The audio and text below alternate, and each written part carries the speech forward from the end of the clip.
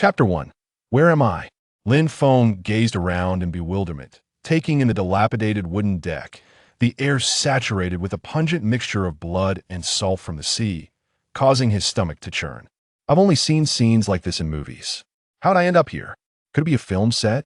But this feels far too realistic. Not far off, a group of menacing pirates surrounded a figure sprawled in a pool of blood, mercilessly kicking and punching him. Have I crossed over? Countless thoughts raced through Lin Feng's mind, ultimately settling on the notion of crossing over.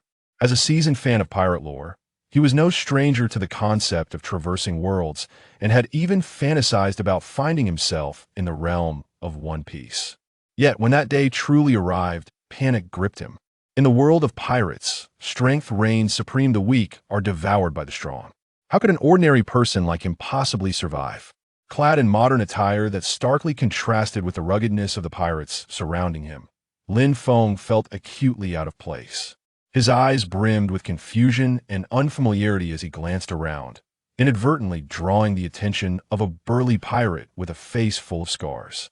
"Hey, you there? Who are you? What are you doing here?"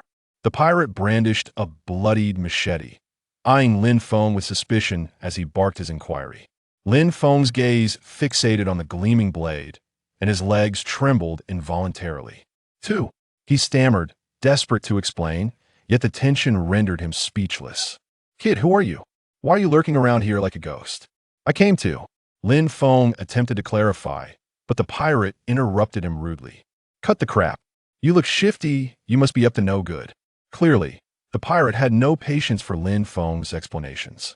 With a glimmer of menace in his eyes, he raised his machete, swinging it toward Lin Feng's head with brutal intent. Instinctively, Lin Feng lifted a wooden stick he had picked up, bracing himself for impact. Strangely enough, although the stick was merely an impromptu choice, it felt surprisingly comfortable in his grasp. Bang! The stick collided with the machete, producing a sharp, ringing sound. Lin Feng felt an immense force surge through him, sending a tingling sensation through his hands, and he stumbled backward a few paces. The pirate regarded Lin Feng with an air of surprise, seemingly taken aback that this seemingly frail boy had managed to block his strike. At that moment, a mechanical voice echoed in Lin Feng's mind. "Detected that the host is engaged in combat. The Endless Slashing God System has been activated." Endless Slashing God System.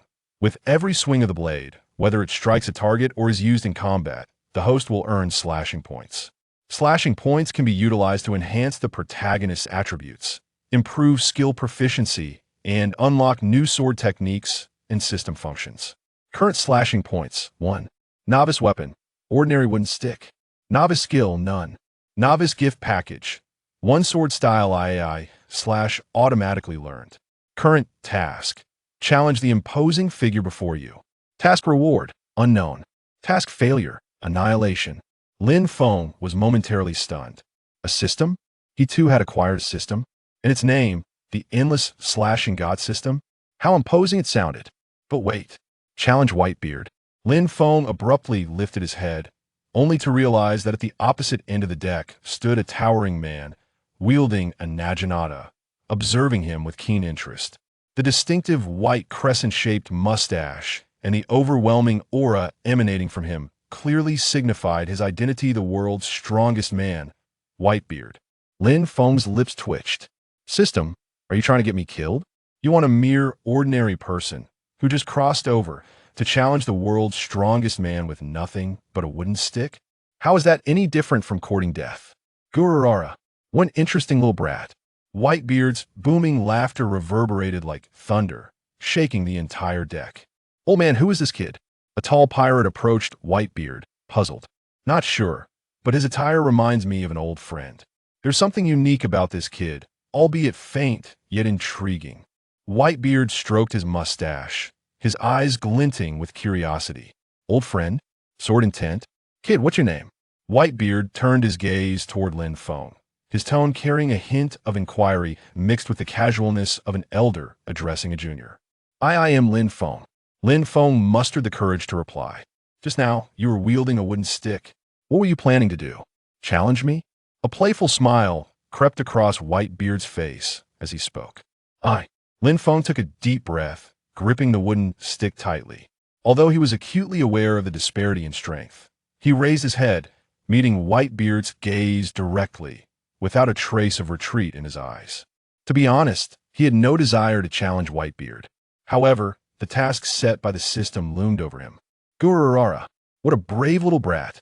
Whitebeard's laughter rang out, his eyes reflecting admiration. It had been ages since someone dared to meet his gaze, especially while wielding a mere stick. It's been a long time since anyone has had the audacity to challenge me. Very well, let me see what you can do. With that, Whitebeard planted his naginata firmly on the ground, unleashing a terrifying aura that radiated from him. The surrounding pirates recoiled, their faces displaying expressions of horror. Lin Feng felt as though a mountain had descended upon him, making even breathing a challenge. Is this the aura of the world's strongest man? Indeed, terrifying. Yet, there was no turning back now. Lin Feng inhaled deeply, firmly gripping the wooden stick in his hands. Come on, Whitebeard, Lin Feng shouted, charging toward Whitebeard. Hurrah! Boldness indeed. Whitebeard laughed heartily, a flicker of appreciation in his eyes. Lin Feng leaped high, swinging the wooden stick with a fierce gust of wind aimed directly at Whitebeard. Not bad, but still insufficient. Whitebeard shook his head, casually waving his hand, and an invisible force sent Lin Feng flying. Bang! Lin Feng crashed heavily onto the deck, feeling as though his entire body might splinter apart. Slashing points 1. The system's notification echoed in Lin Feng's mind. Damn it! Lin Feng struggled to his feet and charged at Whitebeard once more. One sword style, I slash. He yelled, executing the move with remarkable speed. A glint of surprise flickered in Whitebeard's eyes. So it's an I slash, but it lacks power. With another wave of his hand, he sent Lin Feng flying again. Bang! Lin Feng fell once more. Slashing points 1. Again, Lin Feng rose yet again. One sword style, I slash. Bang! Lin Feng was knocked down repeatedly, yet he persisted, rising time after time. His body was battered and bruised, yet he refused to yield. The surrounding pirates had initially mocked him. This kid has lost his mind, daring to challenge the old man. Yet, as Lin Feng continued to rise, their laughter faded, replaced by astonished whispers. This kid has some grit. Eventually, admiration filled their gazes directed at Lin Feng. They had never witnessed such tenacity in a person. This kid truly dares to challenge the old man, Marco murmured to himself. Despite the glaring disparity in strength, he continues to hold his ground. This courage and perseverance are truly commendable. Marco thought to himself, the old man must see potential in this kid, which is why he hasn't struck him down. Gururara! Enough! Whitebeard suddenly roared with laughter, his eyes filled with approval. Kid, you're impressive. You have the right to be my son. Huh? Lin Feng was taken aback, his face a picture of disbelief. From this day forth, you shall be my son, Whitebeard proclaimed with a hearty laugh. Son? Lin Feng's eyes widened. Wait a minute. When did I say I wanted to be your son? Gururara. My son isn't just anyone, Whitebeard declared with authority. From today onwards, you are a member of my Whitebeard pirates. Lin Feng attempted to protest, but Whitebeard had already turned away. Hey, kid, get moving and follow me. Marco gently patted Lin Feng's shoulder and remarked.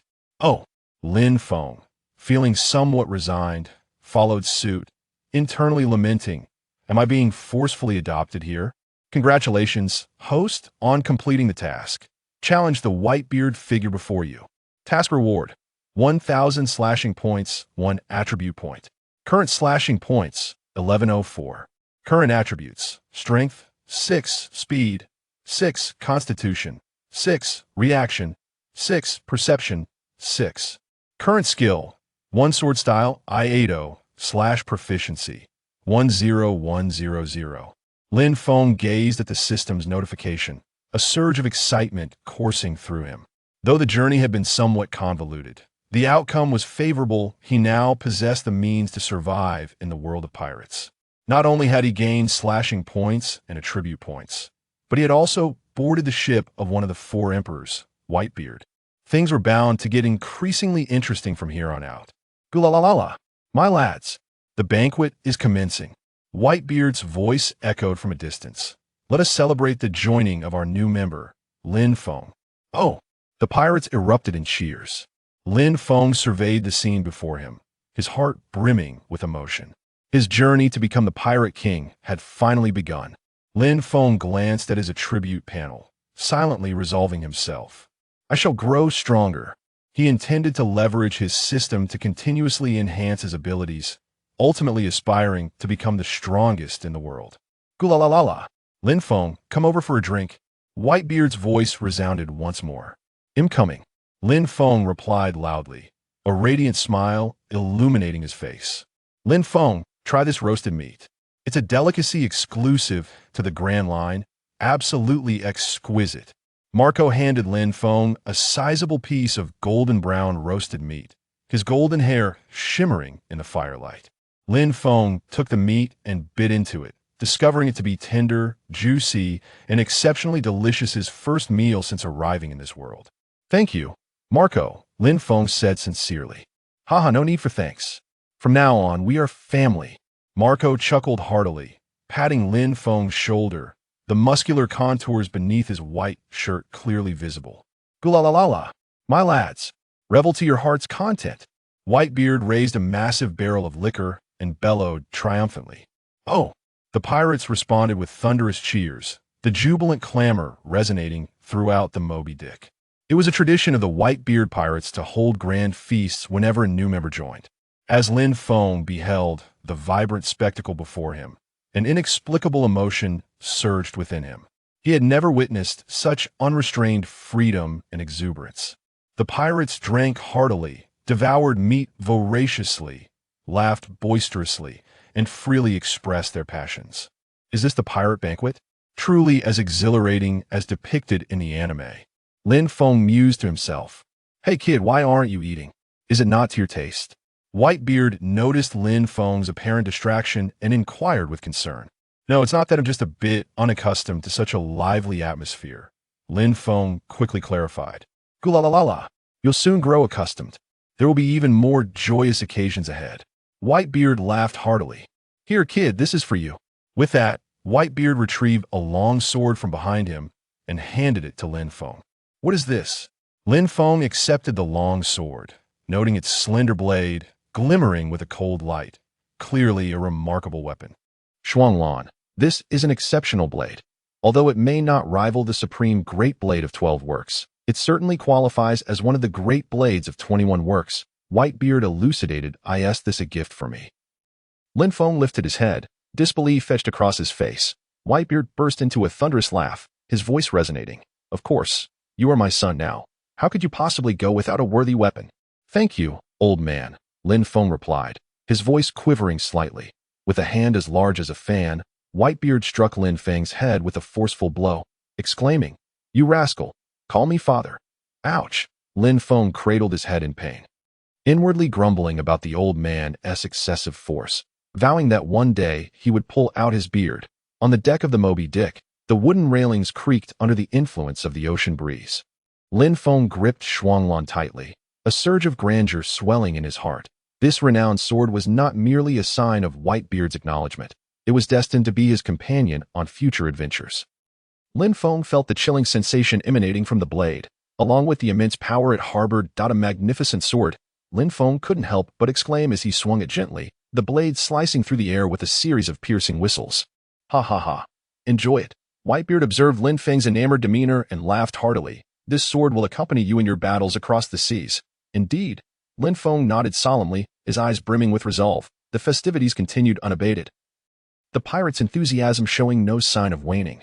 Gradually, Lin Feng became immersed in the lively atmosphere, drinking, feasting, and conversing with those around him. He discovered that these seemingly ferocious pirates possessed an endearing side, generous, straightforward, and fiercely loyal, willing to risk everything for their comrades. After the banquet concluded, Lin Feng returned to his quarters.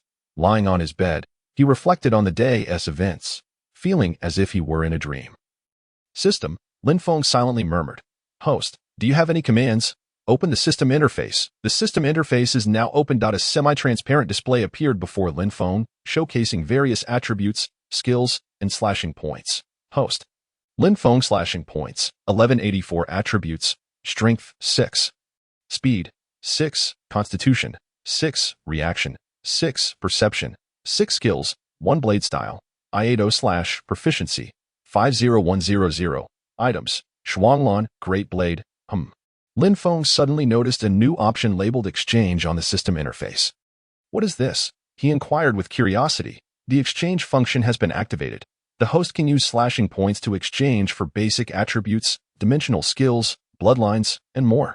The prospect of additional exchanges piqued Lin Feng's interest, prompting him to access the exchange interface. The exchange interface is now open.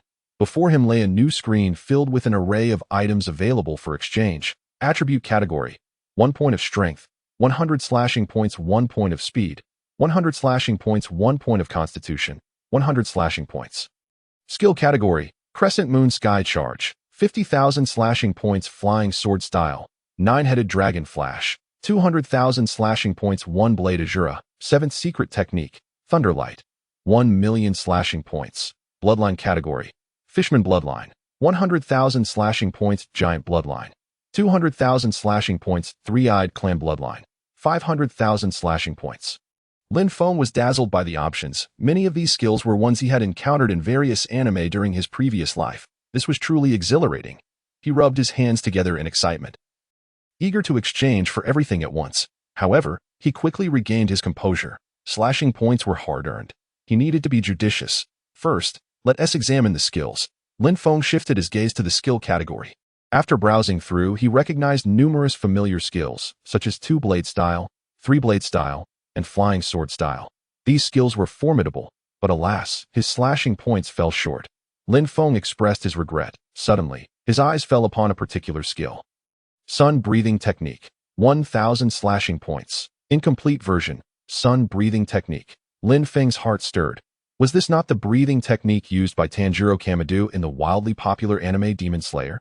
The sun breathing technique is the origin of all breathing styles and the most powerful among them. Though it is incomplete, it only requires 1,000 slashing points. I'll exchange for it. Without hesitation, Lin Feng opted for the exchange. Slashing points minus 1,000. Congratulations, host. You have acquired the skill. Sun Breathing Technique. Incomplete version. A surge of information flooded Lin Feng's mind as he closed his eyes, carefully absorbing the knowledge. System, why is the sun breathing technique incomplete? Lin Feng inquired mentally. The sun breathing technique is the ultimate breathing style, containing profound truths of the world, and is not to be trifled with. The current version has been adjusted based on the host's present capacity for endurance. How can I obtain the complete sun breathing technique? Continuously enhance your strength and unlock more system functions for the hope of acquiring it. It seems I must strive to elevate my power. Lin Feng murmured to himself, recalling the powerful skills and bloodlines he had seen in the exchange interface, his heart filled with longing. Host, the current sun breathing technique comes with 3 skills. First form, Dance. Second form, Blue Heaven. Third form, Blazing Sun Red Mirror. Lin Feng's eyes lit up. This was indeed a delightful surprise. How do I utilize these 3 skills? The methods of using the skills have been transmitted to the host's mind. Lin Feng closed his eyes again as a wave of information flooded his consciousnness, detailing the usage of the 3 skills associated with the sun breathing technique. As he absorbed the intricacies, he quickly grasped the nuances. That's how it works. These 3 skills are based on the sun breathing technique, employing different sword paths and methods of exerting force to unleash tremendous power. With the sun breathing technique, my strength will see a significant boost. Lin Feng clenched his fists, filled with confidence. As dawn broke, a thin veil of mist enveloped the sea, and the sky remained dim. The Moby Dick floated serenely on the water, most of the crew still lost in slumber. Yet Lin Feng had risen early, venturing alone onto the deck. Firmly gripping Shuanglan, he took a deep breath and commenced his practice of swordsmanship. Breathing, Lin Feng's breath became increasingly long and deep, signaling the operation of the sun breathing technique. With each swing of the blade, he synchronized with the rhythm of the technique. The blade sliced through the air with a soft swish sound. The system as prompt echoed in Lin Feng's mind. Immersed in his training, he lost all sense of time. Up early to practice your swordplay, a robust voice suddenly interrupted Lin Feng's training. He sheathed his sword and turned to see a tall man standing nearby. Observing him with keen interest, Captain Vista, Lin Feng recognized him as the 5th Division captain of the Whitebeard Pirates, known as Flower Sword Vista. Not bad, kid, very diligent. Vista approached Lin Feng, appraising him with a hint of approval in his eyes. Your breathing is rather unique, isn't it? I developed it myself. It's called the sun breathing technique, Lin Feng replied candidly. Sun breathing technique? Quite intriguing, Vista mused, stroking his small beard thoughtfully. Would you like me to teach you a few moves? Really? That would be splendid. Lin Feng's eyes brightened. He had been yearning for guidance and practical combat. Vista was a master swordsman of the Whitebeard pirates, and receiving his instruction was an invaluable opportunity. Come on, let me see what you've got. Vista drew his twin swords, assuming a combat stance. Then I shall not hold back. Lin Feng took a deep breath, channeling the sun-breathing technique to its utmost, and charged towards Vista. .1 blade style, Iato slash. With a thunderous roar, Lin Feng unsheathed his frost blade at an astounding speed, striking towards Vista. Oh, quite swift, but your strength falls short. Vista effortlessly parried Lin Feng's assault, countering with a kick that sent Lin Feng flying. Bang! He landed heavily on the deck, feeling as though his very organs had shifted. That kick was indeed formidable. Come again. Lin Feng sprang to his feet with renewed fervor, charging at Vista once more. Breath of the Sun, first form, Rondo. This time, Lin Feng unleashed the techniques of the Breath of the Sun. His swordsmanship became more incisive, his speed markedly increased. Oh, interesting. A flicker of surprise crossed Vista's eyes as he sensed a significant enhancement in Lin Feng's onslaught. The young man's progress was truly remarkable. Breath of the Sun, second form, Azure Sky. Breath of the Sun, third form, Fiery Red Mirror. Lin Feng relentlessly executed the techniques of the Breath of the Sun, launching a fierce offensive against Vista. However, Vista's strength was overwhelming. Lin Feng's attacks posed no threat to him, being a seasoned captain of the 5th Division. Time and again, Lin Feng was knocked down, only to rise once more. His body bore numerous wounds, yet he refused to yield, his gaze unwavering. Not bad, kid, you've managed to last this long. Vista regarded Lin Feng with admiration. The young man's tenacity was commendable. Your Breath of the Sun has great potential, but it lacks refinement. Moreover, your combat techniques are rather crude and require further practice. I understand. Thank you for your guidance, Captain Vista. Lin Feng panted, grateful for the invaluable insights from Captain Vista. Gurara la la la. What are you two up to? At that moment, Whitebeard's voice boomed from afar, his iconic laughter unmistakable. Old man, Gramps. Both Vista and Lin Feng turned to Whitebeard. Up early for a spar. Are we? Full of energy. I see. Whitebeard approached the two, smiling, pleased to see his son so lively. Old man, this kid's Breath of the Sun is quite intriguing. I wish to test his strength. Vista explained. Breath of the Sun? Whitebeard glanced at Lin Feng, curiosity flickering in his eyes. Let me have a look. All right. Lin Feng took a deep breath, resuming his combat stance. Just then, a pirate rushed over, shouting loudly, interrupting their conversation that a naval patrol ship has been spotted ahead. Oh, the Navy! Whitebeard raised an eyebrow, excitement flashing in his eyes. Another battle awaited. Boys, prepare for combat. Oh.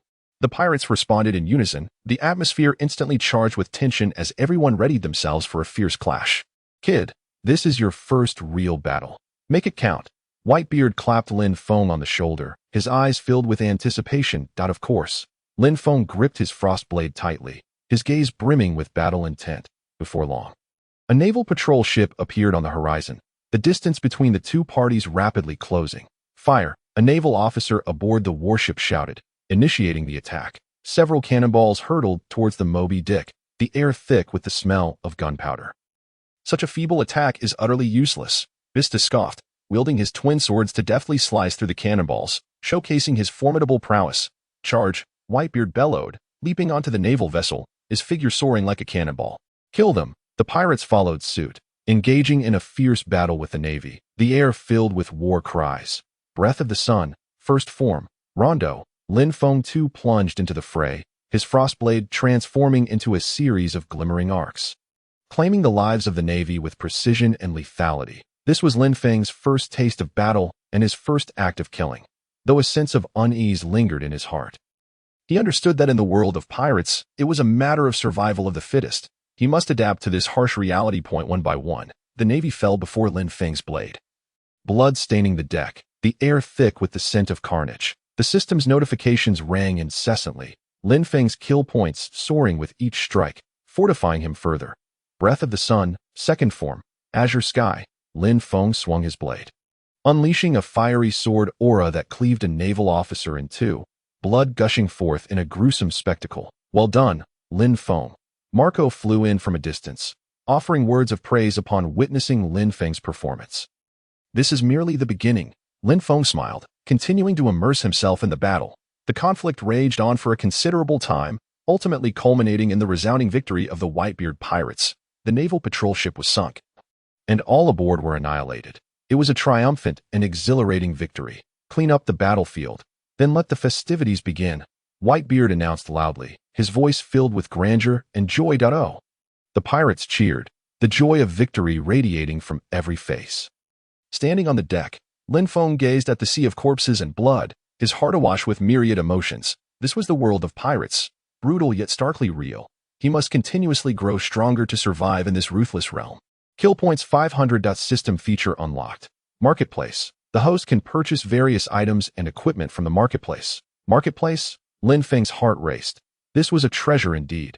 Open the marketplace, Lin Feng silently commanded. Eagerly, he opened the marketplace interface.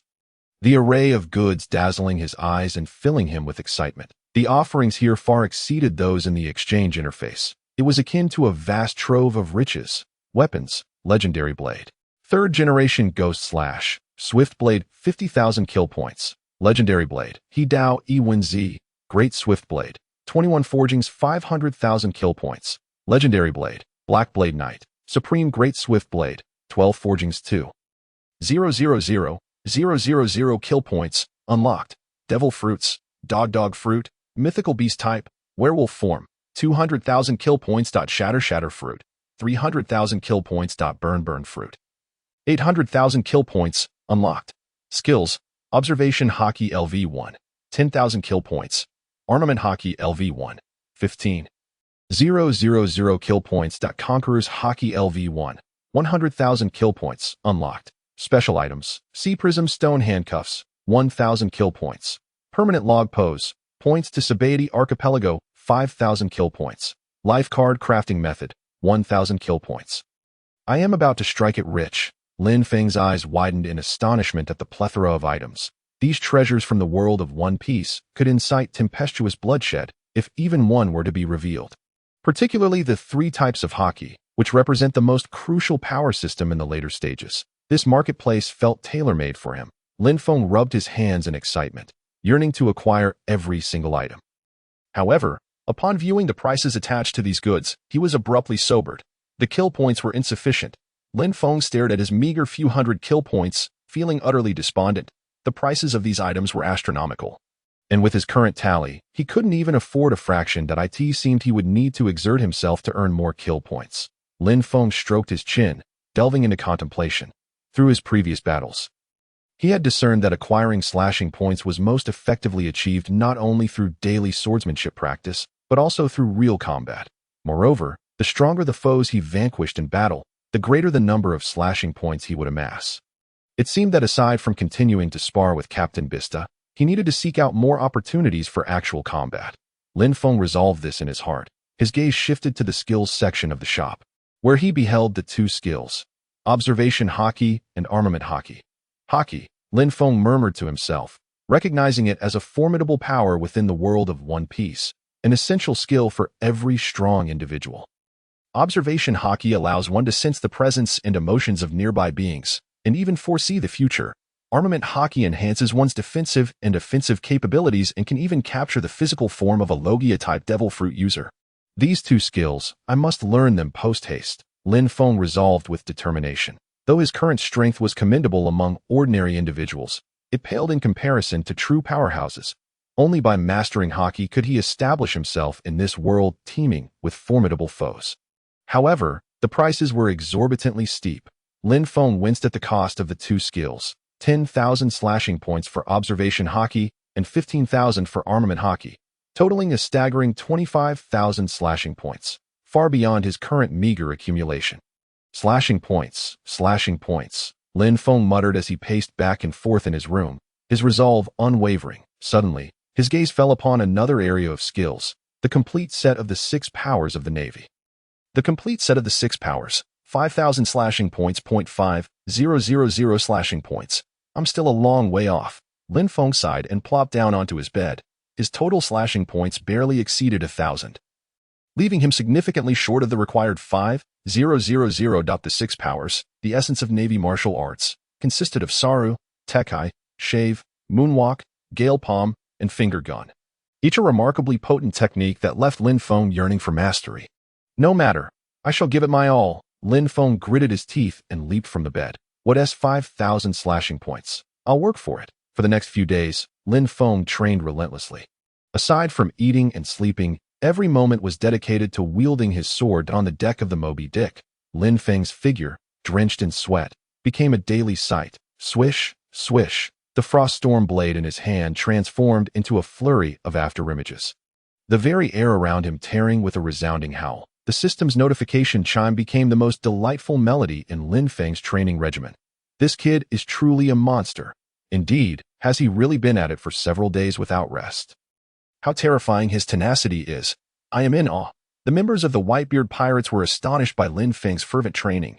They had never witnessed anyone so fervently dedicated, a veritable training fanatic. Gurura, this kid is intriguing. Whitebeard sat at the helm, observing Lin Feng's swordplay with admiration. Old man, do you think Lin Feng's physical conditioning can keep up? Won't this relentless training lead to any issues? Marco inquired with concern, his brow slightly furrowed beneath his golden locks. Fear not, this kid knows what he is doing. Whitebeard took a swig from his barrel. Moreover, his sun-breathing technique seems to have restorative effects. Or else he wouldn't be able to endure for so long. Sun-breathing technique. Marco nodded thoughtfully. This breathing technique is indeed remarkable.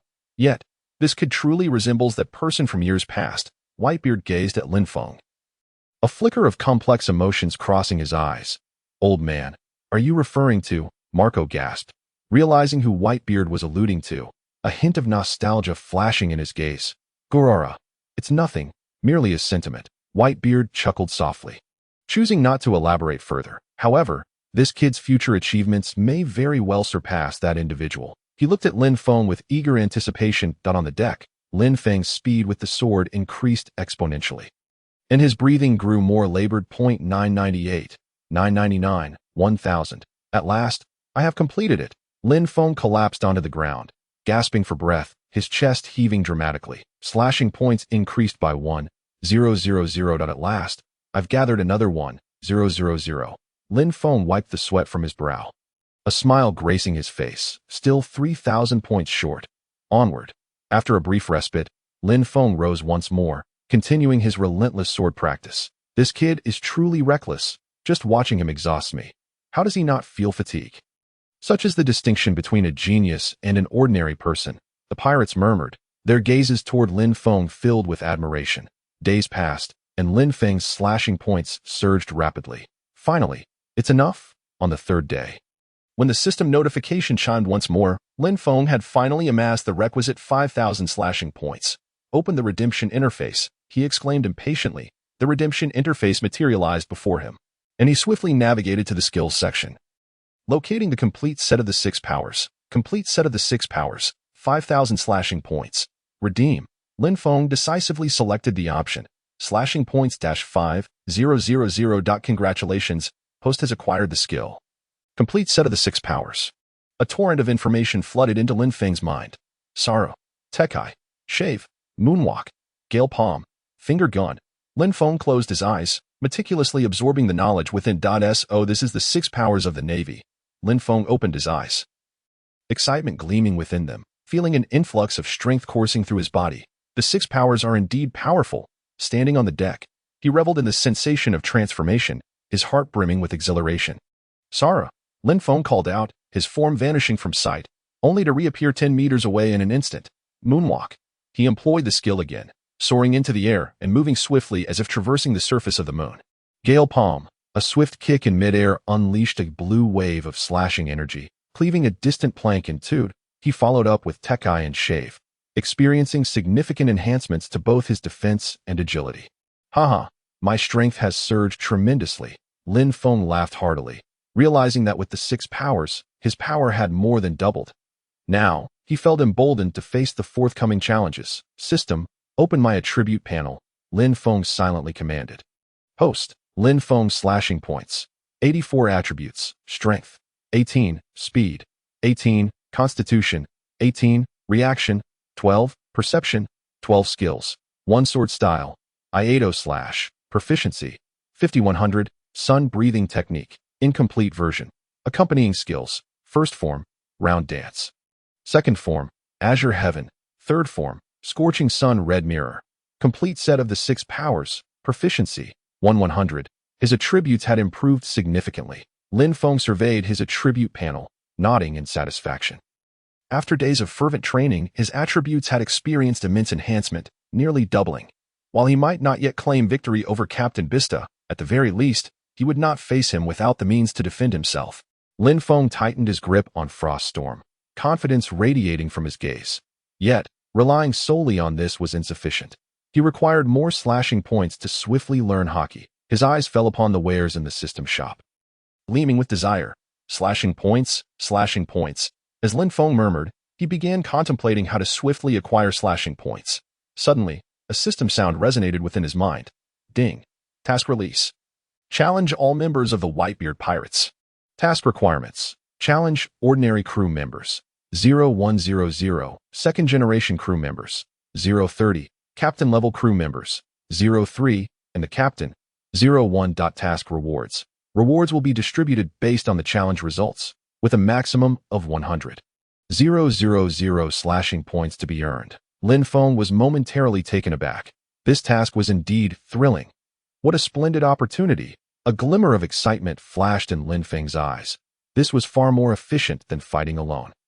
However, considering my current strength, it would still be somewhat challenging to take on everyone.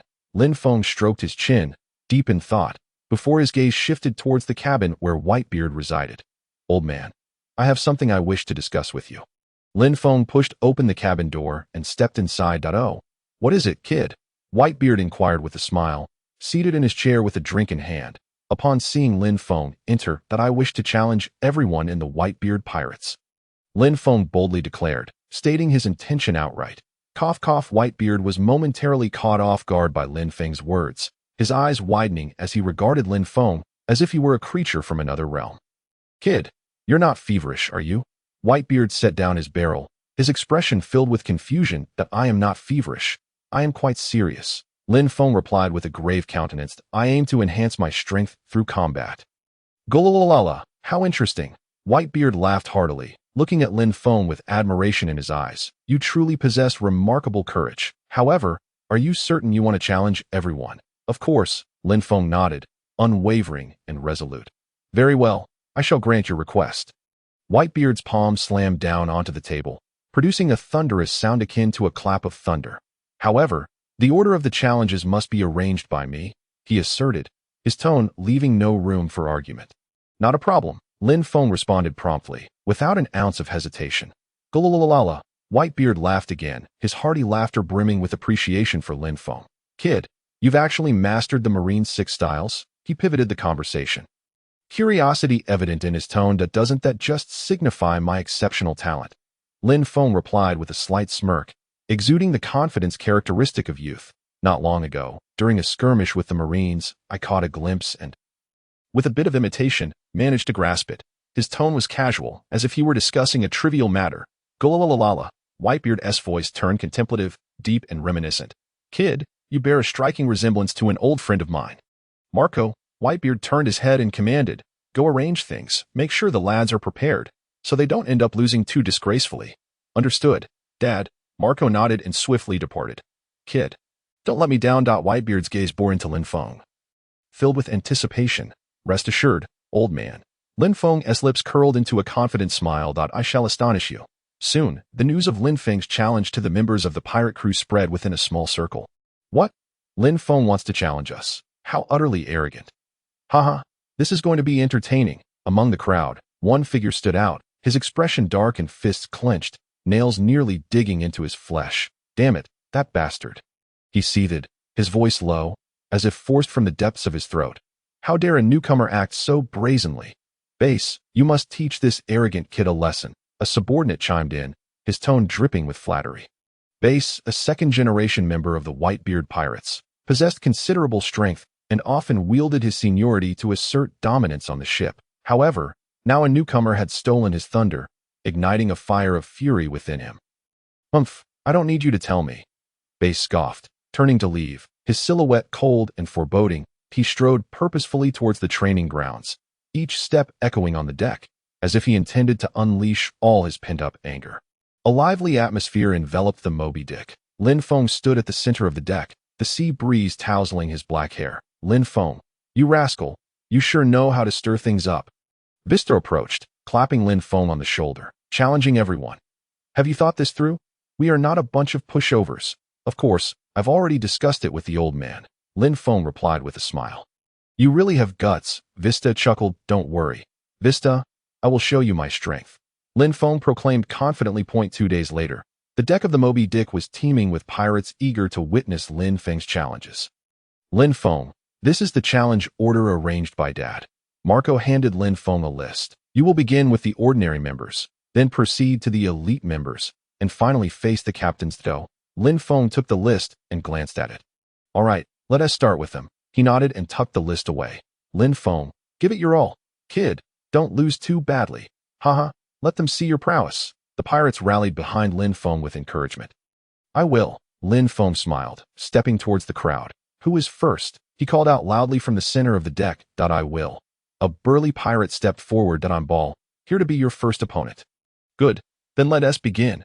Lin Feng drew his frost storm, adopting a combat stance. Kid, I admit you have some skill, but don't underestimate us. Ball bellowed, charging at Lin Feng. Breath of the Sun. First form. Dance. Lin Feng shouted, his frost storm transforming into a beam of icy light as it struck towards Ball. Bang! Ball's fist collided with Lin Feng's blade, creating a resounding noise. Not bad in strength, Lin Feng chuckled.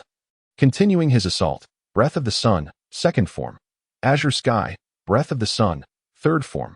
Red Sun Mirror. Lin Feng unleashed a flurry of techniques from the Breath of the Sun, launching a relentless attack on Ball. Damn it. Ball found himself retreating under Lin Feng's onslaught. Astonished by Lin Feng's formidable strength, shave, Lin Feng suddenly executed the technique, vanishing from his spot. In the next moment, he reappeared behind Ball. One sword style. Slash. Lin Feng's frost storm was drawn at lightning speed, slashing towards Ball's back. Thud. Ball's back was sliced open, blood gushing forth. Ball screamed in pain, collapsing to the ground. I concede. Lin Feng spoke calmly, his voice not loud yet resonating clearly in everyone's ears. Ding. Challenge task completed. Reward. 100 slashing points. The system's notification echoed in Lin Feng's mind, his heart racing as an indescribable joy surged within him. This was indeed 100 slashing points. If an ordinary crew member yielded 100 points, how many would the second generation and captains provide? Lin Feng's heart brimmed with anticipation. Next, Lin Feng sheathed his sword, his voice clear and commanding. Lin Feng has won. Impressive. No one expected him to be so strong. On the deck, the pirates were taken aback by Lin Feng's effortless victory over Ball. Next, Lin Feng stood at the center of the deck, resolutely declaring, swish, swish. The gleam of the blade flickered as Lin Feng's figure darted through the crowd with the swiftness of lightning. Slash. Raging foot. The one sword style. Iato slash. Lin Feng fused the Navy's 6 style with the Breath of the Sun, amplifying his power exponentially, rendering his opponents utterly helpless. This fellow is truly a monster. He is extraordinarily strong. He is simply not a match for us. I concede. I surrender. The members of the Whitebeard pirates, one after another, were thoroughly convinced by Lin Feng's prowess and admitted their defeat.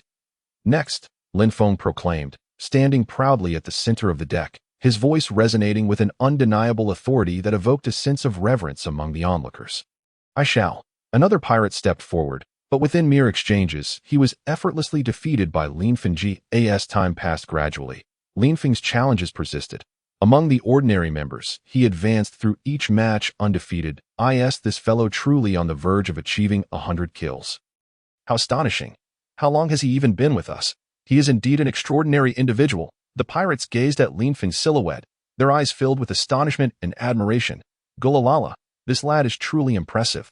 At the bow of the ship, Whitebeard observed Lin Feng's performance, a satisfied smile gracing his face.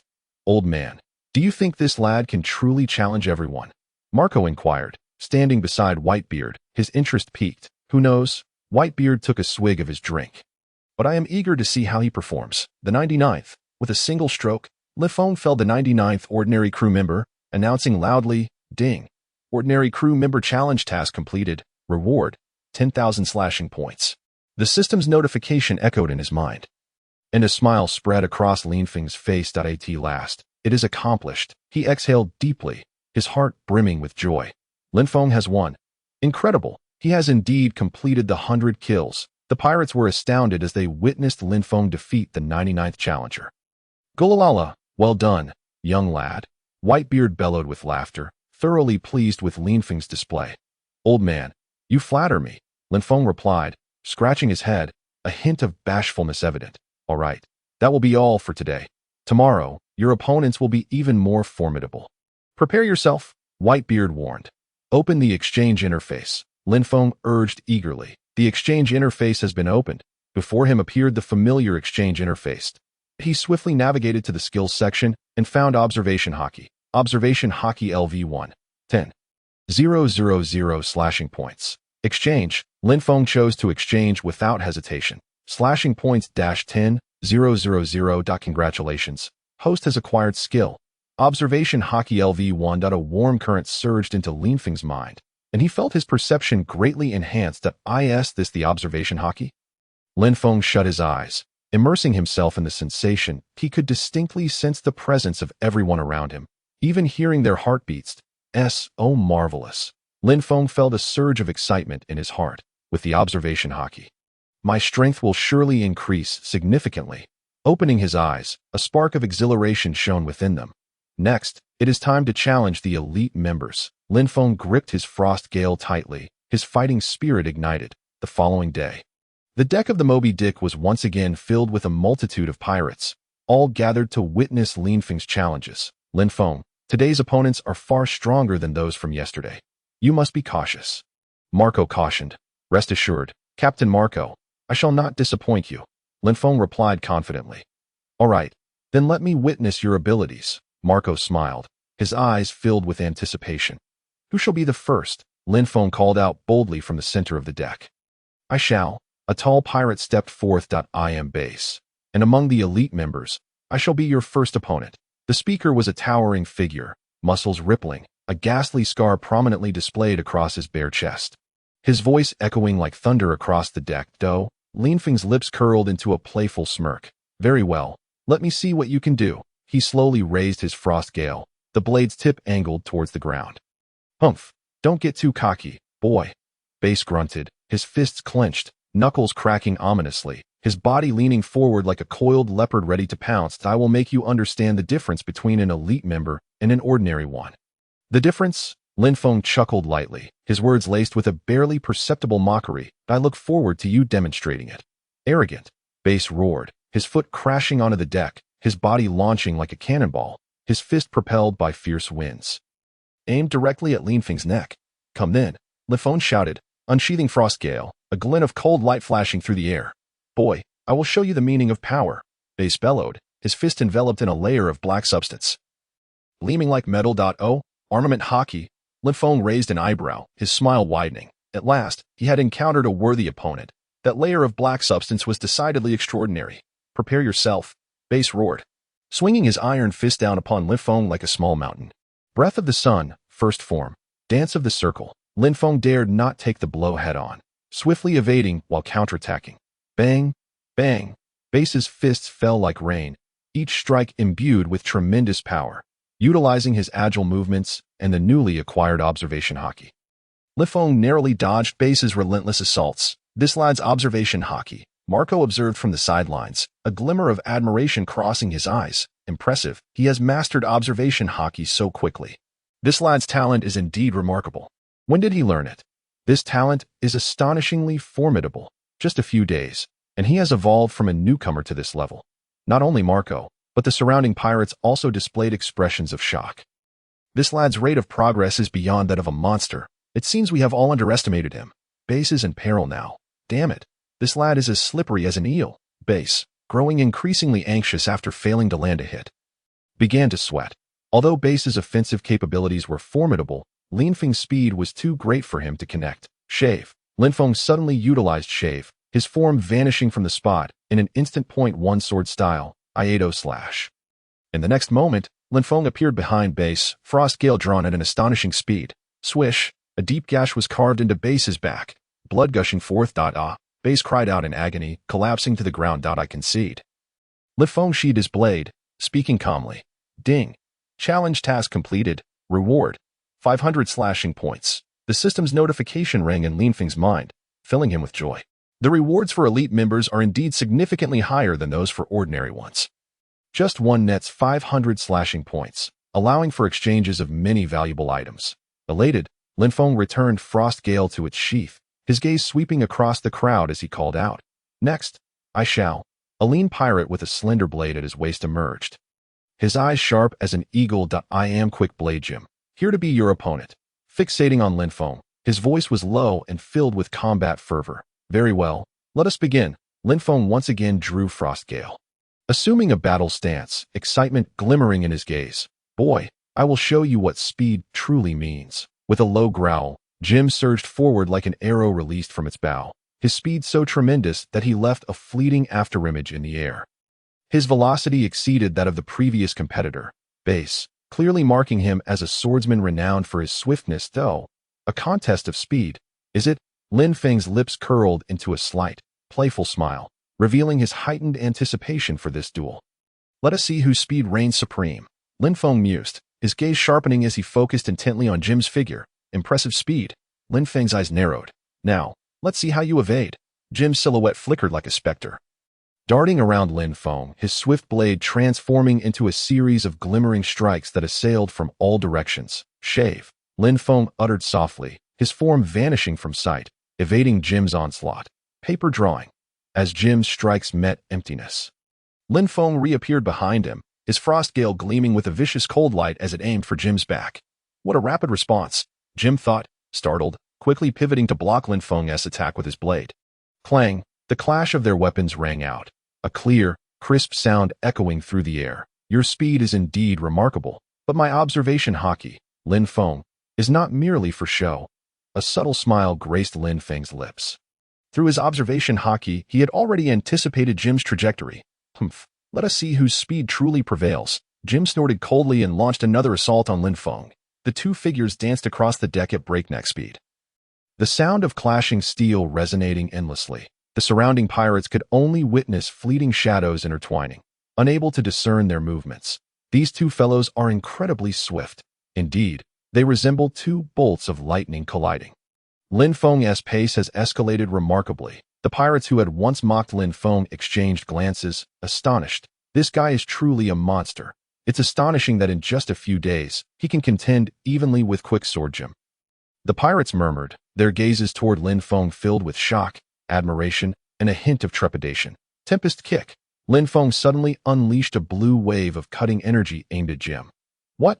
Jim exclaimed, taken aback that Lin Feng had such a technique.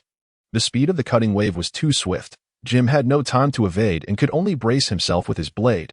Clang! The wave struck Jim's sword, producing a thunderous sound. The force of the impact sent him stumbling back several steps, his hands tingling. What tremendous power, Jim thought, astonished that Lin Feng's Tempest Kick possessed such potency. Shave. Lin Feng employed the technique once more, vanishing from his original spot. .1 sword style. Slash. In the next instant, Lin Feng appeared behind Jim, his frost gale drawn with blinding speed, slicing toward Jim's back. Thud. A deep gash opened on Jim's back, blood gushing forth. Jim cried out in agony, collapsing to the ground. Thank you for the match. Lin Feng sheathed his sword calmly. Ding. Challenge task completed. Reward. 500 slashing points. The system's notification echoed in Lin Feng's mind, filling him with joy. Next, Lin Feng called out to the crowd. I'll go. One by one, pirates stepped forward, awed by Lin Feng's prowess, eager to face him in battle. Who else? Come forth. Lin Feng planted his frost gale into the deck, surveying the surroundings with confidence and authority. What? He dares to challenge us all at once. How audacious. The pirates gasped in disbelief. What's the matter? Afraid. Lin Feng smirked, a look of disdain crossing his face. Come on. I refuse to be intimidated. Let us show this kid what we're made of. Several pirates, previously defeated by Lin Feng with ease, exchanged glances, their pride pricked, and charged at Lin Feng in unison, eager to reclaim their honor. Breath of the Sun, third form. Raging Sun Mirror, Lin Feng shouted. His frost gale transforming into crimson sword energy that sliced toward the group. Bang! Bang! The pirates were forced back by Lin Feng's onslaught, proving no match for him. Shave. Lin Feng vanished once again. Point one sword style. I slash.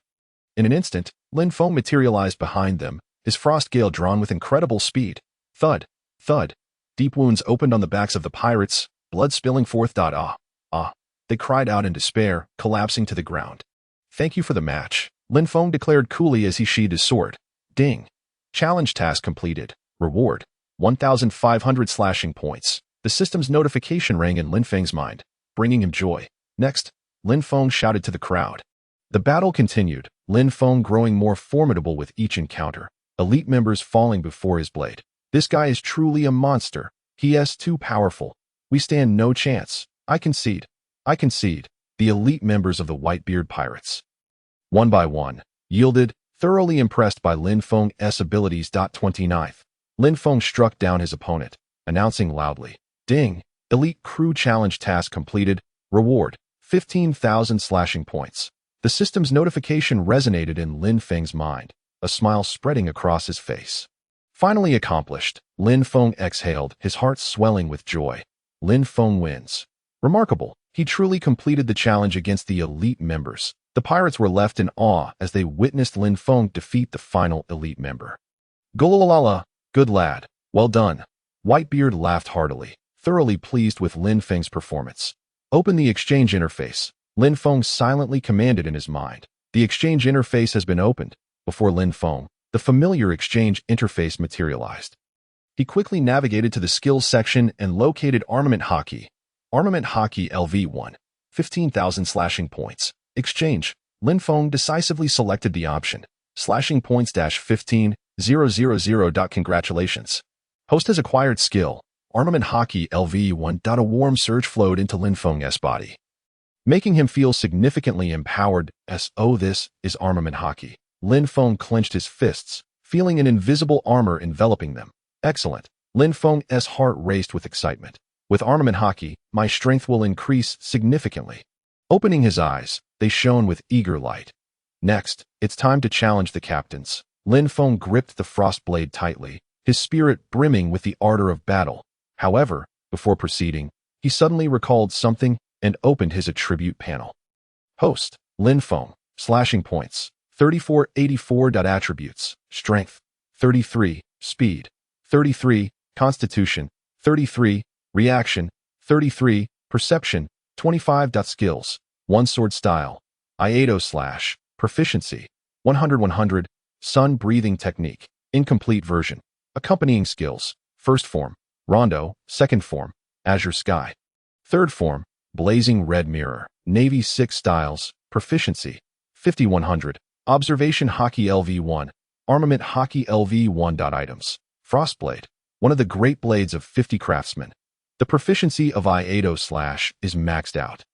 Lin Feng's eyes sparkled with excitement as he realized that his Iato slash skill had reached a proficiency of 100. Level up. Without hesitation, Lin Feng chose to upgrade. Skill, 1 sword style, Iato slash, proficiency, 100. Upgraded to 1 sword style, Iato slash LV2. A surge of information flooded Lin Feng's mind. This is the Iato slash at LV2. Lin Feng opened his eyes, a glimmer of exhilaration illuminating them. His Iato slash had become exponentially more powerful. Moreover, his constitution had significantly improved. Lin Feng noticed that his constitution attribute had also increased by 2 points. Indeed, practical combat is the swiftest path to enhancing one's strength. Lin Feng mused inwardly. Next up is the captain level challenge. Taking a deep breath, Lin Feng's eyes brimmed with anticipation. How many slashing points will the captain level challenge reward? And what level of strength will those captains possess? The corners of Lin Feng's mouth curled upward in a faint smile. He could hardly wait to engage those captains in combat. Old man, I am ready, Lin Feng shouted towards Whitebeard. Waha! Good lad. Let us begin. Whitebeard replied with a hearty laugh. However, the captain level challenge is no trivial matter. Be prepared mentally. Fear not, old man. I will astonish you, Lin Feng declared with confidence. Then let me see your prowess. Whitebeard's eyes gleamed with expectation. Lin Feng, Give it your all. Kid, don't lose too badly. Ha, let them witness your might. The pirates cheered Lin Feng on enthusiastically. I will. Lin Feng chuckled, striding towards the crowd. Who will be the first? Lin Feng called out loudly from the center of the deck. His gaze swept across every individual present. Radiating fervor for battle. I will. A voice rang out as a burly man stepped forward. I will. Another voice echoed, and a robust figure emerged. It was Diamond Jozu, captain of the 3rd Division, Diamond Jozu. A thrilling spectacle was about to unfold. The pirates buzzed with excitement upon recognizing the challenger. Lin Feng's gaze settled on Jozu. The towering figure before him exuded an aura of invulnerability, his muscles bulging with strength. You must be Lin Feng? Jozu inquired, curiosity flickering in his eyes. Indeed. Lin Feng nodded, tightening his grip on the frost blade. That I accept your challenge. Jozu flashed a grin, revealing a set of pearly whites. However, I shall not hold back. That suits me just fine. Lin Feng's lips curled into a faint smile. Let us commence. Jozu bellowed, charging towards Lin Feng. Jozu's speed was astonishing, utterly incongruous with his massive frame. So fast. Lin Feng's expression sharpened as he quickly dodged. Soru. In an instant, Lin Feng vanished from his position, appearing behind Jozu, sun breathing. First form. Rondo. The frost blade in Lin Feng's hand transformed into a glimmering arc of cold light, slashing towards Jozu's back. Clang. A metallic clash resonated. Lin Feng's blade struck Jozu's back but failed to inflict any damage. Is this the power of diamondification? Lin Feng sensed that Jozu's body was harder than steel. Kid, your attacks are futile against me. Jozu turned to face Lin Feng. A smirk playing on his lips. Jozu's physique shimmered brilliantly, fully transformed into Diamond Dough. Is that so? Lin Feng, undeterred, swung his blade once more. Sun breathing. Second form. Azure Sky. Sun breathing. Third form. Blazing Red Mirror. Lin Feng unleashed a relentless barrage of sun-breathing techniques upon Jozu. Clang, clang. A series of metallic impacts echoed as Lin Feng's blade struck Jozu, yet it still could not breach his defenses. This fellow's defense is astonishingly robust. Lin Feng marveled internally, realizing he had never encountered an adversary with such formidable defense. Kid, surrender. Your attacks are meaningless. Jozu regarded Lin Feng with a hint of mockery in his gaze. Not necessarily. Lin Feng gritted his teeth, knowing he still had trump cards to play. Armament Haki, Lin Feng shouted, a surge of black energy enveloping the blade of the frost blade. Armament Haki. Jozu's expression shifted from carefree to serious. This kid has mastered Armament Haki so swiftly. Marco and the others were once again astounded by Lin Feng's talent, their faces reflecting disbelief. Gwahaha, this kid is truly a monster. Whitebeard couldn't help but laugh. Increasingly impressed by Lin Feng's performance. Although Armament Haki had emerged, Jozu's strength extended far beyond that. Lin Feng would need to exert himself greatly to claim victory. Lin Feng roared, launching another offensive at Jozu. Sun breathing. First form. Rondo. The frost blade, imbued with Armament Haki, sliced through the air with a piercing cold glow towards Jozu. Clang. Another metallic clash resounded. The frost blade, now enhanced with Armament Haki, should have been invincible. Yet, it struck Jozu's diamondized body like a dull blade, producing only a muffled thud without further effect. How can this be? Lin Feng's eyes widened in disbelief.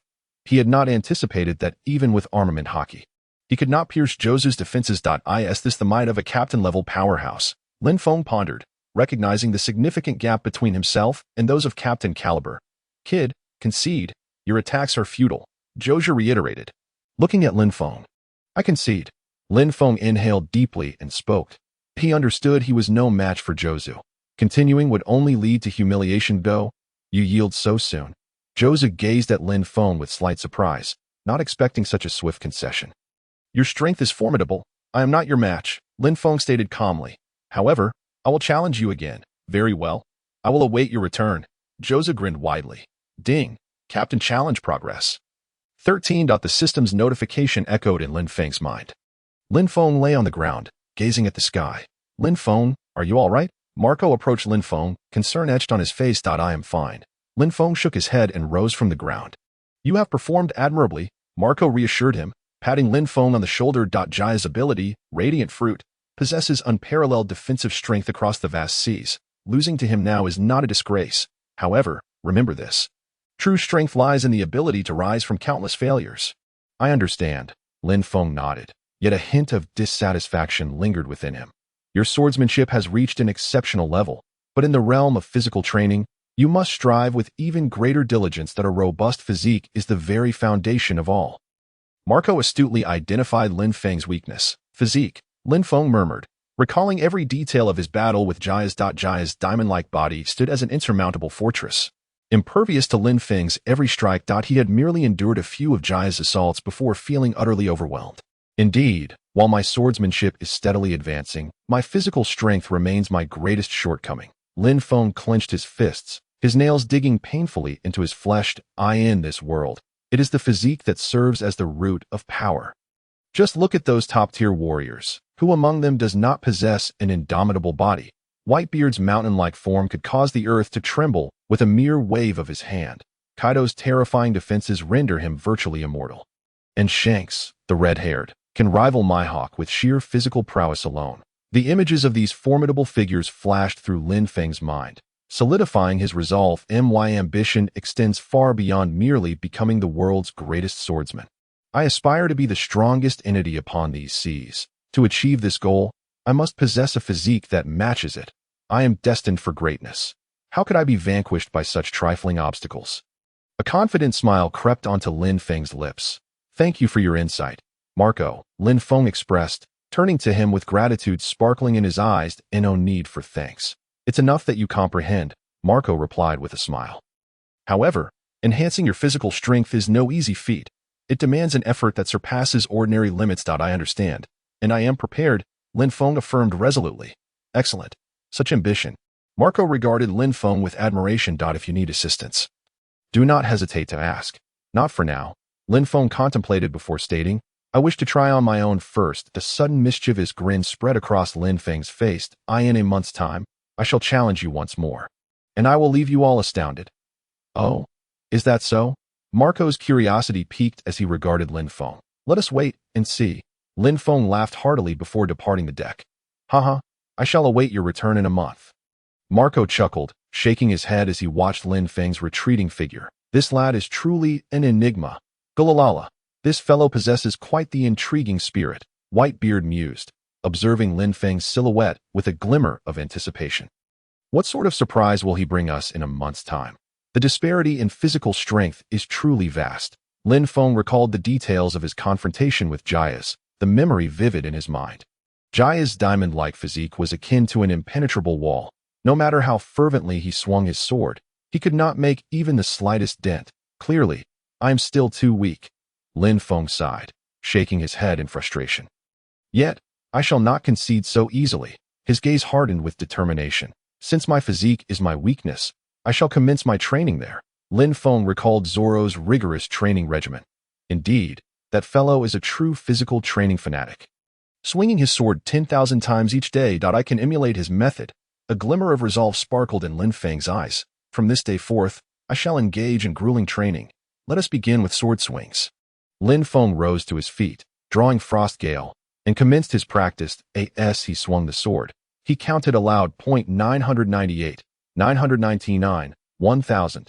Time passed, and Lin Feng's repetitions began to accumulate. 9,998, 9,999, 10,000. Upon completing 10,000 sword swings, Lin Feng felt his arms grow heavy, as if they were about to succumb to exhaustion. This should suffice, right? He mused to himself. Ding! The basic sword swing has reached its limit for earning strike points today. The system's notification echoed in his mind. Limit? How much? Lin Feng was taken aback. Ding! Today's limit for basic sword swing strike points is 10,000 points. 10,000 points? Lin Feng frowned. Does this mean that any further sword swings will yield little benefit? If that is the case, starting tomorrow, I cannot rely solely on sword swings. I must also incorporate additional weight.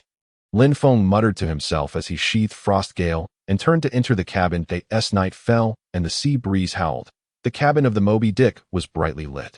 Lin Feng stood before a massive wooden crate filled with various iron weights, some weighing hundreds of pounds, others dozens. Selecting several larger weights, he secured them to his body with ropes. The heavy iron felt as though he was carrying a small mountain.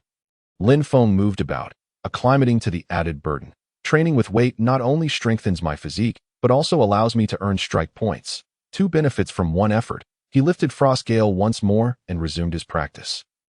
Now under the weight, the difficulty of swinging with added weight was significantly greater than before.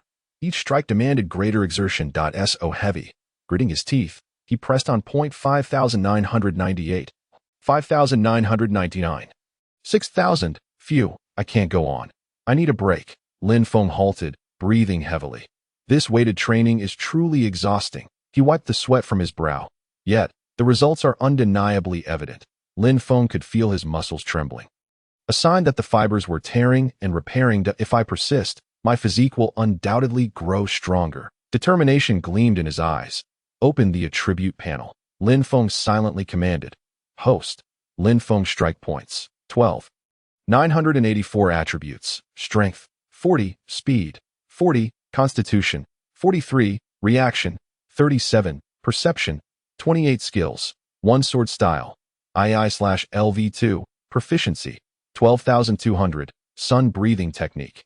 Incomplete. Navy 6 styles LV1. Proficiency. 60,100. Observation Haki LV1. Proficiency. 19. 100. Armament Haki LV1. Proficiency. 11,100. Items. Frost Gale indeed. My attributes have seen considerable improvement. A smile spread across Lin Feng's face as he surveyed his attribute panel. Over 10,000 strike points. He whispered to himself, his voice carried away by the sea breeze. Exchange. Lin Feng opened the exchange interface. The Constitution section clearly stated, 1 point of Constitution costs 100 strike points. System, max out my Constitution. He issued the command decisively. Ding. Constitution exchange successful. The system's notification rang in his mind. Lin Feng checked his attribute panel. The Constitution value had risen from 43 to 107. This doesn't seem right. He frowned. With 10,000 strike points, how could it only increase by such a small amount? Lin Feng questioned the system. Ding. Once the basic attribute values exceed 100, the exchange ratio shifts to 1,000. A whopping 1,000 slashing points can be exchanged for merely 1 point of Constitution. Lin Feng's voice rose an octave. What a scam. He couldn't help but curse. Well, there was nothing to be done about it. Lin Feng took a deep breath, exhaling slowly, his gaze gradually becoming resolute. Attribute points are fundamental. No matter how many slashing points one possesses, they remain merely supplementary. If that is the case, then I must strive even harder to earn slashing points. Lin Feng clenched his fists, feeling the surging power within him, a slight smile playing on his lips. However, this feeling of improvement is indeed quite delightful. Continue training. Lin Feng raised Frost Gale and commenced a new round of training. Days turned into weeks, and Lin Feng adhered to an intense training regimen daily, swinging his blade, bearing weights, running, performing push-ups, and sit-ups. He pushed himself to the limits, constantly challenging both his body and will. Not enough. Not enough. I must grow stronger. Lin Feng gritted his teeth, continuing to wield his blade. Sweat drenched his clothing, yet he remained unfazed. Droplets of sweat cascaded from Lin Feng's forehead, splattering onto the deck, shattering into several pieces. Bare-chested, Lin Feng's bronzed skin glistened healthily under the sun, his muscles defined and bursting with vigor. Compared to before, Lin Feng's physique had visibly bulked up significantly. Lin Feng roared, wielding Frost Gale with a fierce wind as he executed a downward slash. The blade sliced through the air, emitting a sharp whistle. 9,999. Lin Feng gritted his teeth, completing the final swing. Sheathing Frost Gale, he resembled someone who had just emerged from water, his entire being soaked in sweat. This kid is truly relentless. Not far away, a pirate observed Lin Feng, expressing his admiration. Who could argue? Ever since he lost to Captain Jaws, this fellow has been acting like a madman.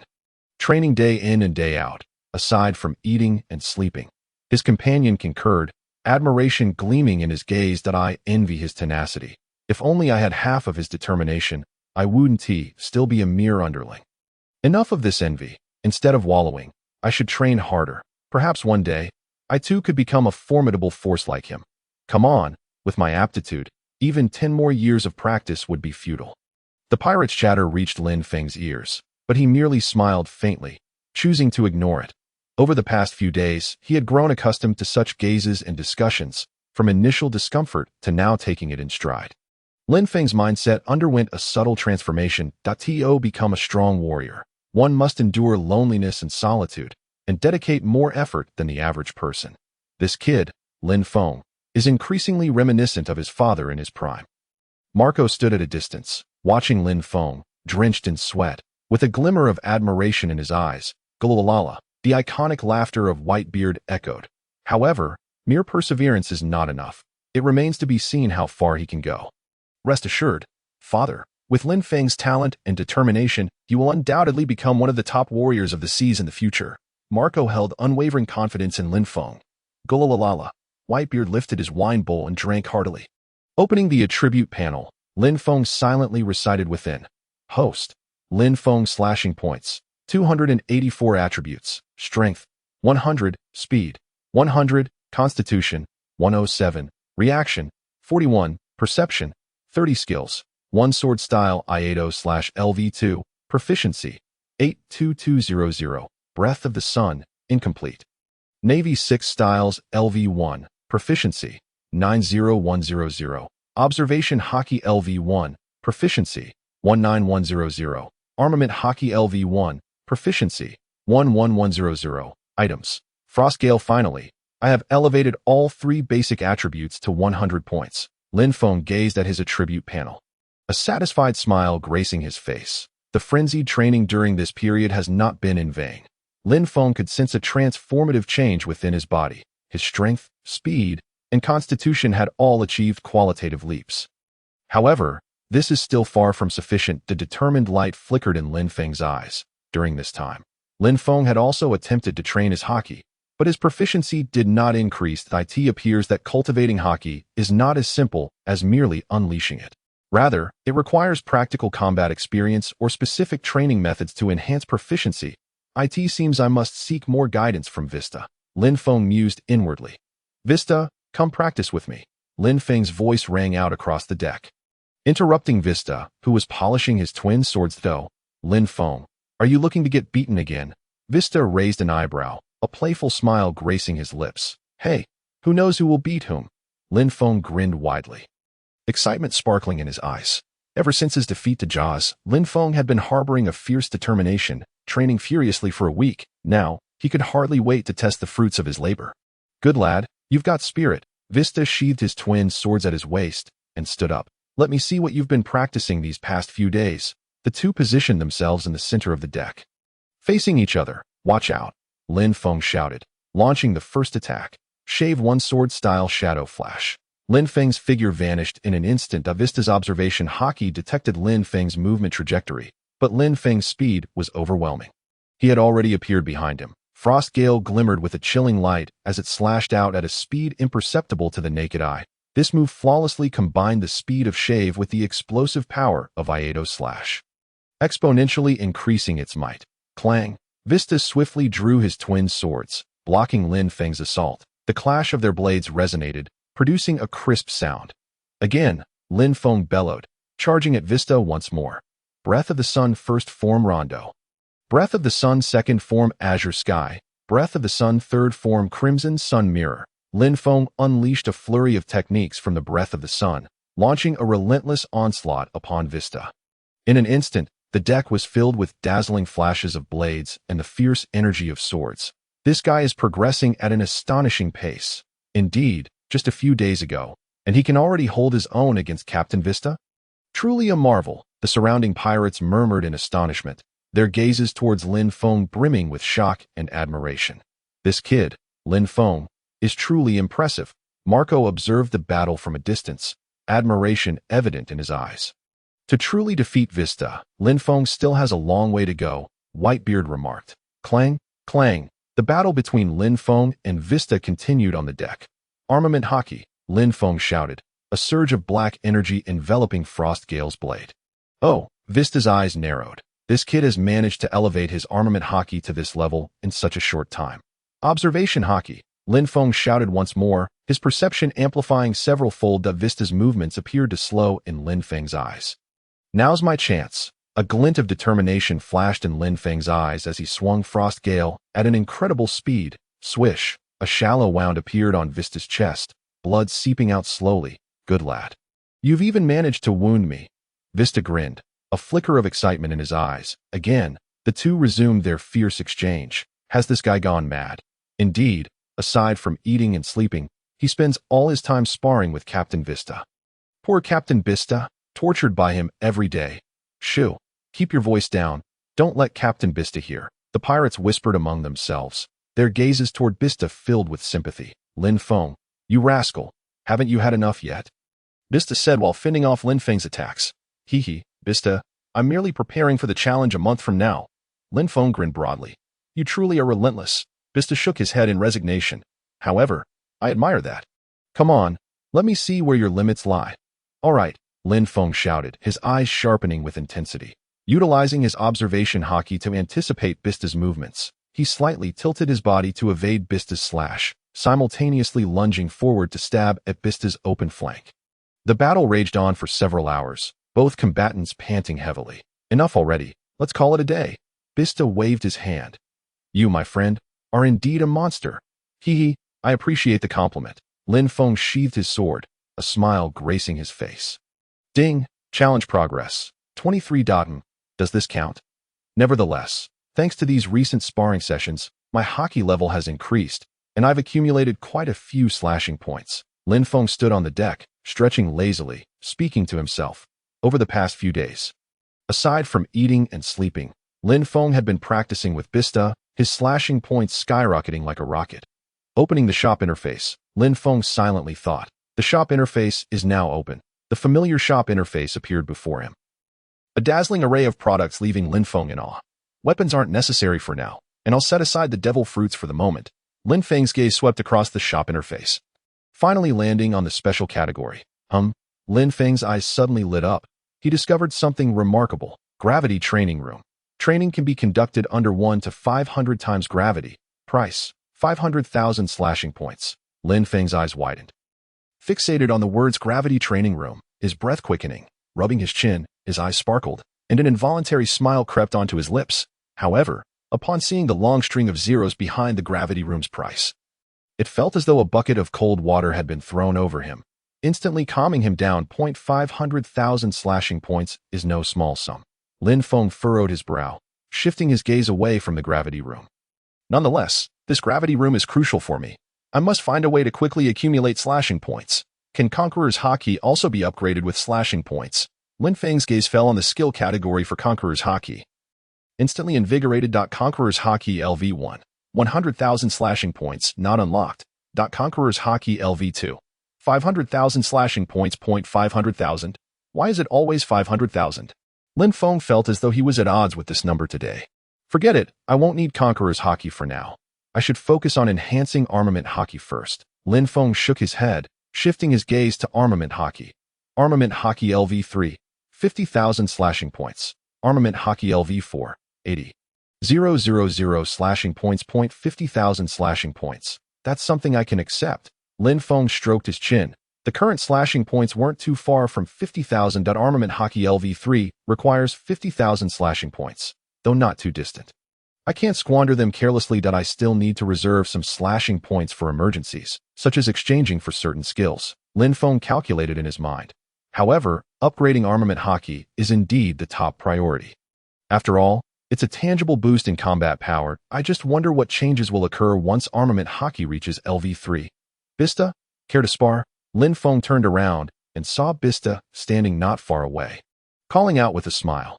You, my friend, are truly a training fanatic. Vista shook his head helplessly, drawing his twin blades. This is all in preparation for the challenge a month from now. Lin Feng grinned. Assuming a combat stance, clang, clang, the sound of blades clashing echoed across the deck once more. Lin Feng, your progress is astounding, Vista remarked while defending against Lin Feng's attacks. That's all thanks to you, Lin Feng replied with a smile. Secretly sighing, even though his strength had improved significantly, he still couldn't truly injure Vista. It seems my training is still far from sufficient. You, my friend, are indeed a monster, Vista exclaimed. One day, I will surpass that old man, Lin Feng declared while swinging his sword. Old man? Vista paused, taken aback. You really dare to dream? What? Is it impossible? Lin Feng raised an eyebrow. It's not that it's impossible. Vista hesitated momentarily. Your current strength is impressive, but compared to the old man, you're still far too lacking. The old man is the strongest man in the world, Vista added. The strongest in the world? Lin Feng murmured. One day, I will surpass that old man. I will become the strongest man in the world, and everyone will remember my name. Ambitious, Vista chuckled, but you should first think about how to defeat me. Then bring it on, Lin Feng shouted, intensifying his assault. As the days passed, Lin Feng's slashing points surged rapidly. A month flew by in the blink of an eye. On the deck of the Moby Dick, a throng of people gathered, excitement palpable in the air. Everyone eagerly awaited this anticipated duel. Though you think that kid Lin Feng can defeat Captain Marco, it's hard to say. Captain Marco is a vice admiral level powerhouse. Although Lin Feng has made rapid progress, he is still quite young. Indeed, but everyone has witnessed the effort this kid has put in recently. Even if he loses, it won't be a disgrace. That's not certain. What if he actually wins? Haha. If he truly manages to defeat Captain Marco, it will be quite the spectacle. The pirates buzzed with speculation and discussion. Lin Feng, are you ready? Marco stood at the center of the deck, his pineapple hair gleaming in the sunlight. Arms crossed, gazing calmly at Lin Feng. Of course. Lin Feng grinned widely, revealing a set of white teeth, his eyes brimming with confidence and fighting spirit. Slowly drawing Frost Gale, the blade glimmered coldly in the sunlight. Then let the battle commence. As soon as Marco's words fell, an overwhelming aura erupted from him. Boom! The air on the deck seemed to freeze. Everyone felt an immense pressure bearing down upon them. Is this the power of a vice admiral? Lin Feng was astonished yet undeterred, his fighting spirit soaring. Shave one sword style shadow flash. Lin Feng's figure vanished in an instant. When he reappeared, he was already behind Marco. Frost Gale, gleaming with a sharp chill, slashed toward Marco's back. Armament Haki, Marco called out, instantly covering his right arm with a layer of black armament Haki. Clang, Frost Gale struck Marco's arm, producing a sound akin to metal clashing. Such formidable defense. Lin Feng furrowed his brow, sensing that Marco's armament Haki was far stronger than that of his previous opponents. Is this the result of your month of training? Marco turned to face Lin Feng. A slight smile playing on his lips, certainly, but that's not all. Lin Feng let out a mighty roar, once again launching an assault on Marco. Breath of the Sun, first form. Dance of the Sun. Breath of the Sun, second form. Azure Sky, Breath of the Sun, third form. Crimson Mirror of the Scorching Sun. Lin Feng relentlessly unleashed the techniques of the Breath of the Sun, mounting a fierce offensive against Marco. In an instant, the deck was filled with flashes of blades and the howling winds. Each of Lin Feng's strikes was as swift as lightning, executed with cunning angles. Marco stood firm like a rock amidst a tempest, responding with unwavering composure. Each block was perfectly timed, neutralizing Lin Feng's attacks completely. This kid's swordsmanship has remarkably advanced. Marco marveled inwardly that a month ago, Lin Feng's swordsmanship, while exquisite, had not yet reached such heights. Now, every cut he delivered held terrifying power, compelling Marco to take him seriously. Old man, it seems we've struck gold this time. Marco silently mused. This kid is actually able to trade blows with Captain Marco, truly astonishing. Just a month ago, he was defeated in a single blow by Captain Jozu. And now he can exchange blows with Captain Marco. His rate of progress is nothing short of astronomical. The surrounding pirates gasped in awe, their eyes filled with reverence as they gazed at Lin Feng. Gulalala, what a remarkable lad, growing so swiftly in such a short span of time. Whitebeard sat at the bow of the ship, watching the battle unfold on the deck, his eyes gleaming with excitement. Old man, do you think Lin Feng can win? Vista asked softly from behind Whitebeard. Whitebeard shook his head that Marco's strength is not easily overcome. However, for this kid to push Marco to take him seriously is already quite an achievement. Clang, clang. The battle between Lin Feng and Marco continued on the deck.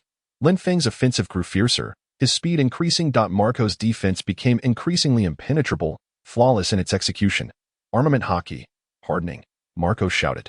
His arms enveloped in a layer of black armament Haki, shimmering with a metallic luster. Shave, one sword style. Flash shadow. Lin Feng's figure vanished from sight in an instant. His speed has increased. Marco's gaze sharpened, realizing for the first time just how fast Lin Feng had become. Swish, Lin Feng reappeared behind Marco, frost blade aimed with deadly precision at Marco's neck. So fast, Marco's heart raced, hastily dodging to the side. Slash, frost blade grazed Marco's neck, leaving a faint scar of blood. He actually injured Captain Marco? How is that possible? Could this kid truly be on the verge of creating a miracle? The surrounding pirates gasped in disbelief. What a lad! managing to wound me. Marco touched the wound on his neck, grinning widely. However, to defeat me, you still have a long way to go. Phoenix flame. Marco bellowed, blue flames suddenly erupting from his body. Is this the power of the phoenix fruit? Lin Feng's expression hardened as he sensed the formidable healing properties of the blue flames. Kid, be cautious. Marco's figure vanished from sight once more. So fast. Lin Feng was taken aback, quickly raising his blade to defend. Clang. Marco's fist, engulfed in blue flames, struck Frostblade with tremendous force. Boom. A powerful impact sent Lin Feng flying, crashing heavily against the ship's railing. Puff. Lin Feng spat out a mouthful of blood. His complexion paled. Is this the strength of the first mate? Struggling to rise, Lin Feng looked at Marco with eyes filled with defiance. Lin Feng, you have performed admirably. Marco regarded Lin Feng, admiration evident in his gaze. However, you have still lost. I have not lost yet. Lin Feng gritted his teeth, once again raising Frostblade. Breath of the sun. Just then, a flash of inspiration struck Lin Feng's mind.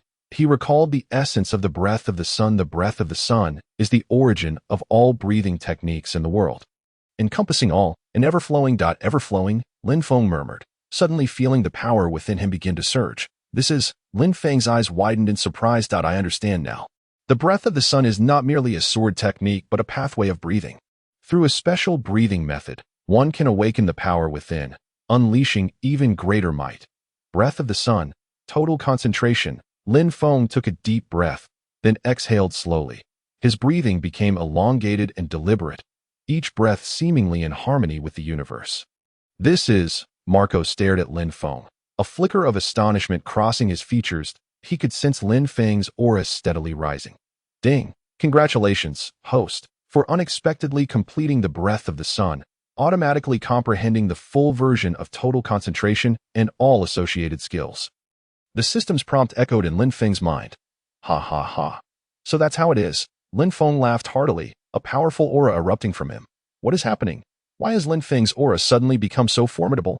Has he broken through? The surrounding pirates gasped in astonishment, their eyes filled with disbelief. This kid, Whitebeard observed Lin Feng, a glimmer of intrigue in his eyes. Inhale. Lin Feng took a deep breath, the sound quiet yet resonant, reaching the ears of everyone present. Around his body, the air began to distort, an invisible wave of energy radiating outward from Lin Feng. This is the manifestation of the total concentration of the breath of the sun. What is this? Marco's eyes widened, never having witnessed such a spectacle before. What trick is this kid pulling now? Whitebeard's interest peaked as he focused intently on Lin Feng. Exhale. Lin Feng released a long breath, his chest swelling like a balloon. Inhaled, he took another deep breath, his chest collapsing dramatically, forming an exaggerated arc look. It seems as if flames are burning around Lin Feng. Is that true? I don't see it. It's not real flames. It's an aura. Do you not understand what an aura is? The surrounding pirates buzzed with excitement, captivated by Lin Feng's extraordinary breathing technique. Breath of the sun, fourth form, mirage rainbow. Lin Feng's figure suddenly vanished, reappearing behind Marco in the next instant, Frostblade shining with a brilliant light as it slashed towards Marco's back. So fast. Marco's heart raced, realizing this speed was more than double his previous pace. Armament Haki. Hardening. Marco had no time to evade, crossing his arms defensively while activating his Armament Haki. Clang. Frostblade struck Marco's arm, producing a deafening metallic clash. What? Marco's pupils constricted, sensing an immense force transmitted through the blade, causing his arm to tingle. How has this kid's strength increased so dramatically? Breath of the sun, fifth form, fire train. Seizing the momentum, Lin Feng pivoted, Frostblade transforming into a streak of crimson light as he struck once more at Marco. Boom! Marco was sent flying, crashing against the ship's railing and creating a massive hole. Captain Marco! How can this be possible? Lin Feng actually sent Captain Marco flying. The onlooking pirates were left utterly astonished, their mouths agape as if large enough to accommodate a chicken egg. Ahem. Marco rose from the ground, coughing a couple of times, a trickle of blood escaping from the corner of his mouth. This little brat managed to wound me. Marco wiped the blood from his lips, and his gaze grew serious. Phoenix flames. Once again, blue flames ignited around Marco, his injuries visibly healing at an astonishing rate. Come again, Lin Feng bellowed, charging towards Marco once more. Breath of the sun, land form, scorching bone flame. The frost gale in Lin Feng's hand blazed with a fierce flame, radiating intense heat as it slashed towards Marco. "Bring it on," Marco shouted, standing firm and throwing a punch at Lin Feng without flinching. Boom, the two attacks collided, producing a thunderous roar. Pff. Lin Feng spat out a mouthful of blood, his body hurtling backward and crashing heavily onto the deck. Lin Feng. This kid has still lost out, of course. Captain Marco is a powerful figure of the Vice Admiral level. It's already impressive for Lin Feng to have fought him to this extent. Indeed. How long has this kid been part of our pirate crew? With such strength, given time, he will undoubtedly become one of the foremost powerhouses of the seas. The pirates buzzed with admiration, their eyes filled with respect for Lin Feng. Ahem. Lin Feng struggled to rise from the ground, wiping the blood from his lips. "Marco, you really are strong." Lin Feng flashed a grin, revealing a set of pearly whites that you're not too shabby yourself. Marco replied, his eyes glistening with appreciation, surprised that Lin Feng could force him to exert his full strength. "Heh, next time, I will definitely defeat you," Lin Feng declared with unwavering confidence. "I'll be waiting." Marco chuckled. Ding, challenge progress. 33, reward, 30,000 slashing points. "Old man, I lost." Lin Feng approached Whitebeard, scratching his head, feeling somewhat embarrassed. "Gurara, losing is nothing to fret about."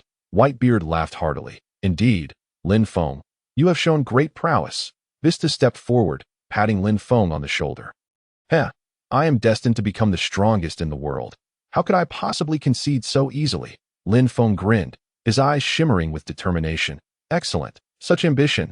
Whitebeard bellowed with laughter. "You lot, let us commence the banquet." "Oh, the feast begins. Lin Feng, come drink." The pirates erupted in cheers, surrounding Lin Feng. Come, Lin Feng, down this bowl of liquor. Lin Feng, you truly are incredible. I toast to you. Lin Feng, from now on, you shall be my idol." The pirates raised their glasses in tribute to Lin Feng, who graciously accepted and downed each one. Gururara. This kid Lin Feng is becoming increasingly interesting. Whitebeard observed Lin Feng, encircled by the crowd, bursting into laughter. "Indeed, old man," Marco said with a smile. The festivities continued late into the night, with Lin Feng becoming thoroughly intoxicated. Phew, finally over. Lin Feng lay on the deck, gazing at the starry sky, exhaling a long breath. Post. Lin Feng slashing points. 33,284 attributes. Strength, 213. Speed, 161. Constitution, 220. Reaction, 52. Perception, 62. Skills, 1 sword style. Iato/LV2.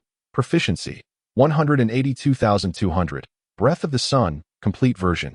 New. Total concentration, constant. Navy 6 styles LV2. Proficiency, 50,300. Observation Haki LV2. Proficiency, 15,300. Armament Haki LV3. Proficiency, 94,500. Items. Frost Gale, Great Saber. This battle with Marco has yielded substantial gains for me. Lin Feng reminisced about the earlier conflict, his eyes gleaming with excitement. "Not only did I comprehend the complete version of the Breath of the Sun, but I also mastered total concentration. Constant, significantly enhancing my strength. Total concentration. Constant is a state of maintaining total concentration breathing at all times, continuously improving physical attributes and augmenting bodily strength," Lin Feng murmured. "This is a remarkable boon. Even without fighting, I can steadily grow stronger. However, to truly master total concentration, constant, I must engage in constant practice." Taking a deep breath, Lin Feng exhaled slowly, commencing his training in total concentration. Constant, his breathing became elongated and slow, each breath seemingly harmonizing with the cosmos. "This sensation is truly marvelous." Lin Feng closed his eyes, feeling the changes within his body, a look of ecstasy gracing his face. Only the old man remains for the challenge task. It is sure to be a formidable test ahead. Lin Feng opened his eyes, determination flickering within. "For now, however, I shall indulge in some rest." Lin Feng yawned, reclining on the deck and drifting into a deep slumber. The sea breeze gently caressed his face, tender as a mother's hand. Moonlight bathed Lin Feng, draping him in a silvery veil as dawn broke. The first rays of sunlight illuminated the deck of the Moby Dick, glistening like gold. Lin Feng slowly opened his eyes, concluding a night of practicing total concentration, constant. He felt an abundance of power within him, every cell brimming with vitality. This sensation is exhilarating. "Old man, Let us have another round. Lin Feng sprang up like a carp, charging directly towards Whitebeard, shouting loudly. His voice resonated powerfully, full of vigor, completely devoid of the drunken demeanor from the previous day. Gurura, splendid. Let me witness how much stronger you have become during this time. Whitebeard observed Lin Feng with keen interest, his iconic laughter echoing across the entire deck. This kid is relentless. However, this indomitable spirit mirrors his youthful self perfectly. Lin Feng challenging the old man again. This kid truly embodies the fearless spirit of youth. Hey, perhaps this time he might surprise the old man. Tch, dream on. The old man is the strongest man in the world. No matter how strong Lin Feng becomes, he cannot possibly match up to him. News flew like the wind, swiftly spreading across the Moby Dick. The pirates surged out of the cabins, gathering on the deck, excitedly discussing the impending showdown. Each one seemed as electrified as if they were set to take the stage themselves. Marco, Vista, and others rushed over, joining the crowd to closely observe the forthcoming clash. Come on, kid. Whitebeard plunged his sword, the Tsong Yun Xia, into the deck with a resounding thud, a formidable aura instantly radiating from him. Old man, this time I will not concede easily. Lin Feng grinned widely, revealing his white teeth.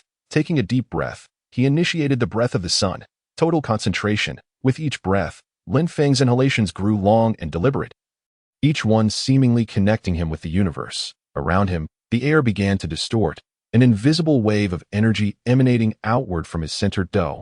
Interesting. A glimmer of intrigue flickered in Whitebeard's eyes. This kid has indeed grown significantly stronger over the past month. Shave. One sword style. Shadow flash. In an instant, Lin Feng's figure vanished from the spot, reappearing right before Whitebeard. The frost gale, imbued with a piercing cold light, slashed towards Whitebeard with breathtaking speed. So fast, the onlooking pirates gasped in astonishment. How has this kid's speed increased so dramatically? Armament Haki. Whitebeard's gaze sharpened, and his armament Haki enveloped his right arm in an instant. Countering with a punch, clang, the fist collided with the blade, producing a deafening roar that a powerful shockwave sent the surrounding pirates staggering in disarray. This truly the extent of Father's strength. How terrifying. Lin Feng, that kid, can actually hold his ground against Father. Why do I feel like this time Lin Feng might genuinely exchange a few blows with Father? The pirates were awestruck, their expressions frozen in disbelief. Lin Feng felt an immense force surge through him, numbing his palms, and his body was hurled backward. So strong. In midair, Lin Feng forcibly twisted his body, stabilizing himself with the moonwalk. Bring it on, Lin Feng bellowed. Launching another assault. Sun breathing, fourth form. Phantom sun rainbow, sun breathing, fifth form. Fire train, sun breathing, sixth form. Scorching bone flame. Lin Feng unleashed a flurry of techniques from sun breathing, with sword lights and shadows dancing amidst swirling flames. His offensive striking Whitebeard like a tempest. This kid truly has some skill. Whitebeard mused inwardly, employing his armament Haki to withstand Lin Feng's onslaught, while simultaneously using his observation Haki to anticipate Lin Feng's movements. Countering each attack with pinpoint precision. Father is magnificent. Go Lin Feng. The onlookers cheered enthusiastically, their blood boiling at the thrilling clash. This cannot continue. Lin Feng thought to himself, I must find a way to breach the old man's defenses. Suddenly, a glint of fierce light sparked in Whitebeard's eyes, and a terrifying aura of Conqueror's Haki erupted forth. Like a tangible wave, the pressure surged toward Lin Feng. What is this? Lin Feng felt his breath catch. As if he were submerged in a sea of corpses and blood, the overwhelming pressure sending shivers through his mind. Is this the old man's Conqueror's Haki? So frightening. Lin Feng gritted his teeth, desperately resisting, his body trembling and drenched in sweat. In the face of such formidable Conqueror's Haki, Lin Feng felt as though he were a mere ant, at risk of being crushed at any moment. I cannot lose. I still aspire to be the world's greatest swordsman. In a life and death moment, an intense will to survive erupted from deep within Lin Feng. My fate is in my own hands, not dictated by fate. Break for me. Just as Lin Feng was on the verge of collapse, a powerful force awakened within him. Boom!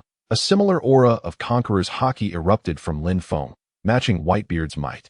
The two forces clashed mid-air, enveloping the entire Moby Dick in a terrifying pressure. This Conqueror's Haki. That kid Lin Feng has awakened Conqueror's Haki. This is unbelievable. The pirates gasped in astonishment, their eyes wide with disbelief. Their mouths hung agape. nearly falling off their faces. Marco, Vista, and others also displayed expressions of shock. This kid has truly awakened Conqueror's Haki. Gururara, what a remarkable child, awakening Conqueror's Haki. Whitebeard laughed heartily, his eyes filled with admiration. Truly, he is my son. Yet, Whitebeard did not relent in his assault. Instead, his attacks grew even fiercer. Old man, this is cheating, Lin Feng shouted as he defended against Whitebeard's strikes. Gurara, this is a battle. There is no such thing as cheating. Whitebeard roared with laughter, throwing a punch at Lin Feng that I'll dodge. Lin Feng swiftly utilized Shave to evade. Boom! Whitebeard's fist smashed down on the deck, creating a massive crater. Good grief. Old man, are you trying to demolish the ship? Lin Feng was startled. Gururara, you little brat. I thought you could dodge. Let's see how long you can keep it up. Whitebeard laughed heartily, charging at Lin Feng once more. Bring it on. Lin Feng, now incensed, brandished Frost Storm to meet the challenge. Sun breathing, 7th form, radiant sunburst. Lin Feng's figure transformed into a streak of lightning, lunging toward Whitebeard. Come at me. Whitebeard bellowed, launching a punch. Boom! The two attacks collided with a thunderous roar. Puffed. Lin Feng spat out a mouthful of blood, his body hurtling backward, landing heavily on the deck. Lin Feng, that kid still lost out of course. Father is the strongest man in the world. However, how long has this kid been with our crew? He already possesses such strength. The pirates murmured amongst themselves, gazing at Lin Feng with newfound respect. Cough, cough. Lin Feng struggled to rise from the ground, wiping the blood from the corner of his mouth. Old man, you really are something. Lin Feng grinned, revealing a row of white teeth. Gururara, you're not too shabby yourself. Whitebeard regarded Lin Feng with a look of appreciation. To make me exert several layers of strength. Heh, next time, I will surely defeat you. Lin Feng declared confidently. I'll be waiting. Whitebeard chuckled. Ding. Challenge progress with the captain. 11. Reward. 45,000 slashing points. Old man, I lost. Lin Feng approached Whitebeard, scratching his head. Gurura, Whitebeard laughed heartily. Everyone, let us hold a feast. Oh. Feast time. Lin Feng, come drink. The pirates cheered, surrounding Lin Feng. Come on, Lin Feng, down this bowl of liquor. Lin Feng, you're incredible. I toast to you. Lin Feng, from now on, you shall be my idol. The pirates raised their cups in salute to Lin Feng, who accepted every toast. Drinking them one by one, the feast continued late into the night, with Lin Feng becoming thoroughly intoxicated, eventually being supported back to his room by several crewmates. Finally, it has come to an end. Lin Feng collapsed onto the bed, feeling as though the entire world was spinning. Ding! Congratulations, host, on completing the challenge against all members of the Whitebeard Pirates. Ding! Reward. Host's basic attributes increased by 50. Ding. Awakening of Conqueror's Haki detected. Ding. Reward. Host's Haki level increased by 1. The system's notifications echoed in Lin Feng's mind, yet he was too fatigued to pay attention, slipping into a deep slumber as his consciousness faded. The following morning, Lin Feng was awakened by a cacophony of voices. Hey, Lin Feng, wake up! Hurry! Father has important news to announce. Rubbing his bleary eyes, Lin Feng groggily opened them to find his room packed with familiar faces. Marco, Vista, and other corps captains were all present. The crowd's eager gazes bore into Lin Feng, their expressions brimming with excitement. What is going on? Lin Feng was utterly bewildered, his hangover-clouded mind struggling to comprehend. You really can sleep, can't you? Marco chuckled, patting Lin Feng on the shoulder. Hurry up. Father has called everyone together for an important announcement. Important announcement? Lin Feng scratched his head. Is it about going to war with the Navy? You'll find out when you get there. Hurry and freshen up. Don't keep father waiting. Vista urged. Oh, okay. Lin Feng hurriedly sprang from his bed, quickly attending to his morning routine before joining the others on deck. Upon his arrival, he was utterly captivated by the scene before him. The entire Whitebeard Pirates crew was assembled, standing in perfect formation on the deck, the atmosphere solemn and charged with anticipation. Whitebeard sat majestically in the main seat, wielding his iconic weapon, the Yoru, his piercing gaze sweeping over the crowd. The previously boisterous deck fell into an eerie silence at the moment of his appearance, so quiet that one could hear a pin drop. What a spectacle this is, Lin Feng mused internally, a sense of foreboding creeping into his mind. Listen up, everyone. Whitebeard's voice boomed, resonating like thunder across the deck. Today, I shall announce something of great significance. All held their breath, ears perked in eager anticipation for Whitebeard's next words. Lin Feng, too, felt a twinge of nervousness as his heart raced uncontrollably. I have decided to appoint Lin Feng as the captain of the 17th Division of our Whitebeard pirates. As soon as Whitebeard's words echoed, Lin Feng felt as though he had been struck by lightning, his body frozen in disbelief, as if ensnared by an invisible force. What, Captain? Me? He questioned whether he was still dreaming. Struggling to comprehend the unexpectedness of Whitebeard's decision, the joy was overwhelming, akin to a whirlwind, leaving Lin Feng utterly bewildered. Moments of silence were shattered by a thunderous cheer that erupted from the deck. A cacophony akin to a mountain's roar or a tsunami's crash, reverberating through the skies. The pirates raised their weapons high, shouting Lin Feng's name with relentless fervor, their voices rising above one another. Echoing throughout the Moby Dick. Is this for real? Lin Feng still found it hard to believe. Turning to Marco with eyes filled with inquiry, of course it's real. You rascal, from now on, you'll be one of us. Marco replied with a smile, his gaze brimming with pride. Congratulations, Lin Feng. Bista chimed in, patting Lin Feng on the shoulder. Now we are brothers, so don't hesitate to ask for help, Captain Lin Feng. I look forward to your guidance. Captain Lin Feng is magnificent. The surrounding pirates expressed their congratulations, their faces alight with excitement. Silence. Whitebeard raised his hand, signaling for quiet. Instantly, the deck fell silent, all eyes fixed on him. Although Lin Feng has only recently joined us, his displayed strength and potential have not gone unnoticed. Whitebeard continued, his voice resonating with authority, that I believe he is more than capable of leading the 17th Division and bringing honor to our Whitebeard pirates. Old man speaks the truth. We've all witnessed Captain Lin Feng's prowess. Long live Captain Lin Feng. The pirates erupted into cheers once more, voicing their unanimous support for Lin Feng's new role.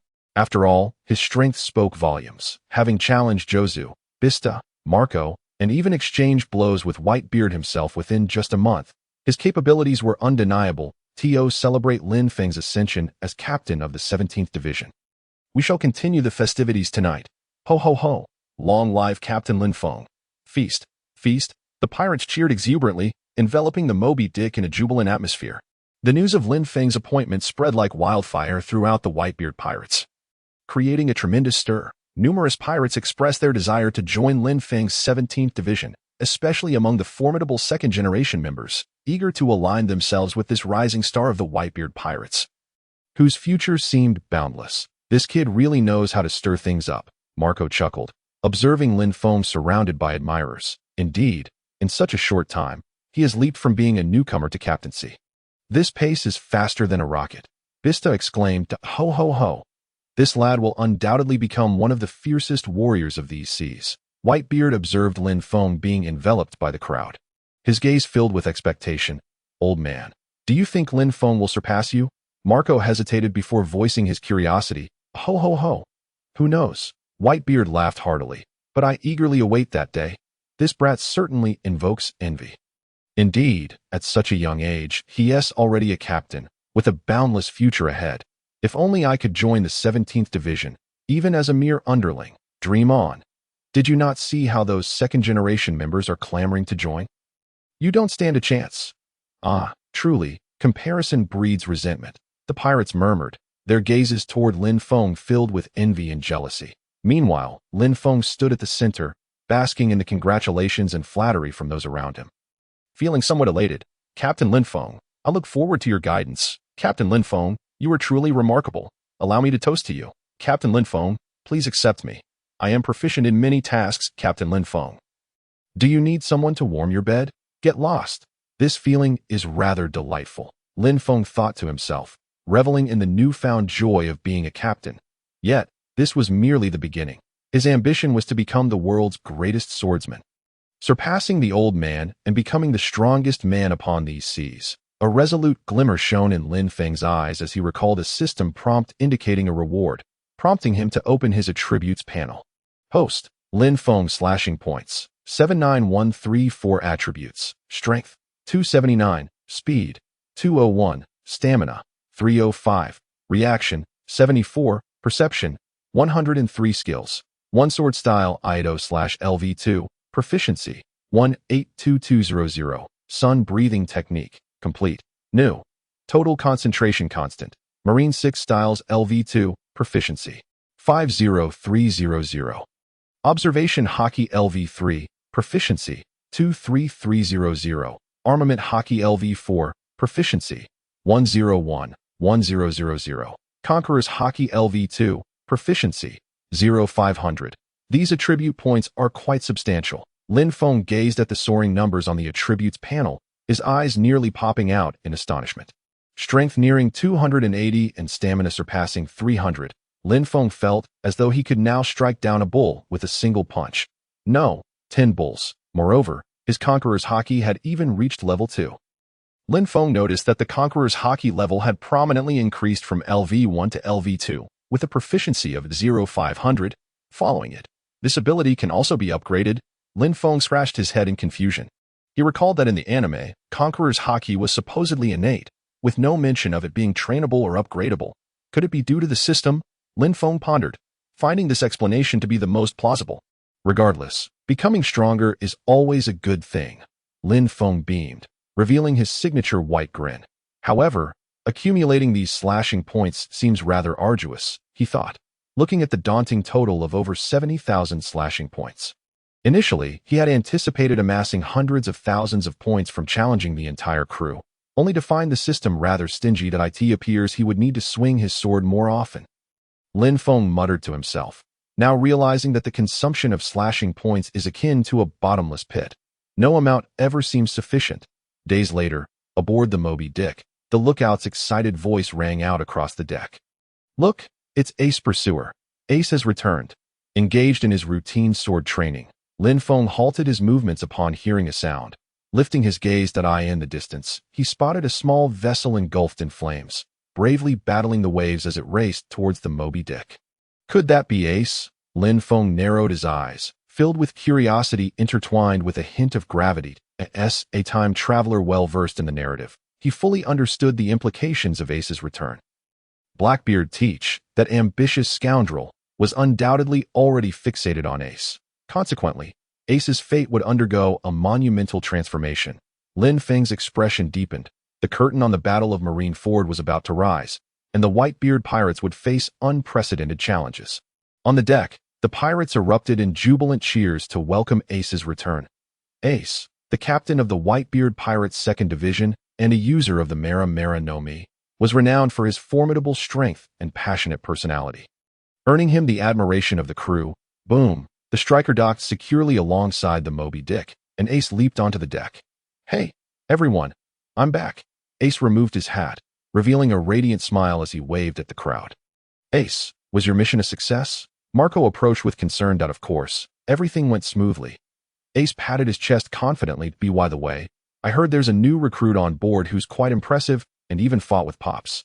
Ace suddenly recalled, curiosity piqued. "You must be referring to Lin Feng." Marco chuckled. "It's not just a simple skirmish with Pops. Jozu, Vista, and I have all been challenged by him.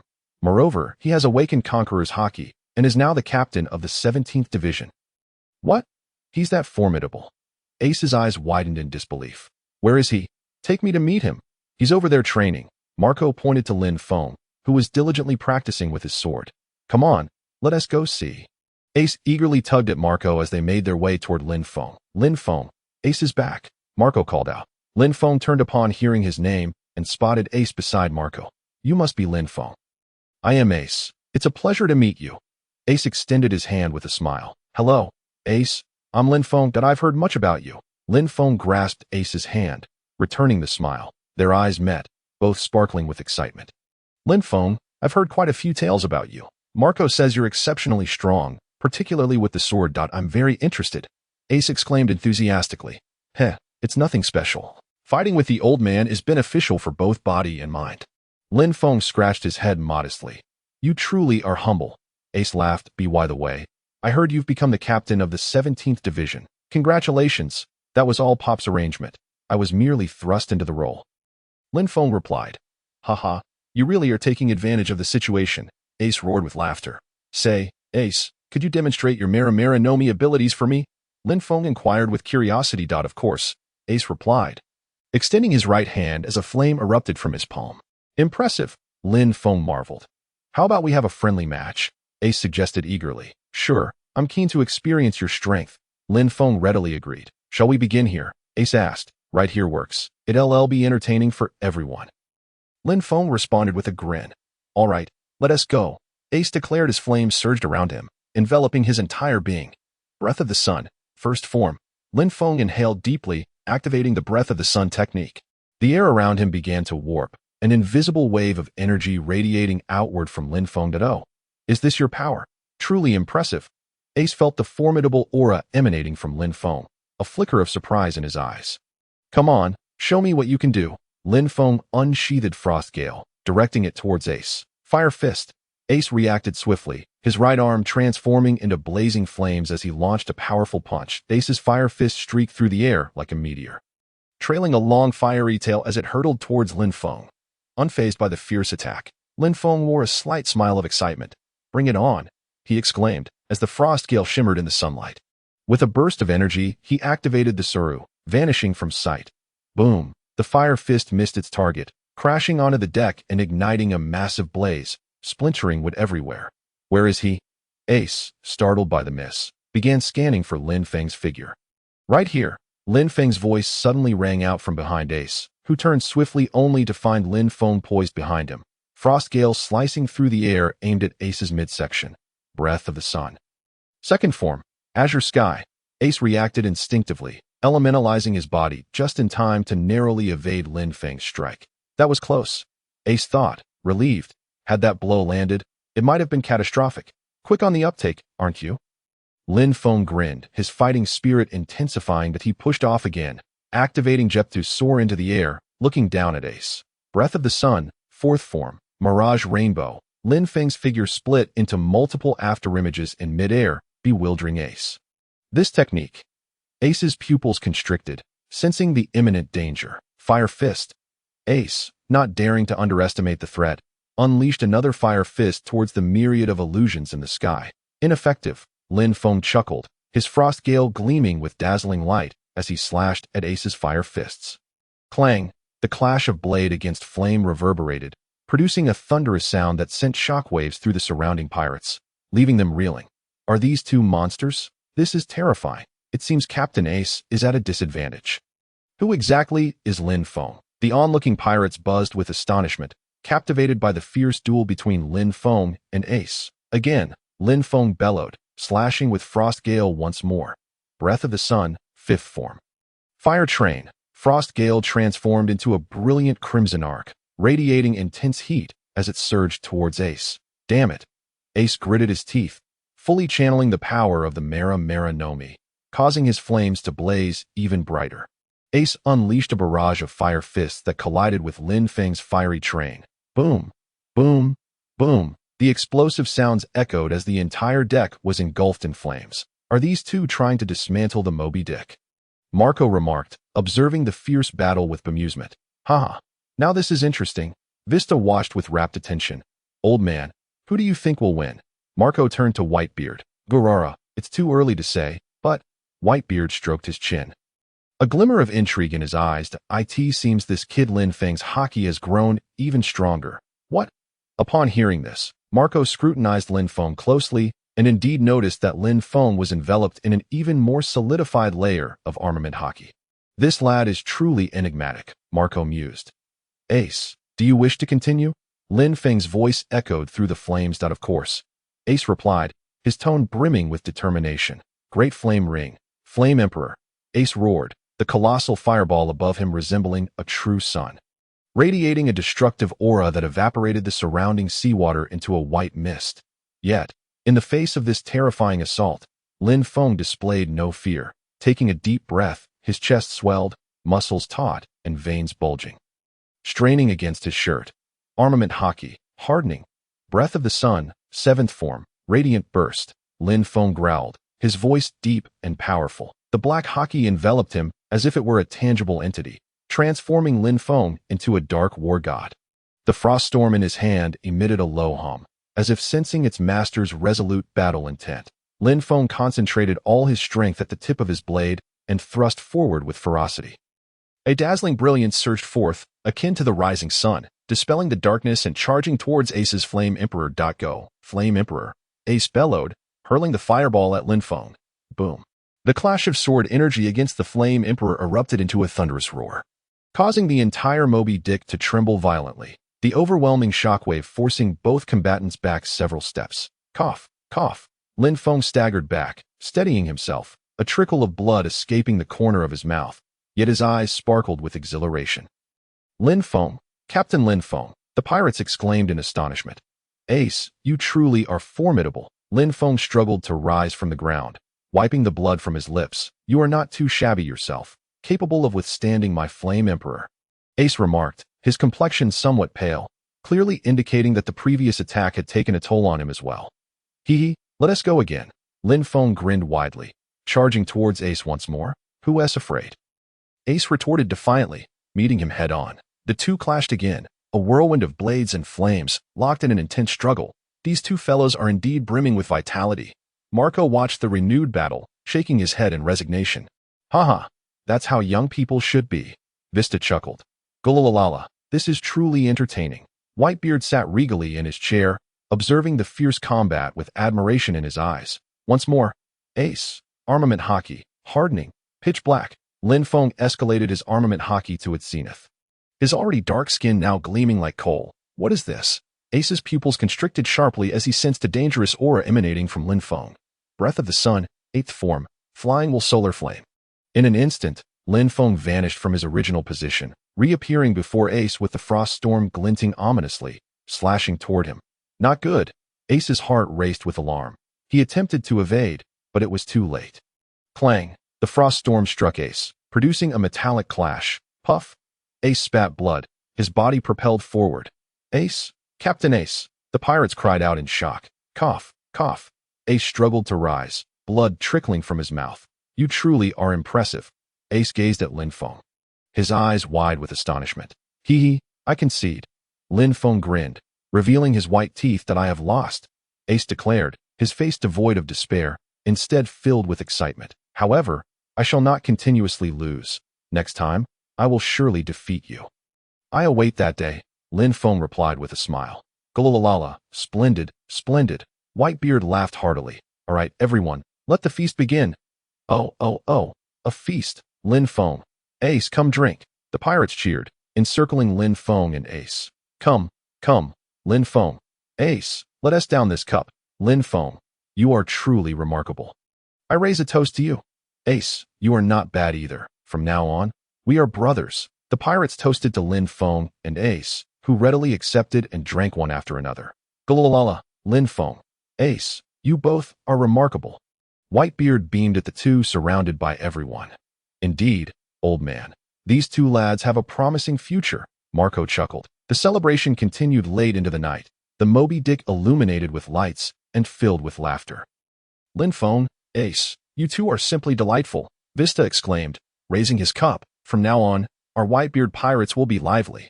Haha, that is for certain. Lin Feng wrapped his arm around Ace's shoulder, proclaiming loudly, together as brothers, we shall be invincible. Well said. Ace raised his cup. To our brotherhood. Cheers. Cheers. Everyone echoed, raising their cups and downing their drinks. Gulalala. Excellent. Excellent. Whitebeard, seated at the head, regarded Lin Feng and Ace with satisfaction. Both of you are my good sons, old man. It sounds as if we were never your sons before. Lin Feng smirked. Gulalala, you cheeky brat. Dare you talk back? Whitebeard laughed, scolding him jovially. Hee, old man, I toast to you. Lin Feng raised his cup and downed it in one go. Good. Whitebeard also lifted his bowl and drank it down.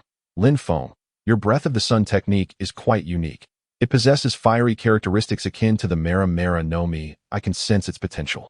Can we exchange insights? I wish to significantly enhance my abilities, Ace suddenly said, his eyes gleaming with anticipation. Of course, we are brothers after all, Lin Feng smiled. However, this Breath of the Sun technique is a secret passed down on my side and requires a specific breathing rhythm to unleash its power. It is not easily mastered, and I fear it may be challenging for you. Fear not, I possess great talent. Moreover, I am confident in my control over flames. I believe I can grasp its essence. Ace responded, brimming with confidence and a yearning for power. All right, starting tomorrow, I shall teach you, Lin Feng announced. Fantastic, Ace exclaimed. Thank you, Lin Feng. I knew you would be the best big brother. We are brothers, no need for thanks. Your strength growing is advantageous for me as well. In the future, we shall forge a greater legend together on these seas. Lin Feng clapped Ace on the shoulder, speaking grandly. Indeed, we are brothers. Ace nodded vigorously. Gololala. Good, good. Whitebeard laughed, observing Lin Feng and Ace with admiration. You two are of similar age and value loyalty. You are indeed natural brothers. Since you both have such a bond, why not swear brotherhood today? Swear brotherhood. Lin Feng and Ace exchanged glances, both recognizing the surprise in each other's eyes. Sure, old man, I was just thinking the same. Lin Feng replied, I am in agreement. Ace added, Gololala. Excellent. Bring forth the altar. Whitebeard commanded. And immediately, crew members went to prepare the necessary items for the brotherhood ceremony. Before long, the altar was set, adorned with offerings and incense sticks. Lin Feng. Ace, come forth, Whitebeard declared, as Lin Feng and Ace stood side by side before the ceremonial table. You two shall, in my presence today, be bound as sworn brothers of a different kind. From this moment forth, may you share in fortune and face adversity together, never to betray one another. Yes, Dad. Lin Feng and Ace replied in unison. Very well, now you both shall seal this bond with your blood, Whitebeard commanded. Lin Feng and Ace drew forth daggers, slicing their fingertips to let the blood flow, which they then dripped into a shared cup of wine. I, Lin Feng. I, Ace, they proclaimed together. Today, we are sworn brothers, sharing in fortune and facing adversity together, never to betray. Should we break this oath, may heaven and earth conspire against us. They declared in unison, before downing the blood wine in one gulp. Excellent, excellent. Whitebeard laughed heartily. From this day forth, you two are truly brothers. Elder brother. Ace bowed to Lin Feng. Younger brother. Lin Feng reciprocated the gesture. Hooray! In celebration of the bond between Lin Feng and Ace, let the feast continue. Whitebeard bellowed with laughter. Oh ho ho. The cheers erupted. Elder brother. Second brother. Lin Feng is valiant. Ace is formidable. The pirates rejoiced, encircling Lin Feng and Ace. Come, come, elder brother, second brother, let's drink to this. The pirates raised their cups in toast. And the two brothers accepted every drink with gratitude. Hooray, hooray, you are all my exceptional sons, Whitebeard exclaimed, looking at Lin Feng and Ace with pride. As night deepened, the Moby Dick remained ablaze with light, filled with laughter and merriment, echoing like waves crashing upon the shore. Lin Feng returned to his quarters, the raucous noise muffled by the heavy wooden door. Approaching his bed, he sank into its softness, exhaling a long sigh of relief. Outside, the rhythmic sound of waves lapping against the hull played like a soothing lullaby. Lin Feng's thoughts drifted to Ace, pondering the tragic fate that awaited them. Clenching his fists, his knuckles turned white with tension. Blackbeard. Ace. The Marineford War. Lin Feng murmured to himself. It seems I must hasten to strengthen my power. The following morning, Lin Feng and Ace rose early and made their way to the deck. Ace, are you ready? Lin Feng inquired. Absolutely. Ace replied eagerly. Let us get started. All right then, I shall first demonstrate the sun-breathing technique, Lin Feng announced. Watch closely. Taking a deep breath, Lin Feng initiated the sun-breathing, total concentration. His breaths became long and deliberate, each one seemingly harmonizing with the universe. Around him, the air began to warp, an invisible wave of energy radiating outward from his being. So this is the sun-breathing technique. Truly remarkable, Ace exclaimed, awed by the potent aura emanating from Lin Feng. This is merely the foundational total concentration. Next, I will teach you the techniques of sun-breathing, Lin Feng explained. Sun-breathing, first form, dance of the sun. Lin Feng's frost storm glimmered with dazzling light as he struck towards Ace. Bring it on, Ace declared boldly, unleashing a punch. Fire fist. The clash of blade and fist reverberated with a thunderous boom, sending shockwaves that staggered the surrounding pirates. Impressive, Ace thought, marveling at the force behind Lin Feng's strike. Once more, Lin Feng roared, swinging frost storm again. Sun-breathing, second form. Azure sky. Sun-breathing, third form. Fiery red mirror. Sun-breathing, fourth form. Mirage rainbow. Lin Feng executed the entirety of sun-breathing-s techniques in one breath, leaving Ace dazzled and breathless. So, Ace, did you catch all that? Lin Feng inquired. I think I got the gist of it, Ace replied, but I need to practice a few more times. Very well, I shall train with you. Lin Feng offered that I couldn't ask for more. Ace responded enthusiastically. In the ensuing days, Lin Feng and Ace practiced the sun-breathing technique daily on the deck, their sparring drawing a crowd of fascinated pirates. Captain Lin Feng and Captain Ace's battles are truly spectacular. Indeed, these two are on a whole other level. Who do you think is stronger? That is hard to say, but I feel Captain Lin Feng has the edge. I believe Captain Ace is stronger. His Mara Nomi abilities are incredibly powerful. The pirates debated, acknowledging the prowess of both Lin Feng and Ace. Ace, you've nearly mastered the sun-breathing technique. Now, it's time to see if you can integrate it with your Mara Nomi abilities. Lin Feng stated, I will strive to do so. Ace replied, I believe in you, Lin Feng said. Patting Ace on the shoulder, by the way. Ace, could you let me feel your Mara Nomi powers? Of course, Ace replied, extending his right hand as flames erupted in his palm. Lin Feng reached out toward the flames. Feeling the intense heat. That is hot, Lin Feng exclaimed. Haha, this is the fire of the Mara Nomi. Of course it's hot. Ace chuckled. What do you think would happen if we infused the sun-breathing technique into your flames? Lin Feng proposed suddenly. Infused into my flames? Ace pondered. Is that even possible? There's only one way to find out. Adjust the temperature of your flames to the maximum and attempt to merge the sun-breathing technique into them. Lin Feng instructed. All right, I'll give it a try, Ace responded. Closing his eyes, Ace began to integrate the sun-breathing technique into the flames. His breathing slowed and deepened, and the flames in his palm began to change, deepening in color and intensifying in heat. This is incredible, Ace exclaimed, astonished by the transformation of his flames. You did it, Ace. You succeeded. Lin Feng cheered. I feel my flames have grown stronger, Ace declared. Indeed, this is the resonance effect of the sun-breathing technique combined with the Mara Nomi. Lin Feng affirmed. Ace, you are truly a genius. Haha, this is all thanks to you. Ace laughed. That we are brothers. There is no need to speak of credit, Lin Feng replied. Yes, we are brothers, Ace nodded firmly. Now, try to incorporate the sun-breathing technique into your attacks. Lin Feng encouraged. All right, Ace responded, attempting to infuse the sun-breathing technique into his moves. Fire Fist. Ace unleashed a punch, his fist now enveloped in a golden glow, the power of the flames magnified several times over. What is this? Ace gazed at his fist, disbelief etched on his face. Amazing. Ace, you succeeded. Your Fire Fist can now be called Sun Fire Fist. Ace murmured to himself. What a splendid name. Ace, you are truly remarkable. Lin Feng praised. Your current strength is likely on par with Marco. Haha, this is all thanks to my elder brother. Ace laughed. Good brothers don't speak of such things. Lin Feng insisted. By the way, Ace, can your great flame ring, Flame Emperor incorporate the sun-breathing technique? Let me give it a try, Ace replied. Taking a deep breath, Ace pushed the sun-breathing technique to its limits, raising his hands high as flames surged wildly around him, forming a massive fireball above his head. Great flame ring. Flame Emperor. Ace bellowed, hurling the fireball towards Lin Feng. Bring it on, Lin Feng roared, activating his Busashoka Haki to its fullest. Lin Feng enveloped himself in Haki and unleashed a powerful punch. Boom! The collision between the fist and the fireball produced a deafening sound, with a powerful shockwave causing the surrounding pirates to stagger and lose their balance.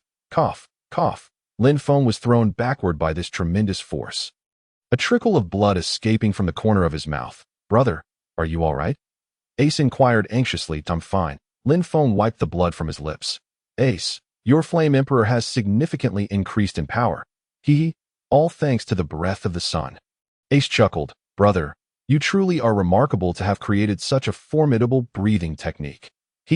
Lin Feng smiled without further comment. Ace, let us continue our training, Lin Feng urged. All right.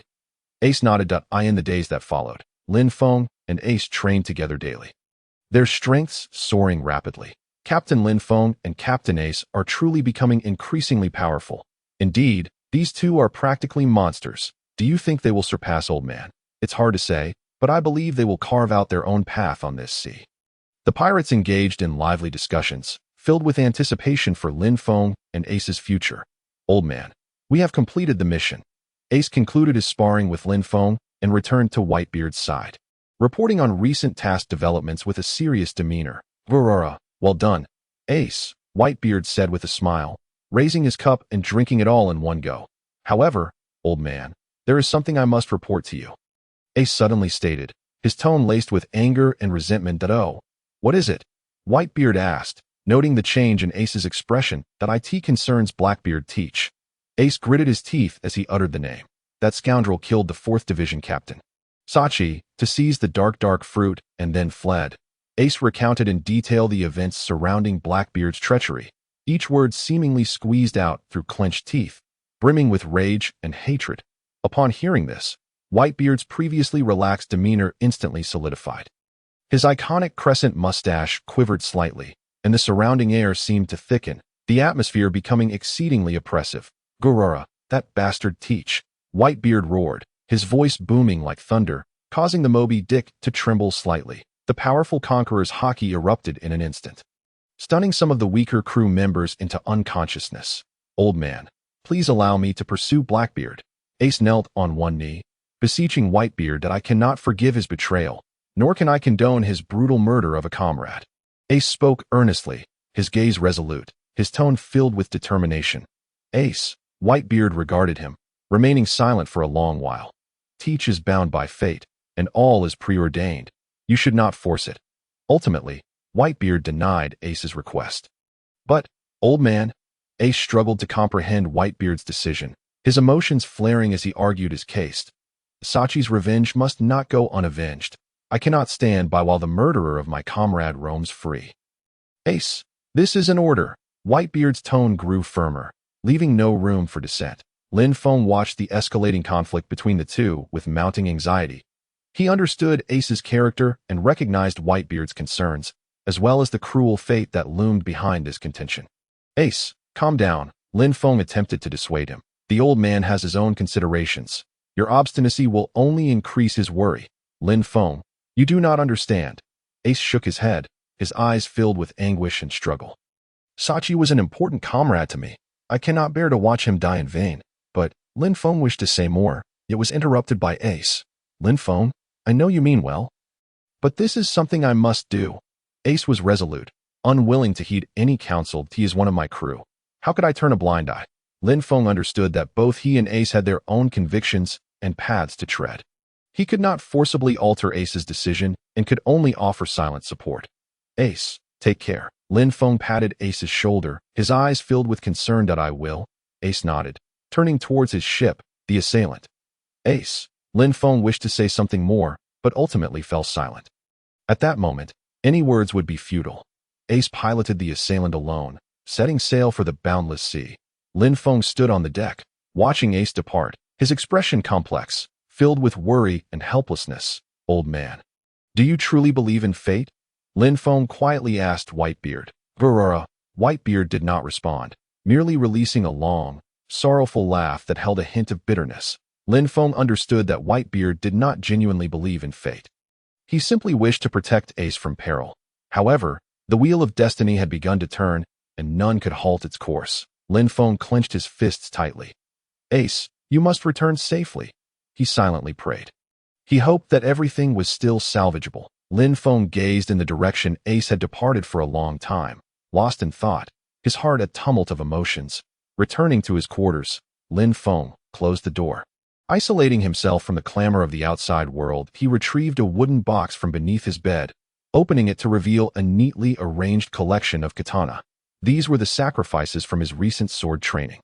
Each blade bore cracks and even chips, a testament to the intensity of his training. Lin Feng picked up a broken sword, gently tracing the fissures with his fingers, his expression pensive.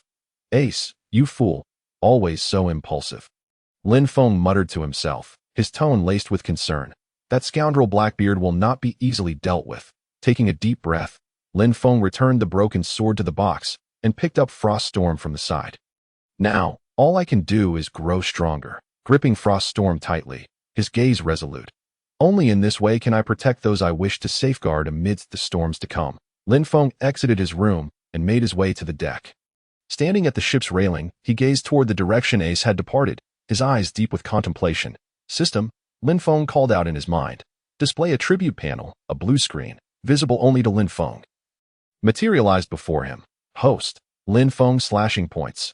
81374 attributes. Strength, 341. Speed, 272, Constitution, 387, Reaction, 98, Perception, 153 Skills, 1 Sword Style Iato LV2, Proficiency, 190200, Breath of the Sun, Complete Version, New, Total Concentration Constant.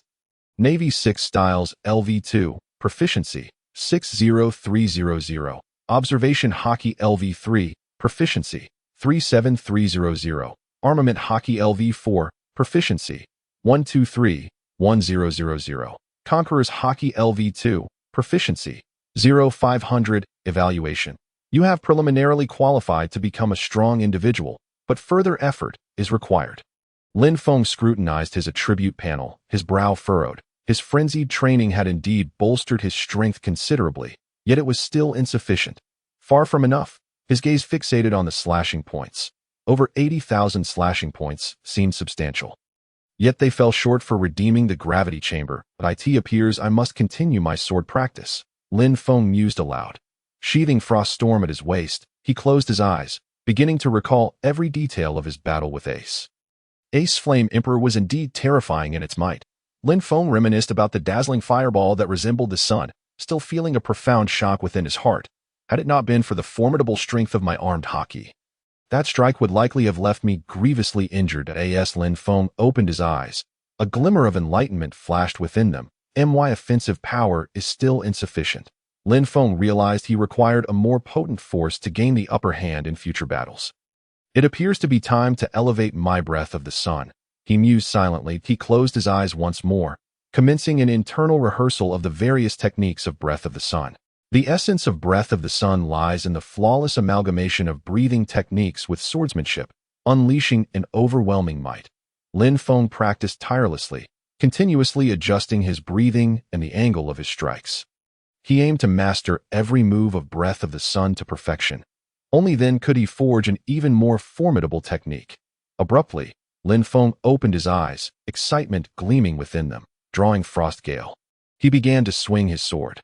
Breath of the Sun, total concentration. Lin Feng's breathing became long and deliberate, each inhalation seeming to align with the very fabric of the universe. The air around him began to distort. An invisible wave of energy radiating outward from Lin Feng. Swish, swish, Frost Gale sliced through the air, producing resplendent arcs of light and echoes of cutting winds. Each swing of Lin Feng's sword was more powerful and precise than the last. He persevered in experimentation and refinement, seeking the opportunity to fuse Breath of the Sun with other sword techniques. 1 Sword Style, Iato Slash. Lin Feng suddenly sheathed his sword, then drew it with a fervent motion. A sharp blade of light flashed forth, carrying with it an unending sharpness, cleaving towards the front. Boom! The blade's arc struck the air with a thunderous crack. Not enough. Lin Feng shook his head, dissatisfied with that strike. Again, he sheathed his sword once more, preparing for the next assault. Breath of the Sun, total concentration. 1 Sword Style, Iato Slash. Breath of the Sun, total concentration. 1 Sword Style, Iato Slash. Lin Feng continued to swing his sword, relentlessly trying. Sweat began to bead on his forehead, yet he showed no signs of stopping, pushing both his body and spirit to their limits. Only in this manner could he transcend his own constraints and reach a higher realm. That lad, Lin Feng, has begun his fervent training again. Marco stood at a distance, observing Lin Feng's drenched figure, unable to refrain from commenting.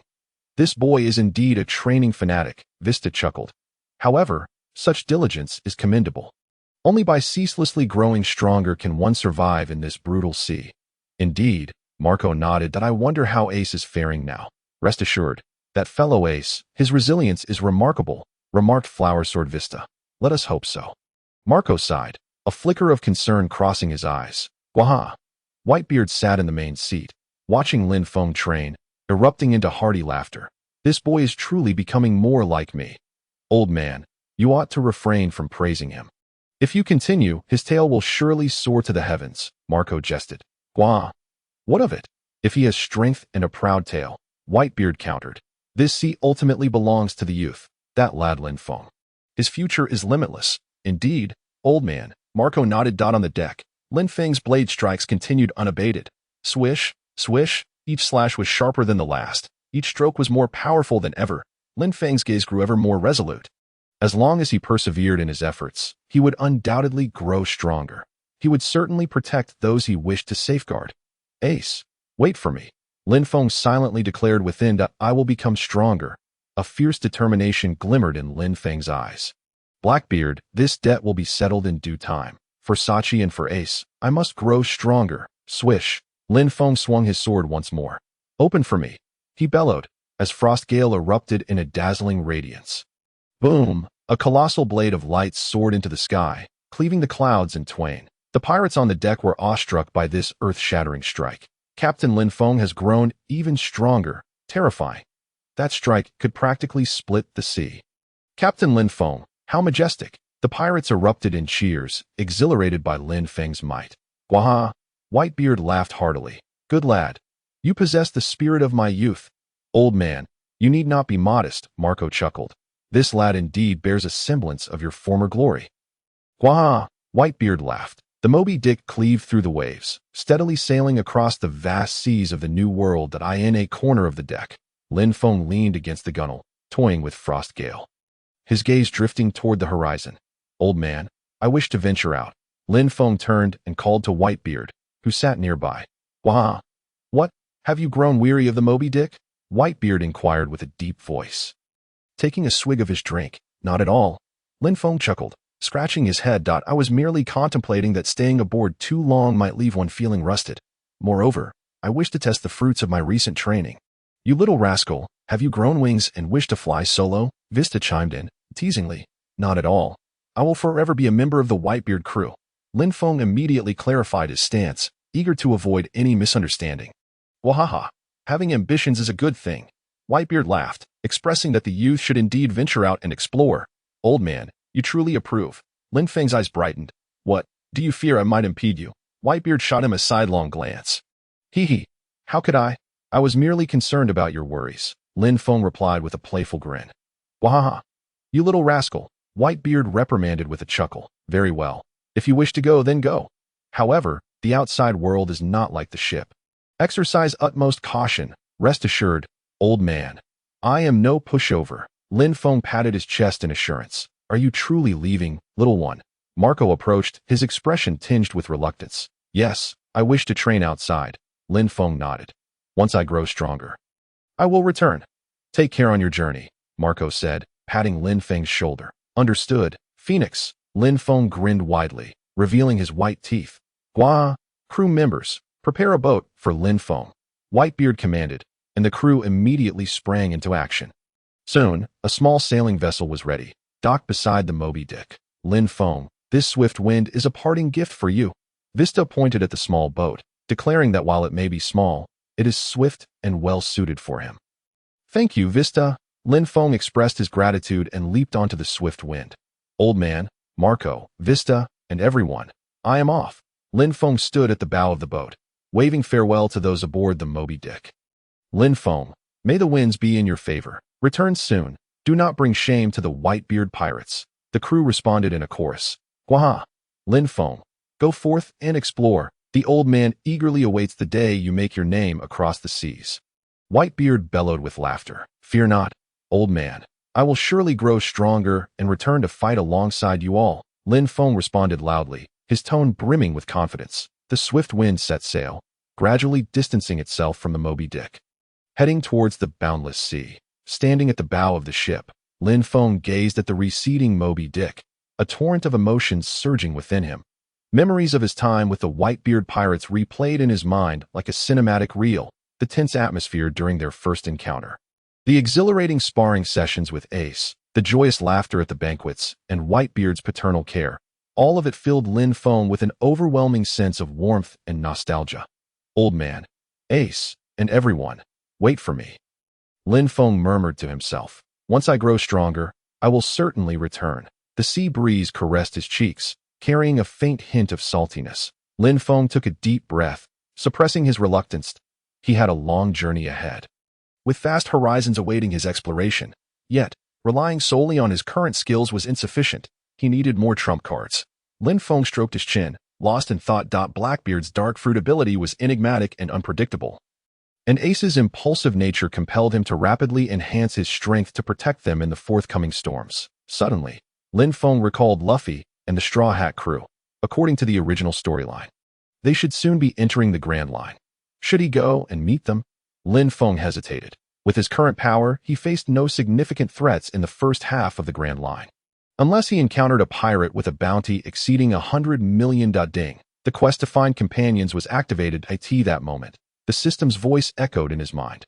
Huh. A quest has arrived, system. Lin Feng silently called out.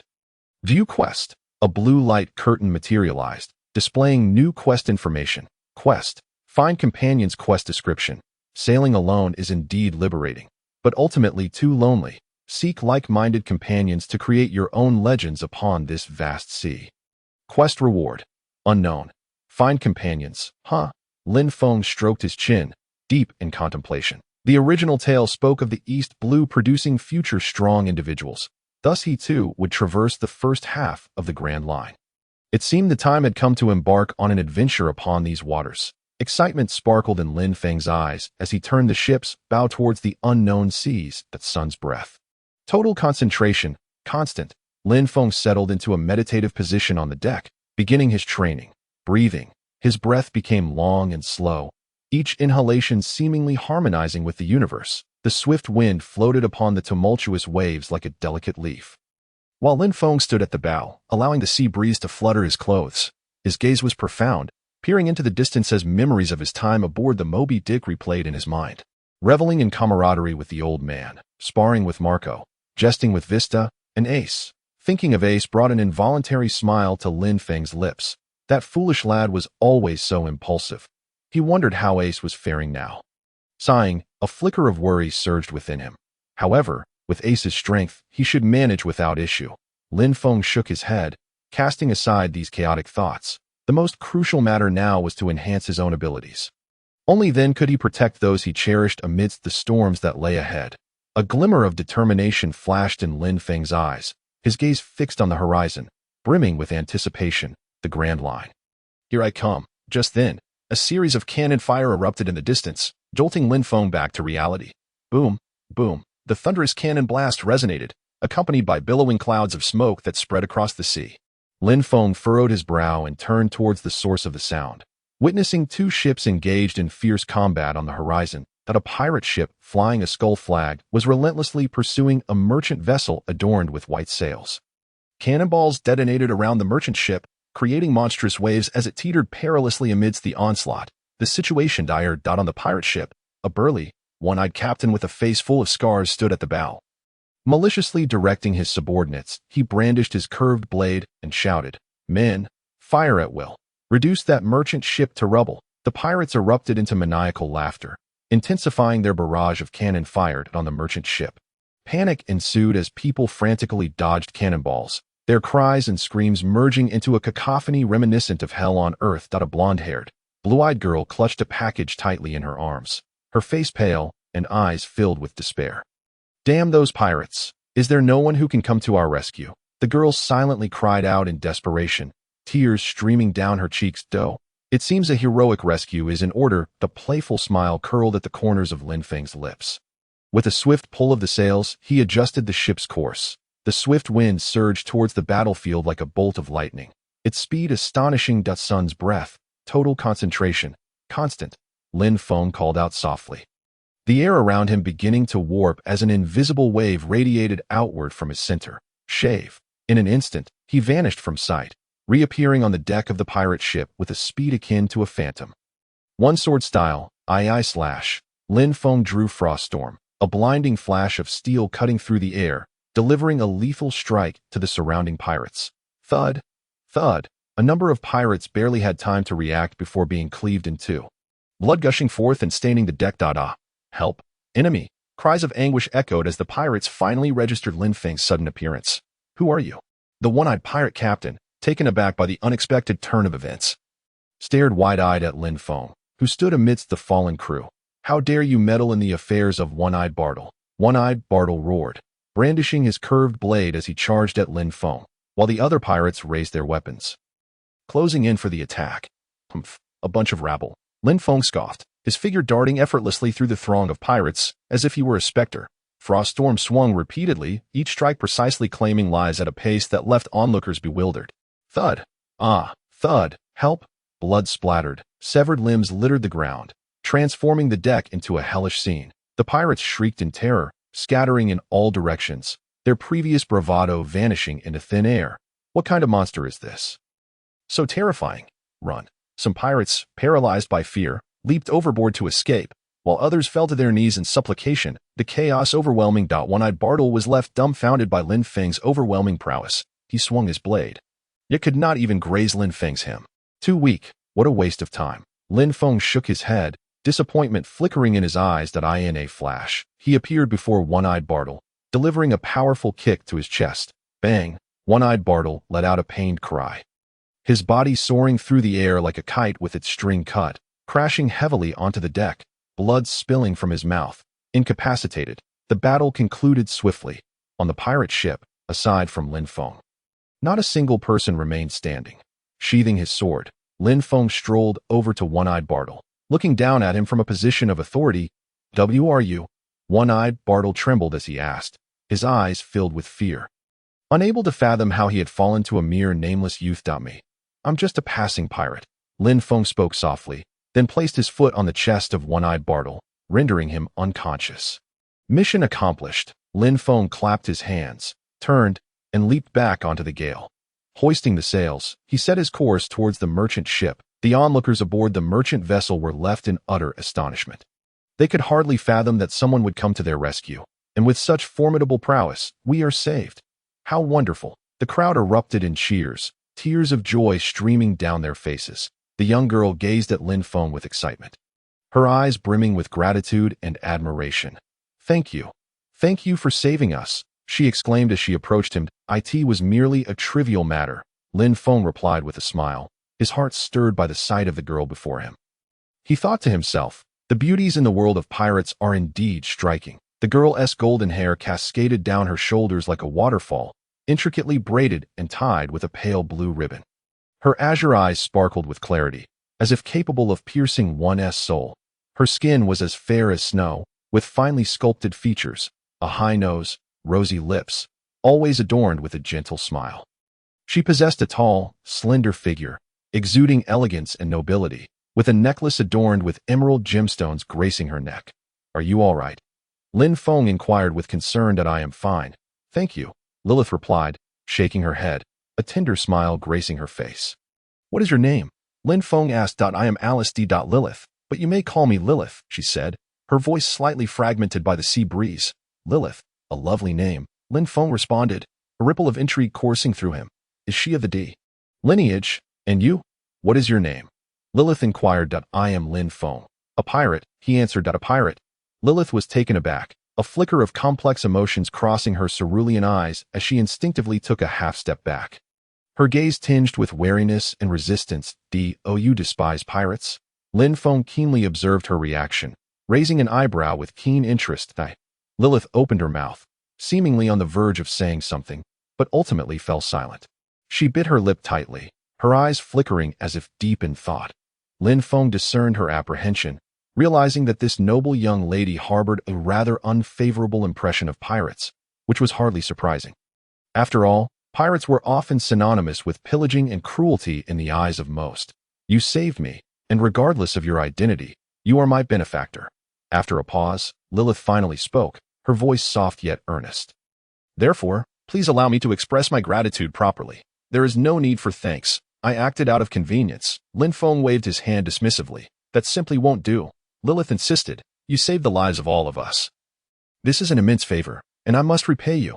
"Repayment is unnecessary. I did not save you for any reward," Lin Feng replied. "If you truly wish to show your gratitude, then treat me to a meal, for I happen to be quite hungry." "Very well, please follow me." Lilith smiled at him and gestured for him to come along as she turned to lead him to the cabin. Lin Feng smiled and followed closely behind her into the cabin. Inside, a beautifully set table was laden with sumptuous dishes, exuding an enticing aroma. Lin Feng devoured the food voraciously, showing no regard for his table manners. "Hey, slow down. No one is competing with you," Lilith chided, watching him eat with exasperation. I can't help it. I'm quite famished," Lin Feng mumbled with his mouth full, Besides, your cooking is so delightful that I must indulge. Such a glib tongue. Lilith shot him a bemused glance, though her lips curved upwards in a smile. By the way, I haven't asked yet.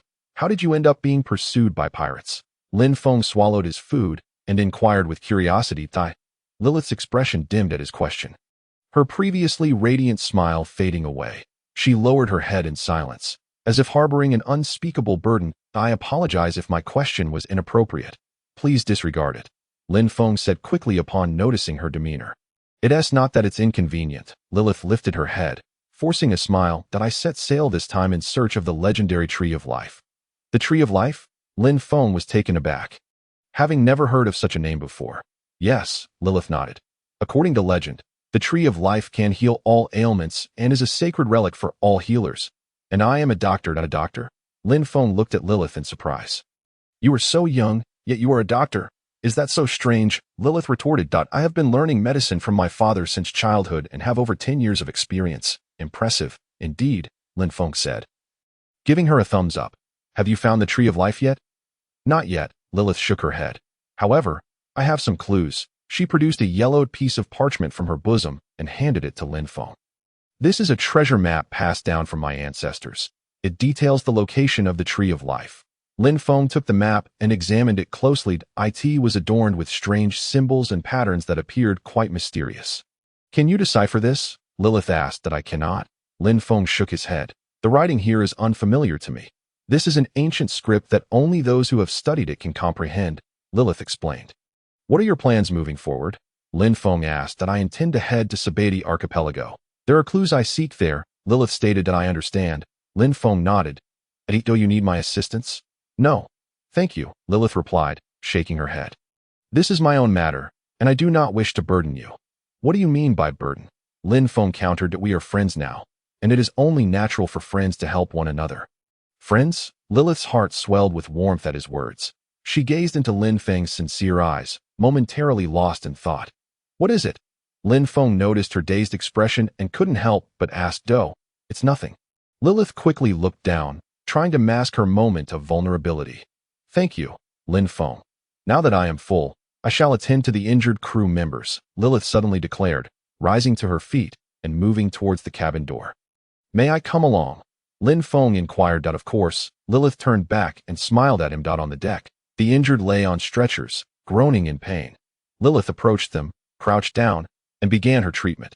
Lin Feng watched in awe as a gentle white light emanated from her hands, softly gliding over the wounds of the injured. Under the glow, the wounds visibly healed at an astonishing pace, and the expressions of agony on the faces of the injured began to ease.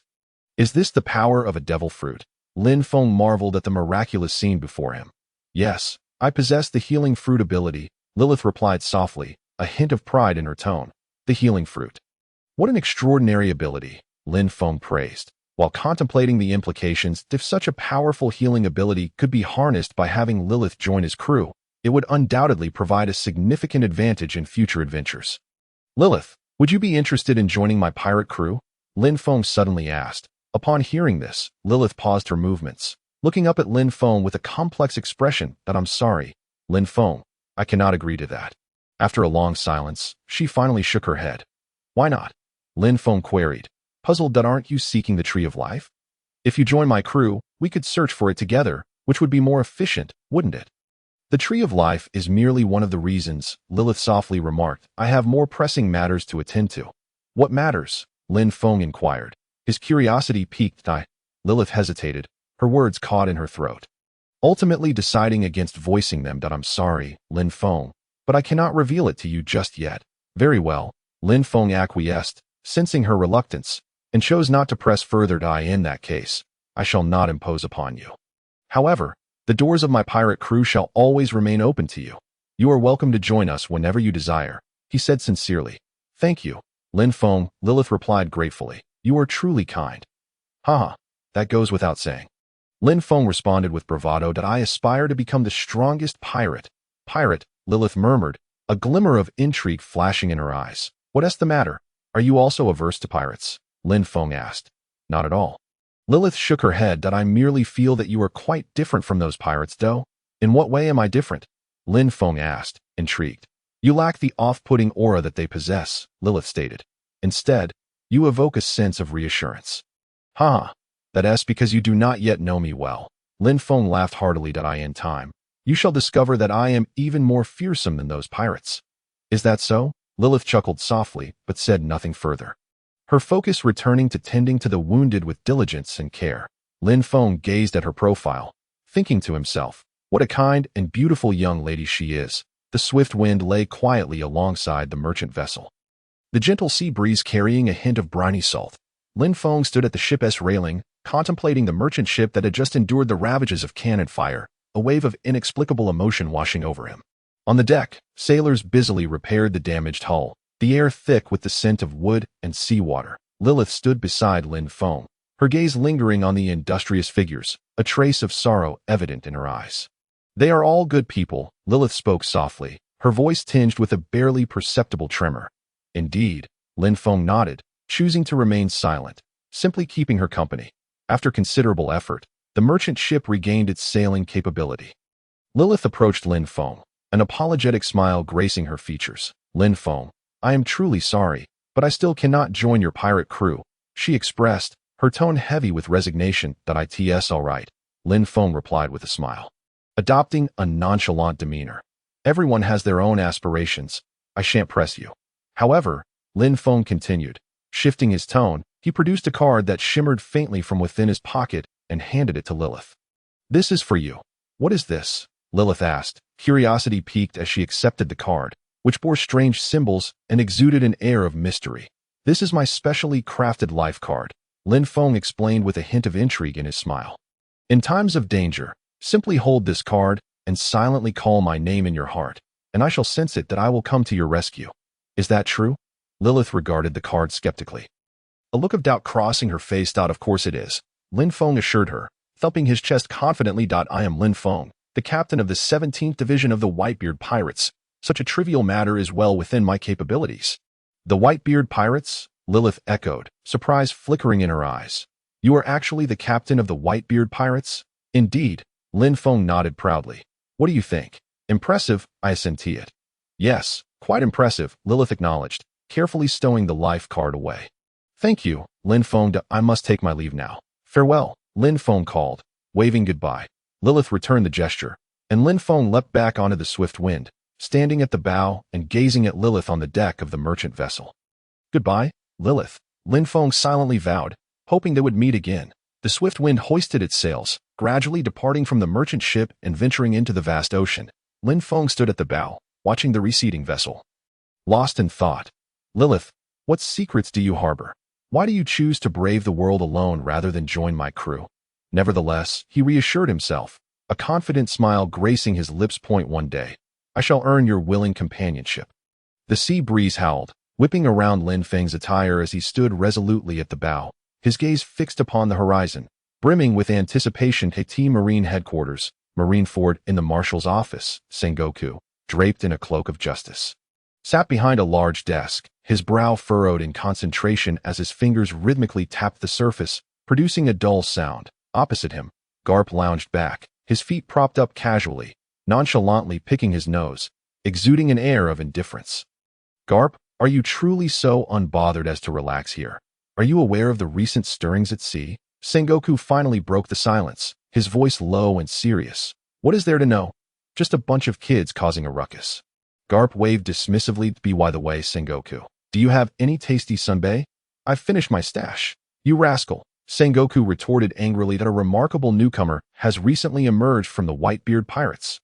Oh, is he stronger than my grandson Ace? Garp finally showed a flicker of interest, yet remained unconvinced. What is there to fear from a mere child? Humph, do not underestimate him, Sengoku scoffed. This lad's name is Lin Feng. He has just been appointed as the captain of the 17th Division by Whitebeard. And his strength is unfathomable. That a mere child can become a captain. That old coot Whitebeard is certainly losing his touch. Garp scoffed. Unimpressed, do not forget, your dear grandson Ace has caused the Navy no small amount of trouble. Sengoku countered. This Lin Feng may prove to be even more troublesome than Ace. Garp chuckled awkwardly, scratching his head. And what of it? Is he capable of turning the world upside down? He has already set sail. Sengoku stated somberly. Moreover, I suspect he is connected to the clan. What? Garp exclaimed, sitting up straight, the smile vanishing from his face. Are you certain? It is merely a suspicion, Sengoku replied. However, I have dispatched Demon Spider to pursue him. Demon Spider? Is that kid up to the task? Garp frowned, a hint of concern creeping into his expression. Rest assured, Demon Spider is quite capable, Sengoku affirmed. Furthermore, I have given him explicit instructions to employ extreme measures if necessary. I hope that is the case, Garp sighed, a complex emotion flickering in his eyes. In the first half of the Grand Line, the swift wind cut through the waves at an impressive speed. Lin Feng stood at the bow, relishing the caress of the sea breeze, his spirits lifted. Lilith, wait for me. I shall make you my companion, he resolved quietly. Suddenly, a warship emerged on the horizon, rapidly approaching the swift wind. The vessel bore the Navy's flag, its deck crowded with fully armed soldiers. The Navy? Lin Feng furrowed his brow, sensing a wave of hostility. Are they coming for me? He pondered. As the warship drew closer, a tall naval officer with 8 arms glared at Lin Feng coldly. Is that Demon Spider? Lin Feng squinted, recognizing the figure. I am Lin Feng, captain of the 17th Division of the Whitebeard Pirates. Demon Spider's voice thundered like a clap of thunder. I am Vice Admiral Demon Spider, dispatched by the Marshal to apprehend you. Apprehend me? Lin Feng scoffed. And you think you can do that, you arrogant little brat? Demon Spider bellowed. Do you believe that defeating a few insignificant pirates grants you the right to act so brazenly? Today, I shall show you the might of Marine headquarters. Before the echo of his words faded, the spectral spider flickered and vanished from sight. In the next instant, it reappeared before Lin Feng, its 8 arms slicing through the air like razor-sharp blades, simultaneously striking towards him. Shave. Lin Feng's figure blurred as he narrowly evaded the spectral spider's assault. Breath of the Sun, first form, constant focus, Lin Feng called out, causing the air around him to distort as an invisible wave of energy radiated outward from his being. Breath of the Sun, second form. Azure Sky, drawing Frost Gale, a fierce flash of light erupted from his blade, cutting through the air with relentless sharpness towards the spectral spider. Armament Haki, hardening. The spectral spider's 8 limbs hardened simultaneously, transforming into a pitch-black hue to block Lin Feng's strike. Clang! The blade met the hardened arms with a thunderous clash. Not bad, Lin Feng remarked with a slight smile, but it's still insufficient. Breath of the Sun, fourth form, Mirage Rainbow. In an instant, Lin Feng's form vanished, only to reappear behind the spectral spider. .1 sword style. Slash. A more intense gleam of the blade flashed as it aimed at the spectral spider's back. Life return, spider web. Suddenly, countless threads erupted from the spectral spider's body, weaving into a massive web behind it to intercept Lin Feng's attack. Futile, Lin Feng shouted. Breath of the Sun, fifth form, train. His body spun at high speed, resembling a massive locomotive as he barreled towards the spectral spider. Boom! The spider web shattered instantly, sending the spectral spider crashing violently onto the deck. Cough! It spat out a mouthful of blood, its complexion turning pale. Damn you, little brat! The spectral spider roared. You have thoroughly enraged me. Life return, 8 sword style. The spectral spider's hair transformed into 8 arms, beginning to wildly slash at Lin Feng with 8 deadly blades. Breath of the Sun, 8th form, blazing red mirror. Lin Feng wielded Frost Gale, unleashing a flurry of crimson slashes that clashed continuously with the spectral spider's 8 appendages. Clang, clang. The sound of metal ringing out echoed, sparks flying in the heat of battle. The conflict intensified, leaving the deck marred with cuts and webs. This little brat is surprisingly strong, the spectral spider thought in shock, realizing its power had surpassed that of a typical vice admiral. I must end this quickly, it contemplated, otherwise, I fear I may fall to his hands. You lot, charge, the spectral spider bellowed. Hearing the command, the naval soldiers on the deck surged towards Lin Feng, a bunch of cannon fodder, daring to seek death. Lin Feng scoffed, unwilling to waste time on these trivial foes. Conqueror's Haki, Lin Feng shouted, unleashing an invisible aura that spread outward from him. Bang, bang. The approaching naval soldiers fell one after another, their eyes rolling back as they collapsed, losing consciousness. What? The spectral spider gasped in horror. You possess Conqueror's Haki, such a rare quality among millions. How could you wield such power? This is infuriating, it exclaimed incredulously. Now you know fear. Lin Feng smiled slightly. Too late for that. Spectral spider, your time has come. A glint of cold light flashed in Lin Feng's eyes that I remember. During the Marineford War, you ambushed Marco. Lin Feng thought to himself, today, I shall send you on your way. Breath of the Sun, 7th form. Solar flare strike. Lin Feng leaped high, frost gale shining brilliantly like the sun as it pierced towards the spectral spider. Damn you, little brat. Do not be so arrogant. The spectral spider roared, its 8 arms hardening to shield its front. Boom! Frost gale collided against the spectral spider's arm with a resounding crash. Cough. The spectral spider coughed up another mouthful of blood, its body hurtling backward. It's over, Lin Feng coldly declared. Breath of the Sun. 9th form, Radiant Blessing. In an instant, Lin Feng vanished, reappearing behind the spectral spider as he delivered a decisive slash. Splat. Blood sprayed forth as the spectral spider's body was cleaved in two. Ding. You have slain Vice Admiral Spectral Spider. Earning 50,000 slashing points. The system notification echoed in Lin Feng's mind. 50,000 slashing points. A commendable harvest. Lin Feng smiled faintly. Sheathing his sword, he turned to the unconscious naval soldiers and shook his head. Very well, I shall spare your lives, Lin Feng stated. He leaped back onto the gale and set sail, continuing deeper into the Grand Line. Spectral Spider, this is merely the beginning. Lin Feng stood at the bow, gazing into the distance. The sea breeze howled, billowing his garments as his resolve grew ever stronger. The gale sliced through the waves, the cries of seagulls torn apart by the wind. Lin Feng stood at the helm, squinting as he reflected on his battle with the spectral spider. A Vice Admiral with 8 arms was indeed a formidable opponent, yet not enough to hinder my progress. However, those old geezers at the Marine headquarters would surely not let this go unpunished. Lin Feng stroked his chin, a glimmer of contemplation in his eyes. Well, let the soldiers come, let the waters rise. With my current strength, I fear little. He shook his head, casting aside the disarray of thoughts.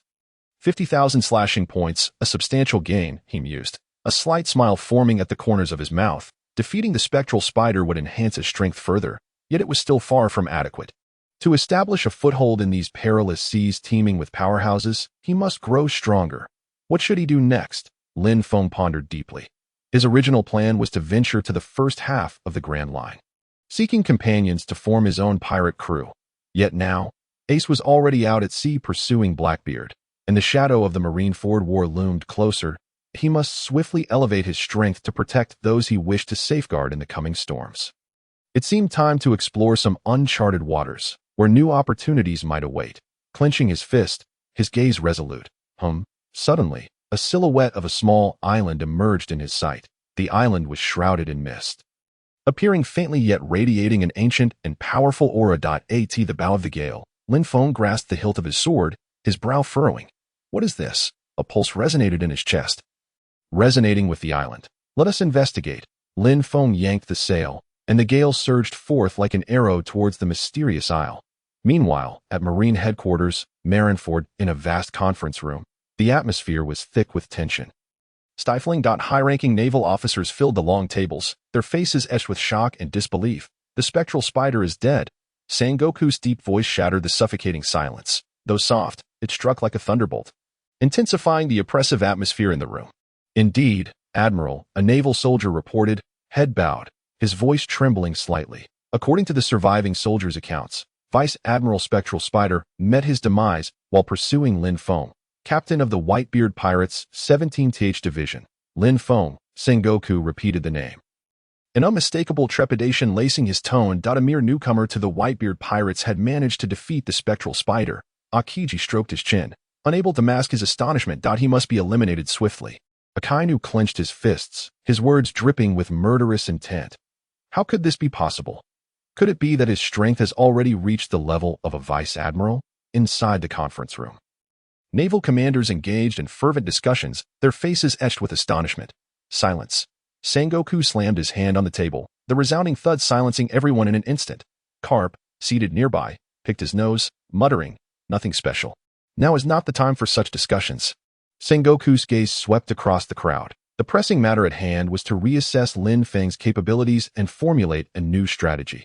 Issue a command to raise Lin Feng's bounty to 600 million berries, Sengoku announced solemnly, and furthermore, keep a close watch on his movements. Report to me immediately upon discovering his whereabouts. Yes, The naval soldiers responded and departed 600 million berries.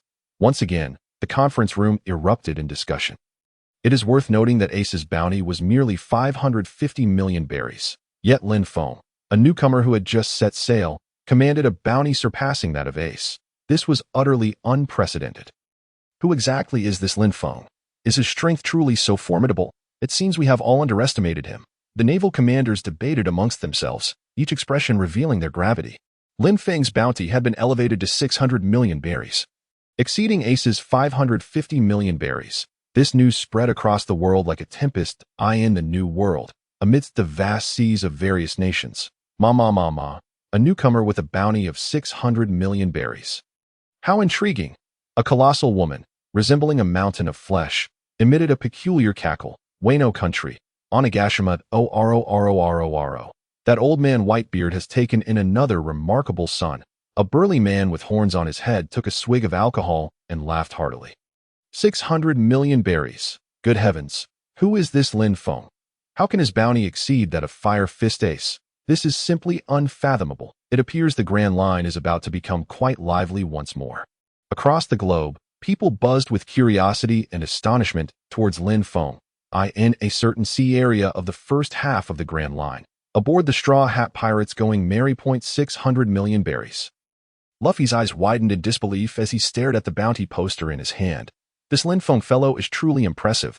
I must defeat him, Luffy declared loudly. To become the Pirate King. Luffy, calm down, Nami advised. This Lin Feng is not an easy opponent. Indeed, Luffy, Usopp chimed in. His strength is likely far beyond our imagination. Humph, I don't care, Luffy retorted. I must defeat him to prove I am the strongest.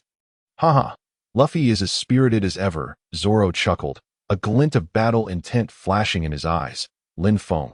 I would relish the opportunity to spar with him.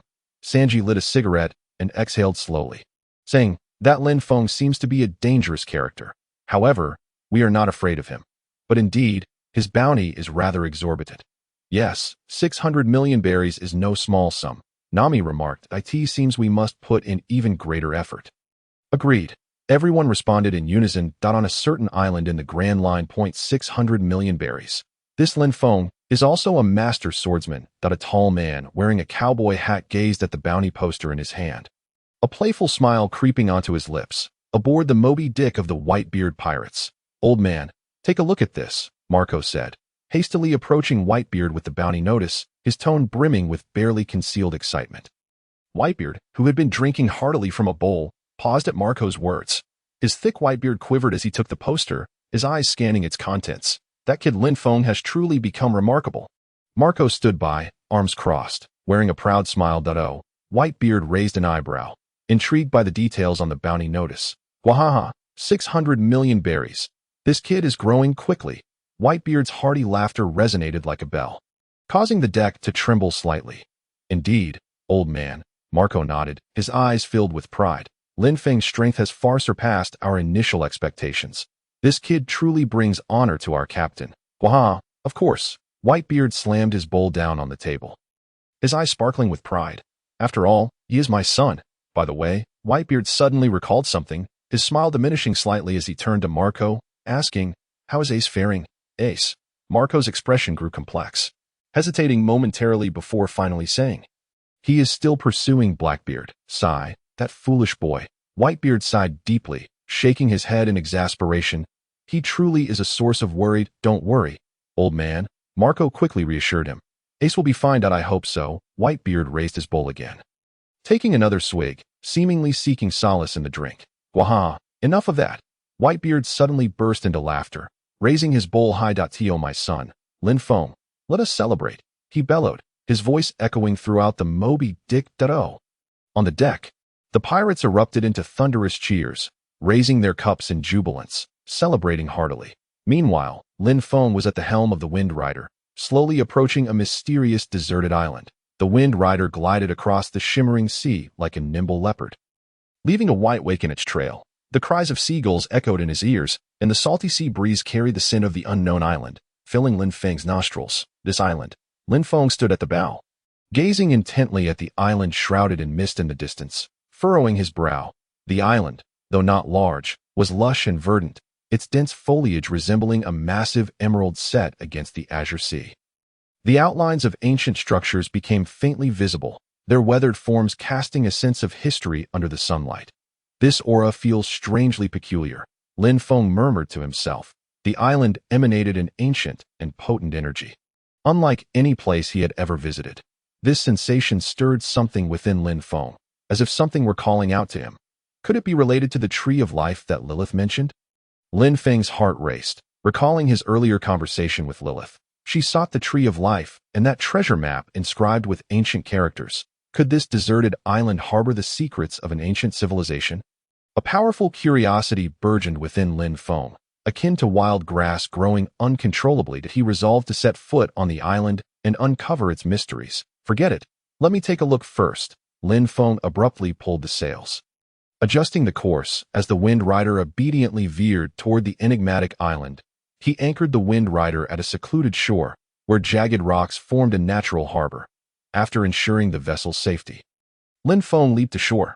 The island was a dense jungle, towering ancient trees obscuring the sky, allowing only scattered beams of sunlight to penetrate through the leaves. The moist mist hung in the air, infused with the earthy scent of soil and decaying leaves. Lin Feng, relying on his exceptional observation Haki, carefully navigated through the thicket. Like an agile cheetah, he gracefully evaded the gnarled roots and drooping vines, making not a single sound.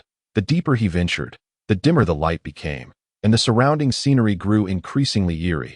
The trunks of towering ancient trees were adorned with bizarre moss and fungi, resembling grotesque faces. Unknown insects rustled in the underbrush, sending shivers down his spine.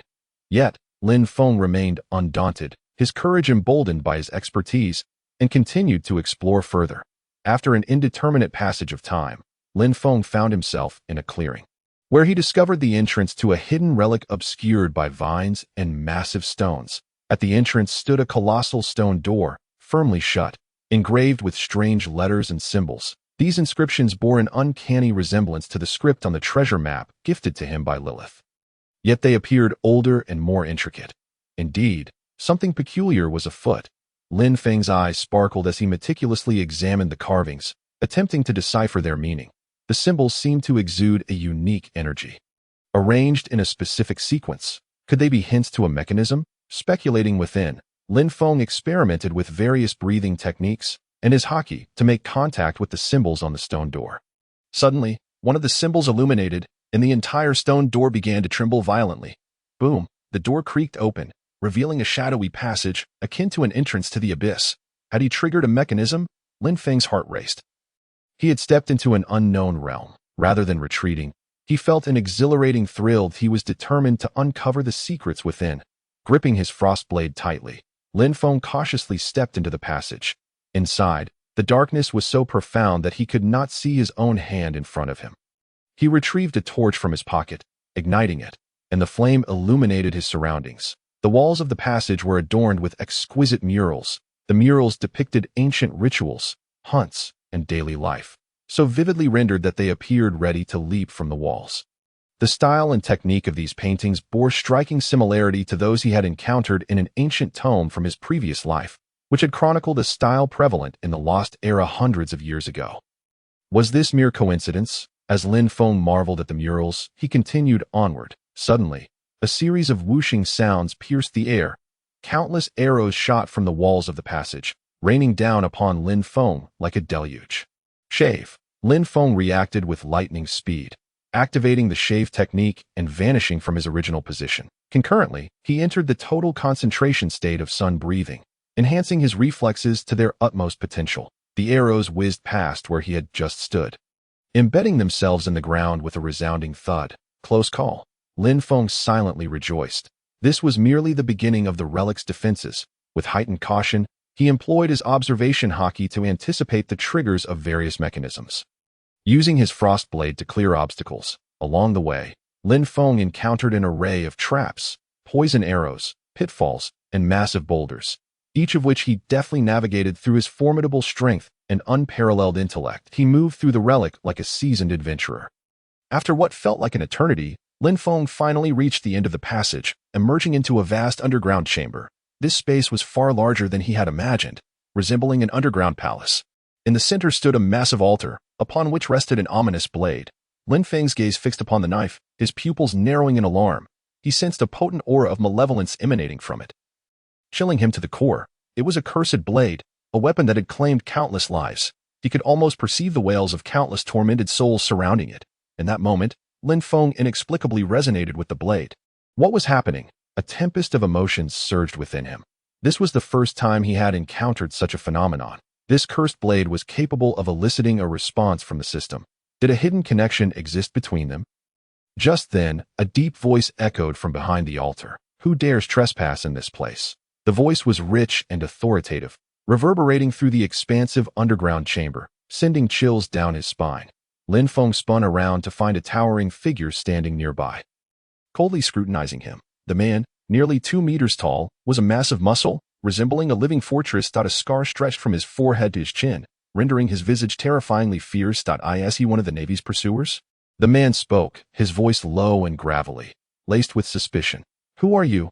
Lin Feng countered, recognizing the formidable aura emanating from the man. Clearly not an ordinary foe. Humph, you lack the standing to know my name. The man snorted, mistaking Lin Feng for a Navy operative, his bloodlust intensifying. If that is the case, let us settle this here. Lin Feng wasted no words. Confrontation was inevitable, and it was best to strike first. Just as I wish. The man grinned savagely, a glint of bloodlust flashing in his eyes. I have not had a good workout in ages. Before he could finish speaking, the man launched himself from the ground, the hard rock shattering beneath his feet as he soared towards Lin Feng like a cannonball. His fist, the size of a sandbag, hurtled toward Lin Feng's face with a howling wind, a strike potent enough to shatter mountains. Bang! The thunderous impact echoed throughout the cavern, reminiscent of a colossal beast's heavy breathing. Bart, the massive figure, crashed into Lin Feng with the force of a cannonball, but if struck, a mere mortal would likely be reduced to pulp. Lin Feng's pupils dilated. This behemoth was surprisingly swift. Shave. In a moment of peril, Lin Feng propelled himself off the ground, vanishing from sight. Bart's strike missed, colliding with the solid stone wall instead. Boom. The entire underground chamber trembled. Debris scattering. Quick reflexes, Bart remarked, slowly turning around, his scarred face contorted with rage. But do you think that will allow you to evade my attack? Bart grinned, revealing his gleaming white teeth, akin to a beast bearing its fangs. Superhuman type, steel fruit, steel body. As the words left his lips, a metallic sheen enveloped Bart's form, transforming his skin, muscles, and bones into steel at that instant. Was this the power of a devil fruit? Lin Feng furrowed his brow, recognizing Bart's abilities. The superhuman type, steel fruit grants an incredible defensive capability. Interesting, Lin Feng smirked slightly. He had been seeking a worthy opponent to hone his swordsmanship, and this hulking figure seemed a fitting choice. Kid, take my punch, Bart bellowed as he charged at Lin Feng.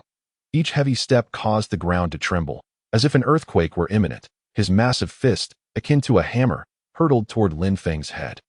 Come at me. Lin Feng stood his ground, drawing Frostblade from his waist. Total concentration. Constant. Lin Feng uttered a command, and the air around him began to warp, an invisible wave emanating from him in all directions. Total concentration. Second form. Misty rainbow. With a swift motion, Lin Feng swung Frostblade, a blinding arc of light slicing through the air, aimed directly at Bart's fist. Clang! The blade met the fist with a resounding clash. A deafening sound reverberating through the chamber. Lin Feng's brow furrowed as he felt an overwhelming force rebound through his weapon. This behemoth's defense was indeed formidable. Huh? Kid, your sword is useless against me. Bart laughed maniacally, his fist seemingly unscathed. Is that so? Lin Feng retorted with a cold smile. I wouldn't be so sure. Total concentration. Fourth form. Mirage rainbow. The shadow of Lin Feng vanished in an instant, only to reappear behind Bart the next moment. Point one sword style Iato slash. A more ferocious flash of blade light sliced towards Bart's back. Clang. Another resounding clash of metal echoed. A faint white mark appeared on Bart's back. Interesting, you managed to wound me. Bart turned around to face Lin Feng, yet he deemed it merely a fleeting moment. Steel body hardened, Bart bellowed, and a layer of black luster enveloped his body, enhancing his defensive capabilities to an even greater degree. Armament Haki. Lin Feng furrowed his brow. However, your armament Haki seems rather lackluster. Lin Feng chuckled softly. Compared to the likes of the ghost spider, Bart's Haki fell significantly short. Humph. That will suffice to deal with you." Bart scoffed, once again swinging his fist towards Lin Feng. Breath of the Sun, 8th form, Raging Sun, Red Mirror. Lin Feng brandished Frostgale, and streaks of crimson blade light collided incessantly with Bart's fists. Clang, clang. The sounds of clashing metal reverberated, escalating the intensity of their battle, filling the underground space with flashes of blades and shadows of fists. While engaged in combat, Lin Feng meticulously observed Bart's movements. This hulking figure possessed incredible defense. Yet his speed was his Achilles heel. Furthermore, although his armament Haki bolstered his defenses, it appeared to be unsustainable. As long as I concentrate my attacks on a single point, I will surely breach his defenses. Lin Feng mused inwardly, having identified Bart's weakness. Breath of the Sun, 9th form, Radiant Grace. Lin Feng suddenly shouted, his figure vanishing in an instant. The next moment, he appeared above Bart, Frostgale shimmering with dazzling brilliance. "What?" Bart gasped in astonishment, taken aback by Lin Feng's astonishing speed. He attempted to evade, but it was far too late. "Break for me," Lin Feng roared, bringing Frostgale down fiercely upon Bart's shoulder. Splat. Blood erupted. A gaping wound, deep enough to see bone, marred Bart's shoulder. "Ah!" Bart screamed in agony, losing his balance and crashing heavily to the ground, producing a dull thud. You actually managed to breach my defense?" Bart clutched his shoulder, staring at Lin Feng in disbelief. Gasping for breath, Lin Feng stood still, slightly panting. Although the power of Breath of the Sun, 9th form, Radiant Grace was immense, it came at a substantial cost. "Your defenses are undeniably formidable, but still not formidable enough." Lin Feng regarded Bart. Who exactly are you?" Bart struggled to rise, his gaze fixed on Lin Feng. "I am Lin Feng, a pirate." Lin Feng's lips curled into a faint smile, his eyes revealing a sense of wildness and nonchalance. "Why have you come here?" Bart's voice trembled, his eyes locked onto Lin Feng's as if seeking answers from his face. "Why should you concern yourself with my presence here?" Lin Feng raised an eyebrow, retorting with a hint of provocation. "Are you sent by the Navy?" Bart suddenly questioned loudly, his body tense, akin to a beast poised to pounce. "The Navy?" Lin Feng's brow furrowed as he keenly sensed Bart's emotional turmoil. "Do you think I am with the Navy?" "Humph, aside from them, who else would seek out an abandoned failure like me?" Bart scoffed, his eyes dimming, revealing a trace of self-deprecating laughter, his voice laced with anger and melancholy. "An abandoned failure." Lin Feng's heart stirred as he grasped the key implication in Bart's words. "What do you mean by that?" "Humph, you needn't know." Bart abruptly turned his head away, seemingly unwilling to elaborate further.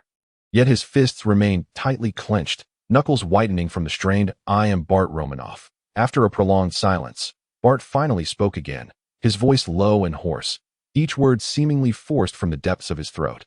"I was once a secret weapon of the Navy." A secret weapon of the Navy? Lin Feng's pupils constricted slightly, a tumult of thoughts flooding his mind at this revelation. "A secret weapon?" Lin Feng felt a jolt of surprise.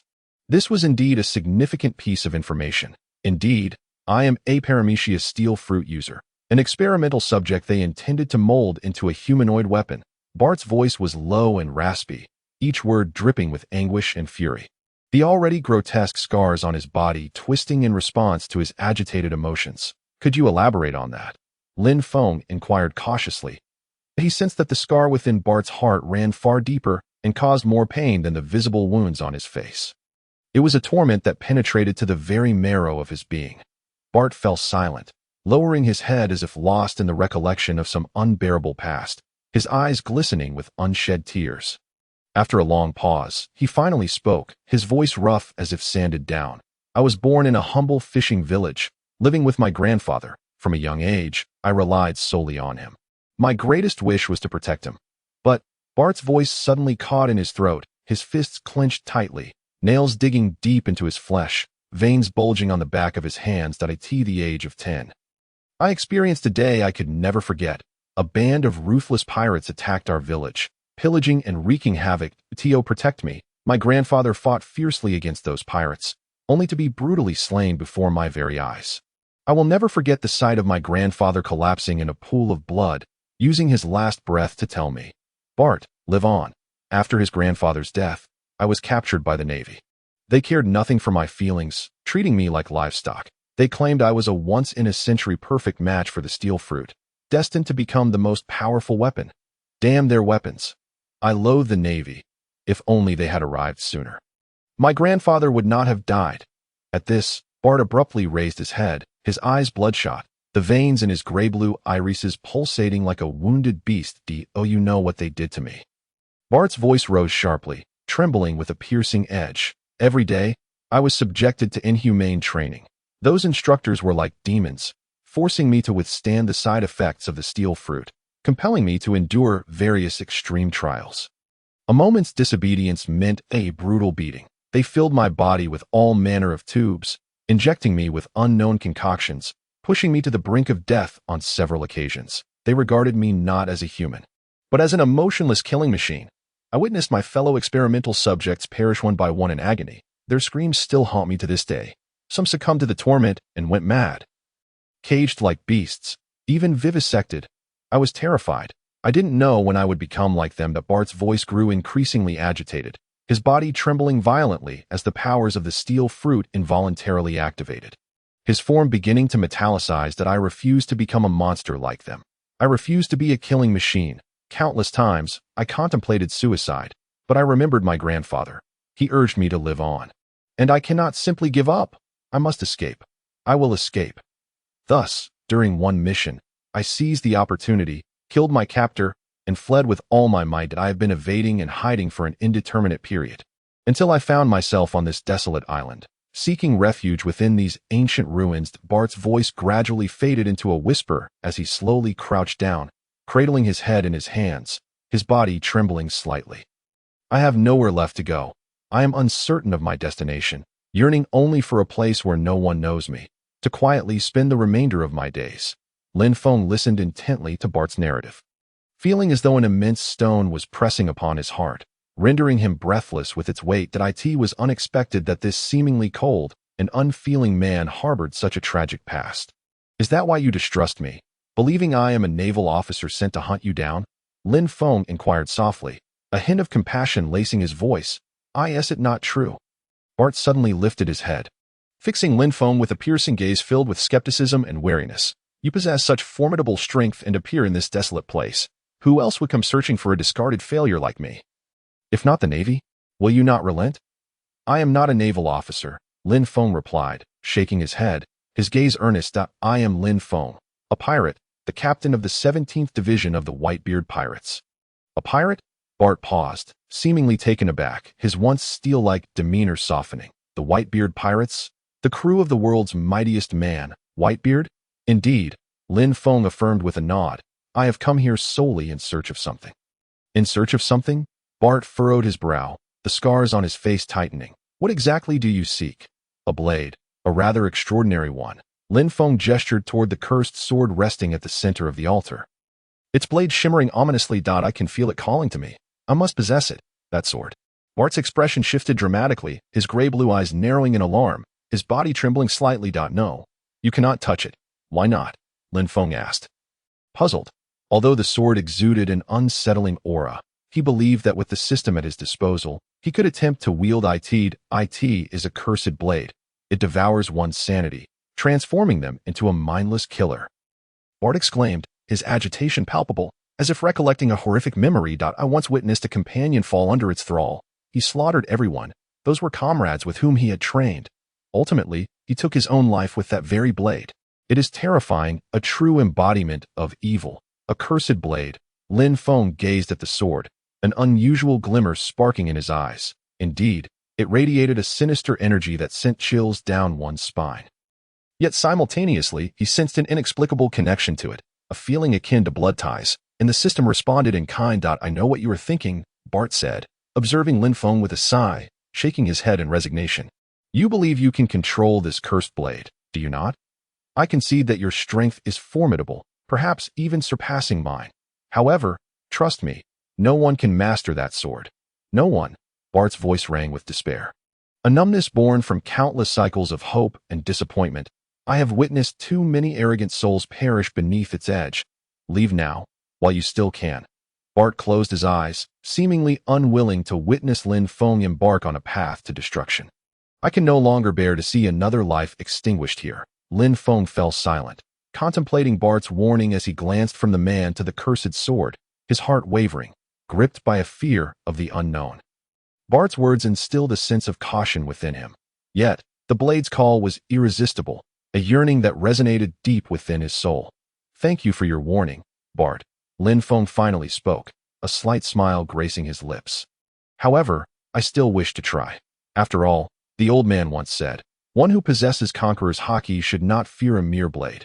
Furthermore, I have a premonition that this sword may elevate my strength to new heights." "You?" Bart's eyes widened in disbelief as he regarded Lin Feng, as though confronting a madman. "Have you lost your senses?" "I am not mad," Lin Feng chuckled softly, his gaze imbued with confidence and determination. "I simply refuse to let any opportunity to grow stronger slip away, and I believe I can control it." A resolute light flickered in Lin Feng's eyes, a reflection of his self-assurance and an insatiable hunger for the future. "For I am destined to become the strongest man." "You truly are a madman." Bart shook his head in resignation, realizing he could not dissuade this young man. "But if you are so insistent, then let me see whether you possess the capability." Bart suddenly roared, his body once again adopting a steel-like hue, radiating a metallic sheen. "If you perish here, I shall personally bury you. Then come at me." Lin Feng drew Frost Gale, pointing it at Bart, the tip glistening with a chilling light. "Let me see just how hard your steel body truly is. You will regret this," Bart bellowed, charging at Lin Feng. Boom! Another violent collision ensued. Bart's iron-like form barreled forward like an out-of-control war chariot, while Lin Feng maneuvered deftly, akin to a nimble leopard, narrowly evading Bart's strikes within the confined space. "Breath of the Sun, third form. Raging Sun's mirror," Lin Feng shouted, his figure suddenly accelerating, transforming into a fleeting shadow that circled behind Bart. With a swift motion, he struck toward Bart's nape with Frost Gale, producing a sharp sound upon impact. Clang! Sparks flew. A mere shallow mark was left on Bart's neck. "Futile, boy," Bart sneered, swiftly pivoting, his massive hand, reminiscent of a fan, surged toward Lin Feng's head with the force of a tempest. Shave. Lin Feng propelled himself, vanishing from his position and reappearing at Bart's side. Moonwalk. Lin Feng then stepped in midair, as if strolling upon the clouds. Rapidly closing the distance to Bart, Storm Leg, he executed a powerful kick, unleashing a blue wave of slashing energy that cleaved through the air, aimed at Bart's waist. Steel body. Iron block. Bart roared, his body enveloped in a layer of black sheen. Absorbing the impact of the blow, clang, the wave collided with Bart, producing a dull thud, yet failing to breach his defenses. Marine 6 styles, is it? Quite impressive. Bart grinned, a glimmer of excitement in his eyes. However, with just that, "You cannot harm me." "Is that so?" Lin Feng's lips curled into a playful smile. Armament Haki. Hardening. With a commanding voice, Lin Feng's right arm became enveloped in a layer of black armament Haki. Breath of the Sun, 7th form. Radiant burst. Lin Feng's figure vanished once more, reappearing before Bart, his Haki-clad fist striking fiercely against Bart's chest. Boom! A resounding explosion echoed. Bart was propelled backward like a kite, with its strings severed, crashing against the stone wall. Puffed! Bart spat out blood, his complexion paling. You have also mastered armament Haki?" Bart clutched his chest, staring incredulously at Lin Feng. That's surprising." Lin Feng nonchalantly flicked his wrist. "Are you not the captain of the 17th Division of the Whitebeard Pirates? I have heard that old man Whitebeard harbors a deep disdain for the Navy. How is it you employ their techniques?" Bat struggled to rise, his gaze filled with bewilderment.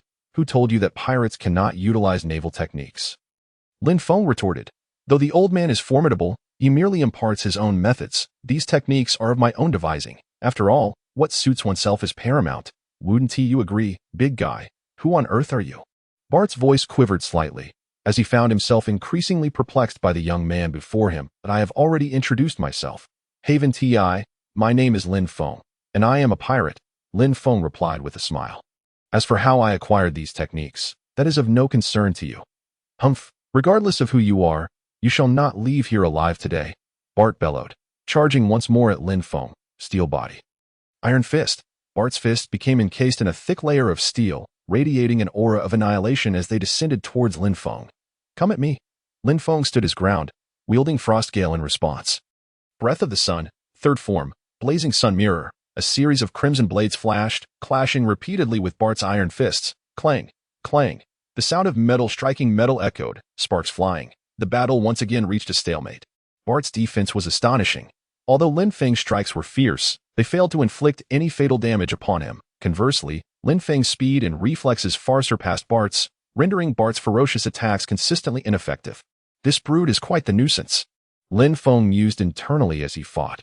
However, his weaknesses are glaringly apparent. His speed is woefully inadequate, and it seems his armament Haki cannot be sustained for long if I continue to wear him down. I am certain I will find an opportunity to defeat him. Kid, are you going to scurry about like a mouse? Bart, growing increasingly agitated from his fruitless assault, shouted. If you have the guts, face me head on. Face you head on? Lin Feng smirked slightly at the suggestion. Very well. As you wish. Breath of the sun. Total concentration. Constant. Lin Feng shouted. As the air around him began to warp, an invisible wave of energy radiated outward from his center. Now, I shall get serious. Lin Feng's gaze sharpened as he looked at Bart. Come forth, let me witness your limits. Humph, such arrogance. Bart roared, charging at Lin Feng once more. Steel body, steel storm. Bart swung his fists, creating a violent tempest that swept towards Lin Feng. Breath of the sun, 8th form, flying will sun flame. Lin Feng swung frost gale, unleashing a torrent of sharp blades that formed an impenetrable net, countering Bart's assault entirely. Boom, boom, the blades clashed with the gale, producing a cacophony of thunderous roars. The entire underground space trembled in response. This kid can actually withstand my steel storm. Bart was taken aback. No, I cannot allow this to continue. I must end this swiftly. Bart thought to himself, aware that his stamina was rapidly depleting. Steel body, final form. This is my ultimate technique, which I had wished to reserve. Since you are so eager to witness it, I shall grant you the privilege. Bart roared, his body beginning to tremble violently, muscles bulging, bones cracking, as he swelled in size, his metallic sheen becoming increasingly radiant, ultimately transforming him into a towering 5-meter steel giant. This is, Lin Feng's pupils constricted, sensing Bart's aura had multiplied several times in strength. Kid, this is my strongest form. To perish by this strike would be your honor. Bart's voice thundered, reverberating through the underground space. Steel fist, annihilation strike, be shattered into oblivion. Bart raised his colossal fist, enshrouded in black armament Haki, exuding an aura of destruction as it descended upon Lin Feng. Breath of the sun, 10th form, radiant grace. Lin Feng, refusing to relent, unleashed his most powerful move. Leaping high, he wielded Frost Gale, which shimmered with blinding brilliance, akin to a miniature sun, radiating boundless light and heat as it struck Bart's fist with tremendous force. Boom! A cataclysmic explosion erupted. The entire underground chamber shook violently, as if on the brink of collapse. Puffed! Lin Feng coughed up blood, his body propelled backward, crashing heavily against the stone wall. Cough, cough, he gasped, pressing a hand to his chest, blood trickling from the corner of his mouth.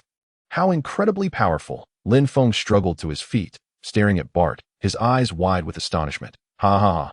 Kid, you have lost. Bart laughed maniacally. You are indeed strong, but you are still too young. Cough. Is that so? Lin Feng wiped the blood from his lips, slowly rising. I am far from defeated. Oh, what other techniques do you possess? Feel free to unleash them. Bart sneered, eyeing Lin Feng with disdain. I am eager to see what other tricks you might conjure. Huh. Lin Feng took a deep breath and slowly closed his eyes. Bart, do you know? He suddenly spoke. You are, in fact, a most pitiable individual. He panted. Lin Feng continued, his eyes reflecting a hint of compassion. What did you say? Bart's expression shifted, anger flaring in his voice. You have been weaponized by the Navy, stripped of your freedom, your emotions, even your very rights as a human being. You are like a marionette, manipulated at their whim. Do you not yearn to rebel? Lin Feng spoke slowly, his voice laced with persuasion. What are you trying to imply? Bart's body began to tremble slightly. I mean to say, your life should not conclude in such a manner. Do you wish to forever linger in the shadows of the past? Do you not desire to live for yourself? Lin Feng's voice grew increasingly impassioned. Bart, join my pirate crew, he declared suddenly, his gaze sincere. I know you crave freedom, yearning to escape the shadows of your past. Come, become my ally, and embark on adventures with me in search of true freedom. I will show you what it means to have genuine comradeship and authentic liberty. What did you say? Bart gasped, his body jolting in disbelief as he stared at Lin Feng. You actually wish for me to join your pirate crew? Indeed. Lin Feng nodded affirmatively. The atmosphere in the underground space had become stifling, the two of them gasping heavily. their labored breaths echoing like the growls of wild beasts. Bart's chest heaved violently. Sweat mingled with blood trickled down from his forehead, carving channels through the scars on his face, eventually pooling at his chin and dripping to the ground with a soft plop. Little brat, who do you think you are to dare lecture me? Bart's eyes burned crimson as his furious roar reverberated throughout the cavernous space. Amidst the deafening rage, the color of Bart's steel-like skin darkened, nearly turning black, a manifestation of his armament Haki pushed to its limits. Defeat me first, then speak, Bart growled. You said it yourself, so do not blame me for being merciless. Lin Feng's lips curled into a slight smile, unyielding in the face of danger, excitement bubbling within him. Breath of the sun, total concentration, constant. Lin Feng let out a quiet exclamation, and the air around him warped, invisible waves emanating outward from his very being. Breath of the sun, first form, illusory sun rainbow. In an instant, Lin Feng vanished, only to reappear behind Bart, wielding Frostgale, which glimmered with a resplendent rainbow as it swept toward Bart's back. Too slow, Bart roared, pivoting just in time to unleash a fist. Clad in armed Haki, that crashed violently into Frostgale.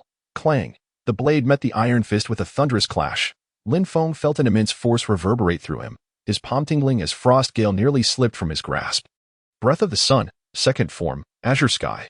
Utilizing the recoil, Lin Feng floated backward while simultaneously wielding Frostgale, unleashing a torrent of blinding blade light upon Bart. Iron body, iron wall.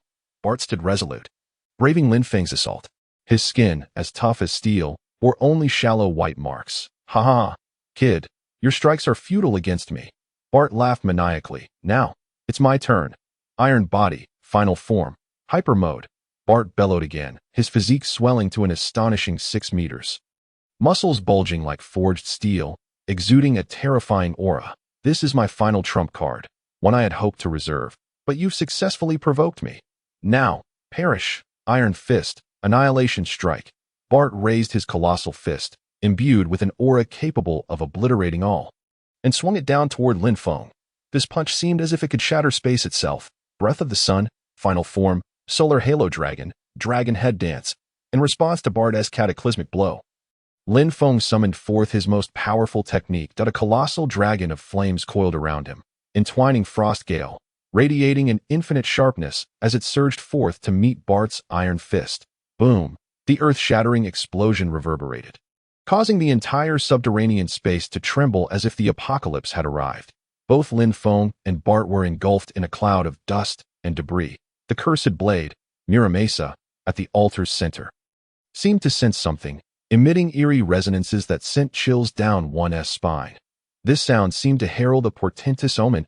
As the dust settled, the underground landscape was revealed that a vast pit marred the ground, with cracks spider-webbing across the surrounding stone walls, a testament to the ferocity of their collision. Lin Feng knelt on the ground, Frostgale embedded in the earth as he struggled to rise, blood trickling from the corner of his mouth, his garments in tatters. Meanwhile, Bart lay supine, his massive form motionless, his iron skin devoid of luster, returning to its original flesh tone.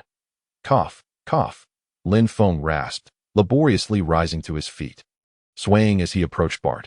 You have lost, Lin Feng murmured softly, gazing down at Bart. Bart slowly opened his eyes, looking up at Lin Feng, his expression a tempest of complex emotions, fixating on Lin Feng. As if seeking something in his gaze, he remained silent for a long while before finally speaking, his voice hoarse and subdued. You did not strike to kill. Why would I wish to kill you?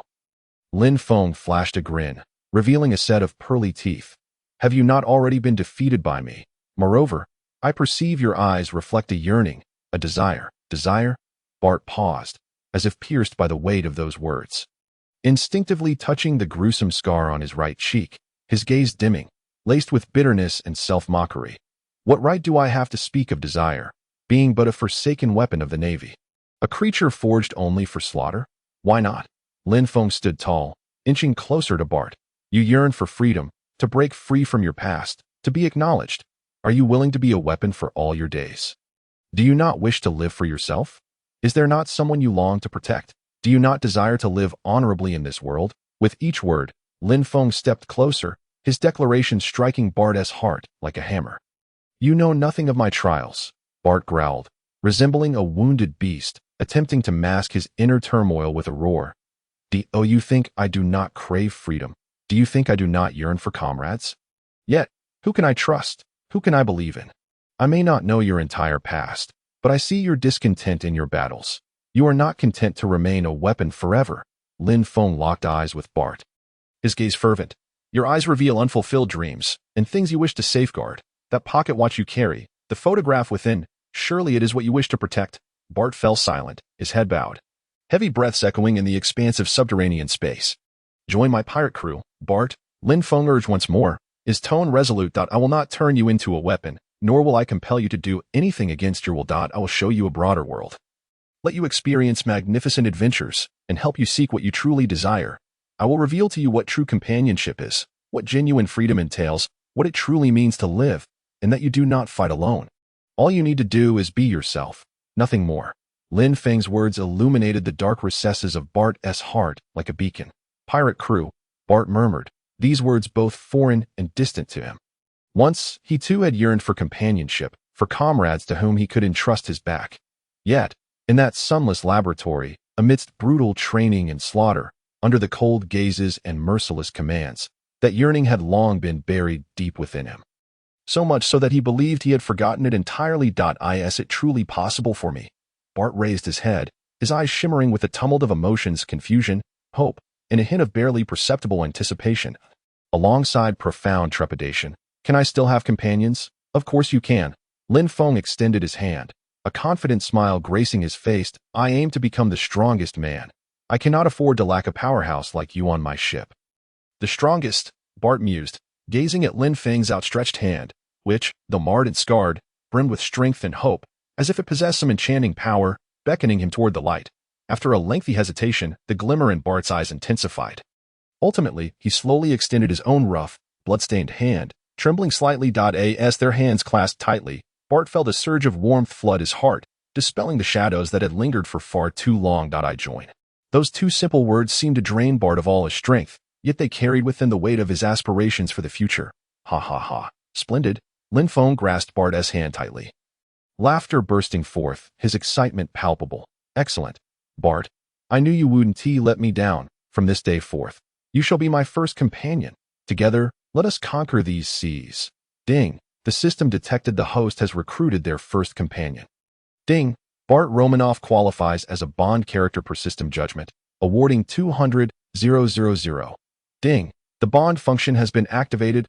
Bond function explanation. The enhancement of companions will provide attribute bonuses to the host, the deeper the bond between the companion and host. The greater the bonuses, companions can enhance their strength by completing system tasks, engaging in battles, and more. Current companion, Bart Romanoff. Strength, Rear Admiral level. Fruit ability, Superhuman, Steel Fruit. Loyalty, 80. Bond level, LV.1 to attribute bonuses, Strength 50. Speed 30, Constitution 100. Special bonus, Iron Body, passive when attacked. There is a certain probability to trigger the steelification effect, significantly enhancing defense. A series of system notification sounds echoed in Lin Feng's mind, invigorating him. The system's rewards are unexpectedly generous. 200,000 slashing points. The binding function? This is indeed a remarkable asset. Lin Feng felt a surge of joy within. With this ability, he could expedite the enhancement of his own strength. "But, are you all right?" Lin Feng's smile faded as he inquired with genuine concern. After all, Bart was now his first companion, and Lin Feng certainly did not wish for any misfortune to befall him. "I am not dead," yet Bart's voice remained weak, and as he gazed at Lin Feng, the previous hostility and vigilance had vanished, replaced by a complex and inscrutable emotion. "That's good to hear." Lin Feng sighed with relief. "You should rest now. I have a few matters to attend to." With that, he turned and walked towards the center of the altar, his gaze fixated on the cursed blade before him. This sword had captivated his attention since he entered this subterranean realm. The malevolent and potent aura, along with its subtle beckoning, rendered it impossible for Lin Feng to disregard its presence. "Is this the cursed demon blade that Bart spoke of?" Lin Feng murmured to himself, sensing that this sword seemed to possess a peculiar connection to the endless god-slaying system within him. Oni God. The name suddenly surfaced in Lin Feng's mind. Oni God? Is this the name of the blade? A thought flickered within him. During his battle with Bart, The sword had emitted an eerie humming sound. Could it truly possess its own consciousness? Lin Feng furrowed his brow.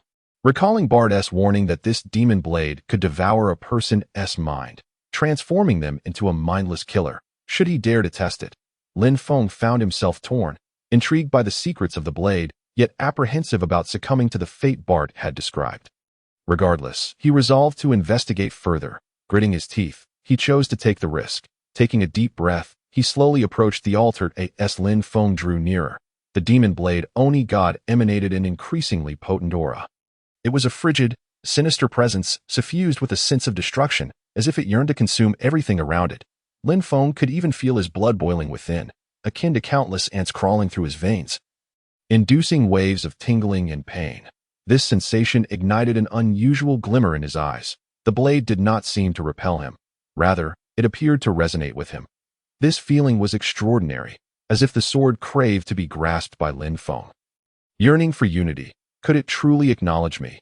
Lin Feng's heart raced, quickening his pace until he stood before the altar, gazing intently at the blade. The sword's body shimmered in an eerie crimson hue, as though forged from coagulated blood, resembling the skin of some unknown creature, intricately patterned like veins. With a faint luminescence coursing within, the blade gleamed with a ghostly chill, exuding a chilling aura that sent shivers down one's spine. As if a mere scratch could freeze one's very soul. The hilt was adorned with peculiar runes, none of which Lin Feng recognized, yet he sensed that they contained some arcane power. This power was ancient and formidable, deep and enigmatic, evoking both curiosity and dread. Oni God, Lin Feng repeated the name, extending his hand to slowly grasp the hilt. The moment he did, an overwhelming force surged from the blade, as if attempting to draw Lin Feng's very soul into its depths. It was an irresistible power, akin to a black hole, consuming everything in its path. Lin Feng stifled a groan, feeling his consciousness begin to blur. The sights around him distorting and swirling, as if he were plunging into an abyssal vortex. This is bad. Panic struck Lin Feng as he attempted to relinquish his grip on the hilt, only to discover that his hand felt as though it were glued to it, immovable. The harder he struggled, the stronger the pull became, and his awareness faded further. What is happening? Lin Feng's mind raced with terror as he fought desperately against the blade's control. Yet to no avail, he felt his soul being gradually devoured by the sword, while his consciousness dissipated little by little. Am I truly destined to be dominated by this demon blade? Despair flooded Lin Feng's heart. Just then, the endless god-slaying system within him suddenly activated. A beam of golden light shot forth from Lin Feng's brow, enveloping the demon blade. The golden radiance was sacred and dignified, embodying a righteous aura that starkly contrasted with the malevolence of the blade. What is this? Lin Feng was taken aback as the overwhelming force abruptly vanished. His consciousness gradually regained clarity. System. A wave of joy surged within Lin Feng as he focused his mind on checking the system's status. Ding! Detection of host contact with a special item. Demon Blade, Oni God. Demon Blade, Oni God. A demon blade possessing god-slaying power, with self-awareness, capable of consuming the wielder's mind and transforming them into a mindless killer. Warning! Demon Blade Oni God is extremely dangerous. Host is advised to exercise caution. Demon Blade Oni God. Lin Feng gazed at the system notification, a wave of trepidation washing over him. Thankfully, he had the system. Otherwise, he would have met his demise. Wiping the cold sweat from his forehead, Lin Feng spoke with lingering fear. However, the system mentioned that this blade possesses god-slaying power. What could that possibly mean?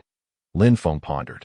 Continuing to examine the system notifications, ding, the demon blade Oni God resonates with the host's endless god-slaying system. The system is attempting to analyze the demon blade Oni God. Analysis progress. 12. Analysis. Lin Feng was taken aback. The system could analyze this blade? This is incredible. He was astonished, never imagining that his system possessed such a function. What would happen once the analysis was complete? Lin Feng's heart brimmed with anticipation as he awaited the system's progress. Seconds turned into minutes as the analysis of the demon blade Oni God gradually progressed. 10-20-30 slow. Lin Feng grew impatient, realizing that half an hour had elapsed with only 30 completed. This pace. How long would it take to finish the analysis? It felt as though he were waiting for a snail to cross the finish line, driving him to distraction. Nonetheless, given the blade's mysterious nature. It was only natural that the analysis would be time-consuming. What exactly was this god-slaying power? What connection did it have to his system? Did the old man know of this blade's existence? If so, why had he never mentioned it? Lin Feng was filled with questions, resolved to wait patiently. At that moment, Lin Feng suddenly felt a surge of information flooding into his mind. The information was ancient and mysterious, imbued with a sense of antiquity, as if it had traversed from a bygone era, spanning countless ages. What is this? Lin Feng was taken aback and quickly closed his eyes, carefully attuning himself to the influx of information.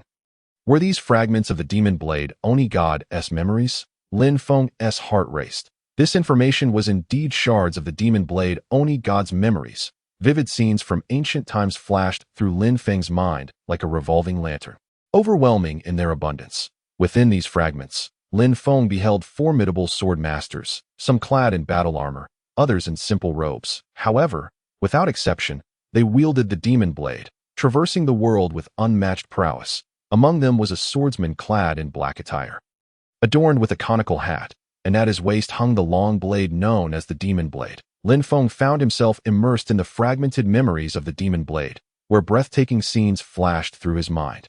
He witnessed countless formidable warriors brandishing the demon blade, each swing infused with earth-shattering power, every frame etched with overwhelming sword intent and exquisite combat techniques. These images flickered by like frames of a film, leaving Lin Feng spellbound and his heart racing. Suddenly, the scene shifted. The once fierce battle faded away, replaced by a world ravaged by war. The sky was stained a shocking crimson, the ground littered with corpses, and the air was thick with the stench of blood and gunpowder. Resembling a hellish realm, in the center of the image stood a blurred figure, gripping the demon blade and howling at the heavens. His voice filled with sorrow and despair, like the mournful wail of a wounded beast.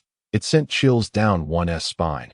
Lin Feng attempted to discern the figure's features, but it remained obscured, as if shrouded in a veil of mist that blocked his sight. Lin Feng faintly sensed a connection between himself and this figure, striving to grasp this thread of connection, yet it eluded him. Like sand slipping through his fingers the tighter he tried to hold on. Just then, the scene shifted again, revealing a grand kingdom, prosperous and peaceful, where the people thrived in harmony. However, this tranquility was short-lived. As an unforeseen calamity struck, a colossal black hole suddenly appeared in the sky, obscuring the sun at its center. A circular light source emerged, resembling the eye of a demon, gazing down upon the land. Immediately, countless monsters surged forth from the black hole, each grotesque and terrifying, slaughtering indiscriminately. The kingdom was transformed into a hell on earth. People scattered in terror, their cries and screams echoing in unison. Yet, against the terrifying monsters, all resistance seemed utterly futile. Soon after, the shadow in the sky unleashed countless lasers, obliterating everything in their path. Houses crumbled, the earth charred, and life withered away in the distance. A massive, fearsome battleship clashed with numerous gigantic sea creatures, cannon fire roaring amidst towering waves. The battleship was immense, dwarfing even the largest of the sea monsters. Joy Boy and Lin Feng heard a voice calling these two names, filled with despair and unwillingness, as if it emanated from the depths of the soul, steeped in profound sorrow and helplessness. These names sent a jolt through Lin Feng. They were tied to a blank century of history, a period concealing the world's monumental secrets. As a seasoned fan of the sea, Lin Feng understood the significance of these names. Suddenly, a sharp pain surged within him, as if his very soul were being torn apart.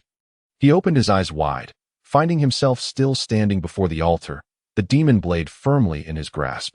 Everything around him remained unchanged, except the blade, which seemed even more otherworldly than before. Shaken, Lin Feng pondered whether what he had just experienced was an illusion or a glimpse into a historical reality. The sensation had been so vividly immersive that he could not discern between reality and fantasy. Shaking his head, he cast aside these chaotic thoughts. The immediate priority was to fully analyze the demon blade. Lin Feng refocused his attention on the system at that moment. The analysis progress of the demon blade had reached 50. What would happen upon its complete analysis? Lin Feng felt a surge of anticipation. Suddenly, an unexpected change occurred. The demon blade, which had been lying quietly on the altar, began to tremble violently. An overwhelmingly powerful malevolent aura erupted from the blade, instantly engulfing the entire underground space. What is this? Lin Feng's expression changed. This malevolent energy was stronger than any he had encountered before. This was bad. The demon blade was about to backfire. Alarmed, Lin Feng attempted to retreat, but found himself ensnared by an invisible force. Utterly immobilized. Damn it, Lin Feng cursed under his breath, desperately trying to summon his inner strength to break free from this binding. Yet it proved futile at that moment. The demon blade unleashed its most ferocious resistance. An unprecedentedly terrifying power surged from the blade, violently assaulting Lin Feng's consciousness. This is bad. Lin Feng's face paled, feeling as though his consciousness were a fragile boat amidst a tempest, on the verge of being consumed.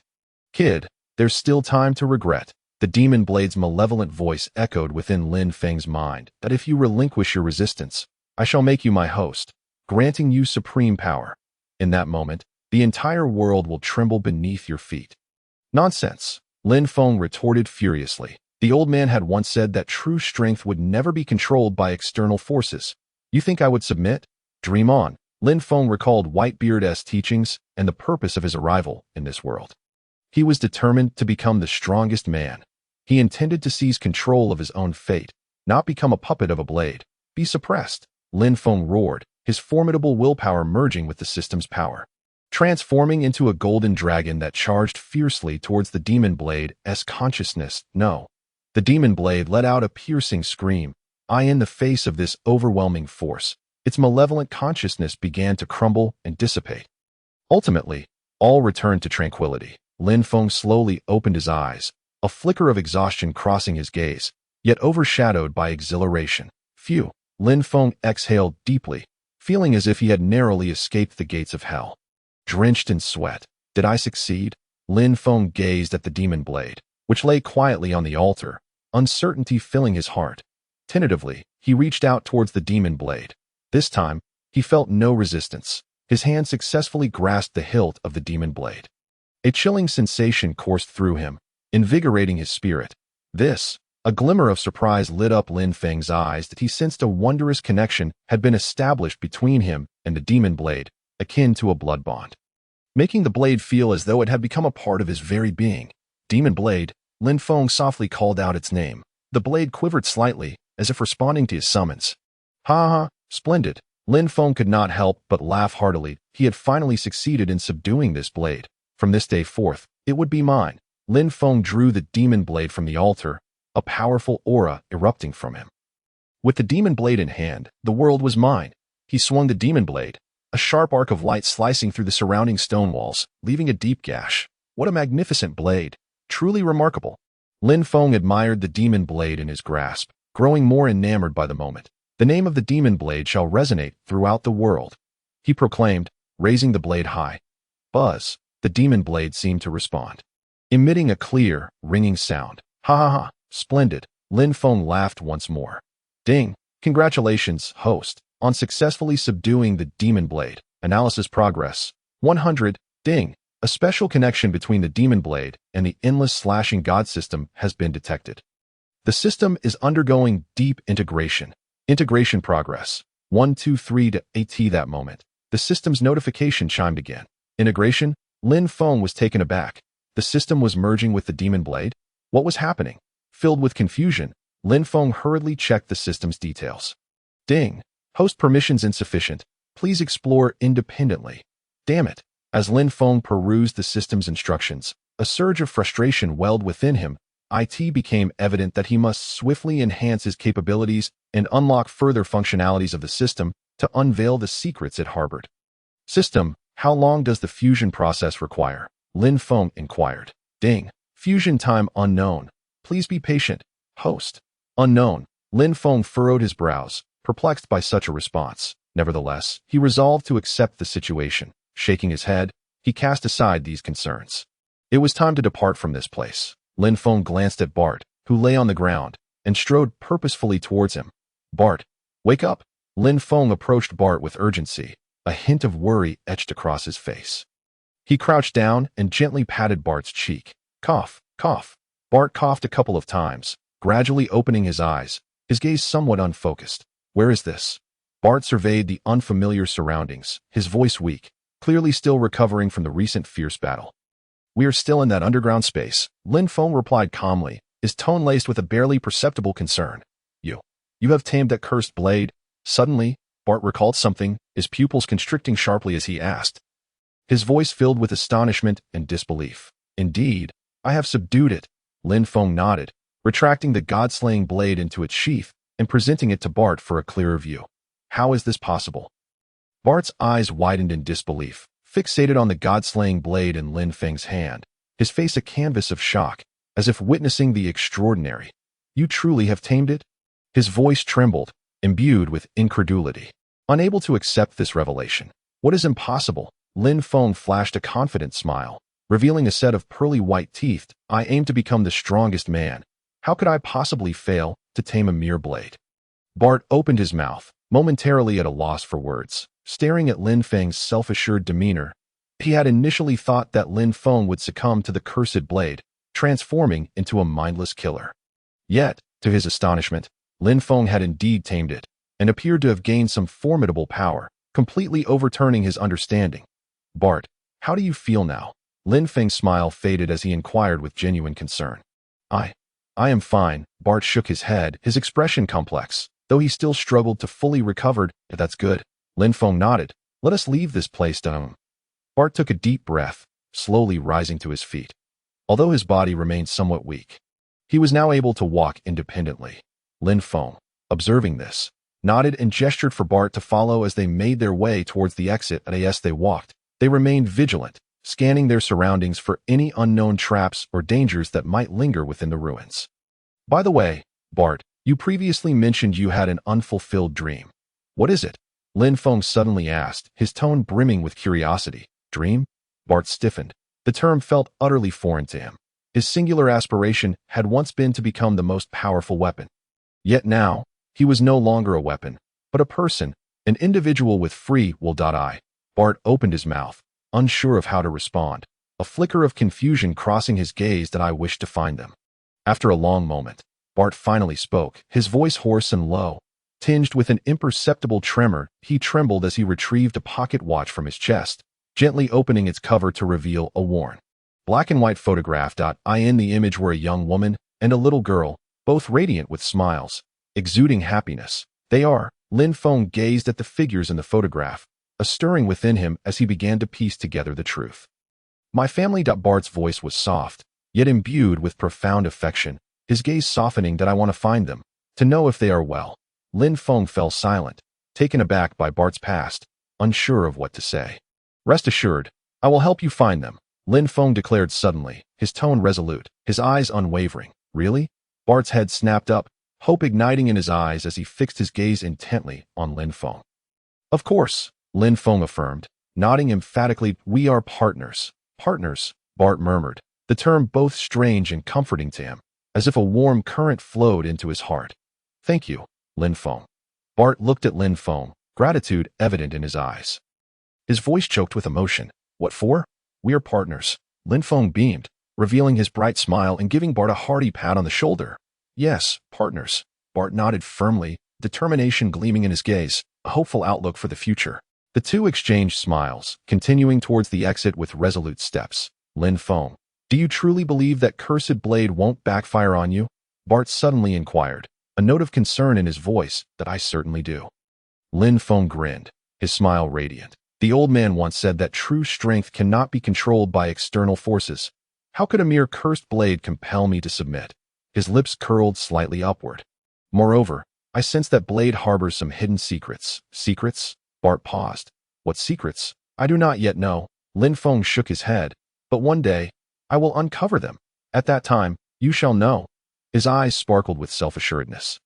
A fervent desire for the unknown and a determination to explore. I believe in you.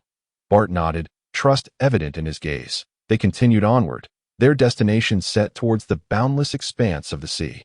Meanwhile, far away at Mary Geos, a dimly lit room housed a crystal ball, suspended in midair, its surface reflecting eerie patterns that illuminated the cold, twisted lines of a masked figure in a black cloak. Inducing a sense of dread, Lin Feng, the cursed blade, The cloaked figure spoke in a low, gravelly voice, akin to the grinding of coarse stones, each syllable laced with a chilling resonance. Interesting. Truly interesting. It has been long since I last heard the name Joy Boy. The figure's eyes narrowed slightly, their tone calm, yet a flicker of unease flitted across their gaze. No matter who you are or what your intentions may be, do not think of disrupting the balance of this world. A glint of coldness flashed in the figure's eyes. Their voice suddenly, I see why. In this world, there can only be one order. Come forth, the cloaked figure commanded sharply, their voice echoing throughout the expansive chamber. At your service. A shadow materialized instantly within the room, kneeling on one knee, head bowed respectfully. Dispatch orders to closely monitor Lin Feng's movements. Have CP-8 investigate first, and if necessary, deploy CP-0. The figure's voice remained devoid of emotion. Chillingly cold. Understood. The shadow acknowledged, swiftly vanishing into the darkness. The room fell silent once more, the cloaked figure standing alone beneath the dim light, their silhouette exuding an ominous presence. The crystal ball continued to hover quietly, its surface flashing with strange luminescence, casting eerie reflections of the figure's mask, the distorted patterns seemingly coming to life. Grotesque and terrifying. Will the prophecy left by Joy Boy truly come to fruition? Or is this merely the beginning of another cycle? The figure cloaked in black gazed intently at the image of Lin Feng within the crystal orb, his eyes deep and contemplative. The will of Joy Boy and the fate of the demon blade and the deities dictate that this world cannot afford a second variable. A trace of barely perceptible apprehension and anticipation laced the voice of the cloaked figure. At last, it has emerged. Lin Feng stood at the cave's mouth, taking a deep breath as the long-lost sunlight cascaded upon him. Warm and comforting. Behind him, Bart followed suit, a hint of relief gracing his features. The two turned to glance back, the cavern's depths reminiscent of a colossal beast's maw, devouring all light and sending a shiver down one's spine. Let us depart, Bart. It is time to leave, Lin Feng declared, taking the lead towards the ship, the wind of speed, moored at the shore. Bart trailed silently behind, casting a complex glance at the cavern's abyss before resolutely turning away. Once aboard the wind of speed, Lin Feng plopped down onto the deck, exhaling a long, relieved sigh. Bart, do sit down. You have worked hard during this time. Lin Feng patted the deck beside him, inviting Bart to join. After a moment's hesitation, Bart settled beside Lin Feng, though his body remained tense, as if unable to fully relax. Do not be anxious, Bart. We are safe now, Lin Feng remarked, noticing Bart's unease and offering a reassuring smile. Bart nodded slightly, yet his taut form showed no signs of easing. Observing this, Lin Feng chose to remain silent, closing his eyes to assess the system's status. System, has the fusion been completed? Lin Feng inquired silently. Ding, fusion complete. Congratulations, host. The Endless Blade system has upgraded to version 2.0. System upgrade reward. Time-space training room. Time-space training room. A special training space where the internal flow of time differs from the external. At a ratio of 3, 1.3 days spent in the training room equates to merely 1 day in the outside world. Upgraded, and it comes with a time-space training room. A surge of joy welled within Lin Feng as he hastily reviewed the details of the time-space training room. Within this space, the flow of time is markedly different from that of the outside world. Specifically, time inside flows 3 times faster. This signifies that spending a day in the training room amounts to just 8 hours outside.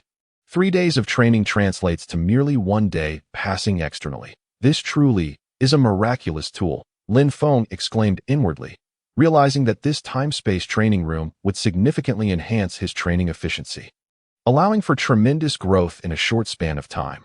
Lin Feng, what is the matter? Bart, startled by Lin Feng's sudden outburst, promptly inquired. Nothing, nothing.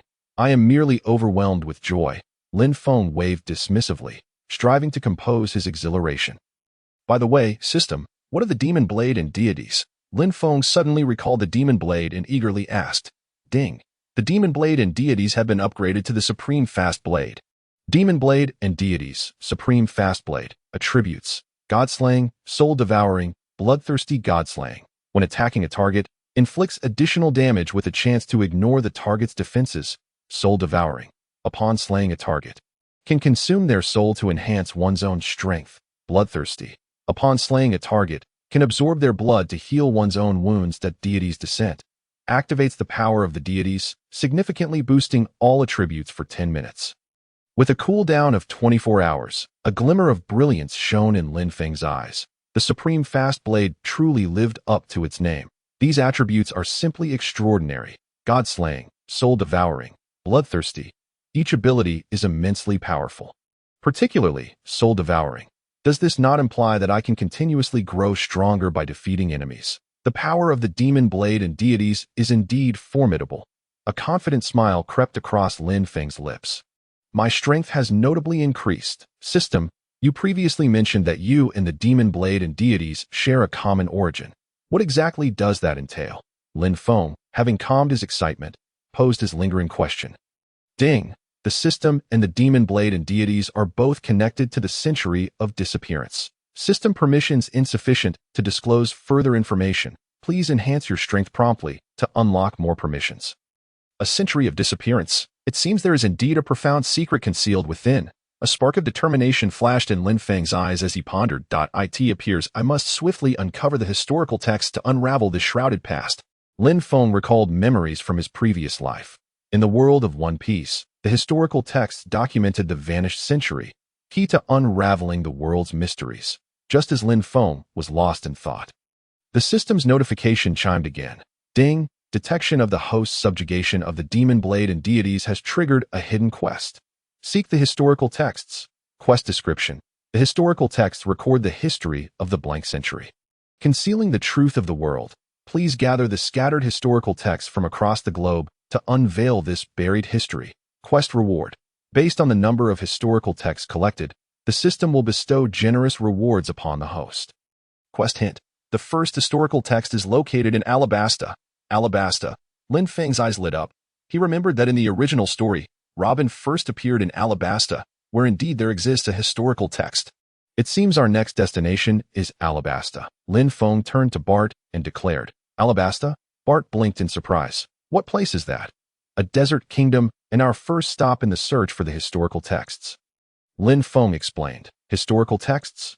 Bart inquired, more puzzled than before. That I shall explain that later. For now, allow me to treat you to a grand feast. Lin Feng chuckled heartily, retrieving various ingredients and fine wines from the ship's cabin. The wind of speed swayed gently, akin to a drunken sailor stumbling across the waves. Lin Feng sat cross-legged on the deck, a veritable mountain of food and several jars of wine laid before him. He offered a sizzling piece of roasted meat. Try my culinary skills. Bart, staring blankly at the meat presented before him, accepted it cautiously as he took a careful bite. The rich aroma of the meat exploded in his mouth. Delicious. Bart's eyes sparkled as he eagerly chewed. Lin Feng too picked up a piece of roasted meat, smiling in satisfaction. If it's good, eat more. After several rounds of drinks, Bart's tense demeanor gradually relaxed. Lin Feng set down his cup and casually inquired, Bart, what are your plans for the future? Bart paused, bowing his head in contemplation. I wish to find my family, and then I would like to explore this world. Lin Feng laughed heartily. Excellent. Once we uncover the historical texts and unveil the secrets of the century of disappearance, we shall travel the world together. Bart looked at Lin Feng with gratitude. Thank you, Lin Feng. Lin Feng waved his hand dismissively. We're partners. After all, the two continued to feast, the ocean breeze accompanying them with the rhythmic sound of waves, creating a harmonious backdrop for their maritime banquet. Meanwhile, far away in a ruin in Alabasta, a strikingly beautiful woman gazed at a bounty notice in her hands. She wore a white cowboy hat, its brim pulled low, casting shadows over her eyes, yet failing to conceal her exquisite features and alluring crimson lips. Lin Feng. Robin murmured as she studied the notice, a flicker of complex emotions crossing her face. Reminded of her past and the destruction of O'Hara, her heart swelled with sorrow and hatred. Yet she understood that she must not let vengeance cloud her vision. She must find the historical texts to reveal the truth of the world, to vindicate the scholars of O'Hara, and to give meaning to their sacrifices. Lin Feng. Robin repeated the name, curiosity glimmering in her eyes. Who are you? What do you know? The woman tucked the bounty notice away and turned to delve deeper into the ruins. Her graceful figure appeared particularly enchanting in the dim light of the ancient site. This woman is none other than Nico Robin, a woman burdened by a heavy past. System, open the personal panel. Lin Feng silently recited in his heart. Host. Lin Feng strength, 334, 50, speed, 287, 30, Constitution, 397, 100, Spirit, 147, 60, Skills, 1 Sword Style, Iato/. Proficiency, 85, Navy 6 Styles, Perfect, Sun Breathing Technique, Complete, Haki, Intermediate Armament Haki LV4. 2,311,000 Intermediate Observation Haki LV4, 391,000 Beginner Conquerors Haki LV2, 500 Weapons, Demon God, Supreme Great Blade, /points, 356,231 Items, Time-Space Training Room, Permanent Pointer, Pointing to Alabasta, Froststorm, Transponder Bug X1 Bonds. Activated Bard, Strength 50. Speed 30, Constitution 100, Spirit 60, Evaluation. You have become a competent swordsman, yet the path to the pinnacle of the world remains long. With these attributes, combined with Bart's enhancements, you are poised to soar. It seems you are one step closer to your goal of becoming the strongest man. Lin Feng gazed at the data on his panel, nodding in satisfaction. These attributes, considering the bond's enhancement, are indeed formidable. A broad smile broke across his face, revealing a set of pearly white teeth. System, what new features have been added with this upgrade? Lin Feng inquired. Ding, the system has upgraded to version 2.0, introducing new features, attribute classification, Haki level division, and cruise management mode. Lin Feng then noticed the changes on the attribute panel. Reaction and perception have both transformed into spirit. Haki is now categorized by levels. This system upgrade is quite impressive. Glancing at the Haki section, he noticed the intermediate designation above Armament Haki and couldn't help but ask, System, how is the Haki level specifically classified? Ding. Haki levels are divided into beginner, intermediate, advanced, and top tier. Levels 1 to 3 are beginner. 4 to 6 are intermediate, 7-9 are advanced, and 9 to 12 are top tier. It appears I am still quite far from the ranks of top tier warriors. Lin Feng contemplated. He calculated that with 350,000 points, he only needed another 150,000 to exchange for the gravity room. Perfect timing to train diligently in the time-space training room. With a thought, he designated a room to house the training facility. Let us give it a try. Lin Feng eagerly anticipated experiencing the effects of the time-space training room. He pushed open the door to the training room and stepped inside. The time-space training room. Lin Feng surveyed his surroundings, realizing it bore no resemblance to an ordinary room. Let us test it out. Taking a deep breath, Lin Feng began to practice his sword techniques. Time passed, and he felt as though he were immersed in another world. He could distinctly sense his body growing stronger. This sensation is simply magnificent. Excitement gleamed in Lin Feng's eyes. Right, Bart. Lin Feng suddenly recalled Bart. Such a splendid training environment should not be wasted.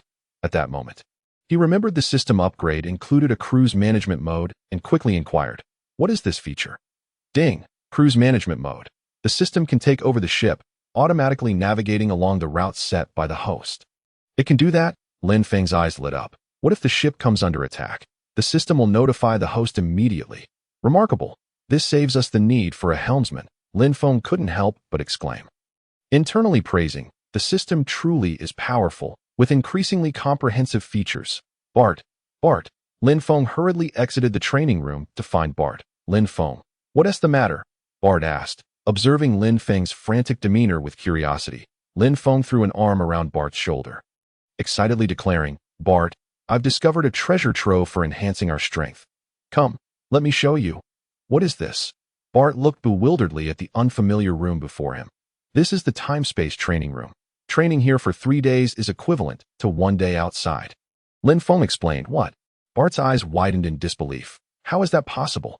There's nothing impossible about it. Lin Feng chuckled. That you'll see for yourself. Starting today, we shall train here and practice against each other. How does that sound?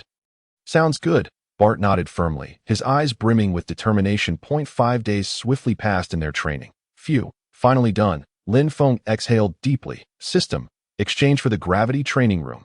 Ding, consumed 500,000 points. Exchange successful. Ding, detecting that the host already possesses a time-space training room. Would you like to merge? Merge? Lin Feng was taken aback. It can be merged. After merging, the time-space training room will gain gravity adjustment functions. This is simply too delightful. Lin Feng couldn't help but laugh heartily. Merge. Do it immediately. Ding. Merge successful. Time-space training room. Gravity version, a special training space where the internal flow of time differs from the outside at a ratio of 3:1, capable of adjusting gravity up to 500 times. Lin Feng immediately tested it. System, activate 10x gravity. No sooner had he spoken than an overwhelming weight crashed down upon him, as if Mount Tai were pressing down, making it hard to breathe. Wow, this pressure is immense. Lin Feng felt as though he were crushed beneath a mountain, unable to move. Bart, how are you holding up? Lin Feng turned to Bart. Bart's face was flushed, beads of sweat rolling down his forehead as he gritted his teeth and managed to squeeze out a few words.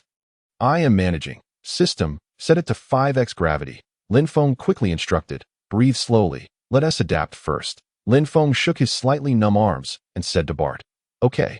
Bart nodded, stretching his body to adjust to the new gravity. The two resumed their training under 5x gravity. System, set course to Alabasta. Lin Feng mentally commanded the system. Ding, course set successfully. The Gale ship enters automatic cruise mode. Now, it's time to train with all our might. A determined light shone in Lin Feng's eyes. Alabasta, here I come. Days turned into weeks as Lin Feng and Bart trained vigorously in the time-space training room, sweating profusely. Their strength rapidly increased. Meanwhile, the Gale ship, under the system's control, sailed smoothly towards Alabasta Point one day. While Lin Feng and Bart were sparring in the training room, a violent tremor suddenly shook the space. What is happening? Lin Feng exclaimed, abruptly halting. Ding! Warning! Warning! The Gale ship is under attack. The system's alert echoed in Lin Feng's mind. The violent shaking jolted both Lin Feng and Bart awake from their training. What is going on? Lin Feng furrowed his brow, exchanging a serious glance with Bart. Ding! Warning! Warning! The Gale ship is under attack. The system's alert rang out again, causing Lin Feng's heart to plunge. Bart, let us go outside and take a look. Lin Feng called out, his voice low as he swiftly dashed out of the training room. Bart followed closely behind, and the two quickly reached the deck. The sight that greeted them caused their pupils to constrict. Surrounding the Gale ship were several pirate ships, encircling them tightly. Each vessel flew a skull flag, with distinct patterns, indicating they were not from the same pirate crew. So, you are Lin Feng, a newcomer with such a high bounty, cackled the one-eyed pirate, grinning widely, his voice raspy like sandpaper. Men, attack, capture them, and take them to the Navy for the bounty. With a grand gesture, he pointed towards Lin Feng, akin to shooing away a pack of hounds. Standing upon the deck of the Swift Wind, Lin Feng surveyed the surrounding pirate vessels, a slight smile gracing his lips. What audacity emboldens you to utter such words? Lin Feng chuckled, his voice calm, yet tinged with an icy undertone. But it seems my recent bounty increase has attracted these oblivious pirates. Lin Feng, what shall we do? Bart inquired somberly, his expression darkening. Though he possessed considerable strength, he could not guarantee victory against such a multitude of foes. Merely a gaggle of ignorant scum. Lin Feng scoffed coldly, a glint of bloodlust flashing in his eyes. Just right. The demon blade has long thirsted for blood. Let us use them to test its edge. With that, Lin Feng slowly unsheathed the demon blade. An aura of chill permeated the air, rendering the atmosphere around them almost palpable. Bart, guard the Swift Wind well. I shall return shortly. Lin Feng instructed Bart before leaping into the air. Moonwalk. Lin Feng propelled himself rapidly through the air, dashing towards the nearest pirate ship. Stop him. Fire. The pirates, witnessing Lin Feng's approach, were instantly struck with panic, unleashing a barrage of cannon fire. .1 sword style. Slash. Lin Feng's gaze sharpened, and the demon blade flew from his hand in an instant. A flash of cold light cut through the air, bisecting cannonballs mid-flight. Boom, boom, explosions erupted in succession, yet not a single projectile could find its mark on Lin Feng. Godslayer. In a heartbeat, Lin Feng materialized on the deck of a pirate ship, the demon blade emanating a fierce, murderous intent as it descended upon the closest pirate. The pirate shrieked, his body cleaved in twain, blood gushing forth and staining the deck crimson. Ding! Target eliminated. Reward. 10 slashing points. The system's notification echoed in Lin Feng's mind. Kill. A spark of exhilaration flickered in Lin Feng's eyes as he darted across the pirate ship, each swing of his blade toppling another pirate. What manner of monster is this? Run for your lives. The pirates, paralyzed by Lin Feng's brutality, scattered in terror. Yet, Lin Feng's speed was far too swift for them to escape. Soul devour, Lin Feng uttered. A dark glow emanating from the demon blade. The souls of the slain pirates were consumed, transforming into wisps of black mist that melded into the blade. Bloodthirst. The blade's surface shimmered with a sanguine glow. As the blood of the pirates was absorbed, coalescing into life force that surged within Lin Feng, his wounds healed at a visibly accelerated rate. Too weak, utterly feeble, Lin Feng shook his head as he continued his relentless assault. Come at me, all of you. Let us finish him. The one-eyed pirate, witnessing his men fall one by one, bellowed desperately. Do you think this rabble can capture me for a bounty? Lin Feng sneered, his form blurring as he charged towards the one-eyed pirate. You seek death, the one-eyed pirate roared, swinging his hefty blade towards Lin Feng. Too slow, Lin Feng sidestepped the attack effortlessly, countering with a swift strike. The one-eyed pirate screamed, his arms severed from his body. Die.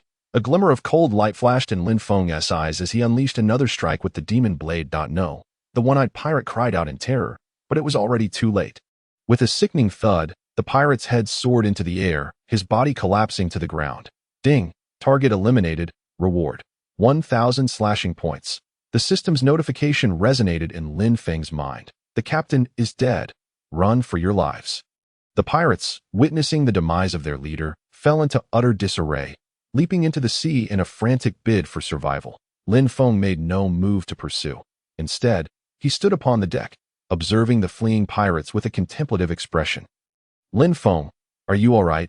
Bart's voice called from the swift wind. I am fine, Lin Feng replied, snapping back to reality. Lin Feng, did you not feel that your demeanor was somewhat fearsome? Bart hesitated before speaking. Fearsome? Lin Feng paused, quickly grasping Bart's concern. He feared that the cursed blade might transform him into a bloodthirsty fiend. Fear not, Bart. I am not one who revels in slaughter. Lin Feng smiled reassuringly. I bear no malice unless provoked. Should one transgress against me, I shall ensure their demise. A hint of coldness laced Lin Feng's words. Bart regarded Lin Feng in silence for a moment before nodding. Very well, I trust you.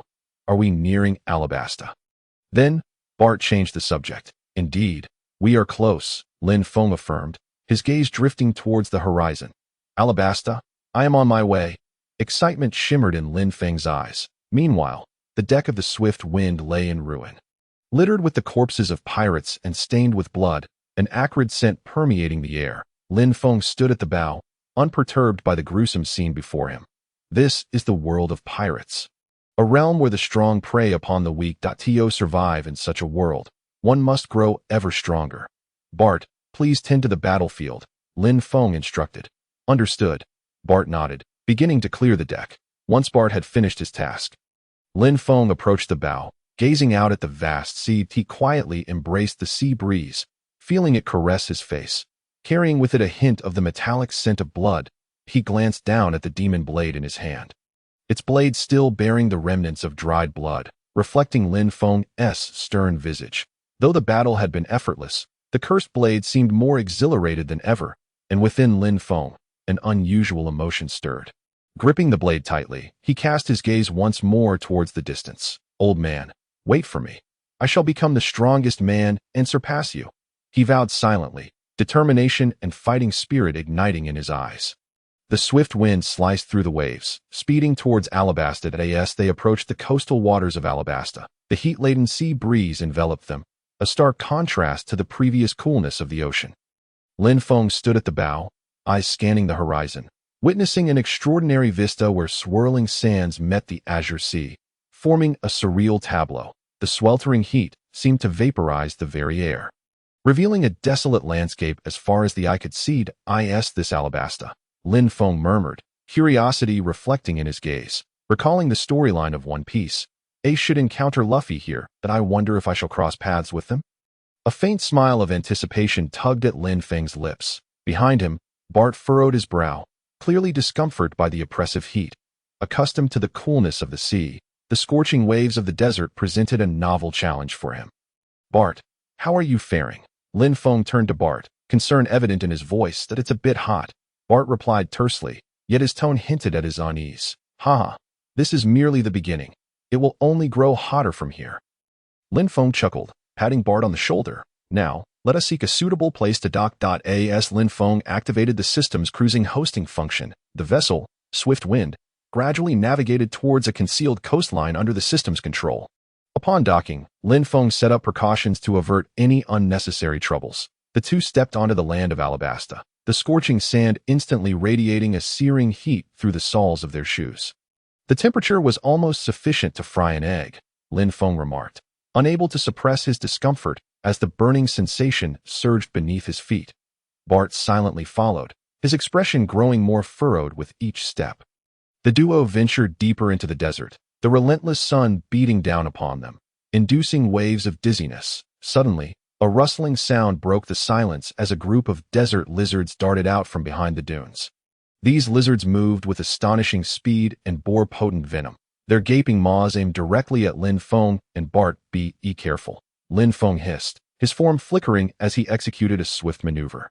Evading the lizard's assault in an instant, with a single slash of his katana, the demon god, a cold gleam flashed as several lizards were cleaved in two. A chime resonated in Lin Feng's mind, announcing, target slain, reward, 10 slashing points. Bart displayed formidable defensive capabilities, absorbing the lizard's attacks as if his body were forged of steel.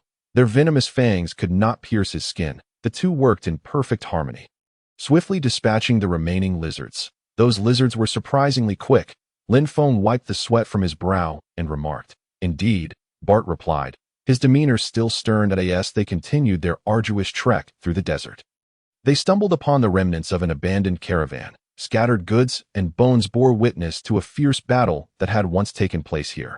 Lin Feng rummaged through the ruins and discovered a tattered map, which appeared to mark a mysterious location, igniting his curiosity. "This map seems intriguing," he mused, scrutinizing its contents. "What does it depict?" Bart inquired, leaning closer. "I'm not certain, but it resembles a treasure map." Lin Feng chuckled. "A treasure map?" Bart looked perplexed. "Just joking. However, there may be secrets hidden at the locations indicated on this map," Lin Feng replied. Guided by the tattered map, the two soon found an oasis hidden beneath the dunes.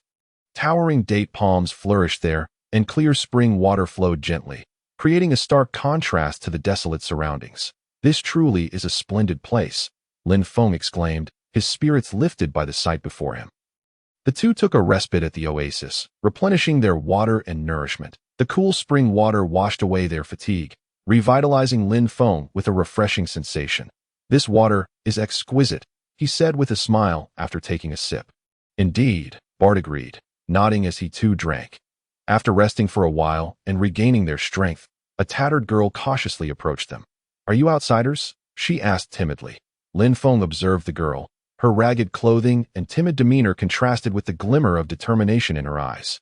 "Yes, we arrived by sea," he replied with a smile. "My name is Carly. You can call me Carly." She introduced herself, her voice tinged with nervousness. "Hello, Carly. I am Lin Feng, and this is Bart," he said. "What brings you to Alabasta?" Carly queried. "We are here to travel and explore this world," Lin Feng responded with a grin. "Travel?" Carly's face reflected concern. "Alabasta is quite dangerous now. You should leave as soon as possible." "Dangerous? Why?" Lin Feng inquired. "Alabasta is embroiled in war. The king's army and the rebels are locked in fierce combat, and the civilians suffer greatly," Carly explained, a note of sorrow in her voice. "Rebels? Who leads them?" Lin Feng pressed. "The rebel leader is a mysterious figure named Crocodile. That he wields immense power and manipulates events from the shadows," Carly revealed. "Crocodile?" Lin Feng paused, reflecting on the unfortunate fate of that formidable character. That it was amusing how he, despite his strength, fell victim to the protagonist group and was defeated by Luffy, yet remained formidable during the Marineford War. How intriguing. Lin Feng couldn't help but chuckle. "Do you know Crocodile?" Carly asked, surprised. "Not personally. Just familiar with his name," Lin Feng replied with a smile. "You really should leave. It's perilous here," Carly urged once more. "Thank you, Carly. We will exercise caution," Lin Feng assured her. "Please be careful," Carly said before turning to depart. Lin Feng watched her retreating figure, a flicker of contemplation crossing his eyes. "Alabasta appears to be more complex than I imagined," he murmured, the wind carrying his words away. "Lin Feng, where shall we head next?" Bart inquired gruffly from his side. "Since we are here, we must make the most of it," Lin Feng replied, a smile creeping onto his lips. "Let us first visit Nanaha." He contemplated, for Nanaha's port was where Ace first encountered Luffy. "I wonder if we will meet them there," he mused softly. Indeed, Bart responded in a low voice. Lin Feng strode forth towards Nanaha, with Bart trailing silently behind, the heavy thud of his boots against the sand echoing in the stillness. The scorching wind whipped at them, the grains of sand stinging their skin. Lin Feng squinted against the bright horizon, a sense of unexplainable anticipation swelling within him. The blistering sun scorched the earth, and an oppressive heat permeated the air.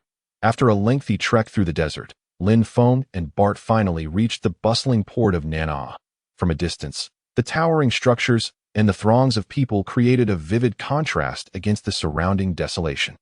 "This place is quite lively," Lin Feng remarked, taking in the vibrant scene. The cacophony of vendors hawking their wares filled the air, mingling with the enticing aromas of various foods. Lin Feng's attention was captured by a particular stall displaying gleaming golden apples. Their enticing sheen sparkling under the sun. Golden apples? He mused, a playful smile gracing his lips. He recalled that the stall across from it was where Usopp and Chopper, those two lively characters, often gathered. Indeed, he spotted the familiar figures of Usopp and Chopper, both curiously inspecting the golden apples. That Usopp's exaggerated expressions and Chopper's innocent wide-eyed curiosity made Lin Feng chuckle. "If I eat this, will I really live for 1,000 years?" Chopper asked, eyes alight with wonder. "Absolutely. These are golden apples. Consuming one grants eternal life," Usopp proclaimed with exaggerated conviction, as if he had witnessed it firsthand. Lin Feng observed the scene, amusement bubbling within him. "Those two are as charmingly adorable as ever," he thought, but chose to remain a spectator, not wanting to intrude at that moment. He sensed an unusual gaze upon him, lurking in the shadows. Lin Feng discreetly scanned his surroundings, but found no suspicious figures. "What's wrong, Lin Feng?" Bart queried, noting Lin Feng's unease. "Nothing." Lin Feng shook his head, dismissing the feeling. Perhaps it was merely a figment of his imagination. Meanwhile, in a hidden corner of Nanaha's port, two enigmatic figures watched Lin Feng's every move. "Is that really him? He doesn't seem particularly remarkable," one whispered to the other. The deep voice remarked. "Do not be careless. Those who have given instructions above cannot afford to be negligent," another voice cautioned. "Humph. No matter how formidable they are, they will still have to obediently become our prey," the first voice scoffed disdainfully. The two exchanged glances, their eyes glinting with the spark of conspiracy. Lin Feng and Bart continued to meander through the port city, soaking in the local customs and culture. Soon, they arrived at a restaurant named Spicebean. The establishment boasted a distinctive decor, replete with exotic charm, and its sign was strikingly prominent. "This is the place," Lin Feng mused with a slight smile, inwardly exclaiming, "At last, I have found you." He pushed open the restaurant's grand door and stepped inside. The interior was abuzz with activity. Patrons engaged in lively conversation, while waiters scurried about. Lin Feng's gaze swiftly landed on a peculiar figure, a man wearing a cowboy hat and bare-chested. Sprawled across a table, deep in slumber, in front of him lay remnants of food, leading the surrounding guests to speculate that he had consumed some bizarre mushrooms and was now incapacitated. Could it be that he has been rendered senseless by desert mushrooms? One guest whispered, "I think so. He's sleeping like this." Another concurred. That moment, the man abruptly awoke, rubbing his bleary eyes and gazing around in confusion. "What is happening? Are you all performing a skit?" he inquired, his voice still laced with drowsiness. "Ha!" Lin Feng could not contain his laughter as he approached the man. "Ace, you remain as amusing as ever." Upon hearing the familiar voice, the man turned abruptly, and his face broke into a radiant smile upon seeing Lin Feng. "Brother?" Ace exclaimed excitedly, enveloping Lin Feng in a warm embrace. "It's truly you. I thought I was dreaming." Lin Feng patted Ace's back, chuckling. "It has been a long time, Ace." "Indeed, brother, since we parted ways with the Whitebeard pirates." "It has been quite a while," Ace replied, scratching his head somewhat sheepishly. Lin Feng and Bart settled into a table adjacent to Ace. "By the way, Ace, let me introduce you to my companion, Bart," Lin Feng said, gesturing towards Bart. "Hello, Bart," Ace greeted enthusiastically. "Hello," Bart replied succinctly, merely nodding. "Bart, this is my younger brother, Ace." Lin Feng continued with the introductions. "Younger brother?" Bart looked at Ace in surprise, seemingly taken aback by the revelation of Lin Feng's sibling. "Ha! Yes, we are brothers," Ace said with a smile, giving Lin Feng a friendly pat on the shoulder. "Brother, how have you been? What brings you to Alabasta?" Ace inquired curiously. "I'm just wandering about, and I thought I would come here to find you." Lin Feng replied with a smile, omitting his true intentions. That you're looking for me. Brother, you're too kind, Ace said, his eyes sparkling with excitement. By the way, brother, have you encountered anything interesting during your time here? Ace asked, his curiosity piqued. Interesting things? Indeed, I have come across a few, but now is not the time to discuss them, Lin Feng replied mysteriously, withholding further details. The two began reminiscing, sharing tales of their respective adventures. Lin Feng learned that Ace had also been traveling, searching for the meaning of his existence. Meanwhile, in the desert not far from the port city of Nada, a boy wearing a straw hat was starving. His stomach pressed against his back. Spotting a city in the distance, his eyes lit up with excitement. Wow, a city! I can finally eat something delicious, he shouted, sprinting towards the urban landscape. Brother, I feel like you've grown stronger, Ace remarked seriously, observing Lin Feng. Haha, you're not too shabby yourself. It seems you haven't been idle either, Lin Feng replied, sensing the powerful aura emanating from Ace. Of course, I am destined to become the Pirate King, Ace declared confidently, his eyes brimming with ambition. Haha, I shall await that day, Lin Feng responded, his heart swelling with anticipation, knowing that Ace's encounter with Luffy was imminent. Brother, where shall we go next? Ace asked, his eyes filled with curiosity.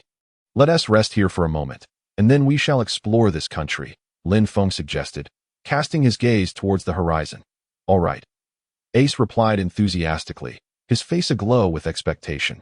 Yet, within Lin Feng's heart, a sense of unease began to stir. He felt as though something significant was about to transpire. That it seems Alabasta is even more intriguing than I imagined, Lin Feng murmured softly, his voice tinged with excitement. Inside the restaurant, Lin Feng and Ace reveled in jovial spirits. The atmosphere warm and congenial. Bart sat quietly beside Lin Feng, akin to a loyal guardian, silently observing everything around him. Brother, how long do you plan to stay in Alabasta? Ace inquired, setting down his cup with curiosity. Lin Feng chuckled softly, not providing a direct answer, instead retorting, What? Are you worried I might intrude upon your journey here? Ace scratched his head, a bit embarrassed. Not at all. I'd be overjoyed to have you here. Brother, I was merely curious about your plans to me. I am here to attend to some matters while also checking in on you, Lin Feng replied, his tone light, yet carrying a deeper significance to that moment. An angry roar erupted from the restaurant entrance. Port captain of the Whitebeard pirates, Fire Fist Ace, why have you come here? A man clad in a naval uniform, pipe in mouth, stormed in with an imposing presence. The restaurant patrons fell silent instantly, all eyes converging upon Ace. The Whitebeard pirates? Good heavens, am I dreaming? Murmured the guests, their faces painted with shock and fear. Even the restaurant owner nearly dropped his tray in fright. Ace's expression shifted slightly as he turned to face the entrance. Meanwhile, Lin Feng remained leisurely seated in his chair, a playful smile gracing his lips, not bothering to look at the man at the door. Here it comes, the iconic moment of the Pirate King, Lin Feng thought to himself, anticipating Luffy's imminent entrance. Sure enough, the next instant, a boy wearing a straw hat descended like a cannonball from above. With a resounding crash, the boy struck the pipe-smoking man, sending him flying. The man collided with Ace, and together they tumbled like rolling gourds, crashing through several walls and vanishing from sight. The restaurant was left in disarray. Furniture shattered and strewn about. Yet, the straw hat boy stood up unscathed, brushing off the dust from his clothes before plopping down in Ace's recently vacated seat, exclaiming loudly, Boss, serve me some food. I'm starving. As he spoke, he rubbed his belly incessantly, repeatedly chanting, Food, food, food. Lin Feng observed this lively character before him, a smile breaking across his face. Luffy, you truly are a delightful presence. Lin Feng chuckled softly. Upon hearing the sound, Luffy turned to Lin Feng, his expression one of confusion as he inquired, Who are you? Lin Feng burst into hearty laughter, replying, I am merely a passerby, a traveler at that moment. The restaurant owner approached with trepidation, presenting Luffy with a grand feast laid out before him. Luffy's eyes sparkled at the sight of the food, and he immediately began to devour it ravenously. Just as Luffy was indulging himself, Ace returned, clutching his head, his face contorted with anger. Which fool has made this place such a mess? Ace exclaimed furiously. Upon spotting Luffy occupying his seat, he froze in disbelief. Luo, Ace managed to utter but was then pressed to the ground by a large hand. Straw Hat Kid, roared Smoker, the pipe-wielding man. Witnessing this scene, Lin Feng could no longer contain himself and erupted into laughter. Ha! This scene is simply too classic. Lin Feng laughed until tears nearly streamed from his eyes. Luffy gazed at Smoker, who was pinning Ace down, his eyes widening, yet his mouth remained occupied with food. After a moment of recollection, Luffy realized that this old Smoker was the very Navy officer who had been pursuing him earlier. Oh no, Luffy thought to himself, hastily swallowing the food in his mouth before bolting away. Thinking of escaping? Not so easily, Smoker bellowed as he gave chase. Ace quickly picked himself up from the ground and followed suit. The restaurant was in disarray, patrons bewildered, while the owner was left in despair. What a lively scene, Lin Feng remarked. Lifting a goblet from the table and downing its contents in one gulp, he turned to the owner and said, "Consider these damages my responsibility." He pulled out a pouch of berries from his pocket and placed it on the counter. "Thank you. Thank you," the owner replied, overwhelmed with gratitude. "Lin Feng, what shall we do next?" Bart asked in a low voice. "In no rush. We shall rest here for a while," Lin Feng replied. "Once they have had their fun, we will seek out Ace." The encounter between Ace and Luffy was a pivotal moment in the narrative. Lin Feng did not wish to intervene prematurely. Rather, he intended to quietly observe the unfolding events. After all, his visit to Alabasta was not solely to reminisce with Ace. There were more pressing matters at hand. After leaving the restaurant for a while, Lin Feng and Bart encountered Ace once more. Ace approached, his head hung low, his face etched with helplessness, and a hint of frustration in his voice. "Brother, I couldn't catch up to that Luffy guy." Lin Feng raised an eyebrow, a playful smile gracing his lips. "Luffy? You mean that straw hat kid?" Ace nodded, a hint of pride in his tone. "Indeed, he is my brother." Lin Feng narrowed his eyes slightly, a glimmer of interest flashing within. "Oh, your brother? How intriguing." He patted Ace on the shoulder, his expression relaxed. "If you didn't catch him, then you didn't. There will be plenty of opportunities to meet again." His tone was casual, as if the matter were hardly worth mentioning. "Brother, why didn't you help me just now?" Ace questioned, somewhat perplexed. "Why should I intervene?" Lin Feng countered. "You are the second commander of the Whitebeard pirates. Can you not handle a mere Navy captain?" Ace scratched his head, feeling somewhat embarrassed. "That's not it. I just thought it would be more entertaining if you were involved." Lin Feng chuckled, choosing not to pursue the topic further, instead saying, "Ace, come, let me see how much you have improved during this time." Upon hearing Lin Feng's words, Ace's spirits lifted, and he excitedly replied, "Sure, brother, I've been wanting to spar with you. Let us find a more spacious area," Lin Feng suggested, leading the way outside the city. Bart followed closely, while Ace eagerly trailed behind Lin Feng. The trio arrived at an open space outside the city, where the scorching sun beat down upon the earth, and the hot sand beneath their feet was nearly hot enough to fry an egg. The desolate desert surrounded them, with rolling sand dunes on the horizon, distorted by the heat waves, resembling a slumbering giant. Lin Feng and Ace stood facing each other, both exuding powerful auras that made the surrounding air feel almost palpable. "Brother, I won't hold back," Ace declared with a grin, his eyes filled with battle intent. "What a delight," Lin Feng responded, a confident smile gracing his lips that a brotherly sparring match was about to commence.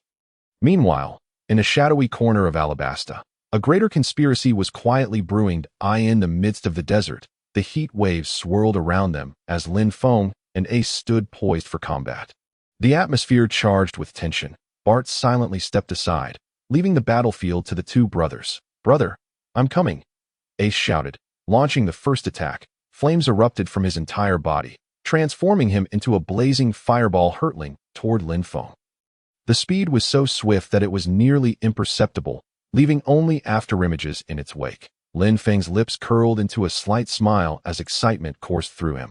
Without flinching, he gripped the demon blade at his waist, a fierce aura erupting instantaneously. The air around them seemed to rip apart with a hissing sound. "Fire fist!" Ace roared, his right fist engulfed in searing flames as he struck towards Lin Feng. The heat arrived before the fist, threatening to incinerate everything in its path. One sword style. Slash. Lin Feng's eyes sharpened, and in an instant, the demon blade was drawn. A flash of cold light met Ace's fiery punch in a titanic clash. With a resounding explosion, fire and blade energy collided, unleashing a powerful shockwave that sent sand flying into the air, creating a sandstorm that obscured the sky. Ace was knocked back several steps, astonishment etched across his face. He had not anticipated Lin Feng's swordsmanship to be so formidable, capable of effortlessly countering his fire fist.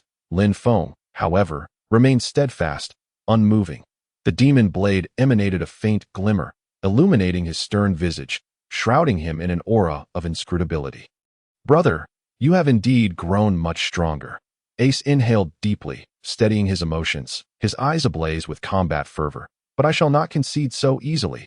"Breath of the sun," Ace bellowed, his flames intensifying, shifting from red to a brilliant gold. The temperature around them soared, the air beginning to warp with crackling sounds. "Oh, breath of the sun." Lin Feng raised an eyebrow, intrigued. "It appears you have not been idle during this time." Ace responded not with words, but with action. He propelled himself forward, transforming once more into a streak of fire rushing toward Lin Feng, his speed exceeding that of before. Flame roar. Ace clasped his hands together, unleashing a massive column of fire aimed directly at Lin Feng, its might suggesting it could consume everything in its path. Lin Feng's gaze sharpened, and he swung the demon blade once more. Point one sword style, dragon slash. A colossal wave of blade energy surged forth, colliding with Ace's inferno. The ensuing explosion echoed like thunder, resonating through the air. Bart, observing the battle, marveled at Ace's strength, while simultaneously feeling a deeper reverence for Lin Feng's might. The captain's prowess had transformed dramatically since their recent encounter, and Bart realized that he needed to exert far more effort to catch up. The clash between Ace's fire column and Lin Feng's blade energy reached a stalemate, the forces colliding and emitting a sizzling sound. Suddenly, Lin Feng's expression shifted, and he executed another strike with the demon blade. Point one sword style, dragon slash. Flame. A blade of flame cleaved through the air, merging seamlessly with the previous strike, amplifying its destructive power. In an instant, it severed Ace's towering pillar of fire, surging toward him with lethal intent. "What?" Ace gasped in astonishment, incredulous that Lin Feng possessed such a technique that he hastily evaded, yet still felt the blade's edge graze him, scorching a patch of fabric on his attire. "Brother, you're cheating," Ace exclaimed, albeit with an exhilarated grin adorning his face. "Ha! All's fair in war." Lin Feng laughed heartily, his voice resonating through the vast desert. Taking a deep breath, the flames encircling Ace intensified, radiating a golden red hue. This was the manifestation of his breath of the sun infused within the powers of the flame fruit. "Brother, what do you think of this move?" Ace raised his arms high, gradually forming a colossal fireball above him. The fireball swelled larger and brighter, dazzling like the sun itself, emanating an aura of annihilation. This was Ace's ultimate technique, Flame Emperor. Sensing the terrifying might of the Flame Emperor, Lin Feng too felt a pinch of pressure, yet he did not falter. Rather, a thrill spread across his face. "Interesting. Armament Haki, entwine," Lin Feng declared, as his demonic blade, Zhan Shun, became enshrouded in the aura of Armament Haki. The once pitch-black blade began to shimmer with an eerie purple glow, casting a chilling light that glinted ominously in the sunlight. The entirety of his energy coalesced to its zenith, rendering the surrounding air seemingly stagnant, as if the very winds had ceased to flow. "Flame Emperor," Ace shouted, unleashing the massive fireball imbued with the power to obliterate all, hurtling toward Lin Feng. As the fireball blazed a path, everything in its wake was incinerated, leaving behind a deep, charred mark on the ground. Just as the fireball was about to collide with Lin Feng, he unleashed his blade. Point one sword style, dragon slash. A vivid scarlet blade of energy soared skyward, akin to a dragon emerging from the sea, charging forth with unyielding momentum, cleaving the enormous fireball in twain. Boom! The fireball erupted, transforming into a torrential rain of flames that cascaded upon the earth. Ace stared in disbelief at the bisected fireball, his expression one of utter astonishment. He never anticipated that his grand technique could be so effortlessly countered by Lin Feng. Bart, observing from the sidelines, marveled at Ace's prowess, internally acknowledging, "No wonder he is the captain's brother. His strength is indeed formidable. Though he lacks some martial arts skills, if he hones those, he too could become a significant figure in the future." Lin Feng sheathed his long blade and approached Ace, patting him on the shoulder. "I concede," Ace admitted, his face devoid of despair, instead illuminated by a glimmer of excitement. "Brother, you are truly remarkable. You are not so bad yourself." "Your Flame Emperor packs quite a punch," Lin Feng remarked, gaining newfound respect for Ace's abilities. "By the way, Ace, here, take this." Lin Feng produced a specially crafted life card from his pocket and handed it to Ace. A life card? Ace inquired, examining the uniquely textured card, his fingertips tracing its intricate patterns. He glanced up at Lin Feng, curiosity evident in his gaze. Lin Feng, sheathing his demon blade, casually replied, "This is my life card, albeit a customized version." Pausing, he locked eyes with Ace, his gaze profound. "I hope you can defy fate."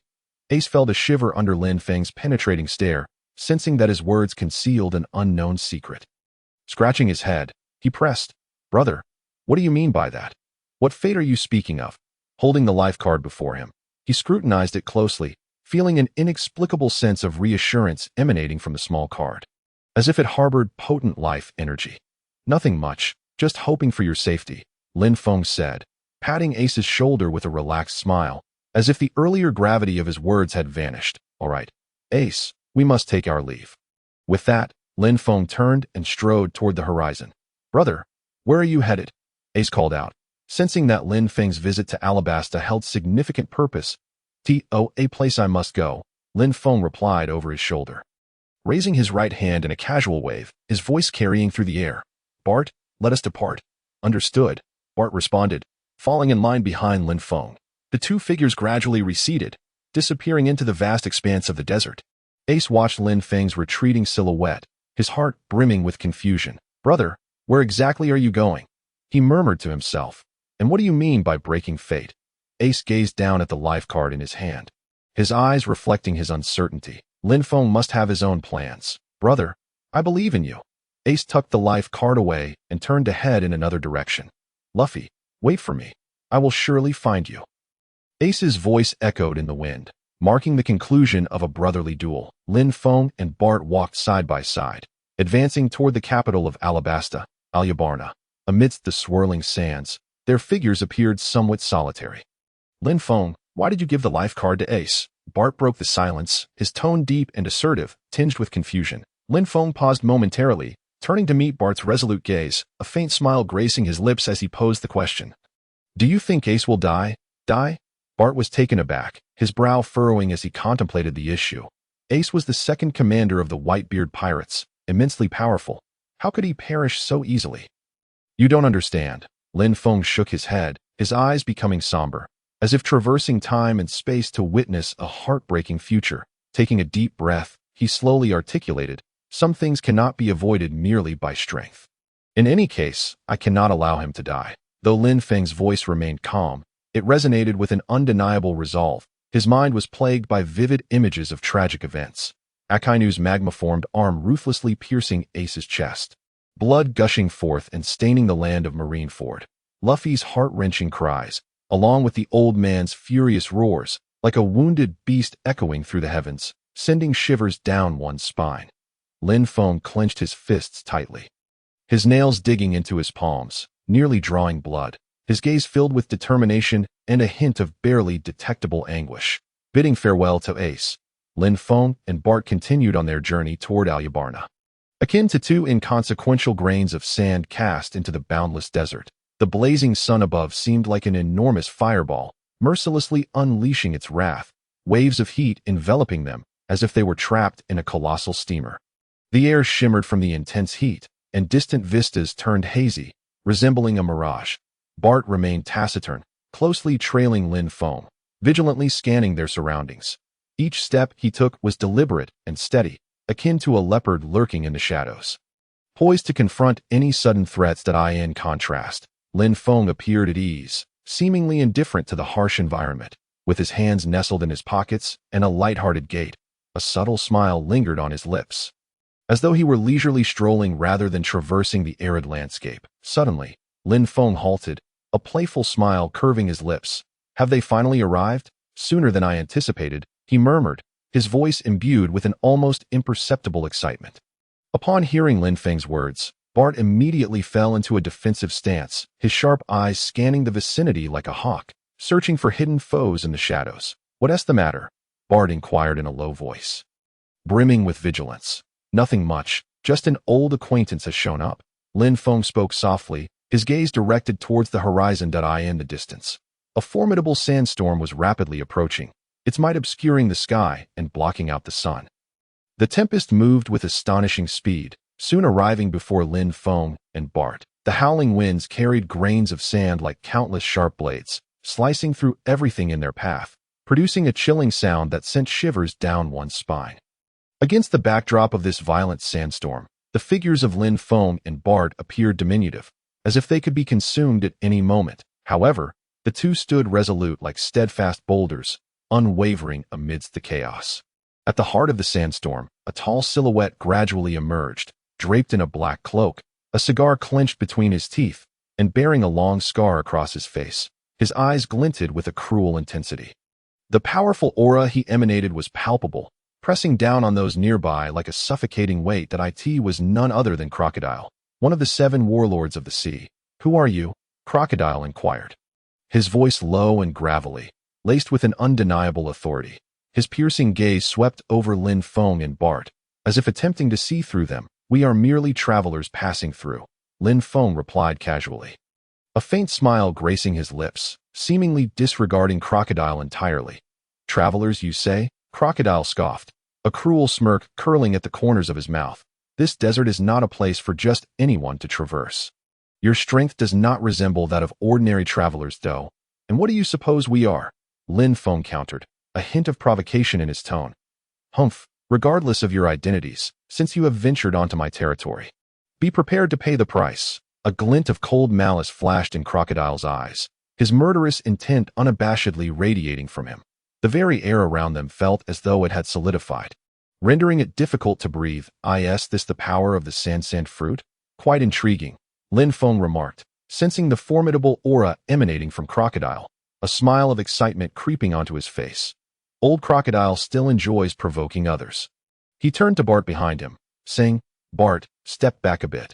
Then, slowly drawing the katana known as Ghostly Spirit from his waist, a sharp sword energy erupted, clashing against Crocodile's murderous intent with a crackling sound. The surrounding sands were swept up by this powerful force, forming a miniature sandstorm. "But oh, you actually managed to block my murderous aura." A flicker of surprise crossed Crocodile's eyes. He had not anticipated that this young man could withstand his fierce presence. "Interesting. It seems my visit here was not in vain." A cruel smile played on his lips as his killing intent intensified.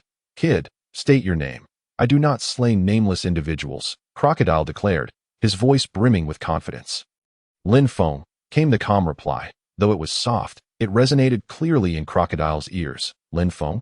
I have not heard of you." Crocodile furrowed his brow, seemingly trying to recall the name. "However, since you dare to obstruct my path, it signifies your readiness for death." "Death's readiness? No, you misunderstand." Lin Feng shook his head, his smile growing more radiant. "I merely wish to see the true extent of a warlord of the sea." "Arrogance," Crocodile roared, the sands around him beginning to swirl violently, forming a colossal sand tornado. Desert Blade. With a sweep of his right hand, the sand tornado transformed into 4 massive sand blades, hurtling towards Lin Feng. "Come on, then." Lin Feng laughed heartily, drawing Ghostly Spirit in an instant. .1 sword style. Iato slash. A flash of cold light erupted as his blade met Crocodile's sand blades in a collision. Boom! A resounding explosion ensued as the sand blades shattered, scattering into a cloud of dust. "What?" A glint of shock flickered in Crocodile's eyes. He had not expected Lin Feng to dismantle his attacks so effortlessly. "Another round," Crocodile bellowed, the sands around him coalescing into a gigantic sand python. Lunging at Lin Feng. "A mere parlor trick," Lin Feng scoffed, swinging Ghostly Spirit once more. .1 sword style. Dragon slash. A tremendous wave of sword energy cut through the sand python, cleaving it in two. "This is impossible." Crocodile's face contorted with disbelief. He could not fathom why his attack was utterly ineffective against Lin Feng. "Is your strength merely this trivial?" Lin Feng regarded Crocodile, disappointment etched on his face. "If so, this battle should come to an end. Oh, not get too cocky," Crocodile roared, his body beginning to disintegrate into sand, merging with the swirling storm. "Erosion rebirth." His voice echoed from all directions, making it impossible to discern his location. The sands around them began to whirl frantically, forming a massive sand prison that ensnared Lin Feng. "This is my ultimate technique. Erosion rebirth." Crocodile's voice resonated again. "Within this sand prison, everything will be turned to sand, ultimately fading into nothingness." Is that so? Lin Feng's voice emerged from within the prison, still calm. Then I shall see just how resilient your sand prison truly is. You arrogant little brat. You will pay dearly for your hubris. Crocodile roared, the sand prison tightening rapidly, aiming to crush Lin Feng. One sword style. Dragon slash. Flame. Lin Feng's voice rang out once more, followed by a fiery wave of sword energy that sliced through the prison. Creating a massive opening, Lin Feng emerged unscathed from the sand prison. Your sand prison is hardly impressive, Lin Feng remarked, a mocking smile on his face as he faced Crocodile. Who are you, truly? Crocodile's voice was filled with shock and fear. He had never anticipated that his ultimate technique would be so easily countered by Lin Feng. Did I not say? I am merely a traveler passing through, Lin Feng replied with a smile, gradually approaching Crocodile. However, since you are so curious about my identity, I shall enlighten you. I am Lin Feng, a member of the Whitebeard Pirates. The Whitebeard Pirates? Upon hearing that name, Crocodile's pupils constricted sharply, a hint of disbelief crossing his face. You are the captain of the 17th Division, Lin Feng, with a recent bounty of 600 million. Lin Feng's lips curled into a playful smirk. Old Crocodile, it seems you are well informed, slowly drawing ghostly spirit. Its blade gleamed unnaturally in the sunlight, resembling a venomous serpent poised to strike. A more potent aura erupted from Lin Feng, akin to a volcanic eruption, instantly shattering Crocodile's oppressive presence. What? Are you afraid? Old Crocodile? Or perhaps your legs are starting to tremble. Would you like me to loosen your bones? A wicked smile danced on Lin Feng's lips as he felt ghostly spirit tremble in his grasp. Emitting a low hum. Afraid? What nonsense! Crocodile roared, attempting to mask his inner turmoil. The sands around him surged violently, seemingly intent on devouring everything in sight. Desert Diamond Blade. Crocodile struck once more, unleashing countless blades of sand that cascaded down upon Lin Feng like a torrential downpour. Lin Feng's gaze darkened, and he swiftly wielded his sword, the Ghost God. One sword style. Iato slash. A glimmer of cold light sliced through the air, effortlessly severing the sand blades as if they were mere tofu. How is this possible? Shock etched across Crocodile's face. His prideful sand fruit powers crumbled like dust before Lin Feng's blade. What alarmed him further was the strange force that seemed to erode his very soul with each clash of blade against sand. Soul Devour? Crocodile finally grasped the extraordinary nature of this demonic blade. It appears you are not entirely ignorant. Lin Feng chuckled lightly, once again swinging the Ghost God. One sword style. Dragon slash. A massive wave of sword energy erupted forth. Akin to a dragon emerging from the sea, surging towards Crocodile with unyielding momentum. Crocodile hastily evaded, yet still felt the blade's energy graze him, leaving a deep gash on his body. Hiss! Crocodile gasped, the searing pain radiating from the wound. Damn it! I refuse to believe. Crocodile roared in fury, the sands around him swirling violently, coalescing into a colossal sandstorm. Desert Storm. Crocodile sought to entomb Lin Feng within the tempest. Lin Feng smirked, activating his observation Haki. Rendering everything around him strikingly clear, he precisely discerned Crocodile's true form, and in a flash, he stood before Crocodile. Old Sand, your tricks are futile against me. Lin Feng's voice dripped with mockery as he swung the Ghost God once more. One sword style, Dragon slash. Flame. A blade of flame infused with Armament Haki surged forth, exponentially more powerful than before. Crocodile had no time to evade. The blade's energy struck him directly, sending him hurtling backward to crash heavily onto the ground. Pooh! Crocodile coughed up blood, his face a portrait of unwillingness. He couldn't fathom how the captain of the Whitebeard Pirates' 17th Division could possess such terrifying strength. What now, Old Sand? Have you fallen already? Lin Feng slowly advanced towards Crocodile, looking down upon him. The might of the warlord of the sea is hardly remarkable. His voice carried a tinge of disappointment and derision. Crocodile struggled to rise, yet his body trembled uncontrollably. Who are you? Crocodile's voice quaked with shock. Did I not mention? I am merely a passing traveler, Lin Feng replied with a smile, sheathing the Ghost God with deliberate slowness. However, given your cooperation, I shall spare your life. With that, Lin Feng turned and strode away into the distance. Wait! Crocodile gasped, attempting to call out to Lin Feng, but Lin Feng paid him no mind. Crocodile still held potential value. His ambitions and schemes would serve as a catalyst for future events. Old Sand, savor your remaining moments. Lin Feng's voice echoed back, imbued with a significant undertone that I in the distance. Nico Robin beheld the entire exchange. She regarded Lin Feng's departing figure with a complex expression, pondering to herself. Captain of the Whitebeard Pirates 17th Division. Lin Feng, who exactly are you? What secrets are you concealing? Moments later, Robin resolved to follow and ascertain Lin Feng's true intentions. Meanwhile, Lin Feng and Bart ventured towards the royal tomb, braving the scorching heat of Alabasta's sun. The searing sand scorched their soles, as though attempting to melt them away. Bart wiped the sweat from his brow and queried in a gruff voice. Captain, Crocodile is a warlord of the sea. Why let him go? With your strength, you could have easily dispatched him. A mysterious smile played upon Lin Feng's lips, his gaze profound, as if he could see through all. Old Sand is an important figure. His ambitions may one day aid us in acquiring what we seek. He patted Bart on the shoulder, speaking in a light-hearted tone. Rest assured, Bart, everything is unfolding according to my plan. Though Bart felt a twinge of doubt, his absolute trust in Lin Feng stifled any further inquiries, and he silently followed in his wake. The pair soon arrived at the tomb's entrance, where a chilling aura greeted them, starkly contrasting the external swelter.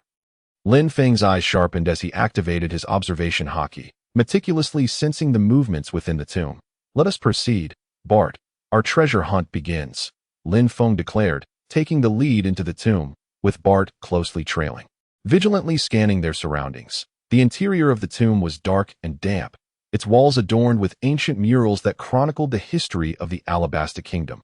Utilizing the system's guidance and his understanding of the plot, Lin Feng deftly navigated the various traps and mechanisms, advancing deeper into the tomb. Suddenly, Lin Feng halted, a slight smile gracing his lips. It seems our little tale has followed us after all. Startled, Bart quickly inquired, Captain, are we being followed?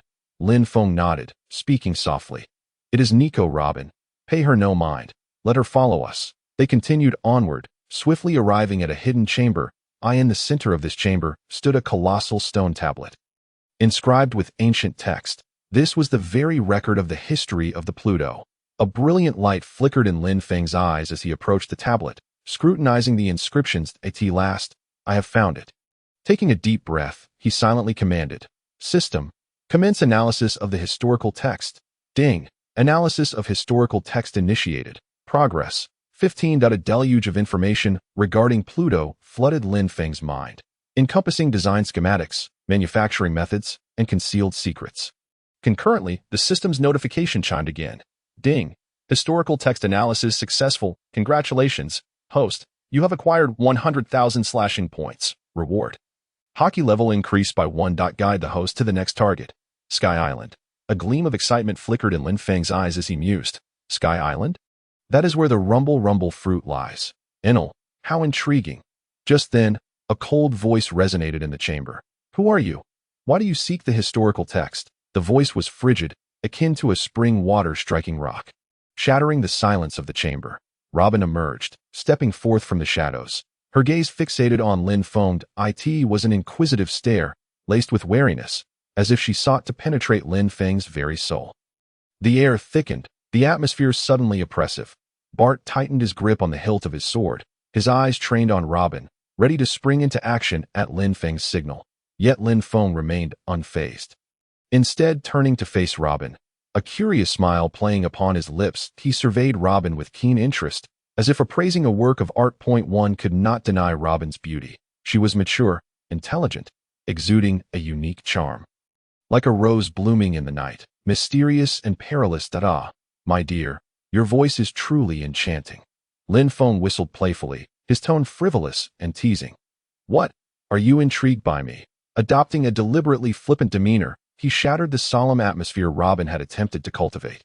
Bart's lips twitched. Was his captain's demeanor shifting too rapidly? Just moments ago, he was inscrutable, and now he appeared so frivolous. Robin's brows knitted slightly, clearly caught off guard by Lin Feng's reaction. She had anticipated that one capable of deciphering the historical text would be a scholar, learned and meticulous. Yet, she was taken aback by the seemingly trivial nature of the captain of the Whitebeard pirates. Do not evade the question. Answer me. Robin's voice remained icy, yet tinged with annoyance. Who are you? And what is your purpose in approaching the historical text? Her gaze remained fixed on Lin Feng, scrutinizing every subtle change in his expression. Robin needed to ascertain whether this sudden appearance of a man was friend or foe. What schemes did he harbor regarding the historical text? Lin Feng's playful demeanor faded, his gaze deepening like a tranquil abyss. Impossible to penetrate, though. You recognize me? The inquiry was posed with a calm demeanor, laced with an almost imperceptible undertone of probing. She sought to explore the depths of Robin's understanding of herself, as well as the true intentions behind her approach. That Robin's gaze flickered, revealing a hint of surprise at Lin Feng's retort. However, she did not shy away. Instead, she candidly acknowledged, "Naturally, I am aware of you, Lin Feng, the captain of the 17th Division of the Whitebeard Pirates, a recently ascendant star in the pirate world, with a bounty of 600 million berries." As Robin articulated Lin Feng's identity, her tone remained steady, as if merely recounting an ordinary fact. Yet within her, a tumult of emotions surged: astonishment, curiosity, and perhaps a subtle glimmer of hope. Lin Feng raised an eyebrow, a self-deprecating smile once again gracing his lips. "It seems my reputation precedes me, even reaching the ears of a beauty such as yourself." He showcased a touch of narcissism and playfulness, attempting to lighten the atmosphere. After all, it was unwise to be at odds with a captivating woman, especially when he harbored a certain fondness for Robin. Ignoring Lin Feng's jest, Robin pressed on with her central query: why would members of the Whitebeard Pirates be interested in the poneglyphs? And do you truly comprehend the ancient script? Her question struck at the heart of the matter, illuminating her genuine desire to uncover Lin Feng's motives in seeking the historical texts. Lin Feng's eyes narrowed slightly, casting a meaningful glance at Robin. This woman, indeed, possessed a meticulous mind. Instantly grasping the crux of the issue, that a confident smile crept across Lin Feng's face. "Of course I can read it. Otherwise, why would I be here? Am I here merely for leisure?" He stepped closer to the poneglyph, his fingertips brushing against the ancient characters, his tone imbued with an air of mystery. "The poneglyphs are treasures that chronicle the world's truths. Who could possibly resist their allure?" Robin paused, seemingly contemplating the veracity of Lin Feng's words, before speaking again. "What do you truly wish to glean from the poneglyphs? The world government will never permit anyone to interpret them. Your actions are tantamount to declaring war on them." Lin Feng's expression hardened, his head snapping towards Robin, his gaze sharp as a blade. "The world government? That decayed regime holds no sway over me. What I seek is the truth of the world and freedom. The poneglyphs are the key." His voice was deep and resonant, bearing an undeniable weight. This marked Lin Feng's first unveiling of a fragment of his true purpose. Yet he still retained an air of enigma. His actual goal extended far beyond merely deciphering the lost century of history. Lin Feng yearned to reshape the world, perhaps even to upend it entirely. Robin was momentarily taken aback by Lin Feng's sudden intensity, her heart racing at his audacity to openly defy the world government. Yet, simultaneously, she sensed an unprecedented ambition and determination emanating from him. Lin Feng softened his tone, allowing a playful smile to return, his expression tinged with intrigue. "However, daughter of the devil, I find myself increasingly fascinated by you. Your obsession with the poneglyphs. Could it be solely for the sake of the scholars of O'Hara?" His tone held a hint of probing, seeking to unearth the secrets nestled deep within Robin's heart. That Robin's eyes flickered, reminiscent of a dark lake disturbed by a gentle breeze. Silence loomed between them. Heavy as a boulder, it seemed Lin Feng's words had touched the most tender recesses of her heart. Memories of O'Hara unfurling like a long-sealed scroll. The atmosphere within the crypt thickened, the dim light casting elongated shadows of the two figures on the walls, twisting and intertwining like a silent game of strategy. Their dialogue was rife with subtlety and undercurrents, akin to two wary beasts cautiously assessing each other's threats and intentions. Memories of O'Hara, once a verdant island replete with the fragrance of books, now lay in ruins, leaving only sorrow and desolation in its wake. She recalled her mother's dying wish, that gentle yet resolute woman who entrusted her with the mission of deciphering the poneglyphs. Hoping she could unveil the buried truths, that a fierce longing surged within her, akin to a parched desert yearning for rain, like a lost traveler seeking a lighthouse. And there was a prophecy she had encountered in an ancient tome, those obscure words striking like lightning across the vast expanse of her memory. A man clad in peculiar attire wielding a black blade would shatter the historical truths obscured by the world. "Is that you, Lin Feng?" Robin mused silently, her gaze once more returning to him, attempting to discern answers from his presence. This man before her bore an uncanny resemblance to the description in the prophecy. Could he truly be the destined one? Moments later, Robin whispered softly, "O'Hara, it was a beautiful place, yet now, it has vanished." Her voice trembled ever so slightly, a subtle indication of nostalgia for her homeland and sorrow for her lost kin. Lin Feng observed Robin in silence, understanding that what she required at this moment was not solace, but an attentive EAR.my mother. The scholars of O'Hara, they sacrificed their lives to safeguard the secrets of the poneglyphs, only to be slaughtered by the world government. Tears shimmered in Robin's eyes, yet she fought to restrain them. They merely sought the truth. What was their crime? Her voice brimmed with indignation and sorrow, akin to a wounded beast issuing a low growl. Why does the world government wish to conceal history? What do they fear? Robin's gaze once again settled on Lin Feng, her eyes filled with a blend of inquiry and hope. Can you provide me with an answer? Lin Feng regarded Robin, a maelstrom of emotions swirling within him. He understood her past, the burden she bore, and the anguish that haunted her. The truth is often a harsh mistress. Lin Feng spoke slowly, his voice deep and powerful. Only by confronting the truth can we chart a path forward. He stepped closer, locking eyes with her. Trust me, together, we can unveil the truths of history.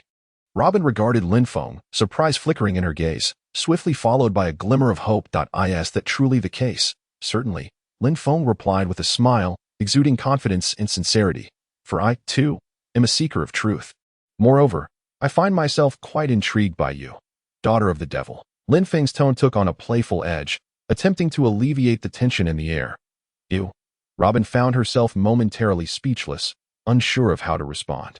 All right, enough of this you and I. Let's drop the formalities, Lin Feng interjected, his tone lighthearted. We are, after all, co-conspirators now. He gestured to the foreboding surroundings of the crypt. This place is rather eerie. It is not conducive to conversation. Let us step outside first. Robin glanced around, agreeing that it was indeed unwise to linger, and nodded in acquiescence to Lin Feng's suggestion. Lin Feng, accompanied by Bart, led Robin as they retraced their steps towards the crypt's exit. Along the way, Robin hesitated several times, seemingly burdened with many questions, yet unsure how to articulate them. Lin Feng, perceiving her inner turmoil, took the initiative to speak. Feel free to ask whatever is on your mind. Holding it in is more distressing. After a moment's hesitation, Robin voiced her lingering doubt. Do you truly trust me? I am, after all, the daughter of the devil, an enemy of the world government. Lin Feng chuckled nonchalantly. Daughter of the devil? What of it? I am the captain of the Whitebeard pirates. Am I to fear the world government? He paused, his tone growing earnest. Besides, I trust my instincts. You are not a villain. Hearing Lin Feng's words, a warmth surged within Robin. For the first time in years, she felt genuinely trusted. With unwavering resolve, she looked into Lin Feng's eyes and implored, Lin Feng, I know you are no ordinary pirate that I wish to join your crew. Please take me along to uncover the truth behind this, to vindicate the scholars of O'Hara and fulfill my mother's dying wish. Lin Feng met Robin's hopeful gaze, pausing to contemplate briefly before inwardly consulting his system. If I allow Robin to board my ship, will she qualify as a companion? Ding. Robin does not meet the requirements of a companion, and the bond cannot be activated. Lin Feng furrowed her brow slightly, feeling a twinge of confusion within. This girl, Robin, undeniably possessed extraordinary wisdom and potential. How could she possibly fail to meet the criteria for companionship? As she pondered silently, could it be that the system's standards for companionship were not solely based on individual capability? Perhaps there were deeper connections and considerations of fate at play. Lin Feng gazed at the resolute Robin before her, her fingertips unconsciously tracing the patterns on the weapon at her waist. The dusk light danced across Robin's stubborn brow, reminding Lin Feng of that archaeologist from the original tale, who had traversed the historical dust in solitude. She was destined to embark on another thorny path, to encounter my foolish younger brother, and to shatter the shackles of fate amidst the flames of Justice Island. The wheels of destiny may have long since set her trajectory, making it difficult to alter. A gentle smile graced Lin Feng's face, yet her words carried a hint of refusal. I am sorry, Robin, but I cannot agree to your request. Upon hearing this, the light in Robin's eyes dimmed instantaneously, akin to a flame extinguished by a fierce wind, her face betraying an unmistakable disappointment. She bit her lip, suppressing the tumultuous emotions within, awaiting Lin Feng's next utterance. Lin Feng's voice softened further, akin to a breeze caressing the treetops. "Have you ever witnessed seagulls chasing the waves?" she inquired softly. "They do not linger for any ship, for at the end of the storm lies a boundless sky." Lin Feng raised her hand, brushing away a fallen maple leaf from Robin's shoulder, her fingertips carrying an almost imperceptible tenderness. "Some bonds are not chains, but rather the migratory routes of birds," she continued, her voice as light as a sigh. "You should seek out those who ignite your passion to pursue the answers of life." Robin's fingers tightened abruptly, clutching the hem of her clothing, the archaeological notebook concealed within her sleeve producing faint rustling sounds. "Do you believe in destiny?" Lin Feng tossed out a seemingly ambiguous question, akin to a stone cast into a lake, sending ripples cascading outward. Robin froze, evidently taken aback by Lin Feng's inquiry. Destiny? This intangible concept had never been a subject of serious contemplation for her. Having been tossed about since childhood, scorned by society and hunted by the government, she had long grown accustomed to facing everything alone to her. Destiny resembled a cold and unfeeling puppeteer, manipulating her at will. "Destiny," Robin murmured, her gaze distant, as if lost in some recollection. Lin Feng observed Robin, her eyes deep and penetrating, as if she could see through to the secrets buried within. What Robin needed at this moment was not an answer, but an opportunity, an occasion to reassess herself and the world around her. "I once did not believe in destiny either," Lin Feng began slowly, her voice low and tinged with a hint of age. "But then, I encountered an old man who changed my perspective." An old man. Robin lifted her head, curiosity flickering in her eyes. "Yes, a remarkable old man." Lin Feng smiled, a glimmer of nostalgia crossing her features. "He told me that each person's destiny lies firmly in their own hands. As long as you possess enough strength, you can break the shackles of fate and forge a future that belongs solely to you." Robin listened intently, a tide of inexplicable emotions surging within her. Lin Feng's words shone like a ray of light, illuminating the dark corners of her heart and revealing a glimmer of hope. "So, do you believe that I can find my own companions, those who will protect me?" Robin asked softly, her voice tinged with uncertainty and a hint of anticipation. Lin Feng did not respond directly, but instead countered, "What about yourself? Do you believe you can meet them?" Robin fell silent. "I do not know." After years of solitude, she had grown accustomed to being alone. Terms like companions and protection felt too distant and extravagant for her. "If you do not believe in yourself, how can you expect others to believe in you?" Lin Feng's voice rang out again, laced with a gentle humor. "Robin, you are a wise woman. You should comprehend this truth." Robin lifted her gaze to meet Lin Feng's, a flicker of realization crossing her features. Indeed, if she could not believe in herself, how could she hope for others to believe in her? Robin began to speak. But Lin Feng interrupted her. "Enough of overthinking." Lin Feng patted Robin's shoulder, her tone lighthearted. "The road ahead is still long. We have ample time to understand each other." With that, Lin Feng led the way out of the tomb. "Let us go, Bart. It is time for us to move to the next destination." Bart nodded in agreement, following closely behind. Robin watched Lin Feng's retreating figure, her expression complex. This man was always so elusive, seemingly knowing everything yet revealing nothing. "Hey, wait for me." Robin snapped back to reality and hurried to catch up. The trio emerged from the tomb, the blinding sunlight bathing them in warmth, a comforting sensation enveloping them. "Where to next?" Bart inquired. "Sky Island," Lin Feng replied, a slight smile gracing her lips as she uttered the two words, "Sky Island." Bart and Robin exclaimed in unison. "Yes, Sky Island," Lin Feng reiterated, her eyes sparkling with excitement. "There are treasures waiting for us there."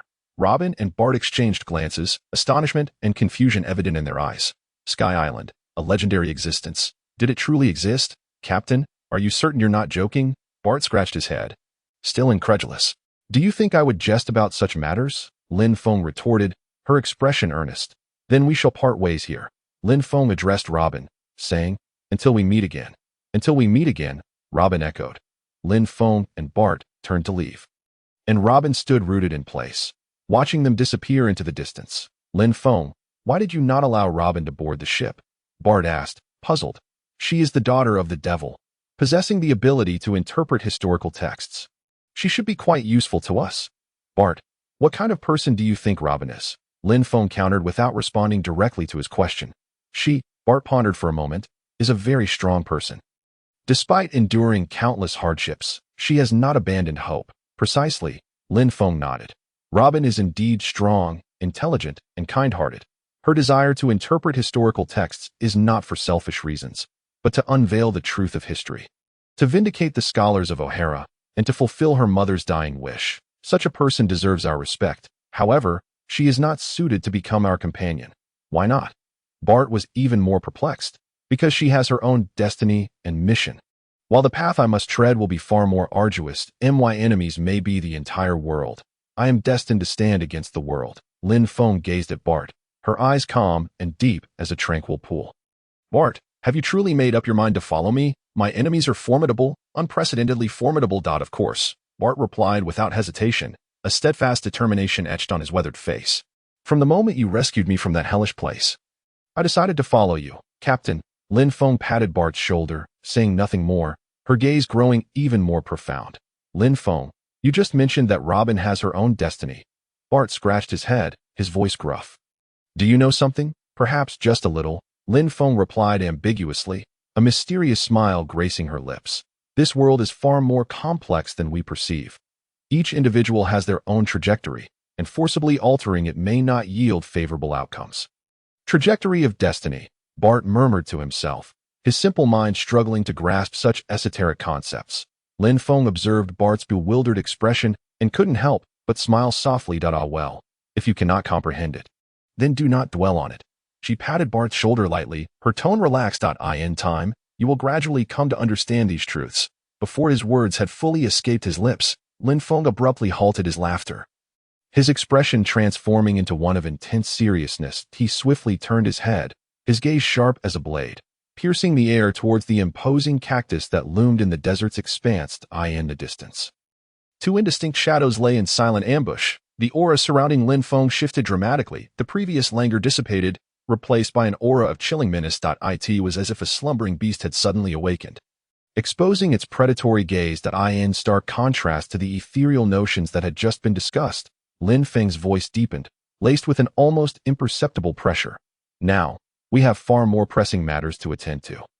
The relentless sun continued to scorch the desert earth, a palpable heat enveloping the air. Lin Feng narrowed his eyes, attuned to the unusual tremors in the atmosphere, turning once more, his gaze, sharp as ever, locked onto the massive cactus ahead, where two indistinct silhouettes lay in wait. The transformation of his presence was instantaneous. The previous nonchalance vanished, supplanted by an icy aura of lethal intent. It was akin to a dormant predator awakening.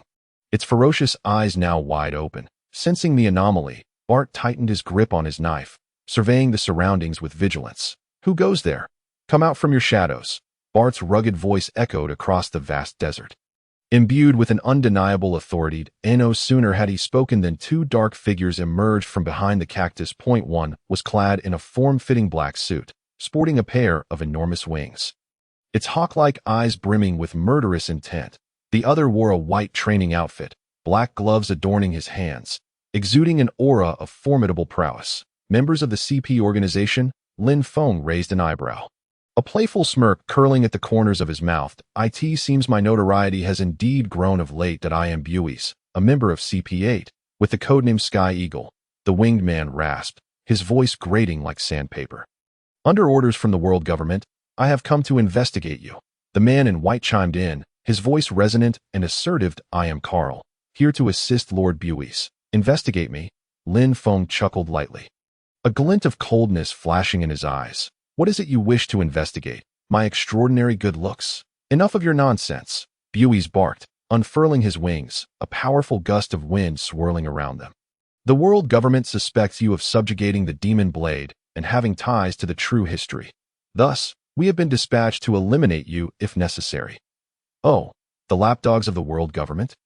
How persistently annoying, Lin Feng scoffed. How dare you? Carl fumed, his voice filled with indignation. Indeed, it seemed these men could not remain composed. Lin Feng stroked his chin, an understanding gleam in his eyes that he turned to Bart. His tone calm.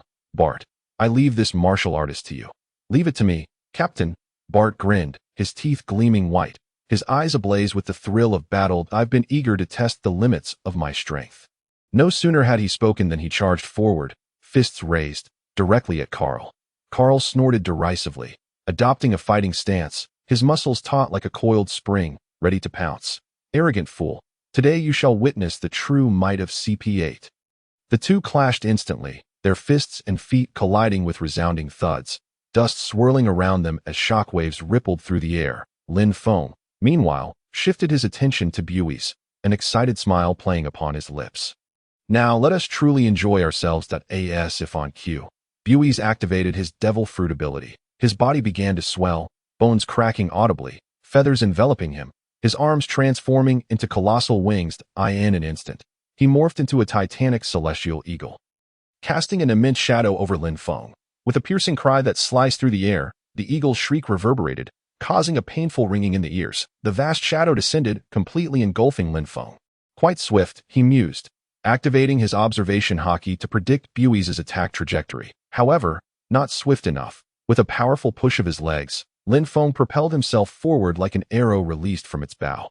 Simultaneously, he brandished the demon blade, executing a one-sword-style technique that a razor-sharp arc of light sliced through the air, aimed directly at Bui's abdomen. Bui's reacted with lightning speed, his wings unfurling just in time to narrowly evade the fatal blow. Several feathers drifting away in the aftermath. Quite quick indeed, he cackled, his wings flapping as he circled above. He dove repeatedly, his talons poised to strike, leaving deep impressions in the earth with each assault. Lin Feng, utilizing his moonwalk technique, deftly evaded in midair, searching for an opportunity to counterattack, akin to a nimble leopard evading the eagle's claws. On the other side, Bart and Carl's battle had reached a fever pitch. Bart, his body hardened with armament Haki, withstood Carl's iron block and finger gun, the sound of clashing steel resonating through the air. Carl, employing his exceptional martial skills, relentlessly targeted Bart's vulnerabilities, striving to bring him down. The two were evenly matched, locked in a stalemate. It seems your companion is not as formidable as I had anticipated, Bui's taunted, launching another assault. Lin Feng's gaze sharpened as he seized a moment of vulnerability in Bui's attack. Executing a one-sword-style dragon slash, a massive wave of cutting energy surged forth, aimed at Bui's wings. Bui's, witnessing the deadly strike approaching, hardened his enormous wings with armament Haki, deflecting Lin Feng's blade of energy.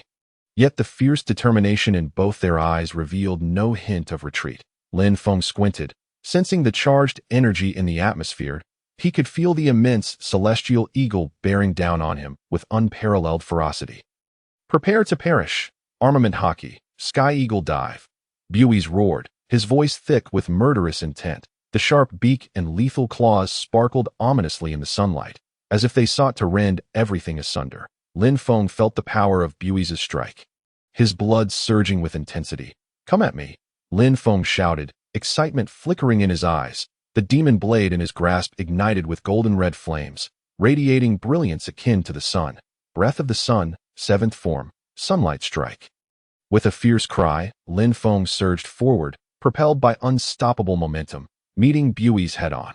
The blade met the beak in a cataclysmic clash, flames intertwining with the aura of armament Haki. A tremendous shockwave erupted, sending sand spiraling into the air, forming a swirling sandstorm. The blinding chaos forced Bart and Carl to momentarily halt their battle, shielding their eyes from the ferocious winds. Once the dust settled, both combatants stood a distance apart, each bearing various wounds, their garments stained with crimson. Yet the fire of battle still burned fiercely in their eyes, neither showing any signs of yielding.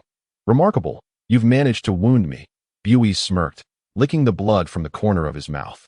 A glint of bloodlust flashing in his eyes. It has been far too long since I felt such pain.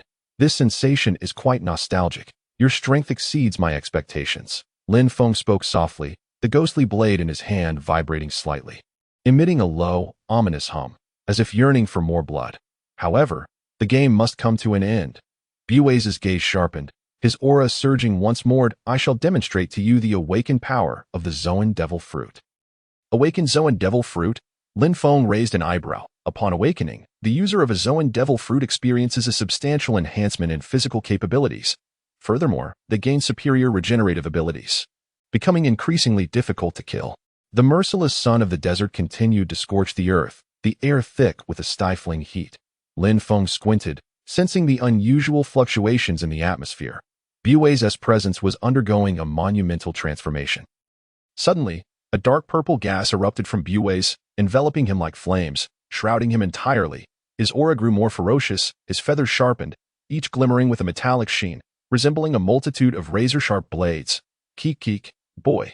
Allow me to show you the power of awakening. Bue's cackled madly, his wings unfurling, casting a shadow over the land, like a demonic bird from the depths of hell, intent on consuming the very world. Lin Feng's expression turned grave, his armed Haki coiling around the blade. The ghostly weapon seemingly sensing its master's battle intent, emitting a low hum. Flames of gold and crimson blazed fiercely along the blade, distorting the air around it. How intriguing. Let us see what you can do. A hint of excitement graced Lin Feng's lips as the blood within him began to boil, the spirit of battle surging in his chest. Winged storm. Bue's roared, his wings vibrating violently, unleashing countless feathers that shot towards Lin Feng like bullets. Each feather was imbued with armed Haki, wielding tremendous power, as if to rend everything asunder. Lin Feng took a deep breath, activating the sun breathing to its utmost, every cell in his body brimming with strength. Sun breathing, 11th form, dragon of the solar halo, Lin Feng shouted, his ghostly blade slicing through the air, unleashing a golden-red dragon-shaped blade aura that collided with the winged storm. Boom! A deafening explosion echoed as the powerful shockwave sent sand flying, creating a swirling sandstorm. Most of the feathers were severed, reduced to ashes, yet a few managed to breach his defenses, leaving several wounds on Lin Feng's body. Blood stained his garments, yet he remained unfazed. His gaze even sharper, Lin Feng surged forward, transforming into a dragon's head of gold and crimson, targeting Bue's vital points. Bue's, caught off guard, crossed his wings to block, yet still suffered a direct hit from the blade aura. Forced back several steps, a deep gash appearing on his chest. Blood flowed from the wound, staining his dark purple feathers. Keek keek, not bad, not bad. You are worthy of being my opponent. Bue's licked the blood from the corner of his mouth. A glimmer of madness flashing in his eyes, resembling a bloodthirsty beast yearning for more combat. But that is still not enough? Bue's wings trembled, transforming into a streak of dark purple lightning, soaring into the sky at breakneck speed. Like a meteor streaking across the heavens, awakening, heavenly eagle's fatal strike. Bue's voice echoed from above, laced with madness and bloodlust, as if intent on obliterating everything in his path. Lin Feng's gaze hardened, the ghostly blade humming in response to its master's call. The might of Bue's strike surged, blood boiling within him, the spirit of battle swelling in his chest. Then let us put an end to this, Lin Feng whispered, activating the sun breathing to its peak. Every cell saturated with power. Sun breathing, 12th form, flame dance, Lin Feng shouted, engulfed in golden-red flames, radiating a blinding brilliance. With a powerful push from his feet, he shot upwards like an arrow, charging towards Bue's. Their attacks collided midair, producing a thunderous explosion. The formidable shockwave lifted sand from the surrounding desert, creating a massive crater as if a meteor had struck. The wind howled, and the air was thick with swirling sand, casting a shadow upon the land, as though the apocalypse had descended. Bart and Carl were also caught in the powerful shockwave, halting their battle, shielding their eyes with their hands. They gazed in awe at the two figures clashing in the sky. Filled with astonishment that is this truly the captain's real power?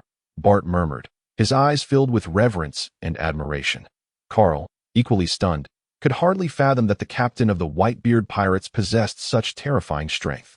This was far beyond anything he could comprehend. The relentless sun continued to scorch the desert, the air thick with the scent of gunpowder, and a vast crater marred the once flat sand, as if struck by a meteor. A sight that was both shocking and awe-inspiring. Lin Feng stood at the edge of the crater, the glow of the ghostly blade slowly dissipating, resembling a sunset that had burned out, gradually returning to tranquility. His gaze remained sharp, like a drawn sword, its edge glaringly apparent. Bue's lay within the deep pit, his body twisted and contorted, blood staining the surrounding sand, his eyes wide open, filled with disbelief and shock. He could hardly comprehend that his awakened power had proven so utterly feeble. Lin Feng regarded Bue's lifeless form, a faint smile gracing his lips, devoid of compassion or sympathy. He had never shown mercy to his enemies. Humph, overestimating oneself. Lin Feng snorted coldly, sheathing the ghostly blade, turning his attention to Bart. Bart was locked in a fierce struggle with Carl, their fists and feet colliding with resounding thuds, waves of force rolling through the air. Sand swirling about. Bart, let's end this battle. Lin Feng spoke, his voice unassuming yet clear, reaching Bart's ears. At Lin Feng's words, a spark of excitement flickered in Bart's eyes. He had long wished to conclude this tedious skirmish. All right, Captain, Bart bellowed, his muscles swelling instantly, armed Haki enveloping him like a steel giant, delivering a single punch that sent Carl hurtling away. Carl crashed heavily to the ground, spitting blood, his eyes wide with shock and fear. This seemingly rough man possessed such terrifying strength. What are you people? Carl stammered, his voice trembling with despair. Us. We are merely passing travelers. Lin Feng replied with a light chuckle, his tone playful. However, since you wish to investigate me, be prepared to pay the price. Lin Feng's eyes turned icy in an instant, a powerful killing intent erupting, enveloping Carl. Carl felt an overwhelming terror emanating from Lin Feng, his body trembling uncontrollably, realizing he had truly bitten off more than he could chew. Without giving Carl a moment's respite, Lin Feng swiftly swung his blade, ending Carl's life. Ding! Detection of host eliminating a CP8 member. Reward of 50,000 slashing points. Ding! Detection of host attracting the attention of the king of the world. Ding! Detection of host collecting a historical text, officially unveiling the hidden history of the world. A series of system notifications echoed in Lin Feng's mind, leaving him momentarily bewildered. What is happening? Is the system malfunctioning? System, are you experiencing issues? Lin Feng inquired internally. Ding! System operating normally. Please rest assured in usage. Just as Lin Feng pondered this, another system notification sounded. Ding! Congratulations to the host for meeting specific conditions. A special reward has been granted. Special reward. Lin Feng raised an eyebrow, curiosity flickering in his eyes, internally contemplating. This system truly knows how to surprise me, always presenting unexpected delights. Captain, what happened? Bart approached Lin Feng, his voice gravelly yet laced with curiosity. Nothing much, just received a little benefit. Lin Feng replied with a smile, his demeanor relaxed, as if nothing had transpired. Benefit? Bart scratched his head, somewhat perplexed, unable to comprehend the meaning of benefits as mentioned by Lin Feng. All right, Bart, we should be on our way. Lin Feng patted Bart's shoulder and turned to walk into the distance. Bart replied. The two figures gradually receded, disappearing into the vastness of the desert, leaving behind a battlefield in disarray. The Wind Rider continued to rest quietly outside the harbor of Alabasta. Sunlight cascaded onto the deck, reflecting glimmers of light, while the sea breeze gently caressed the air, carrying a hint of saltiness. The silhouettes of Lin Feng and Bart emerged atop the sand dunes, steadily making their way toward the Wind Rider. Having endured the fierce battle against Crocodile and CP8, both bore the marks of their journey. Yet their gazes had sharpened, brimming with vitality. It feels so good to be back. The ship is truly comfortable. Bart stretched, his rough voice tinged with relaxation. Lin Feng smiled, inhaling deeply and relishing the familiar scent of the vessel. A wave of tranquility washing over him. Indeed, the ship is the most comfortable place. Upon boarding the Wind Rider, after exchanging a few casual words, Lin Feng eagerly retreated to his cabin. The door closed behind him, severing the sounds of the outside world. Exhaling a long breath, he allowed his body to unwind. Next, it seems we shall head to the Sky Island. Lin Feng approached the window, gazing at the distant horizon. His eyes sparkling with anticipation. The Sky Island, a realm brimming with mystery and adventure, filled him with exhilaration at the mere thought. However, before that, let us first review the spoils of this expedition to Alabasta. System, open personal panel. Lin Feng silently commanded, and the familiar blue interface materialized before his eyes. Strength, 412, 60, speed, 358, 35, constitution, 489, 110, spirit, 185, 65, skills, Navy 6 styles, complete. Sun breathing technique, full version, swordsmanship, 1 sword style Iato / proficiency 97, 1 sword style dragon / self-realized skill, 1 sword style dragon / flame, self-realized skill, Haki, intermediate armament Haki LV5. 3,672,000 intermediate observation Haki LV5, 2. 922,000 beginner conquerors Haki LV3, 32, 500 weapon. Demon God, Supreme Great Blade, Strike points, 276,521 items. Time-space training room, permanent pointer, pointing to Alabasta. Din Din Mushy X1. Frost Gale, special gift pack bond. Activated Bard, strength 60, speed 35, constitution 110, spirit 65. Evaluation. Your strength has surpassed that of the vast majority of swordsmen, taking a significant step toward a more formidable realm. Continue striving, young one. Wow, these attributes have indeed increased quite a bit. Lin Feng marveled. After this battle, Bard had grown stronger as well. Observing the data on the panel, a satisfied smile crept onto Lin Feng's face. The four fundamental attributes, strength, speed, constitution, and spirit, had all seen remarkable enhancement. Notably, the constitution had nearly breached the formidable 500 mark, which was truly astonishing that in terms of skills, the proficiency of Iato/ had reached 95. Tantalizingly close to perfection, Shave, Moonwalk, and Iron Body had also improved significantly, and he had successfully grasped the basics of the sun-breathing technique. Although it was only at 10 proficiency, it was a promising start. As for Haki, both Armament and Observation Haki had risen to LV5, while Conqueror's Haki had accrued considerable experience points, with an upgrade imminent. Most astonishingly, the strike points had amassed to an impressive 270,000, indicating abundant rewards from the missions. This journey to Alabasta had truly been a lucrative endeavor. Lin Feng couldn't help but exclaim, his heart brimming with joy. Not only had his strength surged, but he had also garnered a wealth of strike points. An unexpected delight. A special gift pack. Suddenly, Lin Feng's gaze fell upon the last slot in the items section, where a golden gift pack icon lay quietly. The special reward from the system. He almost forgot about this. Intrigued, Lin Feng promptly selected it to open. Ding! Congratulations, host, for opening the special gift pack. You have received the reward. Scion Bloodline. Scion Bloodline? Lin Feng's eyes widened in shock and delight. Scions, after all, are a warrior race renowned for their immense combat potential and transformation abilities. Once transformed into a super scion, their strength undergoes a qualitative leap.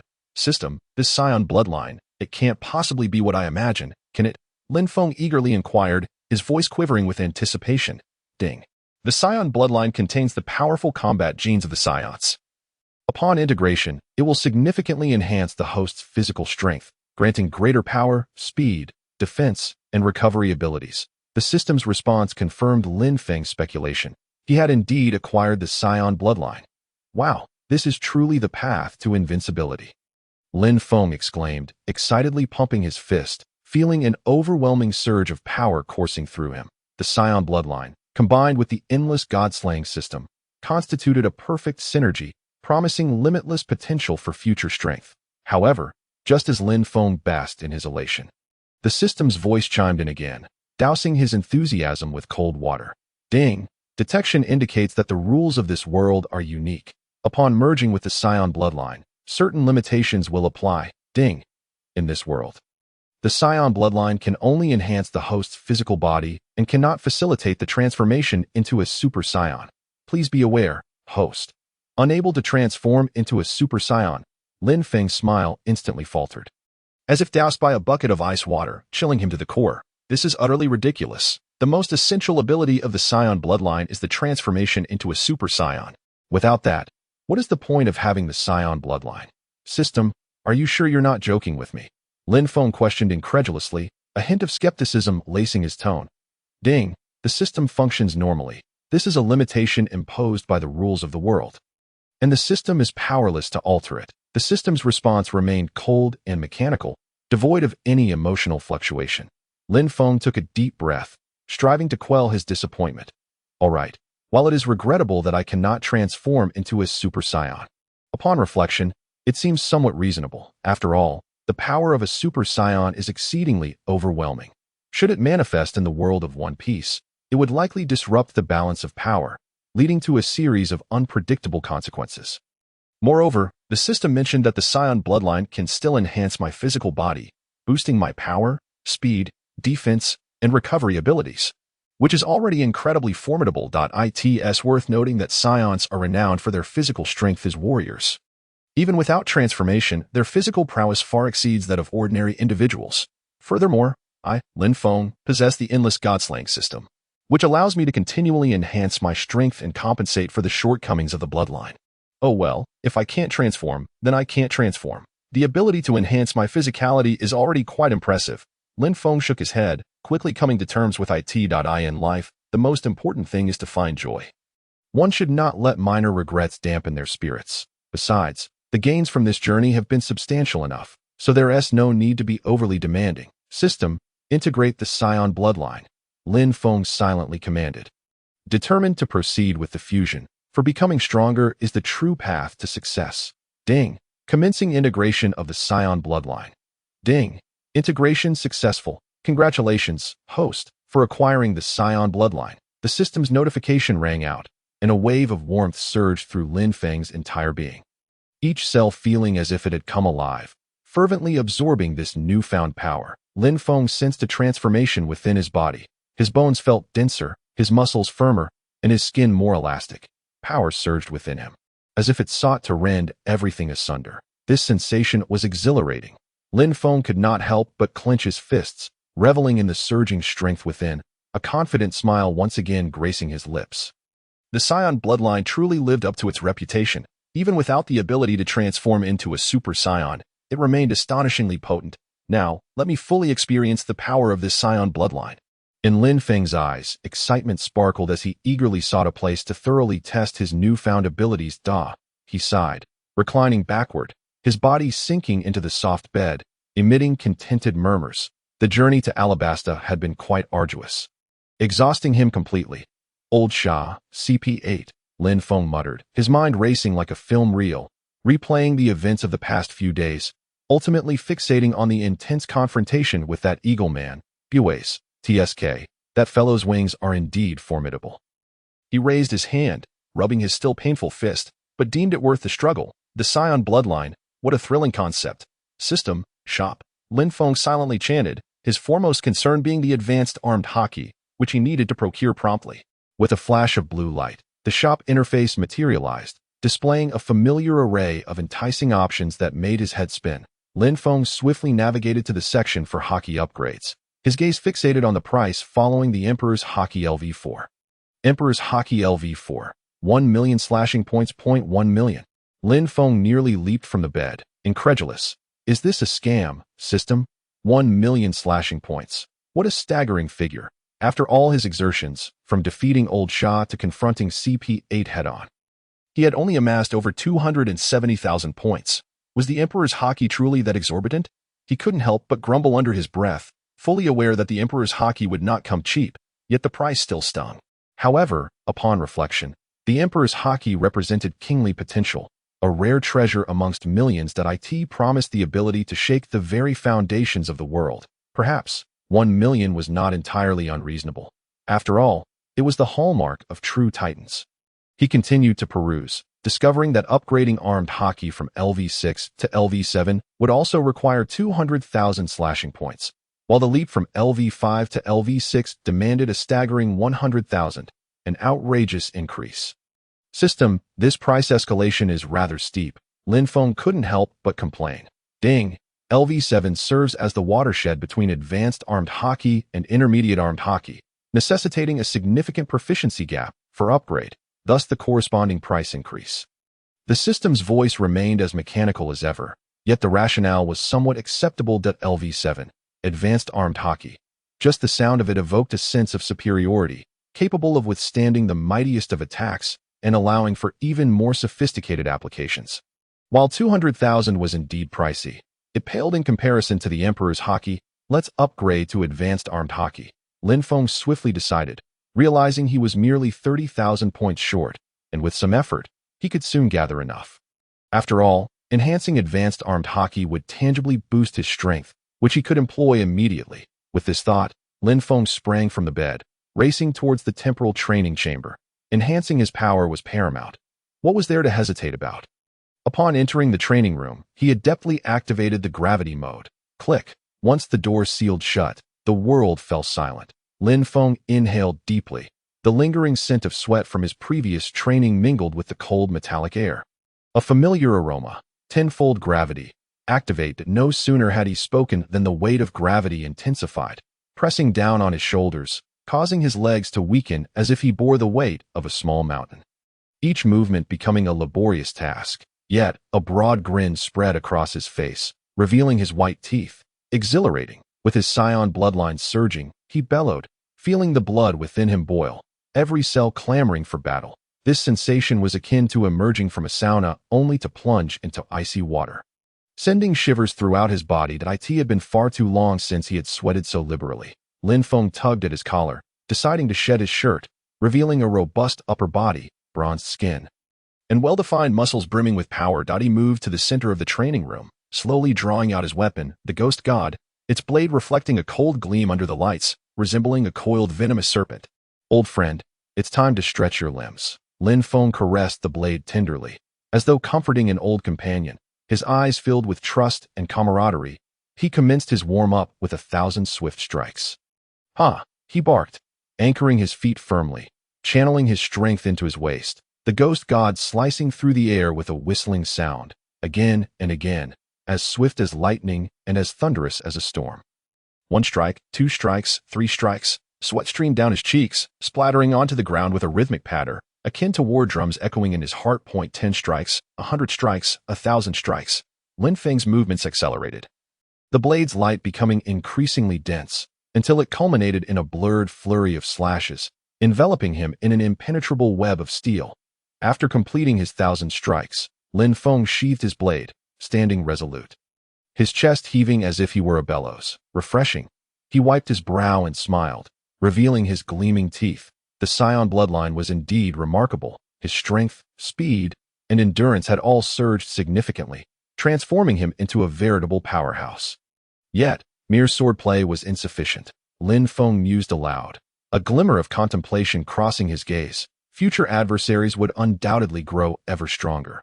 With abilities that were both unpredictable and formidable, he needed more potent means to contend.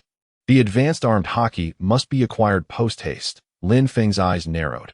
Advanced armed Haki was a qualitative leap, drastically enhancing both defense and offense, offering higher-level applications essential for facing formidable foes. Let us set a small goal.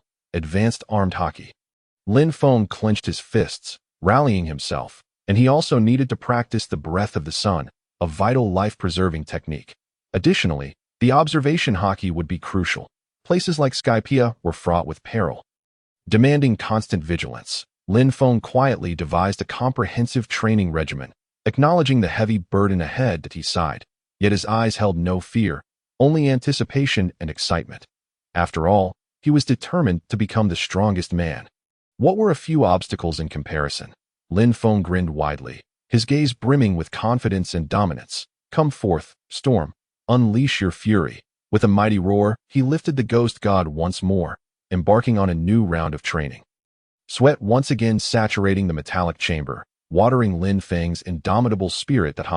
Lin Feng exhaled deeply as he exited the temporal training chamber, his entire being radiating warmth, akin to having just emerged from a steamer.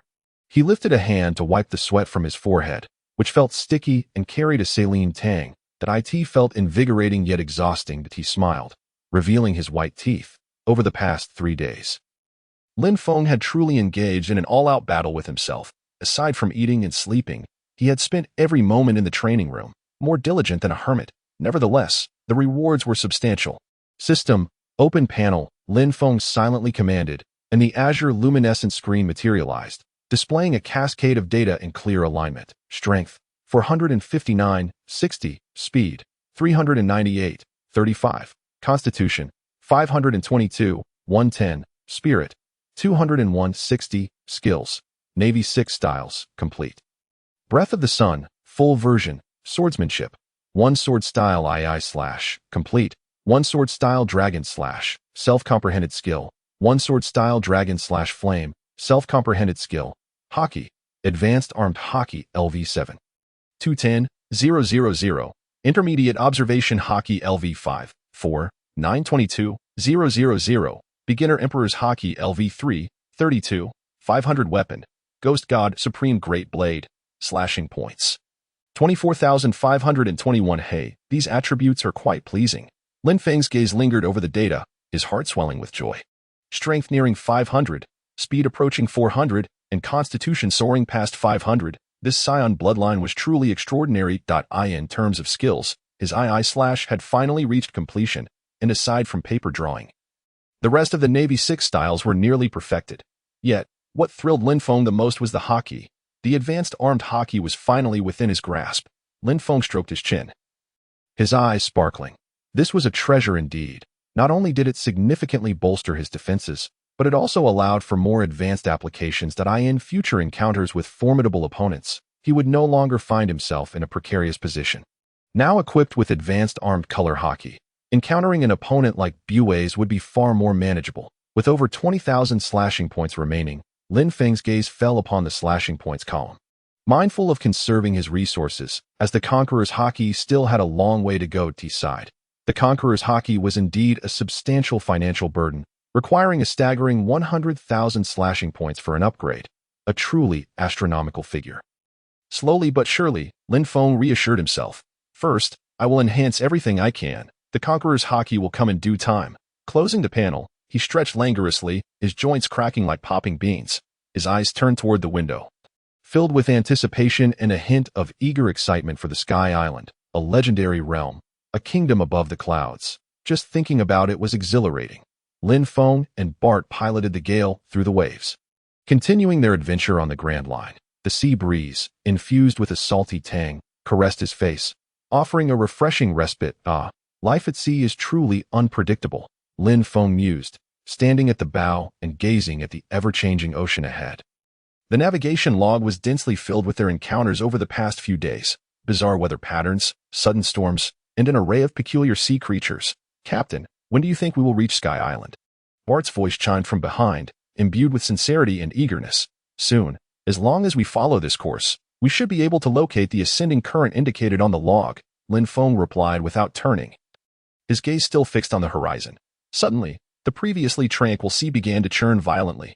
Boom! A series of thunderous roars emanated from the depths of the ocean, shaking the entire ship violently. What on earth is happening? Bart stumbled, nearly losing his balance, quickly grasping the railing to steady himself, his face a mask of bewilderment. Lin Feng's expression sharpened as he sensed the gravity of the situation. Before he could finish his thought, a massive shadow erupted from the ocean's depths, unleashing a towering wave that crashed down upon the gale. Watch out, Lin Feng shouted, swiftly drawing his weapon, the demon god, and leaping into the air. Boom! The colossal wave struck the gale with a deafening crash, causing the entire vessel to rock violently as if it might splinter apart at any moment. What the hell is that? Bart roared, his muscles bulging as a metallic sheen enveloped his skin, transforming him into a towering figure of steel. Steel fruit, steel fortress, Bart bellowed, crossing his arms defensively across his chest, bracing against the wave's impact. It was a sea king, and not just any. Its size was extraordinary. Lin Feng, suspended in midair, finally discerned the true nature of their assailant, his pupils constricting in shock. Before them loomed a colossal sea king, its massive jaws lined with razor-sharp teeth glinting menacingly, capable of shredding anything in its path. Roar! The sea king let out a deafening roar, its enormous tail sweeping through the water, generating another towering wave aimed directly at the gale. Damn it, just watch how I deal with you, Bart shouted, propelling himself forward like a cannonball, aiming a punch directly at the sea king's gaping maw. Steel fruit, steel heavy fist. Bart's fist gleamed with a metallic luster, exuding an unstoppable force as it collided with the sea king's jaw.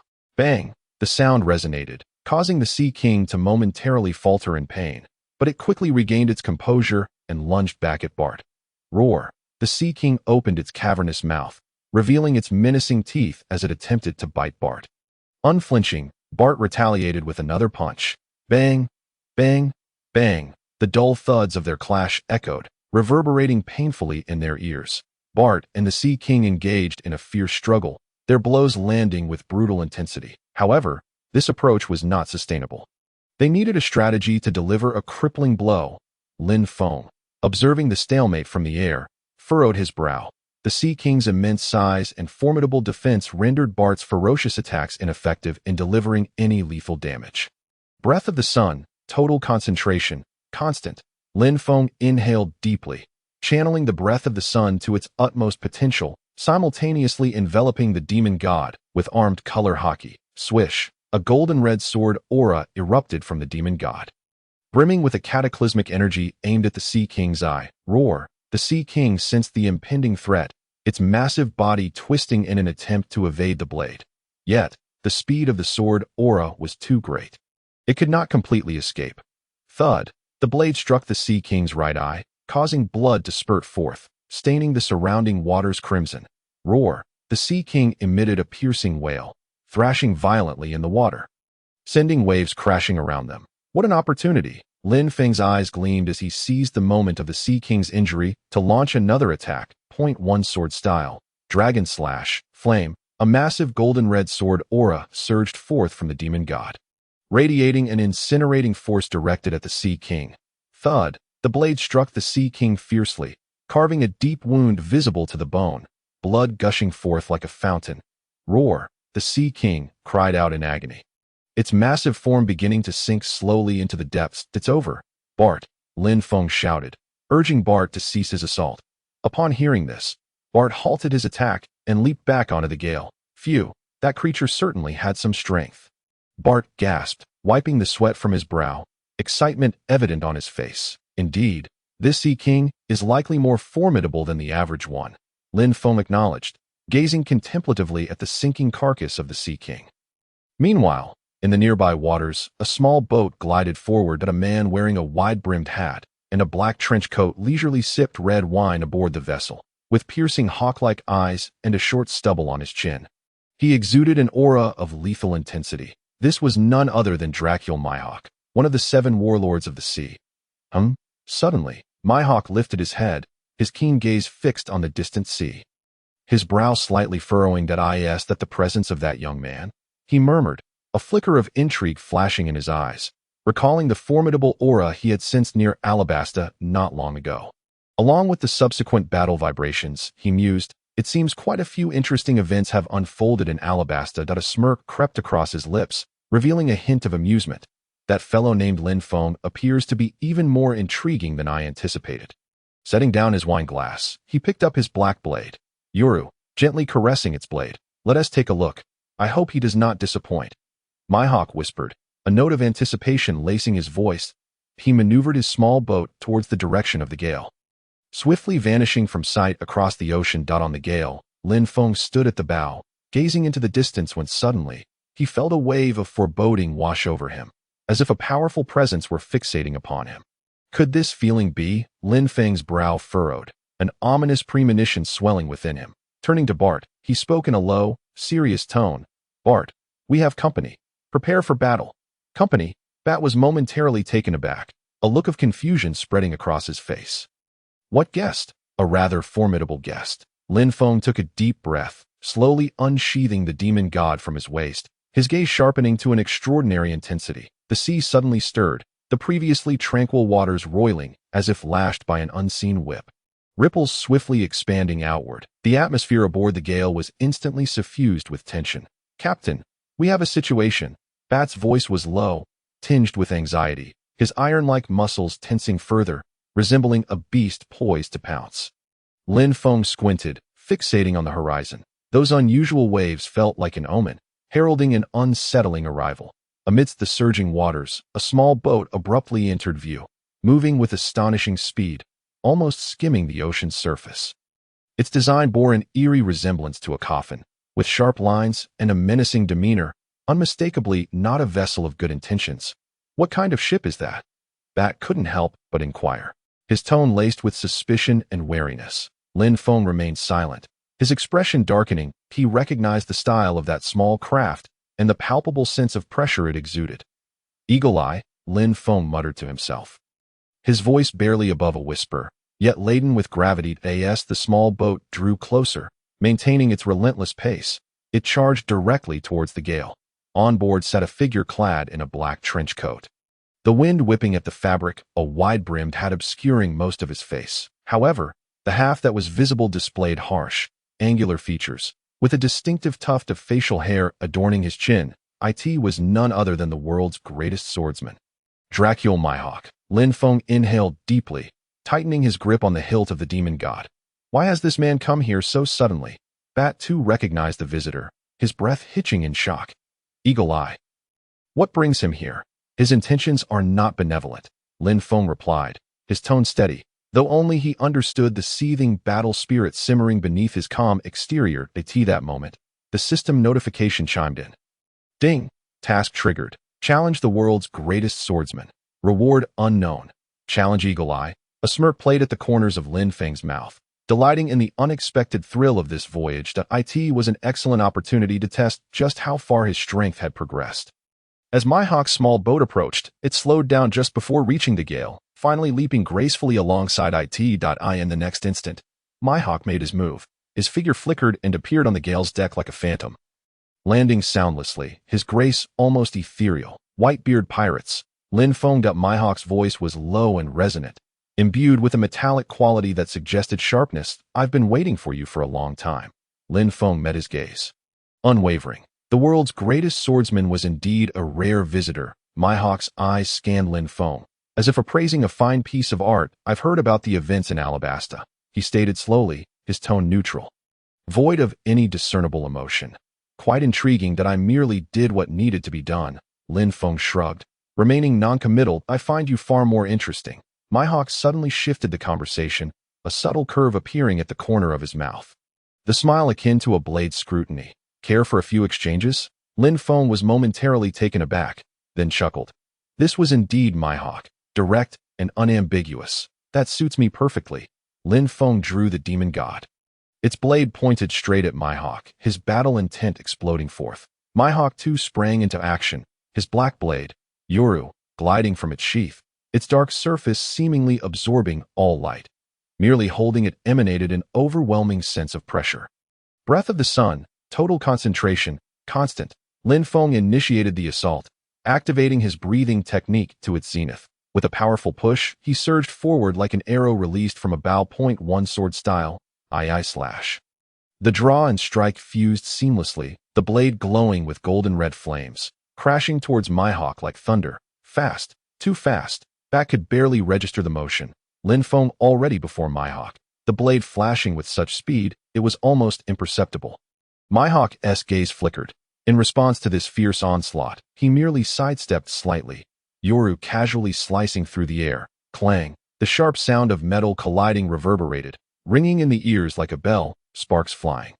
Lin Feng's slash was effortlessly deflected by Mihawk. Not bad speed, decent power, Mihawk assessed coolly, his tone as casual as if commenting on the weather, but still lacking. Before he finished speaking, Mihawk retaliated. Yoru moved with lethal precision. Devoid of any flashy techniques, yet imbued with terrifying power and skill, the blade sliced through the air, emitting a piercing whistle, its speed akin to a bolt of black lightning. Lin Feng's pupils constricted. Instinctively sensing danger, he leaned back sharply, narrowly evading the deadly strike. A few strands of hair fell, severed by the aftershock of Yoru. Ugh!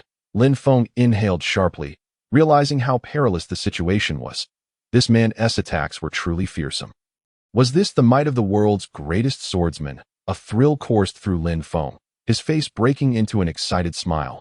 How exhilarating! Again, Lin Feng shouted, charging at Mihawk once more, the flames on the demon god surging higher. The blade unleashing a torrent of ferocity. Mihawk's expression remained tranquil as Yoru flowed in his grasp, seeming alive, deftly countering all of Lin Feng's strikes. Clang, clang, clang. The sounds of clashing blades echoed across the deck. Sparks erupting, waves of energy roiling. Bat watched in stunned silence, unable to intervene, his fists clenched tightly, anxiety for Lin Feng overwhelming him. Captain, you can do it! He couldn't help but yell, his voice brimming with tension and hope. While battling, Mihawk observed Lin Feng's swordsmanship, a glimmer of appreciation flashing in his eyes. The unique breathing technique, coupled with that fiery swordplay, was indeed quite intriguing. Mihawk spoke, his tone carrying a hint of affirmation. However, to defeat me, you still have a long way to go. In the next moment, Mihawk's aura surged dramatically. A more terrifying sword intent erupted from him like a volcanic explosion, enveloping the entire deck in an instant. The blade of Yoru deepened in hue, resembling an abyss, swallowing the surrounding light. From now on, I will be a bit more serious. Mihawk's voice turned grave and solemn, his piercing gaze locking onto Lin Feng. More serious? Lin Feng's heart raced, realizing that Mihawk was about to unleash his full potential. Just what I was hoping for. Lin Feng roared, his battle spirit erupting. the breath of the sun reaching its peak. The armament Haki enveloping his body, the demon god radiating unprecedented brilliance. Come, let me witness the true power of the world's greatest swordsman. He charged at Mihawk once more, this time pouring all his strength into the onslaught. Breath of the Sun, 11th form, Sun Halo Dragon, a golden-red dragon-shaped blade of energy roared forth, carrying a cataclysmic force aimed straight at Mihawk. This technique is rather interesting. Mihawk's eyes gleamed, the black blade Yuru erupting with even greater power. Unparalleled slash, Mihawk called out, his blade cleaving through the dragon-shaped energy with deadly precision. Boom, the two tremendous forces collided, producing a deafening explosion that shook the entire sea. Thud, Lin Feng was once again sent flying. Blood spewing from his mouth, his injuries worsening. Cough. Is this the might of the world's best? Lin Feng knelt partially on the ground, propped up by the ethereal presence of his weapon, his eyes brimming with a mixture of defiance and desire. Cough, cough, he managed, resting on one knee, the ghostly blade supporting him against the swaying deck. Blood trickled from the corner of his mouth, splattering onto the wooden planks, blooming into vivid crimson flowers that he gasped for breath. His chest heaving violently, akin to a machine operating beyond its limits, on the verge of collapse. Is this truly the power of the world's strongest? Lin Feng raised his gaze, his eyes filled with not only defiance but also an exhilarating excitement. Licking the blood from his lips, he felt the boiling combat spirit within him, alongside the relentless waves of pain. Not enough, far from sufficient. With a low growl, Lin Feng slowly rose, the wounds on his body beginning to mend under the influence of his scion bloodline. He lifted his head to face Hawkeye, his eyes radiating unwavering determination, devoid of any hint of retreat. Hawkeye stood resolutely, his stature akin to an unyielding mountain, immovable. The black blade, Yuru, in his hand continued to emanate an oppressive aura, reminiscent of a lurking beast poised to pounce. Your strength is indeed commendable, Hawkeye remarked, a flicker of admiration crossing his gaze, yet his tone remained calm and devoid of emotion. However, your current power is still insufficient to defeat me. Lin Feng offered no response, wiping the blood from his mouth, the indomitable spirit of battle flickering in his eyes as he gripped the ghostly blade, feeling the vibrations resonating from the hilt. A response to his fighting spirit, a strange black aura began to seep from the blade, intertwining with the golden red flames enveloping him, creating a unique and heart-stirring energy field. A potent desire surged within Lin Feng, a yearning to grow stronger, to conquer the formidable adversary before him. Hawkeye's keen gaze remained fixed on the ghostly blade in Lin Feng's hand, his eyes narrowing like those of a hawk. The sea breeze howled past, lifting his black coat with a rustling sound. Under his scrutiny, the black aura emanating from the blade writhed like a living entity, entwining with Lin Feng's golden red flames, reflecting an eerie glow in the sunlight. Interesting, this blade seems to possess a will of its own, Hawkeye mused softly, a rare hint of surprise coloring his voice. As the world's foremost swordsman, he could sense the distinction between the ghostly blade and ordinary blades. The subtle fluctuation of will seemed to echo from ancient battlefields, saturated with bloodlust and fury. Lin Feng closed his eyes, attuning himself to the tremors coursing through the ghostly blade. The temperature of the blade surged, the black aura thickening, flowing through the air like ink. The golden red flames, enveloped by this dark energy, grew increasingly wild, crackling with explosive sounds as if undergoing a mysterious transformation. Old friend, let us fight together. Lin Feng suddenly opened his eyes, his pupils ablaze with golden red fire. His voice was deep and resolute, brimming with a thirst for battle. The ghostly blade seemed to respond to its master's call, vibrating more violently and emitting a resonating hum. Bart stood nearby, anxiously observing the unfolding scene. Sweat trickled down his determined face, soaking the fabric of his shirt. Lin Feng's companion, he yearned to assist the captain more than anyone else. Yet the magnitude of the battle before him far surpassed his reach. Suddenly, a faint crack echoed in Bart's ears. Looking down, he noticed web-like fissures appearing on the deck of the Swift Wind. A result of the clash between the two swordsmen's sword energies, Bart promptly activated his steel fruit ability, hardening his entire body into steel, endeavoring to reinforce the damaged sections of the ship. He couldn't allow the captain's battle to be interrupted. Bart gritted his teeth, channeling more of his fruit's power into the vessel, vowing to protect the ship that bore their dreams. Hawkeye raised an eyebrow. a spark of surprise flickering in his eyes as he sensed Lin Feng's aura intensifying. Becoming more formidable and perilous, it seems you still have a trump card. Hawkeye spoke softly, curiosity and anticipation lacing his tone. Gripping his black blade, Yoru, once more, his aura surged, akin to a drawn sword, sharp and brilliant. Allow me to show you the power of the ghostly blade. Lin Feng bellowed, propelling himself forward like a released arrow. Charging directly at Hawkeye.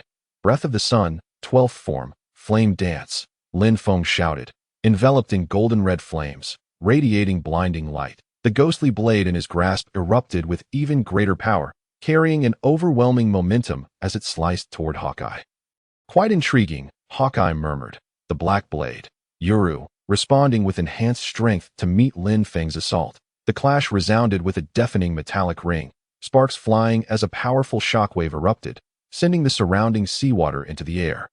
Forming a massive column of water, their attacks collided in the air, producing thunderous explosions that reverberated across the ocean. Lin Feng was once again sent flying, crashing heavily against the mast, blood spilling from his mouth. A deep gash appeared before him, blood gushing forth and staining his garments crimson. Cough, cough. Lin Feng knelt once more, the ghostly blade propped against the deck, supporting his faltering form. Gasping for breath, his chest heaved violently. Akin to a machine on the brink of failure, it is over, Hawkeye stated, his gaze calm, devoid of pity, his tone icy and emotionless. Your current strength is still insufficient. Lin Feng offered no reply, merely lifting his head slowly. His eyes filled with defiance and yearning. Gripping the ghostly blade tightly, his body trembled slightly, as if straining to endure die. Lin Feng rasped, his voice hoarse yet imbued with an indomitable spirit. I have not lost. Rising once more, he raised the ghostly blade, his gaze unwavering and resolute. Hawkeye arched an eyebrow, a flicker of surprise crossing his features. He hadn't anticipated this young man to be so tenacious, refusing to concede, even in his current state. It seems you are indeed a worthy opponent. Hawkeye's voice was deep and magnetic, carrying a rare note of respect. The sea breeze rustled his black coat, enhancing his imposing presence. However, your current strength is still insufficient. The words were flat, yet cut like a knife, striking at the core. Lin Feng knelt, blood dripping onto the deck. Pooling into a small dark red puddle, he tightened his grip on the ghostly blade, sensing its hum, as if it were echoing his unyielding will. Raising his gaze, Lin Feng's eyes remained sharp as a blade, devoid of any hint of despair. The golden red flames danced around him, intertwining with the black aura emanating from the ghostly blade. Resembling a battle-hardened deity, tragic yet filled with power. Hawkeye, I will become the strongest man in the world, and I shall surpass you. Lin Feng's voice, though hoarse, was resolute. Resonating in the sea breeze, he looked at the world's greatest swordsman. Fully aware that he was still far from being a true top-tier powerhouse, his domineering presence and swordsmanship were still lacking. The journey ahead was long. Clenching the ghostly blade, a glimmer of determination flickered in Lin Feng's eyes. The sea wind continued to howl, carrying the salty scent, whipping against the battered deck. Lin Feng knelt, blood dripping, staining the wooden planks with glaring red plum blossoms. Gasping for breath, his chest heaved violently, yet his sharp gaze still sparkled with an indomitable fighting spirit. Like an unquenchable flame, Lin Feng struggled to lift his head, his voice hoarse yet filled with a heart-stirring resolve. I have not lost. The ghostly blade descends. As soon as the words left his lips, a strange, black aura began to seep slowly from the blade of the ghostly blade in Lin Feng's hand, writhing as if it were a living entity. This dark essence intertwined with the golden red flames enveloping him, forming a unique and disquieting energy field. The fusion of black mist and flames cloaked Lin Feng entirely, rendering him akin to a demon from the depths of hell. His hair, dyed in shades of black and red, danced wildly in the sea breeze like a flickering inferno. His gaze sharpened, filled with a bloodthirsty madness reminiscent of a wild beast. The contours of his muscles became more pronounced, brimming with explosive power. The blade of the ghostly blade transformed as well, adorned with black and red patterns, emanating a heart-pounding hum. Lin Feng felt the power of the ghostly blade surge within him, that force akin to a rampaging beast, tearing at his sanity, yearning to grow stronger, longing to vanquish the formidable foe before him. This desire made him forget pain, forget fear, leaving only an insatiable thirst for battle. Suddenly, Lin Feng raised his head, madness flickering in his eyes. With a powerful push from his feet, he shot forth like an arrow released from a bow, charging directly at Eagle Eye. His speed was astonishing, rendering him a mere blur. One sword style, ghostly slash, Lin Feng roared, wielding the ghostly blade with world-ending force aimed at Eagle Eye. Each swing of the blade was accompanied by black and red energy, its might far surpassing that of before.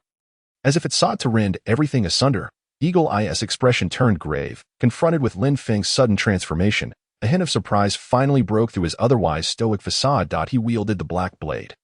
Knight, to defend against the overwhelming pressure brought forth by the ghostly blade, feeling a force that seemed to originate from ancient battlefields, saturated with bloodlust and fury. The clash of blade against sword resounded like thunder across the sea.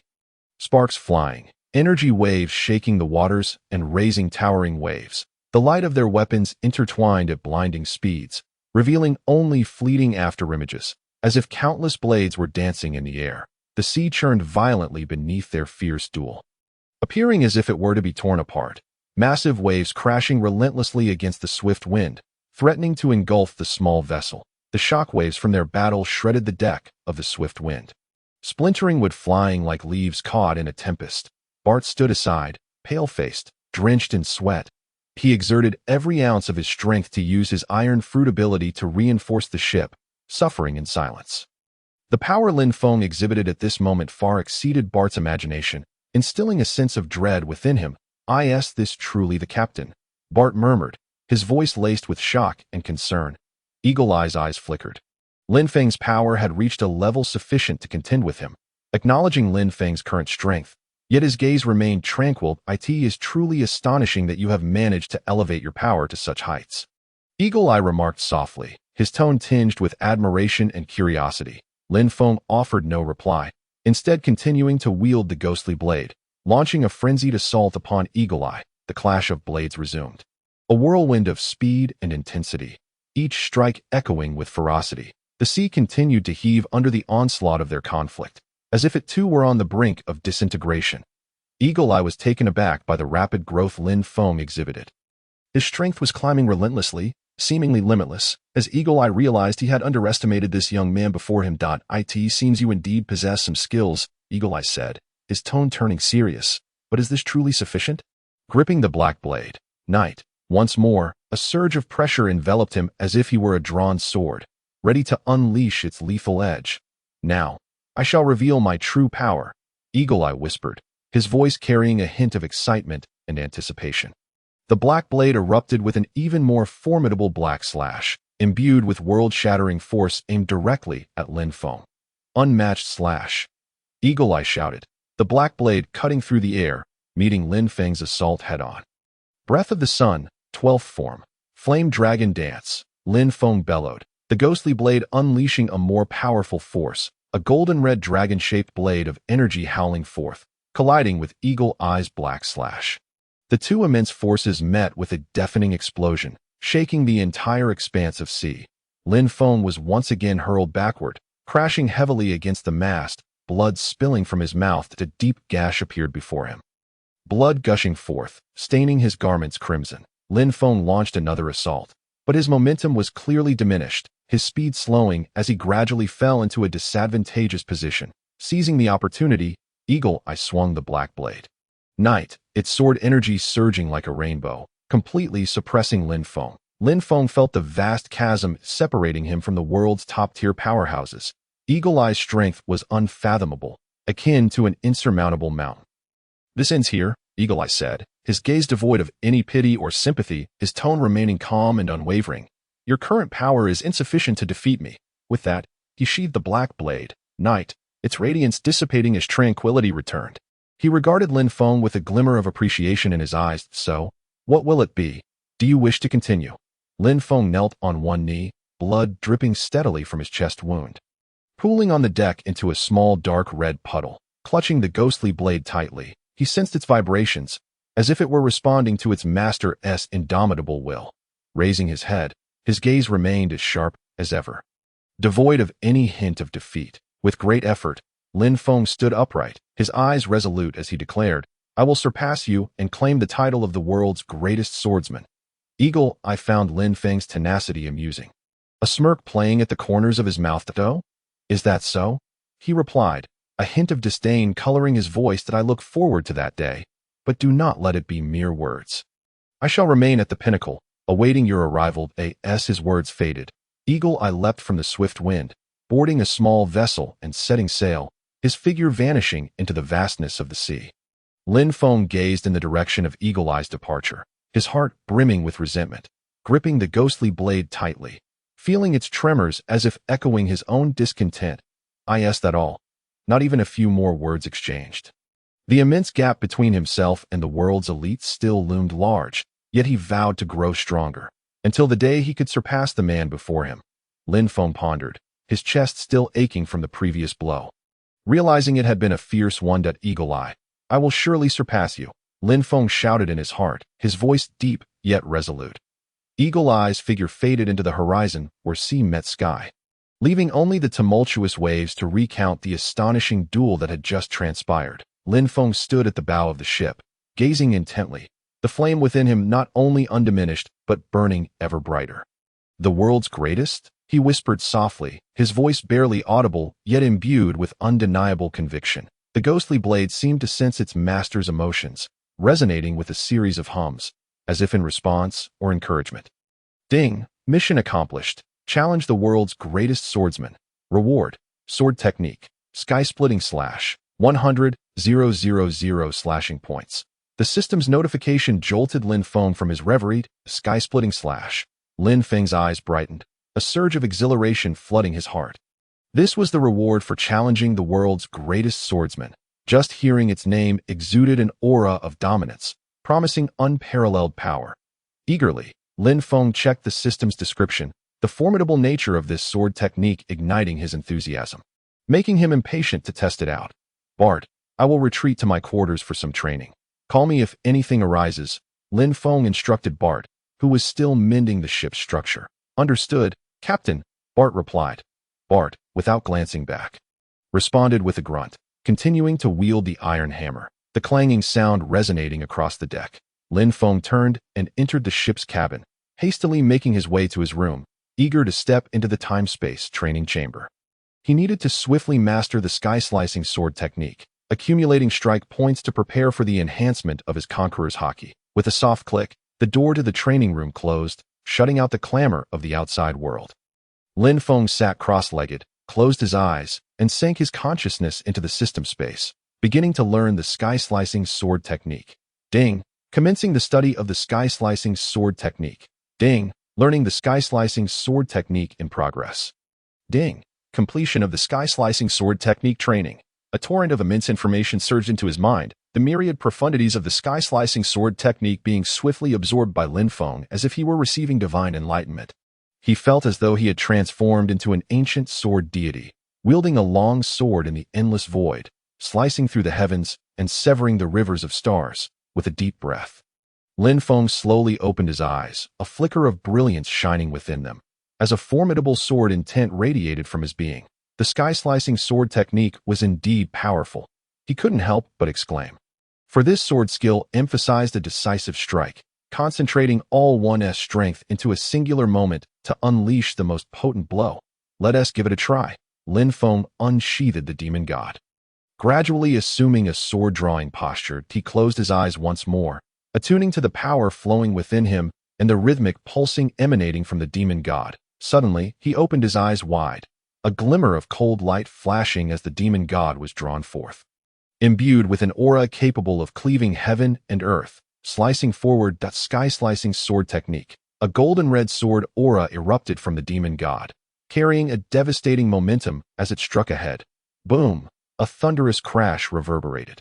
Deafening to the ears, the sturdy walls of the training room suddenly fractured, a menacing gash deeply imprinted upon them, nearly rending the very fabric of space. Subsequently, an invisible force surged, and the damaged walls miraculously restored themselves to their original state. Hiss! Lin Feng inhaled sharply. The might of the sky-slicing sword technique was truly terrifying. It was no wonder it was a reward for challenging the world's greatest swordsman. It certainly did not disappoint. With exhilaration, he wielded the demon god, feeling himself grow significantly stronger. Continue training. Lin Feng's eyes sparkled with determination. For the next few days, he remained in the time-space training chamber, fervently honing his skills. Repeatedly wielding the demon god, practicing the sky-slicing sword technique, alongside other sword skills, sweat soaked through his garments, yet he paid it no mind, his focus solely on the flickering blade light and the ever-strengthening conviction. Meanwhile, in the distant holy land of Mariawa, the atmosphere in the meeting room of the world government's highest authority, the five elders, was tense to the extreme. The five elders sat around a round table, their expressions dark enough to drip water. The CP8 had been completely annihilated in Alabasta, the perpetrator being Lin Feng of the Whitebeard Pirates, an elder, clad in a dark suit, a birthmark on his forehead, and sporting a pair of handlebar mustaches, spoke solemnly, breaking the silence. His voice was thick with anger and a barely perceptible hint of apprehension. This Lin Feng, having first defeated Crocodile and now annihilated CP8, was utterly audacious, a severe provocation against the world government. Another elder, dressed in a white kimono and bald, exclaimed angrily, slamming his palm on the table, making the teacups jump. He must be severely punished. Otherwise, where lies the authority of the world government? I propose we raise Lin Feng's bounty and dispatch a marine admiral to apprehend him. The third elder, similarly attired in a suit, tall and thin with a long beard, remarked, a glint of coldness flashing in his eyes. He is merely a clown. The fourth elder, adorned in a suit with golden hair and a matching beard, chuckled derisively at a clown. The fifth elder, dressed in a black suit, wearing a flat cap, with a scar at the corner of his eye and sharp gaze, slowly shook his head, countering, defeating Crocodile, exterminating CP8, and directly confronting Hawkeye.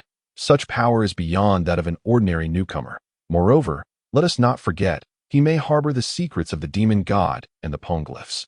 The man in black emphasized, urging caution in their actions. After a heated discussion, the five elders ultimately decided to raise Lin Feng's bounty to 800 million berries, bestowing upon him the title of Demon God Swordsman. They also ordered the Marine headquarters to dispatch an admiral for his capture. As the news spread, the entire world was left in shock. 800 million berries. This bounty was sufficient to rival that of the commanders of the four emperors. Furthermore, the title Demon God Swordsman clearly indicated the world government's regard for Lin Feng. Countless pirates and bounty hunters turned their attention to this suddenly emerging young powerhouse. Lin Feng's name once again echoed throughout the Grand Line, becoming a topic of conversation among many. Following the conclusion of the five elders meeting, the elder in the flat cap and deep red suit picked up a transponder snail, dialing the number of Fleet Admiral Sengoku at the Marine headquarters. Boroboru. The transponder snail emitted a peculiar sound, and soon a deep, authoritative voice resonated from the other end. This is Sengoku. The elder in the deep red suit stated gravely, we have reached a decision regarding Lin Feng. His bounty will be raised to 800 million berries, and he shall be titled Demon God Swordsman. Additionally, we will dispatch an admiral for his capture. Remember, it must be alive, as we are very interested in the secrets he harbors. Understood. On the other end, Fleet Admiral Sengoku frowned deeply, his knuckles turning white, the transponder snail trembling slightly in his palm that a storm was approaching, a blood-soaked tempest. Lin Feng. This name would be at the vortex of it all. Alive? That one be an easy task, Sengoku said somberly, a hint of gravity in his tone that I am aware, but it is an order. The elder in the deep red suit asserted resolutely, do your best. Remember, it must be alive. We are very interested in this Lin Feng. As the transponder snail clicked off, the room fell once again into silence. Only the five elders remained, their expressions inscrutable, quietly seated around the round table. As if concocting a greater scheme, at Marine headquarters, in the office of the Fleet Admiral, Sengoku hung up the transponder snail, lost in thought.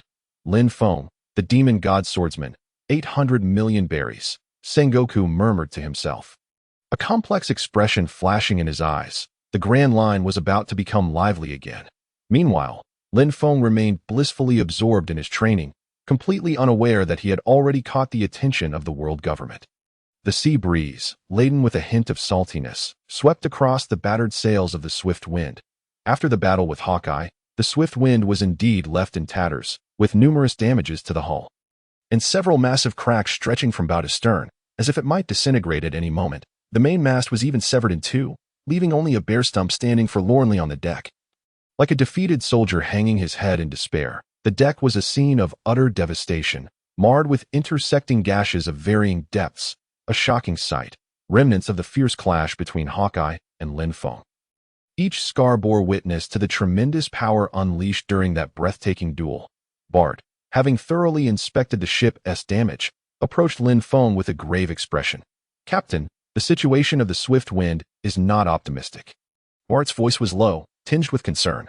"Multiple areas of the hull are severely damaged, the main mast is broken, and the power system has also been affected. We need to find a skilled shipwright to conduct repairs promptly, or it may be difficult to sustain the upcoming voyage." Lin Feng stood at the bow of the ship, gazing at the battered and bruised Swift Wind, his heart awash with a multitude of emotions. Although he had ultimately fulfilled his mission and acquired the heaven-slaying sword technique after his battle with Hawkeye, the cost had been undeniably steep. Not only had he sustained serious injuries, but the Swift Wind had also suffered significant damage.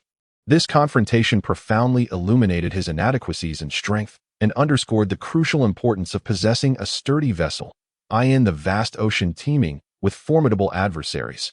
One cannot hope to establish a foothold without substantial power, trustworthy allies, and a resilient ship, let alone pursue one's dreams. It seemed that the time had come to enhance his equipment. Lin Feng stroked his chin and murmured to himself, recalling the storyline from an anime in his previous life about the Water 7. Water 7, renowned globally as a shipbuilding paradise, attracted the finest shipwrights from across the world, boasting the most advanced shipbuilding techniques. If he could find an exceptionally skilled shipwright there, not only could he repair the Swift Wind, but he could also upgrade and transform it into an even more formidable pirate ship, providing a more reliable safeguard for the adventures that lay ahead. With this thought, Lin Feng began to formulate a plan. Bart, having perused the newspapers from Water 7 over the past few days, suddenly slapped his forehead and exclaimed, "Captain, I just remembered someone." "Who?" Lin Feng inquired. "The legendary shipwright, Mark White."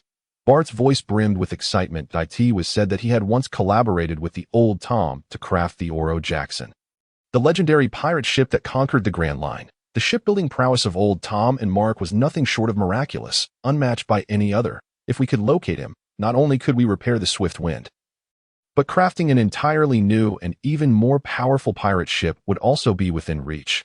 Lin Feng's eyes brightened at this revelation, yet doubts lingered in his heart. Mark was an unfamiliar name. But should he succeed in enlisting his help, the restoration and enhancement of the Swift Wind would undoubtedly be achievable. However, his whereabouts were uncertain, and whether they could find him remained an enigma.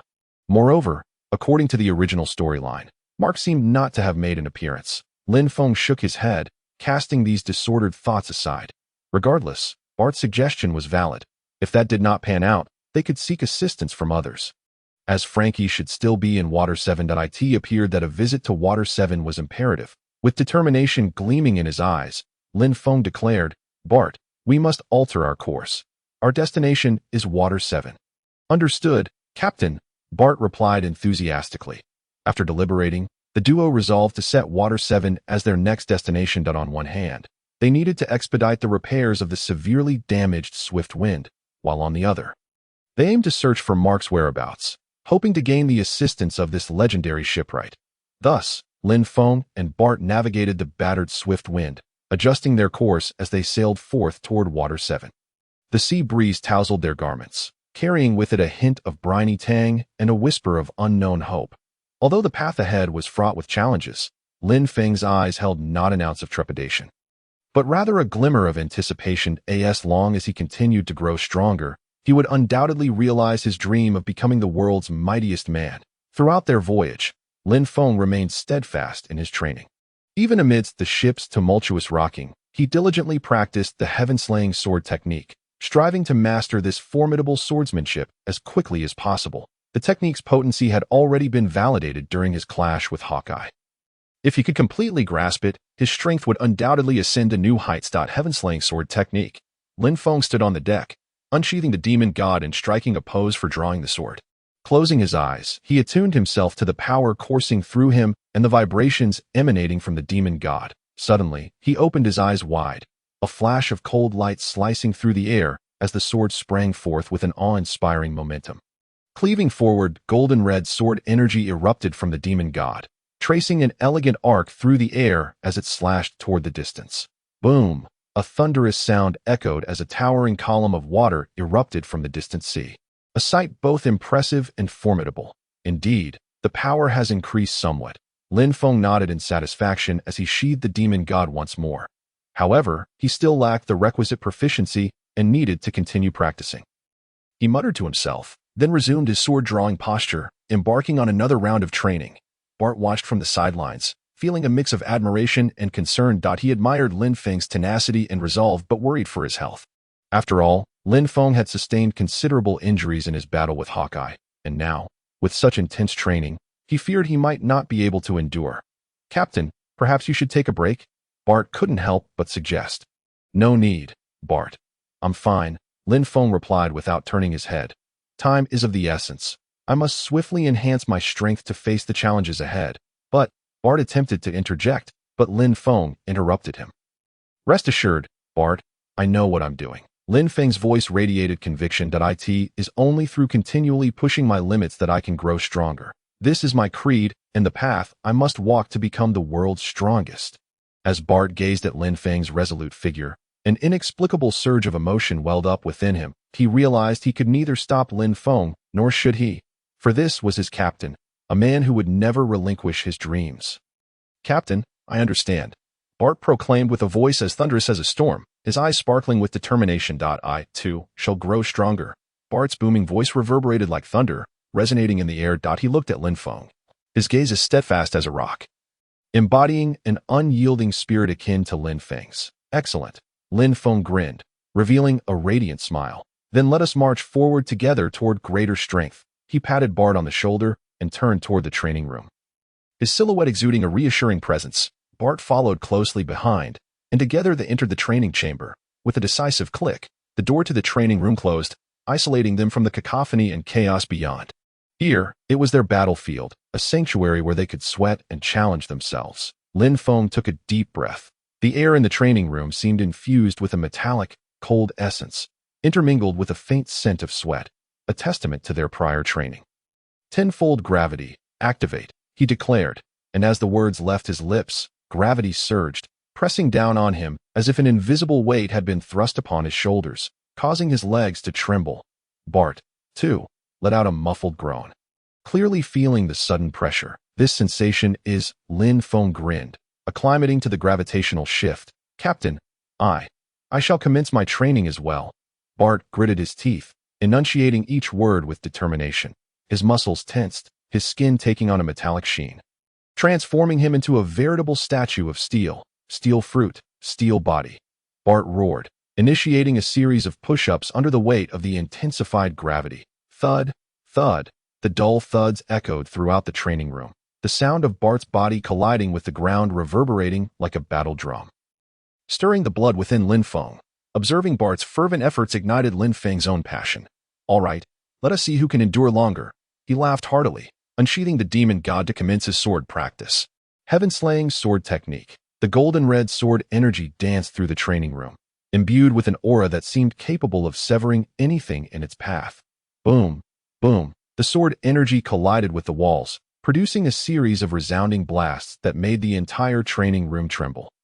Sweat trickled down Lin Feng's cheeks, soaking his clothes, yet he remained oblivious, mechanically repeating the motions of his sword strikes, again and again, unyielding in his pursuit. Time, in that moment, appeared to lose all meaning. Within the training room, the only sounds that remained were the heavy breaths and the slicing of swords through the air. Both Lin Feng and Bart were pouring their sweat into their shared ambitions, striving and battling for their goals. Meanwhile, in the distant Marine headquarters at Marineford, Fleet Admiral Sengoku rubbed his temples, feeling a throbbing headache. Capturing Lin Feng alive was no easy feat. The prowess of Lin Feng is something he has witnessed firsthand. First, he vanquished Crocodile, then annihilated CP-8, and even managed to hold his own against Mihawk. Capturing such an individual is no simple task. It seems that a formidable and relatively unencumbered Marine Admiral must be dispatched to carry out this mission. Sengoku mused. After much contemplation, he ultimately fixed his gaze upon Akiji. Akiji, whose real name is Kazan, is an admiral of the Navy headquarters and a user of the ice fruit, possessing great strength, a laid-back demeanor, and unpredictable whereabouts. Most importantly, he is currently on vacation in Water 7. It must be you, Akiji. Sengoku picked up the Den Den Mushi and dialed Akiji's number. The peculiar sounds of the Den Den Mushi echoed.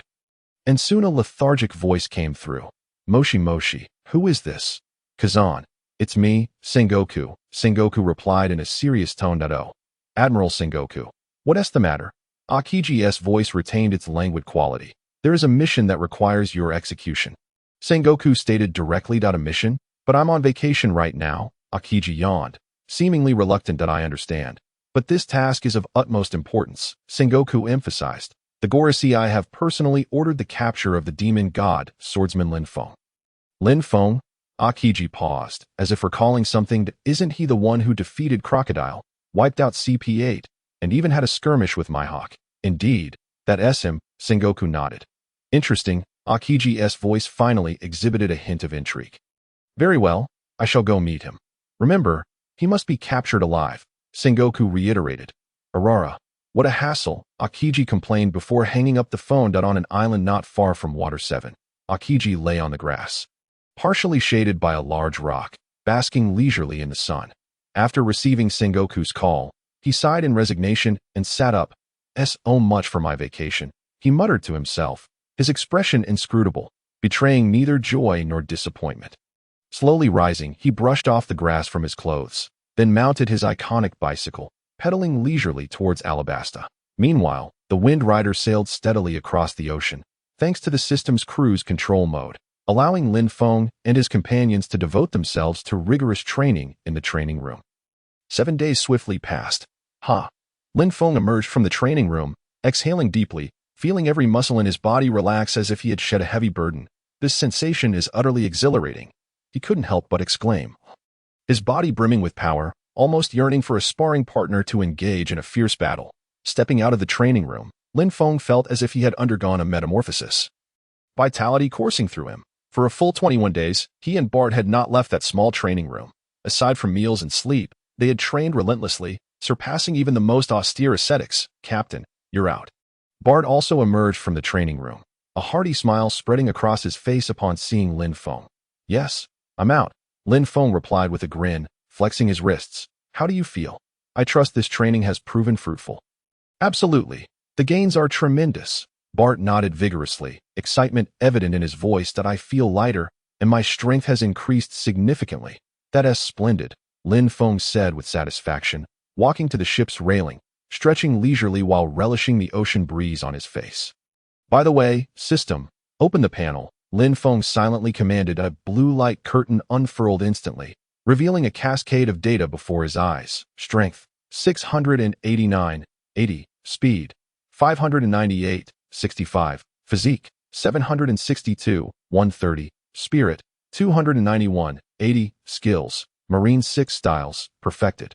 Sun breathing technique, complete, swordsmanship, 1 sword style, Iato slash, perfected, 1 sword style, dragon slash, self-understood skill, 1 sword style, dragon slash, flame, self-understood skill, heaven-slaying sword technique, proficiency 34, Haki, advanced armament Haki LV7. 561-0000 intermediate observation Haki LV5. 532-200 beginner conquerors Haki LV3. 32500 weapon. Demon God, supreme great blade, slashing points. 324521 These attributes are quite satisfying, Lin Feng mused, his gaze lingering on the data. Feeling a surge of delight, strength nearing 700, speed approaching 600, and physique soaring past 700, truly, the Scion bloodline is remarkable. In terms of skills, the proficiency of the heaven-slaying sword technique had risen to over 30. What thrilled Lin Feng the most, however, was the slashing points. Over 300,000. This was the culmination of his tireless training. Advanced observation Haki was an absolute must. Without hesitation, Lin Feng chose to upgrade. Ding! Consumed 100,000 slashing points. Upgraded advanced observation Haki to LV6. Ding! Consumed 200,000 slashing points. Upgraded advanced observation Haki to LV7. A peculiar wave emanated from Lin Feng, radiating outward at that moment. His perception underwent a profound enhancement. Everything around him became clearer and more intricate. He could even see the movement of the air, the ebb and flow of the sea, and the outlines of distant islands. So this is advanced observation Haki? Truly formidable. Lin Feng couldn't help but exclaim, feeling as though he had gained a god's perspective, with all things within his grasp. The gentle sea breeze cradled the Wind Rider as it approached.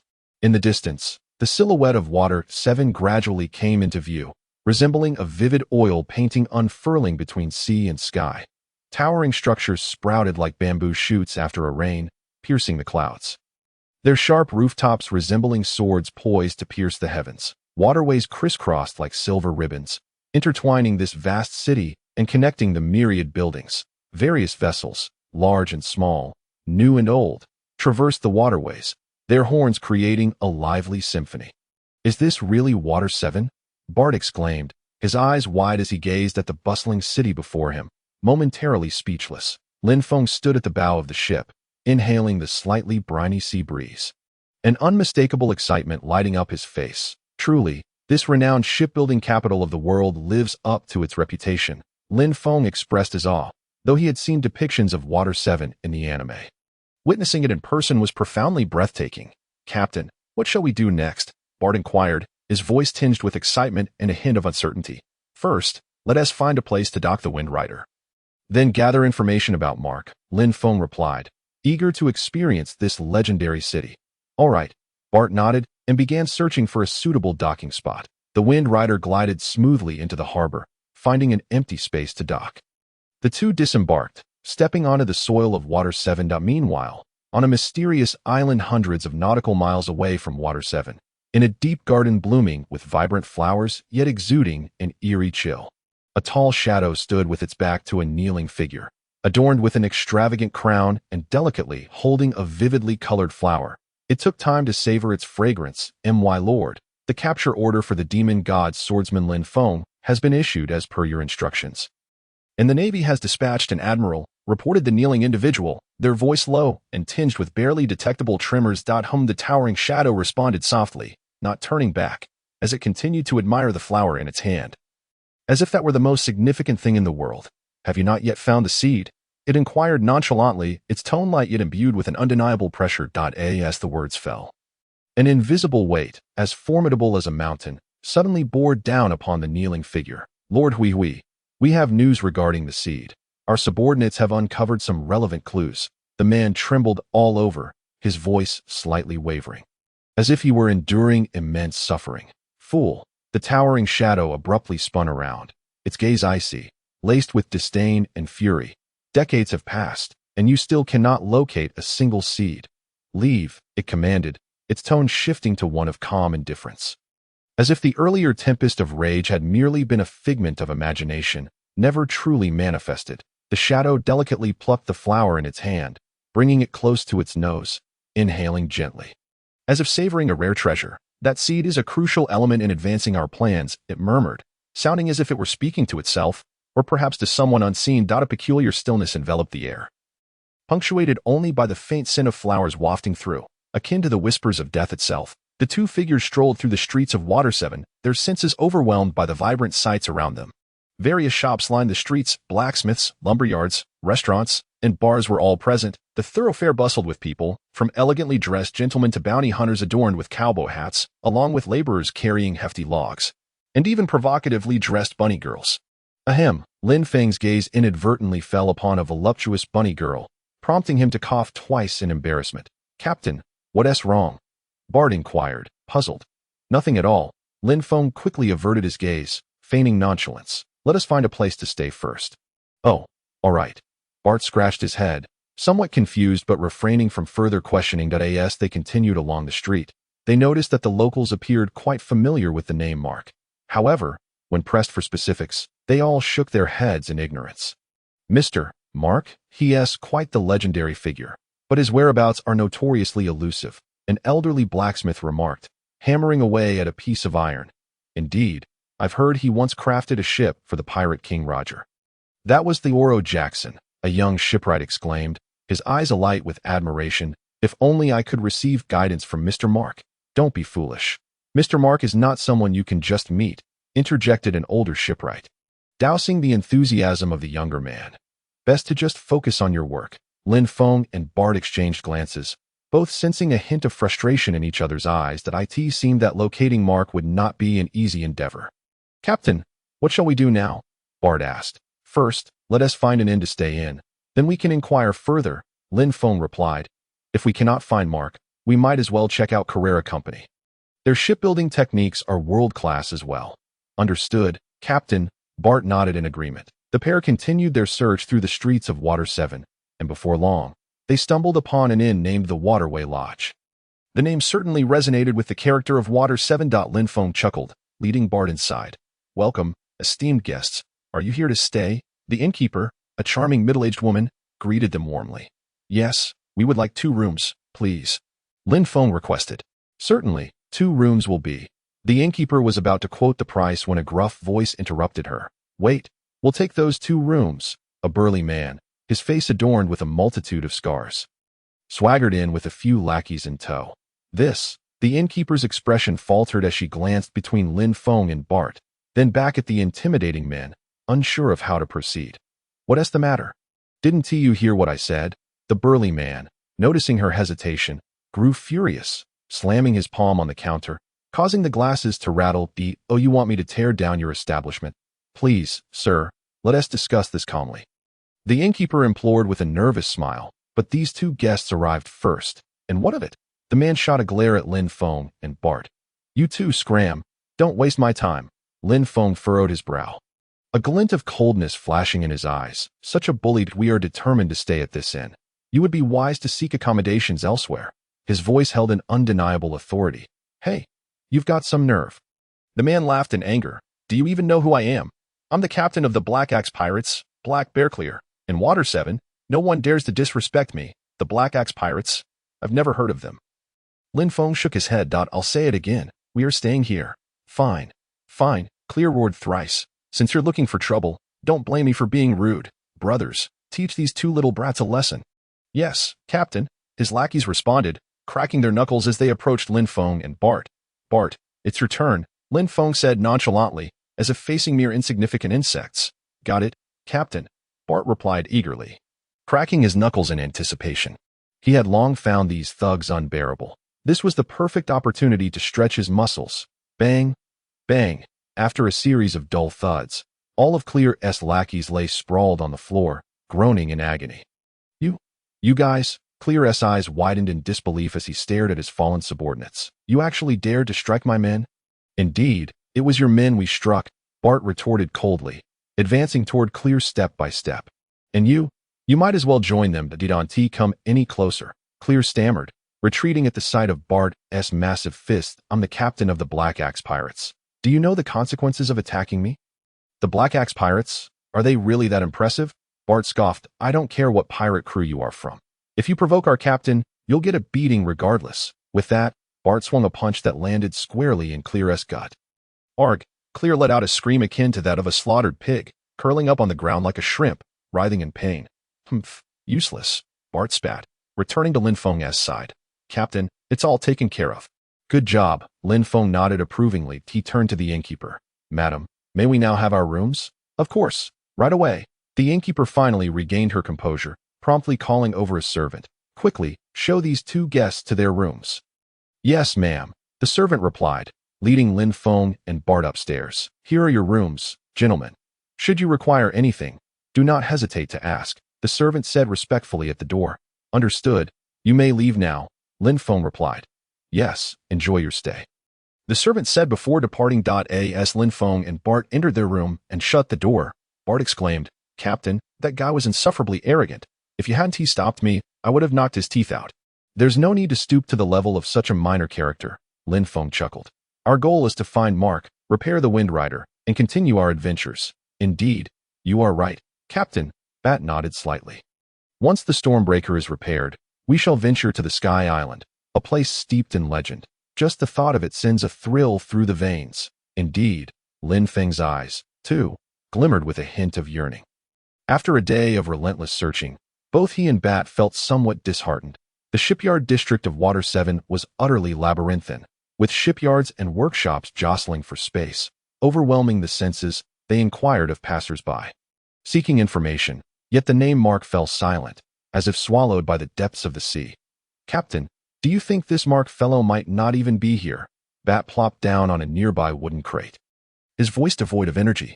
"Let us keep searching. If all else fails, we can head to Carrera Company." Lin Feng sighed, his mind heavy with uncertainty. "Alas, I wonder how much longer the Stormbreaker can endure." Bat glanced at the battered vessel in the distance, his brow furrowed with concern. "That we shall take it one step at a time," Lin Feng reassured him, giving Bat's shoulder a comforting pat. "First, let us find a place to eat and rest a while. Then we can continue our search tonight." The two, weary from their endeavors, meandered through the shipyard district until they stumbled upon a tavern nestled in a secluded alleyway. The establishment appeared dilapidated, its sign askew and unremarkable, standing in stark contrast to the opulent taverns surrounding it. Yet Lin Feng felt that this humble place might offer some unique tidings. They pushed open the creaking wooden door. A potent aroma of alcohol mingled with the stench of cheap tobacco assaulted their senses, causing them to grimace. The tavern was dimly lit, with only a few oil lamps casting a feeble glow, obscuring the faces of patrons. Scattered around worn wooden tables were a handful of drinkers, some engaged in hushed conversations, while others lay sprawled across the tables, deep in slumber. An air of desolation hung thickly, stifling the spirit. "What can I get for you two?" drawled the scruffy bartender, his voice gravelly, as if sandpapered. "Point two of your finest drinks, and some snacks to accompany," Lin Feng replied casually, taking a seat at an empty table. "Finest drinks, you say? Heh, our beverages are all top shelf. I fear you may not be able to afford them." The bartender chuckled mockingly, a glint of mischief in his eyes. "Less chatter, and bring the drinks." Bat shot the bartender a glare, his voice low and gruff. "All right then, just a moment," the bartender retorted, rolling his eyes before turning to fetch their order. Lin Feng surveyed the surroundings, noting that despite the tavern's shabby appearance, it was frequented by a diverse crowd, comprising individuals from all walks of life. There were ragged ship workers, burly pirates, and several flamboyantly dressed women, their heavy makeup and wafting perfume almost overwhelming. In such an eclectic environment, one might glean valuable information. As Lin Feng sipped the subpar drink the bartender brought, he perked up his ears to eavesdrop on the conversations around him.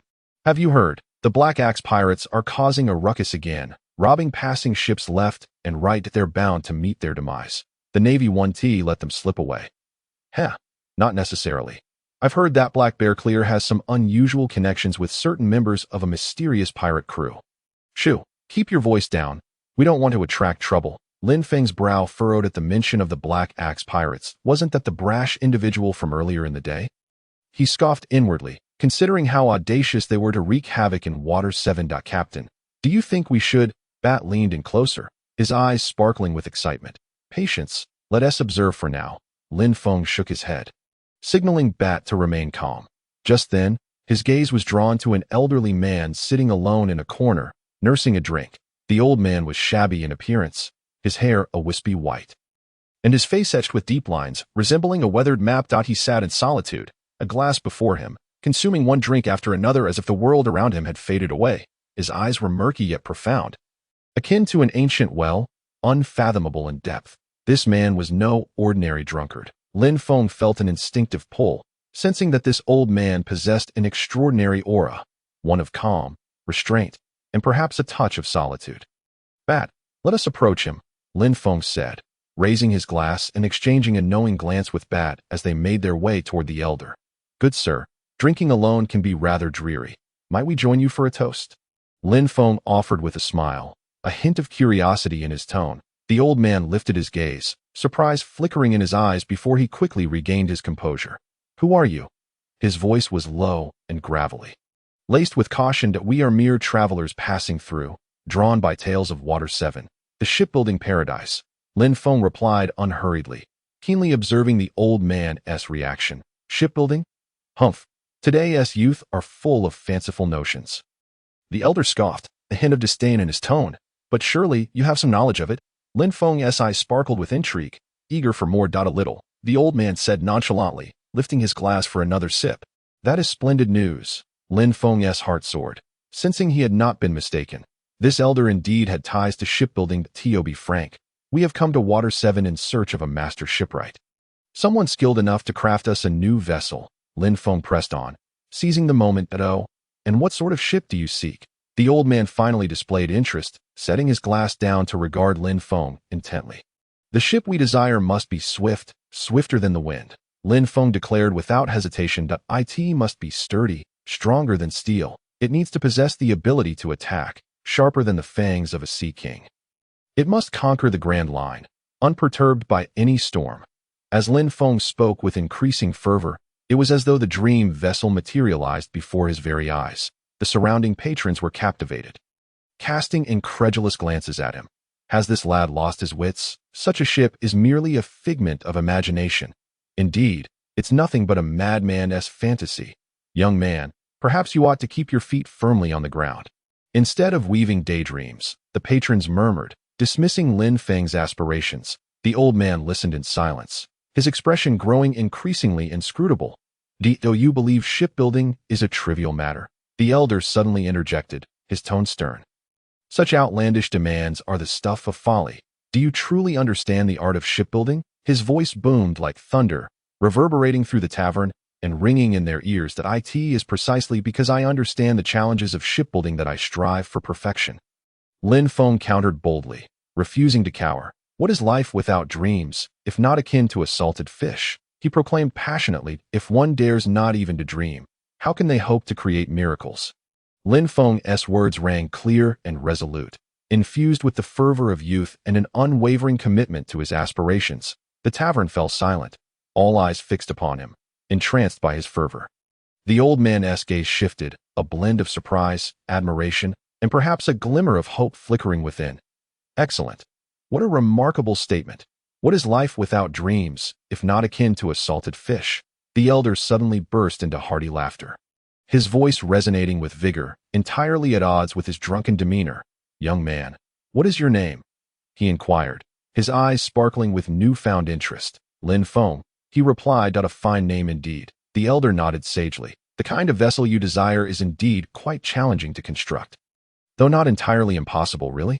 Lin Feng's eyes sparkled with excitement as he inquired eagerly, can you truly build such a ship, esteemed elder? Challenging, exceedingly difficult, the old man replied, shaking his head. Yet, I am willing to give it a try. That's fantastic, Lin Feng exclaimed, slapping the table in delight. You must be Mr. Mark, correct? Mark? Ha ha ha. The elder burst into laughter, doubling over with mirth. I am no Mark. I am merely an old fool. Lin Feng was taken aback, wondering if he had made a miscalculation. Then, who are you? He hesitated, his gaze fixed on the elder, attempting to glean some insight from his expression. You may call me Lao Jiu. The elder spoke slowly, his eyes glimmering as if concealing an endless trove of stories. Lao Jiu, Lin Feng repeated, the name resonating within him like a stone cast into a tranquil pond, stirring ripples that were both familiar and foreign. Captain, what shall we do now? Bart scratched his head, looking bewildered and lowering his voice to inquire. Forget that for now.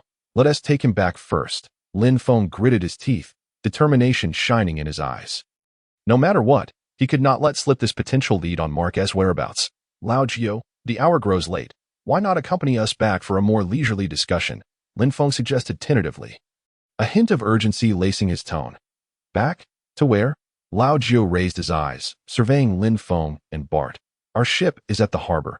If you wish, we can show you. Lin Feng gestured towards the direction of the port. A ship? Very well. Let us see it. Lao Jiu nodded unexpectedly in acquiescence. Lin Feng and Bart exchanged glances, both astonished to find delight reflected in each other's eyes. Please, Mr. Lao Jiu. The two assisted him carefully, one on each side, as they exited the tavern. Who exactly is this old man?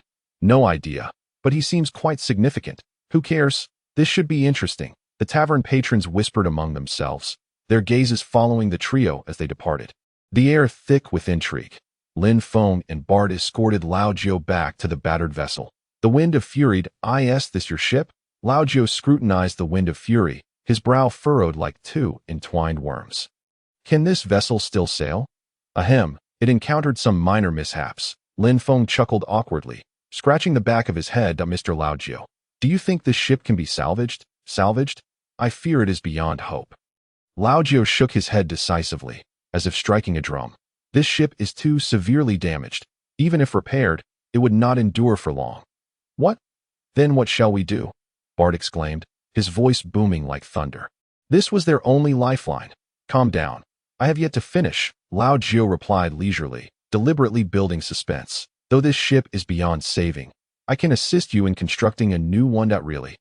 Lin Feng and Bart chorused, their eyes wide with hope, gleaming like polished coins. However, I have a condition. Lao Jio's tone shifted, becoming grave. What condition? Speak freely. Lin Feng urged, eager to agree to any terms for a new ship. I require your assistance in locating a certain individual. Lao Jio fixed his gaze upon Lin Feng, each word punctuating the air like a hammer striking an anvil. Who, Mark? Lin Feng and Bart exchanged bewildered glances. Was this not a return to square one? Mr. Lao Jio, did you not say you are not Mark? Lin Feng inquired, scratching his head in confusion. Indeed, I am not Mark, Lao Jio affirmed, shaking his head, a complex emotion flickering in his eyes. But the one I seek is he. This, Lin Feng was utterly perplexed. Who was this Lao Jio? And what connection did he have with Mark? Why was he intent on finding Mark, and why offer to help construct a ship? Mr. Lao Jio, could you enlighten us about your relationship with Mark? Lin Feng asked, believing that understanding the bond between Lao Jio and Mark was vital to unraveling this enigma. That my acquaintance with Mark? Lao Jio's gaze deepened, as if one could fall into its depths. It is a lengthy tale. He began, his voice low and hoarse, bearing the weight of time. Would you care to hear it? Yes, they replied in unison, nodding fervently like chicks pecking at grain. Then let us begin from a time long past. Lao Jio commenced, unraveling a long-buried memory. As night deepened and the gentle sea breeze whispered, the wind of fury lay quietly at the harbor, akin to a weary traveler succumbing to slumber. Only within the cabin did a dim oil lamp flicker, casting a warm glow upon the silhouettes of three figures. Under the soft, yellow light, Lao Jio's gaze grew distant, as if traversing the mists of time back to a bygone era. I met Mark in our youth, he continued, his voice imbued with the echoes of years gone by. That time, we were both young, brimming with dreams of becoming the greatest shipwrights, laboring diligently in the shipyards of the city of Seven Waters. Lin Feng and Bart listened intently, holding their breath to avoid interrupting Lao Jio's reminiscences. That fellow Mark was extraordinarily gifted. He seemed destined for shipbuilding. Lao Jio's lips curved slightly in a smile. His understanding of ships, his perception of wood, his inspiration for design, far surpassed that of ordinary men. I fancied myself a capable shipwright as well, yet in his presence, I always felt somewhat lacking. That time, the city of Seven Waters was far from the bustling place it is today. Yet it was alive with vigor and hope. Lao Jio continued. Young shipwrights fought for their dreams and honed their skills, serving both as rivals and as kindred spirits. It was in such an atmosphere that Mark and I forged a profound friendship. Lao Jio lifted his cup, taking a gentle sip. The fiery liquid seemed to carry the bitterness of memories. Together we studied. We delved into our craft, striving to create the most perfect ship imaginable. We once dreamed of building a vessel that could surpass all pirate ships, a legendary ship capable of conquering the Grand Line and, perhaps, the world. Passion and aspiration ignited Lao Jio's voice, his eyes shimmering with youthful fervor. Lin Feng was entranced, envisioning two spirited young men at the shipyard of the city of Seven Waters, battling for their shared dream, a scene brimming with fervor and aspiration. However, Lao Jio's voice suddenly turned somber, the smile fading from his lips, his gaze dimming. Dreams are ultimately just dreams. Reality is often harsh. We poured our hearts and souls into our work, and finally, we crafted a ship that could only be described as perfect. His voice quivered, reluctant to revisit that painful past. That vessel embodied all our dreams and hopes, and we even named it the Dream. The Dream, Lin Feng murmured, the name resonating with an exhilarating promise. Surely, it was a magnificent ship. On the day the dream was completed, we were overjoyed, believing our dreams were finally within reach. Lao Jio's voice carried a tinge of bitterness. With unwavering confidence, we set sail on the Dream, eager to showcase our prowess and make a name for ourselves. Yet, Lao Jio's voice faltered again, seemingly struggling to express the truth, his grip on the cup tightening, knuckles whitening. Reality dealt us a harsh blow. As we traversed the Grand Line, we encountered a storm unlike any we had ever faced. The voice of the old wine trembled, as if once again engulfed by that dreadful storm. a tempest reminiscent of divine wrath, fierce, rampant, mercilessly annihilating everything in its path. The dream ship, amidst that tempest, resembled a frail leaf, ruthlessly battered and torn by monstrous waves. The old wine tightly shut his eyes, his brows contorted, seemingly enduring immense agony. Lin Feng and Bart remained silent, acutely aware of the suffering and regret festering within the old wine's heart. A vessel that embodied dreams and hopes ultimately succumbed to the depths of the ocean. This was an unbearable blow for any shipwright. After the sinking of the dream ship, both Mark and I were profoundly affected. The old wine continued, expressing that we began to doubt ourselves, question our dreams, and even ponder the meaning of life. Mark, that fellow, grew increasingly taciturn, isolating himself in the workshop, immersing himself in labor as if to numb his soul with work. The old wine sighed. While I chose a different route to evade the pain that I turned to drink excessively, spiraling into decadence, exiling myself. The old wine chuckled bitterly that I believed that this would allow me to forget everything and escape the torment. Yet ultimately, I realized it was mere self-deception. Mark and I, due to the dream ship's demise, drifted apart, eventually parting ways. The old wine's voice brimmed with helplessness as he chose to remain in Water 7, quietly persevering in his dreams, while I opted to leave, to evade. After departing from Water 7, I wandered aimlessly, living a life of vagabondage, having been a pirate, a bounty hunter, and even a member of a pirate crew. The old wine's voice grew hoarse, as I thought that perhaps I could discover the meaning of life. Yet, I ultimately found that I was merely squandering time, idling my days away, until one day, I abruptly awakened to the realization that I could no longer continue in this manner. That a glimmer reignited in the old wine's eyes as he proclaimed his intent to reclaim his dreams and restart his shipbuilding career. Thus, I returned to Water 7, seeking Mark, yearning for reconciliation, aspiring to jointly forge a new vessel of dreams. The old wine's voice resonated with anticipation. I firmly believe that as long as we brothers united our hearts, we could triumph over all adversities and realize our aspirations. However, the old wine's voice once again deepened, his gaze dimming. Upon my return to Water 7, I discovered that Mark had vanished. Vanished? Where did he go? Lin Feng inquired hastily, filled with perplexity. That I do not know. The old wine shook his head, his tone heavy with despondency. No one knew his whereabouts.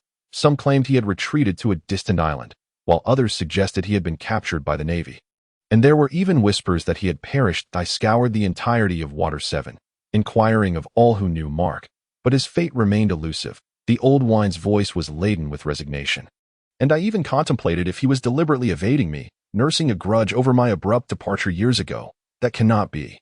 Mr. Mark is not that kind of person, Lin Feng reassured, sensing the profound bond the old wine harbored for Mark. Perhaps, the old wine sighed. Yet regardless of the circumstances, I must find him. I must personally inquire what transpired back then. Why did he leave me? Why did he abandon our dreams? So, Mr. Old Wine, your wish for our assistance in locating Mr. Mark is to unravel the mysteries of the past and reclaim your dreams, Lin Feng queried. Precisely, the old wine nodded, his gaze resolute. Finding Mark is my sole desire, the driving force behind my desire to restart my shipbuilding career. If you can assist me in locating Mark, I promise to craft for you the mightiest pirate ship, a vessel that surpasses all others. The old wine's voice surged with vigor, as if rejuvenated with life.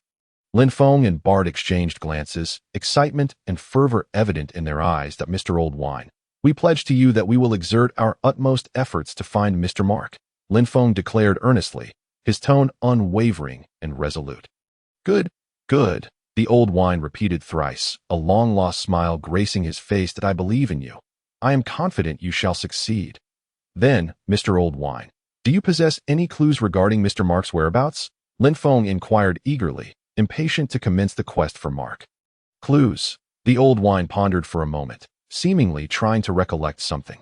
That old fellow Mark, though unpredictable, has a peculiar habit of collecting various rare and peculiar woods. The old wine continued. Among the rarest is the legendary Atom Tree. Atom Tree, Lin Feng murmured, the name resonating with extraordinary significance. Not merely extraordinary. The old wine's eyes sparkled with a strange light, akin to two azure flames dancing. That is the fabled divine tree, remarkably resilient, said to withstand a millennium of storms without faltering. to endure countless tribulations without perishing, unyielding for a millennium, impervious to myriad adversities. Bart gaped in disbelief, as if he had heard the most fantastical of tales. That is there truly such a wondrous tree? Indeed, the old wine's voice was firm and unwavering.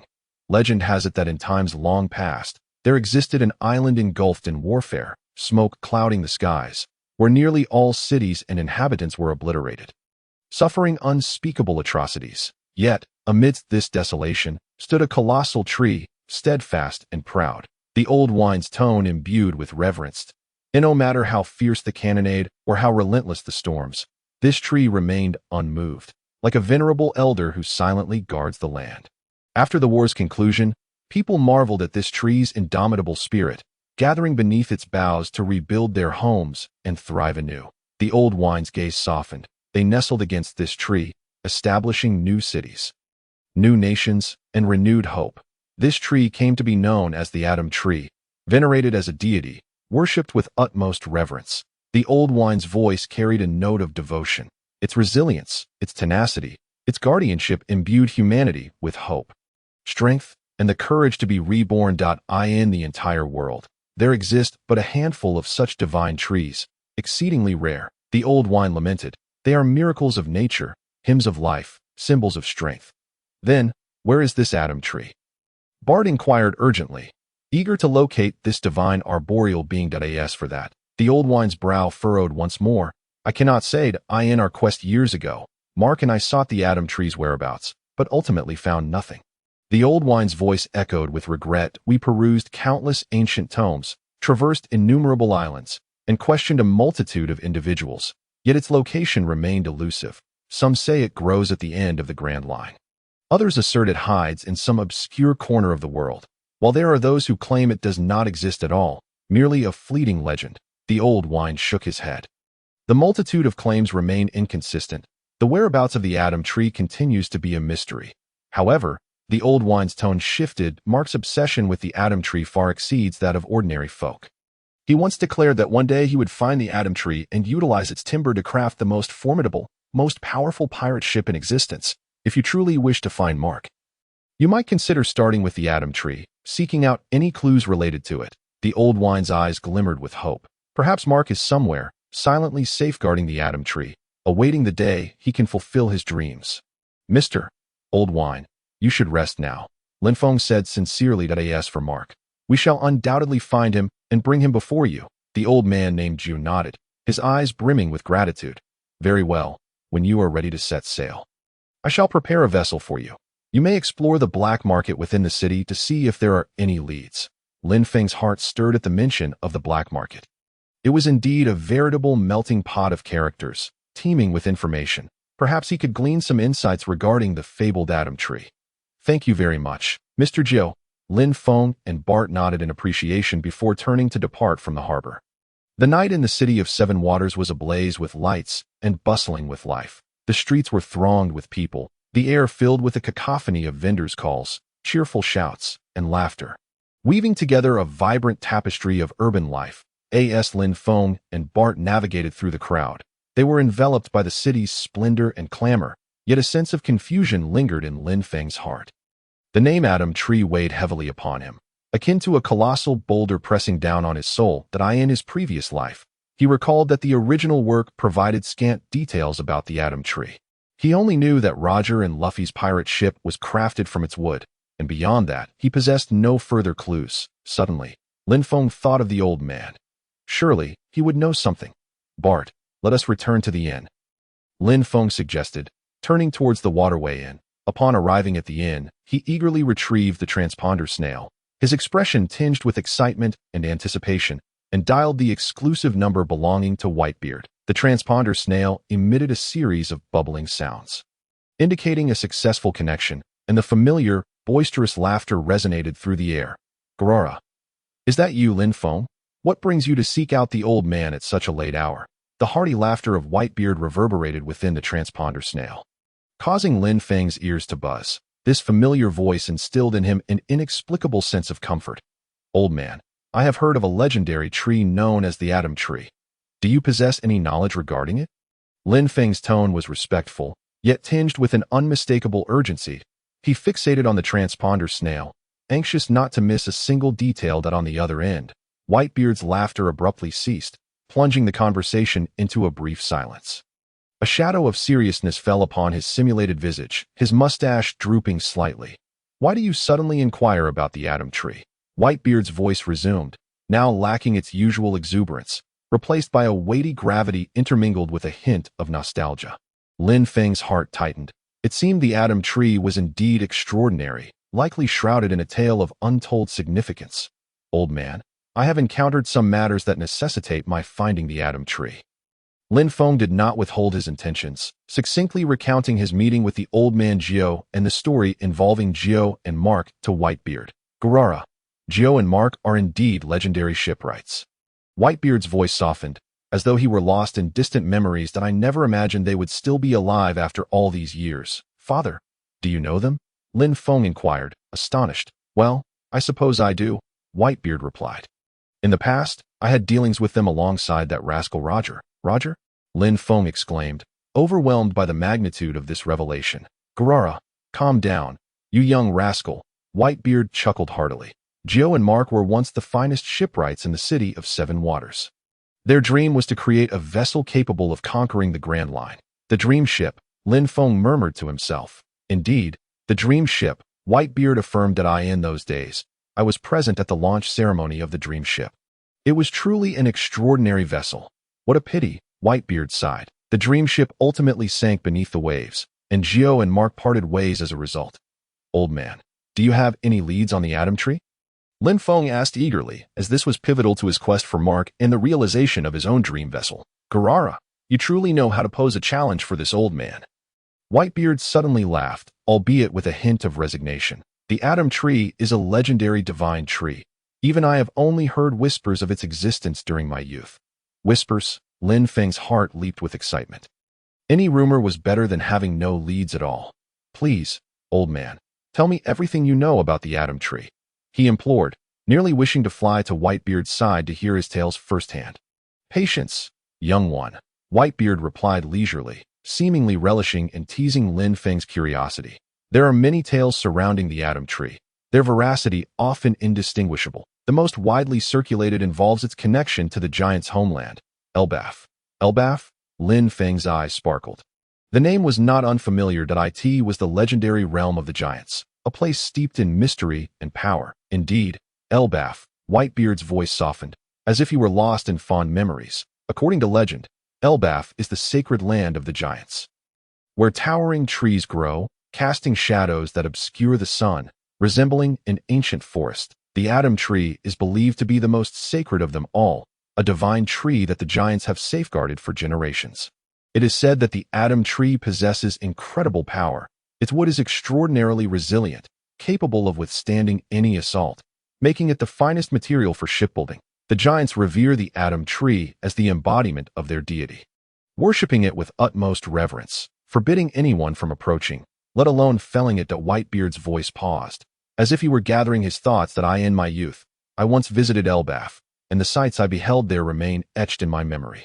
Towering trees soared higher than mountains, sunlight filtering through the leaves to create dappled patterns on the ground, a breathtaking spectacle. The giants are warm-hearted yet formidable warriors, living in harmony with nature and protecting their enchanted land.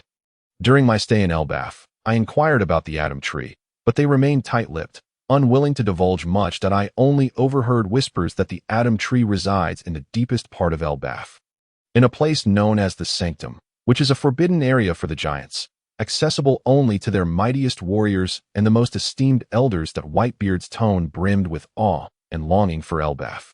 Lin Feng listened intently, envisioning the grandeur of Elbaf, filled with a sense of wonder and curiosity. "Old man, have you ever seen the atom tree?" Lin Feng could not contain his curiosity, captivated by Whitebeard's description. "Garara, of course," Whitebeard laughed heartily, the sound causing the transponder snail to tremble slightly.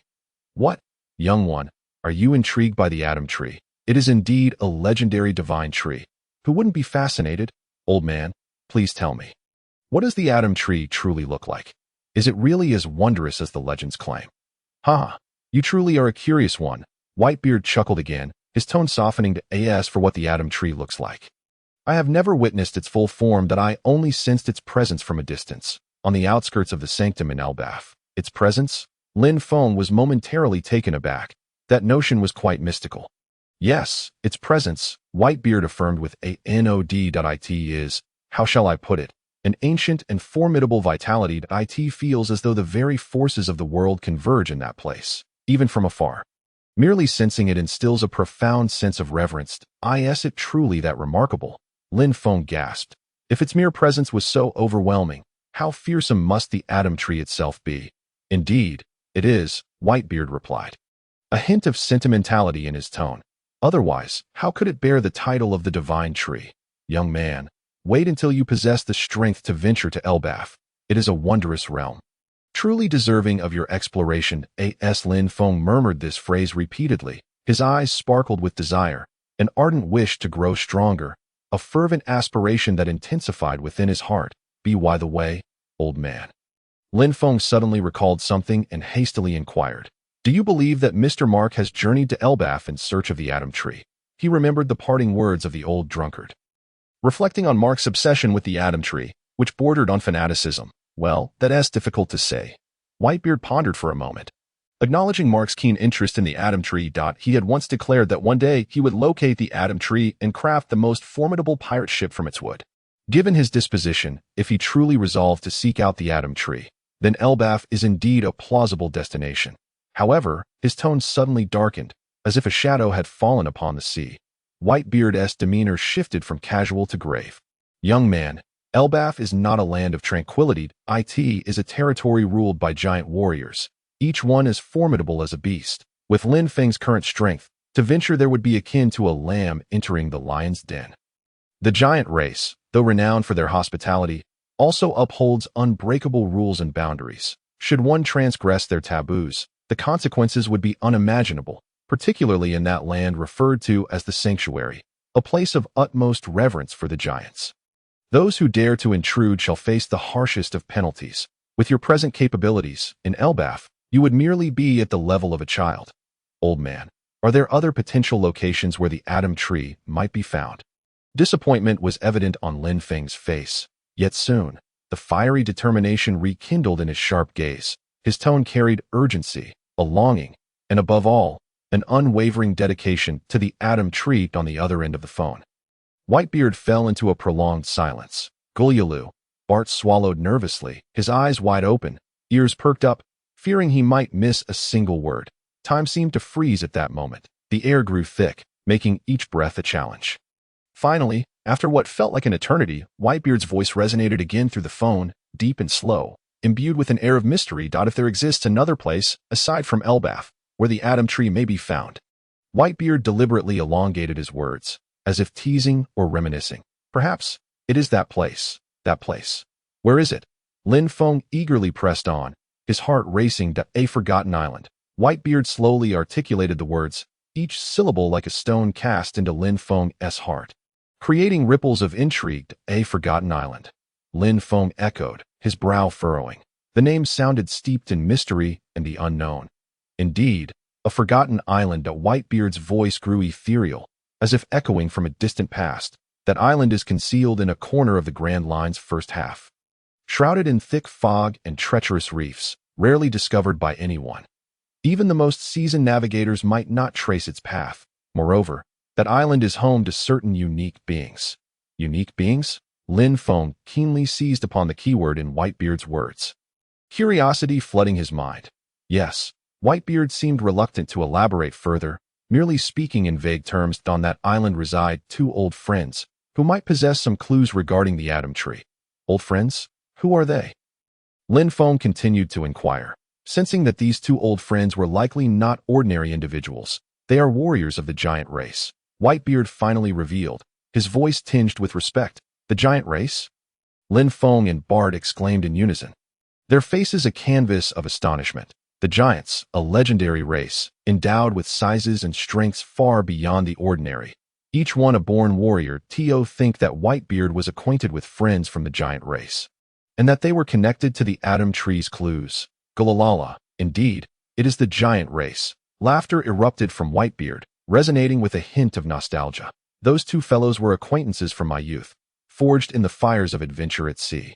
We fought side by side and shared many a drink, a bond akin to life and death. Their names are Raymond and Thor, both valiant warriors from Elbaf. However, due to certain unique circumstances, they departed from Elbaf and settled on that forgotten island. If you truly wish to find the Atom Tree, perhaps you could venture there and test your luck. You might stumble upon unexpected rewards. Whitebeard's words ignited a new flame of hope within Lin Feng. Old man, could you divulge the precise location of that island? I am eager to set forth to that mysterious isle in search of the Atom Tree's clues. Yet, on the other end of the line, Whitebeard remained silent. Gulalala, young man. After a long pause, Whitebeard resumed, his tone laced with a playful mockery. I cannot simply reveal the location of that island to you. Why not? Lin Feng was taken aback, questioning why Whitebeard was unwilling to disclose the island's specific coordinates. Because the sea is vast, filled with both opportunities and dangers. Whitebeard's voice took on a serious tone. The path ahead requires you to explore, to grow stronger, to seek your own answers. Only through genuine adventures can true growth be attained. Relying solely on your own strength is the only way to discover what you desired.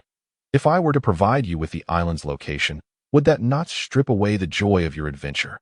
Furthermore, those two old fellows can be quite temperamental. If you lack sufficient strength, you might find yourself turned away before even meeting them. Therefore, young man, focus on enhancing your strength first. When you feel sufficiently powerful, it will not be too late to seek out that island. Whitebeard's words fell upon Lin Feng like a bucket of ice water, dousing the flames of his impatience, yet awakening a sudden clarity within him. The essence of adventure lies in the exploration of the unknown and the relentless challenge to oneself, does it not? If everything could be easily attained, where would the joy reside? Moreover, the old man was right. With his current abilities, even if he located that island, he would likely struggle against the unforeseen challenges it posed. But, well, old man, Lin Feng inhaled deeply, flames igniting in his eyes, unwavering in determination. Just you wait. I, Lin Feng, will undoubtedly find that island and the Atom Tree. Gulalala. Now that's the spirit. Whitebeard's hearty laughter echoed through the phone, tinged with an unnoticeable trace of pride. Remember, young man, strength is the only passport upon these seas. Only with sufficient power can you protect those you cherish and pursue the dreams that dwell within your heart. Do not let this old man down. Whitebeard's tone softened, shedding some of his usual bravado, replaced by the expectations and care of a mentor toward his protege. Old man, rest assured, I, Lin Feng, will never disappoint you. Lin Feng declared earnestly, each word resonating with conviction, his heart brimming with gratitude and an even stronger resolve. The old man truly cared for his well-being and genuinely wished for him to grow stronger amidst the harsh realities of the By the way, Lin Feng, there is one more thing I must remind you. Whitebeard's tone shifted abruptly, growing solemn. I have heard that a group of unidentified pirates has recently set their sights on that island, seemingly plotting something in the shadows. If you encounter them at sea, exercise extreme caution. Mysterious pirates? Lin Feng's gaze sharpened suddenly, a glint of danger flashing in his keen eyes. Fear not, old man. A slight smile curled at his lips, radiating confidence. If they dare to cross paths with us, I shall give them a proper welcome. Ho ho ho, what a spirited lad.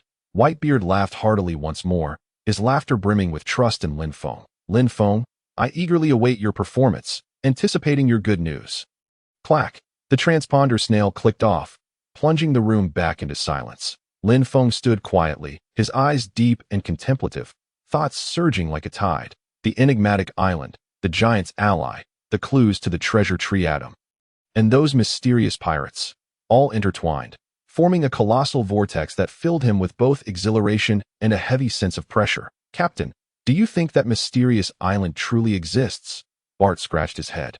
Curiosity etched across his face. That place sounds even more terrifying than the dreaded three-masted ship. Upon returning to their quarters, Bart could no longer contain his curiosity. That it absolutely exists, Lin Feng replied, recalling Whitebeard's words.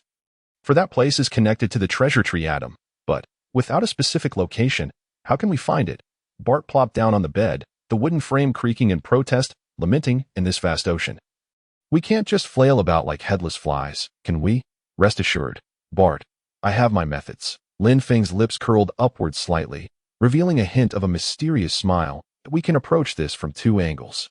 2 angles? What do you mean?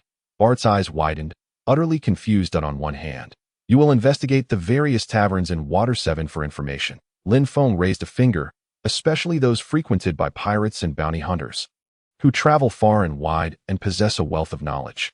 They might have heard rumors about the mysterious island. On the other hand, I will delve into the library and archives of Water 7, examining relevant historical texts and nautical logs to seek out any clues. Lin Feng raised a second finger, determined. I refuse to believe we cannot locate that mysterious island.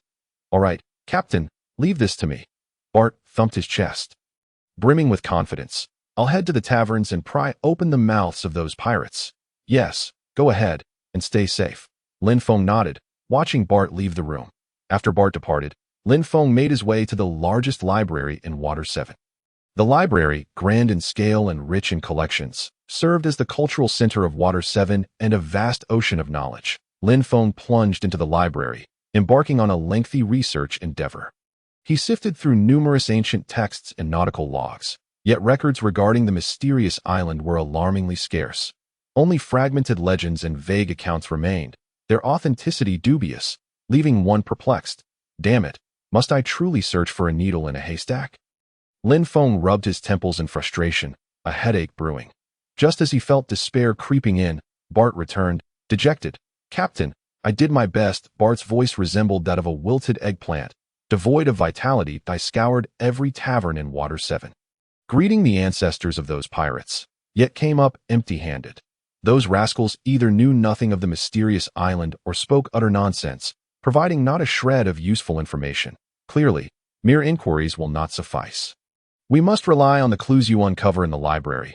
Bart plopped down on the ground, resembling a deflated balloon, utterly at a loss. Lin Feng observed Bart's disheartened demeanor, though he too felt anxious. He did not yield. Bart, do not lose heart. We still hold hope. Lin Feng's gaze remained resolute. As long as we do not give up, we will surely discover that mysterious island. But Captain, we currently have no leads whatsoever. Bart lifted his head, looking at Lin Feng, bewilderment filling his eyes. Who says we have no leads? Lin Feng's lips curved upward once more. I just uncovered an important clue in the library. What clue? Bart's eyes sparkled instantly, glowing like 2 bright bulbs. That I consulted an ancient tome that recounts an old legend concerning the mysterious island. Lin Feng's voice grew deep and enigmatic.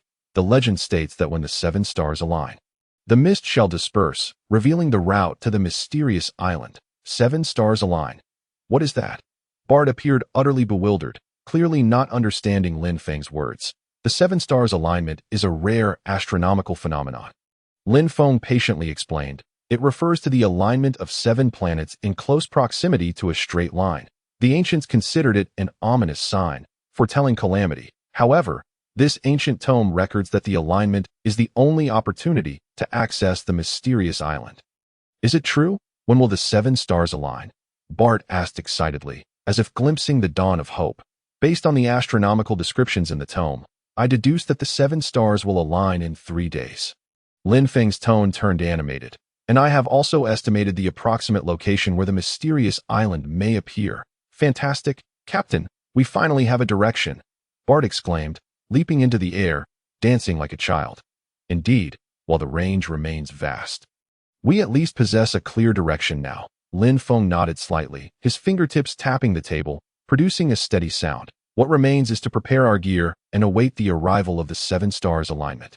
3 days passed in the blink of an eye. The celestial brilliance once again illuminated the sea. Lin Feng and Bart stood at the harbor's edge. A brand new ship lay anchored, its sleek lines and towering mast prepared by old wine for their voyage. The two ascended the deck, their feet thudding on the solid planks, as they untied the ropes and hoisted the sails, the ship gradually departing the harbor. The vessel cleaved through the tranquil waters, stirring white frothy waves, racing toward the deduced location.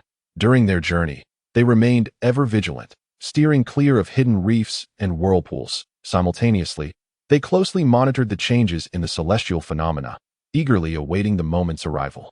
On this day, sunlight cascaded down, and the sea shimmered like a myriad of diamonds. Lin Feng and Bart took a brief respite on the deck, the cries of seagulls echoing through the air. Suddenly, from the lookout, Bart's voice rang out with astonishment. "Captain, look over there." His voice trembled slightly as he pointed into the distance. Lin Feng swiftly reacted, racing to the lookout. Following Bart's, he beheld a thick fog at the horizon where the sea met the sky. The mist rolled and swirled, resembling a colossal white dragon coiling above the water, obscuring the sun with its grandeur and mystery. This, Lin Feng's pupils constricted suddenly, an unexplainable sensation surging within him. Could this be the legendary mist? His voice dropped, laced with uncertainty. The mist? Is the mysterious island hidden within? Bart's voice trembled noticeably, a mix of excitement and anticipation intertwining. Highly likely. Lin Feng's voice grew fervent, his gaze fixated on the mist. "Bart, are you prepared?" He turned to his companion. "We are about to unveil the true visage of the mysterious island." "Ready at last, Captain." Bart's voice boomed, brimming with spirited resolve. "Excellent." Lin Feng responded solemnly, his arms slicing through the air with vigor. Full speed ahead, the ship surged forth like an arrow released from a bow, cleaving through the waves as it boldly plunged into the enigmatic mist, just as the vessel was about to breach the shroud. Several pirate ships erupted from the fog, blocking their path. The foremost ship bore a black flag emblazoned with a gigantic axe, the unmistakable emblem of the Black Axe pirate crew. "Ha, you little brat. We meet again." A familiar voice boomed from the pirate ship. It was none other than Black Bear Clear. "You persistent wretches again." Bart roared. "Did you not learn your lesson last time? Do you dare come here to meet your demise?" "Humph. Last time we were merely careless, allowing you to escape by chance. This time, we are thoroughly prepared to ensure that you do not return." Clear retorted with a cold scoff. "Is it just you lot?" Lin Feng chuckled disdainfully. How dare a defeated foe speak so boldly? "You seek death." Clear, enraged by Lin Feng's words, commanded, "Brothers, attack. Eliminate them." At Clear's command, the pirates of the Black Axe crew charged towards Lin Feng's new ship like a pack of ravenous wolves. Boom! Boom! Cannonballs rained upon the vessel, yet Lin Feng wielded his sword with divine precision. Slicing each projectile apart, golden red sword energy danced through the air, tracing brilliant arcs like the scythe of death, mercilessly reaping the lives of the adversaries. "Ah!" Cries of agony echoed as the pirates of the Black Axe crew fell like dumplings into the sea, staining the waters crimson. "What kind of swordsmanship is this?" Clear gaped, watching his men collapse one by one. Disbelief etched on his face. His once proud Black Axe pirate crew was utterly overwhelmed before Lin Feng. "Heaven-slaying sword technique," Lin Feng exclaimed, his voice commanding, as his sword erupted with dazzling radiance, unleashing a colossal wave of sword energy that struck towards Clear like a bolt of lightning. "No!" Clear screamed in terror, attempting to evade, only to find his body immobilized as if ensnared by an unseen force. Thud! The sword energy cleaved through Clear, splitting his body in two, blood gushing forth and instantly staining the deck. "Captain!" The pirates of the Black Axe crew, witnessing Clear's demise, were immediately paralyzed with fear, discarding their weapons and kneeling in supplication. "Spare us. We surrender. We shall not dare again. Please, show us mercy." Lin Feng sheathed his sword, coldly surveying the trembling pirates. "Bart, bind them that I have questions for them." "Aye, Captain," Bart replied eagerly, lifting the pirates one by one as though they were mere chicks, securely tying them with ropes. "Speak. Why did you attack us?" Lin Feng approached one pirate, his tone icy. We were following Captain Clear's orders." The pirate stammered, eyes wide with terror. "Clear? Why would he do this?" Lin Feng furrowed his brow, struggling to recall any offense he might have given this man. Because, the pirate hesitated, seemingly grappling with an unspeakable truth. "Because what? Speak quickly." Bart's glare sent the pirate nearly to the brink of panic. "Because Captain Clear said that where you are headed, there is a treasure he wishes to seize." "Treasure?" Lin Feng and Bart exchanged surprised glances. Could it be that the news of their quest for the legendary Atom Tree had already leaked? "What treasure? Do you know?" Lin Feng pressed on. "I don't know. Captain Clear didn't say it. We were merely following orders." The pirate lamented, his face a mask of despair. "Humph, a bunch of worthless fools." Lin Feng scoffed disdainfully. It seemed no useful information could be extracted from these miscreants. "Bart, lock them up." "Aye, Captain." Bart complied, ushering the pirates into the ship's hold. "Captain, do you think the treasure Clear mentioned could be the Atom Tree?" Bart inquired as they walked. "It is possible," Lin Feng nodded. It appears that news of our search for the Atom Tree has spread. We must exercise greater caution moving forward. Understood, Captain, Bart replied, a flicker of concern in his eyes. By the way, Captain, I just overheard something interesting from one of the pirates, Bart suddenly exclaimed, a spark of excitement igniting his expression. What news? Lin Feng inquired. In the nearby waters, there is a renowned navigator known as Living Sea Map Gordon.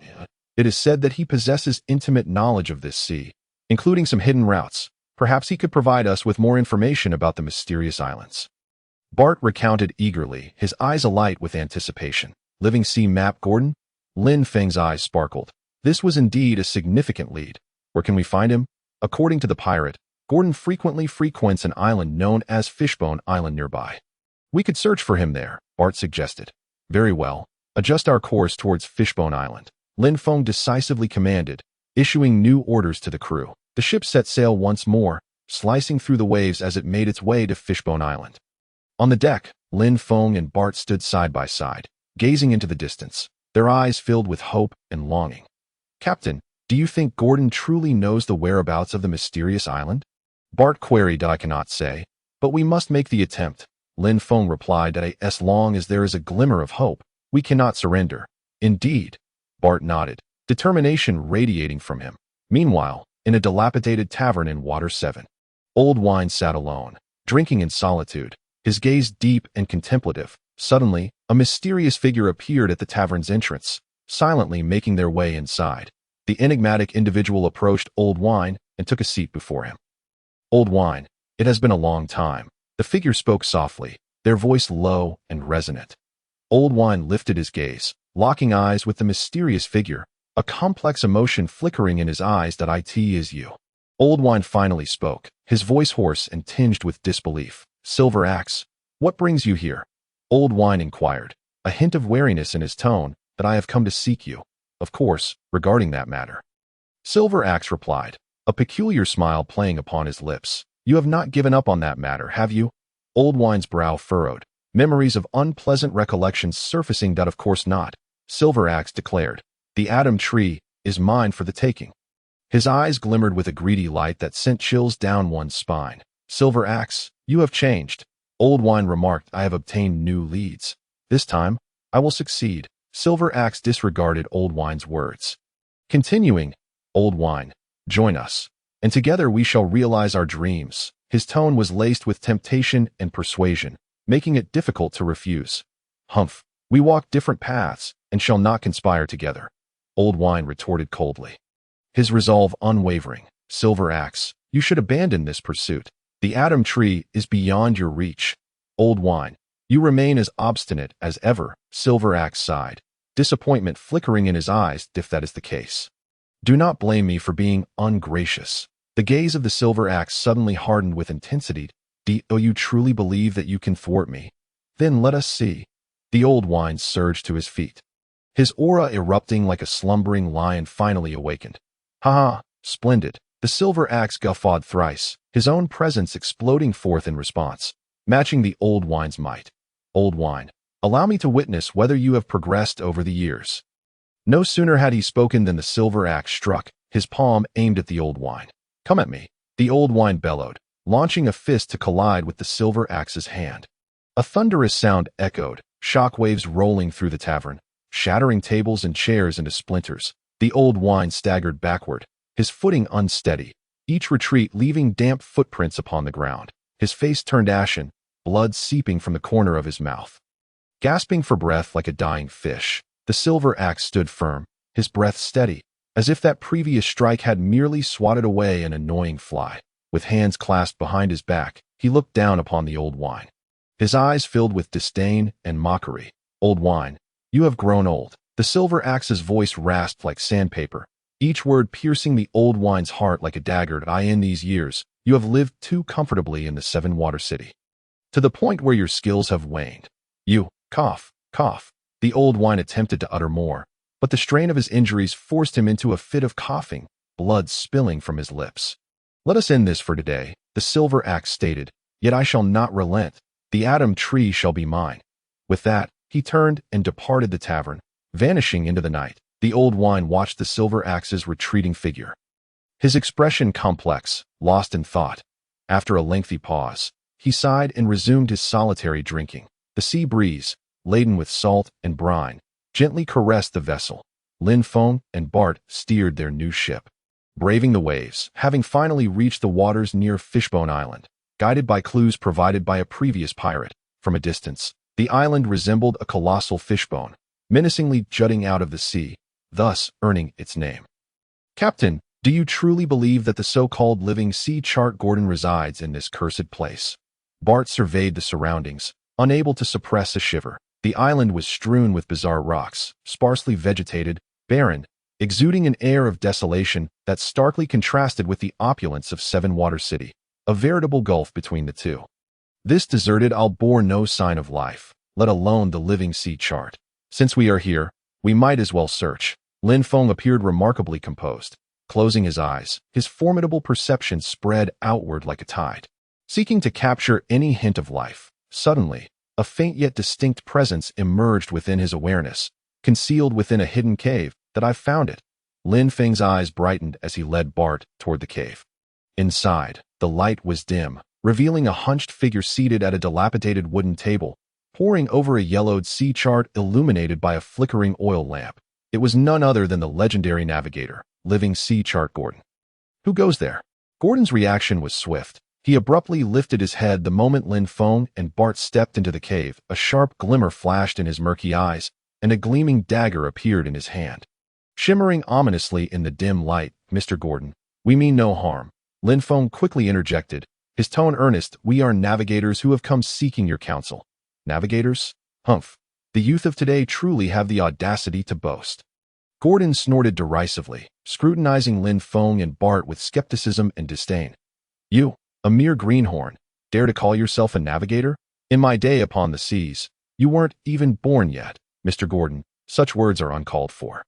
Lin Feng's lips curled into a confident smile, for the tide of the Yangtze River pushes forward, each generation stronger than the last. We are indeed navigators, the genuine article. Furthermore, we know you are known as the living sea chart, possessing profound knowledge of these waters. Lin Feng paused, his tone shifting to sincerity. Thus, we have come to inquire about a mysterious island, and we earnestly seek your guidance. A mysterious island? Gordon's eyes flickered with intrigue, clearly piqued by the term. What mysterious island? A long-forgotten isle, Lin Feng replied, carefully observing Gordon's reaction. Legend has it that it is home to a sacred tree known as the Atom Tree. The Atom Tree? Gordon's pupils constricted sharply, nearly dropping the dagger from his grasp. How do you know of the Atom Tree? It seems you are indeed knowledgeable. Lin Feng's heart soared, realizing they had found the right person. That we heard of it from the old man with the white beard. He sent us to seek you, suggesting you might possess clues regarding the Atom Tree.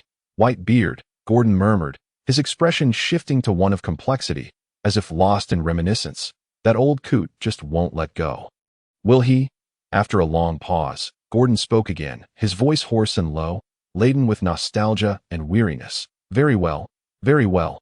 Since it was that old man who sent you, perhaps this is fate. Mr. Gordon, do you know the old man with the white beard? Lin Feng inquired curiously. Know him? More than merely knowing, Gordon scoffed. I share a history with him and some old friends. We were once old acquaintances back in the day. Old acquaintances? Lin Feng's curiosity deepened, sensing that the relationship between Gordon and Whitebeard was far from simple. Indeed, old acquaintances. Gordon's gaze deepened, recalling events from long past. In those days, I was young, like you, filled with dreams of conquering the seas. His voice grew low and gravelly, tinged with the bittersweet taste of nostalgia. I once joined a pirate crew as a navigator. We embarked on adventures, fought together, and sought the legendary treasure. Our captain was a figure from the same era as Whitebeard, the Silver Axe, whom I held in the highest regard, and the treasure we sought was none other than the Atom Tree. What?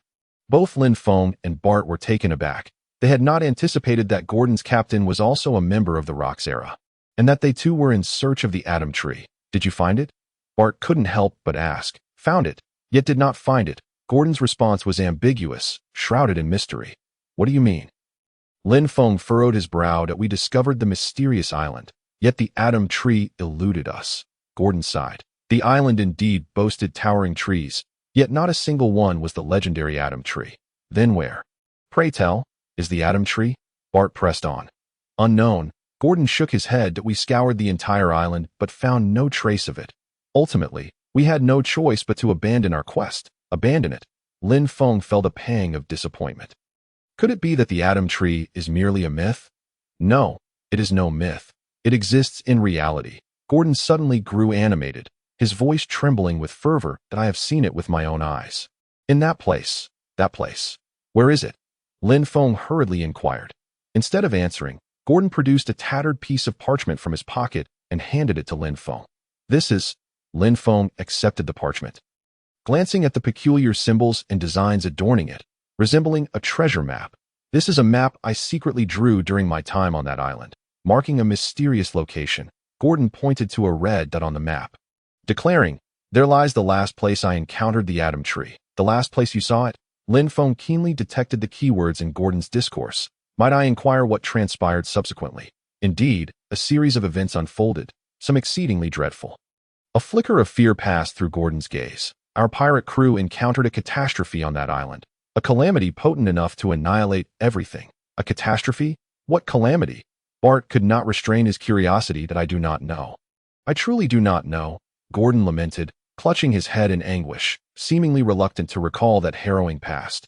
All I remember is that the heavens collapsed and the entire island trembled, and then I became oblivious to everything.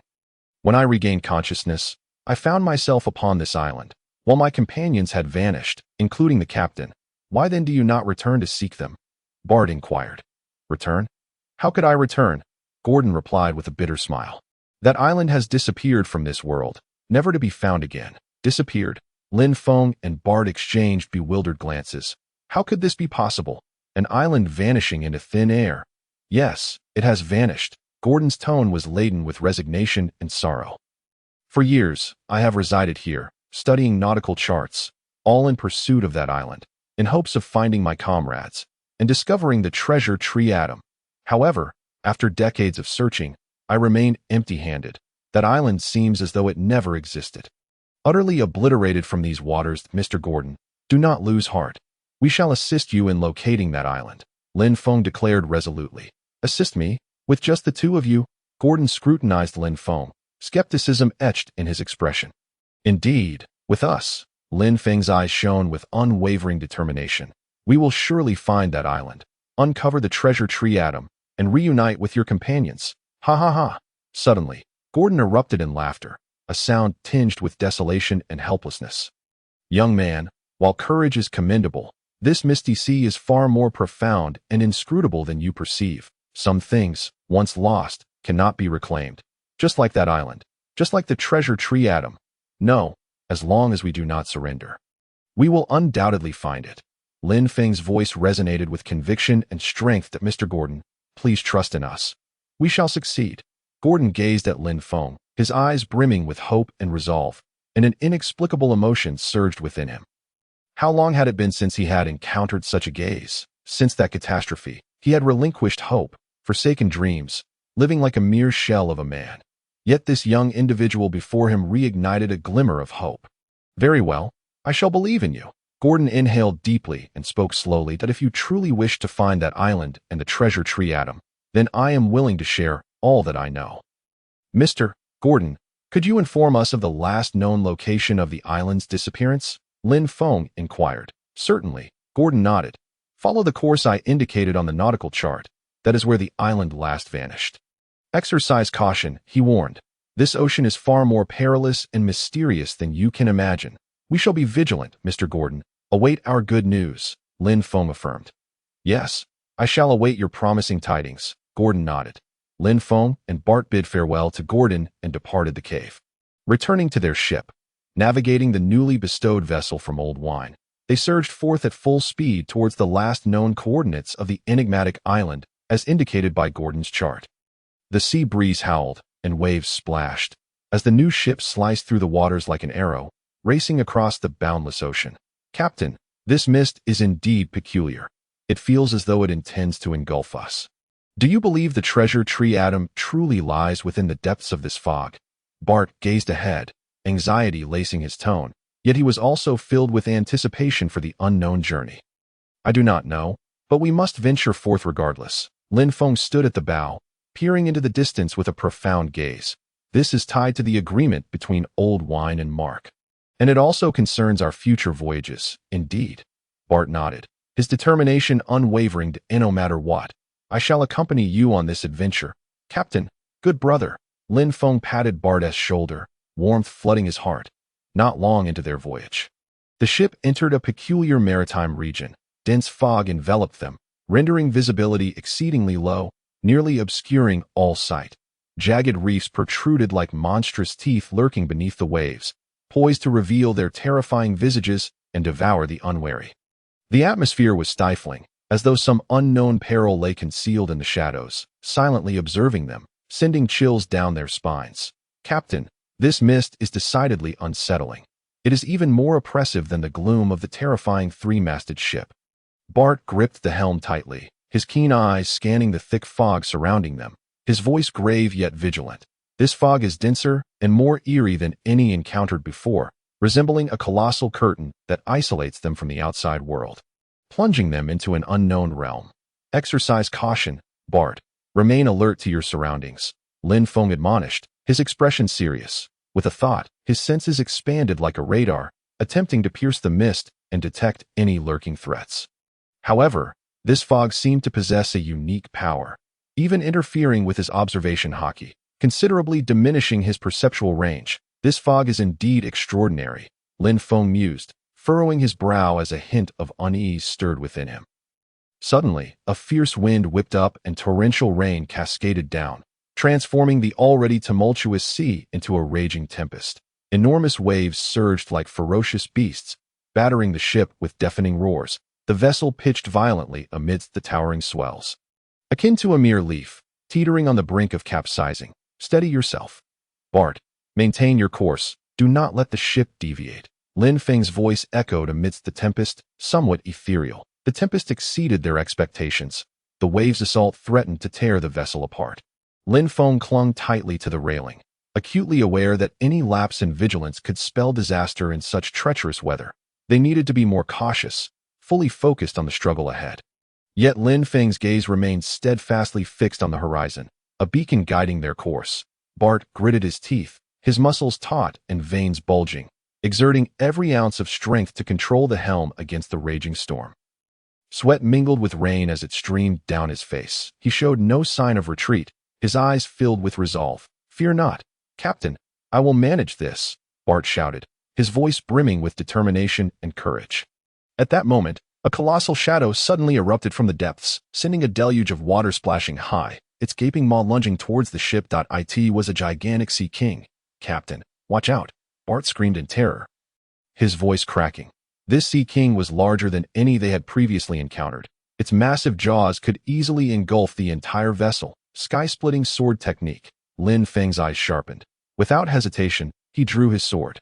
A brilliant golden-red sword energy soared skyward, radiating an endless sharpness as it fiercely slashed towards the Sea King's gaping maw. Roar! The Sea King let out a pained bellow as the massive body was struck by the sword energy, blood gushing forth and staining the surrounding waters crimson. Yet this beast did not retreat. Instead, it charged at the ship with renewed ferocity, seemingly enraged. Come at me. Lin Feng's gaze sharpened, and a fierce battle intent surged within him. He swung the sword, Ghost God, repeatedly, unleashing streams of sword energy that crisscrossed and intertwined in the air, weaving an impenetrable net of blades that enveloped the Sea King. Each blade of energy contained terrifying power, leaving behind gaping, ghastly wounds upon the Sea King's body. Blood gushed forth like a torrent, staining the surrounding waters a deep crimson. Captain, is that the celestial cleaving sword technique? Bart exclaimed, his eyes wide with shock. Fixated on the Ghost God, which glimmered with a golden red light in Lin Feng's hand, his voice tinged with both awe and a hint of confusion.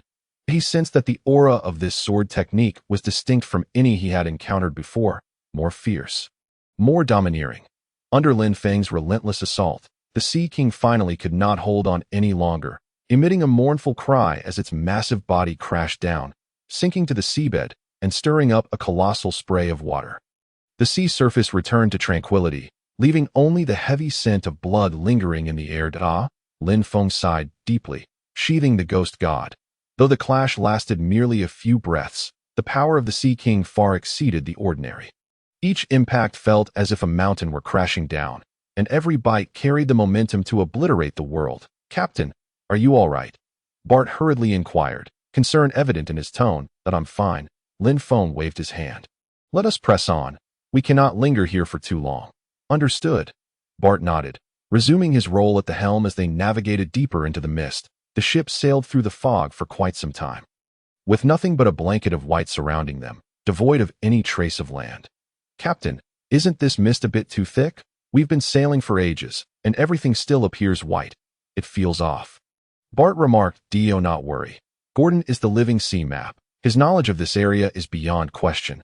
The charts should be accurate. Moreover, observe how the sea has calmed unnaturally after our battle, and the storm has ceased. This could indicate we are nearing our destination. The center of a storm is often tranquil. Let us continue forward. We should have results soon," Lin Feng replied. "All right." Bart nodded, gripping the helm with renewed determination, his gaze sharpening as it focused on the depths of the mist, eagerly anticipating the emergence of hope.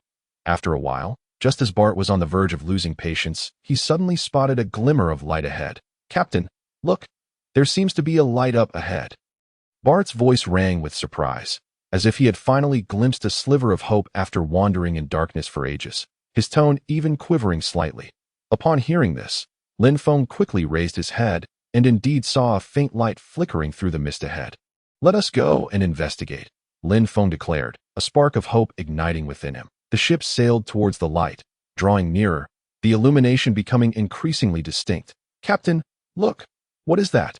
Bart's voice shot up in pitch. Unable to contain his astonishment, breaking the silence of the sea, Lin Feng turned his attention to where Bart was pointing, and he could see the light becoming clearer, resembling twinkling stars, appearing and disappearing amidst the mist. A surge of adventurous desire welled up within Lin Feng. "Let us proceed. We must see what lies ahead," he commanded, his tone tinged with barely concealed excitement. As the ship approached the light, the mist gradually dissipated, revealing the outline of an island shrouded in fog. The silhouette of the island became clearer, and an ancient, mysterious aura enveloped them, as if the remnants of primordial deities lay dormant above the sea, waiting to be awakened.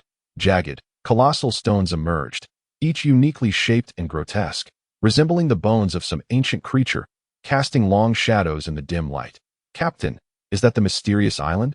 It looks so eerie," Bart exclaimed, a mix of excitement and unease in his voice. The island before them was cloaked in thick mist, appearing indistinct and elusive. The rugged rocks dotted the landscape, ancient trees towered high, and the occasional roar of wild beasts echoed, sending shivers down their spines. "That it must be. This is surely the place Gordon spoke of," Lin Feng said, narrowing his eyes as he scrutinized the island, recalling the ancient texts he had perused in the library of Seven Water City, which stated that when the seven stars align, the mist would clear, revealing the path to the mysterious island. "The seven stars align," Lin Feng murmured, gazing skyward. "That it was still daytime, and the stars were hidden, making them impossible to observe. It seems we must wait until nightfall," Lin Feng remarked to Bart. "What should we do now, Captain?" Bart inquired. "We will anchor the ship at the edge of the mist and wait patiently for the celestial phenomenon of the seven stars to appear before we set foot on the island," Lin Feng instructed. The two anchored the ship at the mist's edge, while Bart anxiously paced the deck like an ant on a hot stove. Lin Feng, meanwhile, closed his eyes to meditate, preparing for the impending adventure. Time ticked by, the sun gradually descended, and the stars began to reveal themselves in the sky. Bart intermittently glanced upward, observing the shifting constellations. Lin Feng remained still as a statue, seated motionless on the deck. As night fell, the sky became a tapestry of twinkling stars. Suddenly, Bart gasped. "Captain, look! Is that the seven stars aligning?" Lin Feng's eyes snapped open, a glimmer of excitement illuminating his gaze. He looked up to see seven bright stars drawing closer together, aligning in a straight line. The phenomenon of the seven stars had manifested. At the moment the celestial alignment occurred, a peculiar beam of light descended from the heavens, piercing through the mist and illuminating the sea below. It formed a radiant pathway that led straight to the island, its brilliance both sacred and mysterious, resembling a staircase to paradise that beckoned the heart. Indeed, "This is the 7 stars alignment," Lin Feng exclaimed, his voice brimming with exhilaration. "Bart, set sail. We are heading to the island," he commanded loudly. "Yes, Captain," Bart replied, excitement coursing through him as he steered the ship along the illuminated path into the mist, advancing towards the mysterious island. Lin Feng stood at the bow, vigilantly surveying the surroundings. As they ventured deeper, the mist began to thin, and the island's features became increasingly distinct. At last, they emerged from the fog, and before them lay a vast island. Above it, the 7 stars shone brilliantly, forming a line and illuminating the wonder of the celestial alignment. Towering peaks and dense primordial forests gradually unfolded before their eyes. The mountains rose steeply, like swords thrust into the clouds, while the ancient forest stretched endlessly, resembling a vast green ocean. "Is this truly the mysterious island?" Bart exclaimed, his eyes wide with disbelief. "That it must be," Lin Feng replied, his gaze filled with awe. He could hardly believe that this island indeed existed. The 7 stars alignment, the mist dissipating, the path revealed, he murmured, repeating the ancient texts, a smile of excitement gracing his lips. "It seems we are truly on the brink of finding the treasure. Captain, what are our next steps?" Bart inquired. "Shall we disembark?" "Of course we shall," Lin Feng affirmed. "That we have come here for the sole purpose of seeking the legendary treasure, Adam." "However," Lin Feng cautioned, "be careful, Bart." His expression grew serious as he added, "My observation Haki senses that there are numerous powerful presences lurking on the island. Wild beasts, and perhaps some flora, they do not seem particularly friendly." "Rest assured, Captain, I will exercise caution," Bart replied. Lin Feng continued, "We also have this." He then produced a piece of parchment from his pocket. It was the map Gordon had given him.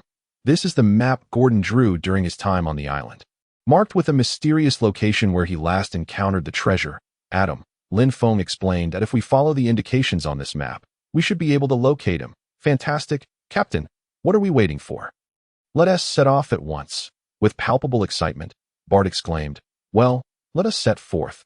Lin Feng nodded in agreement and issued the command. The ship gradually approached the island, halting near the shore where the 2 men disembarked.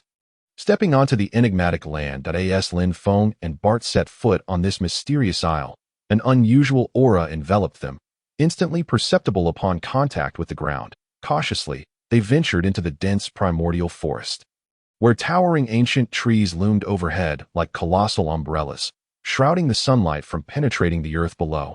Only slender beams of light managed to filter through the gaps in the foliage, casting a dappled mosaic of shadows upon the ground.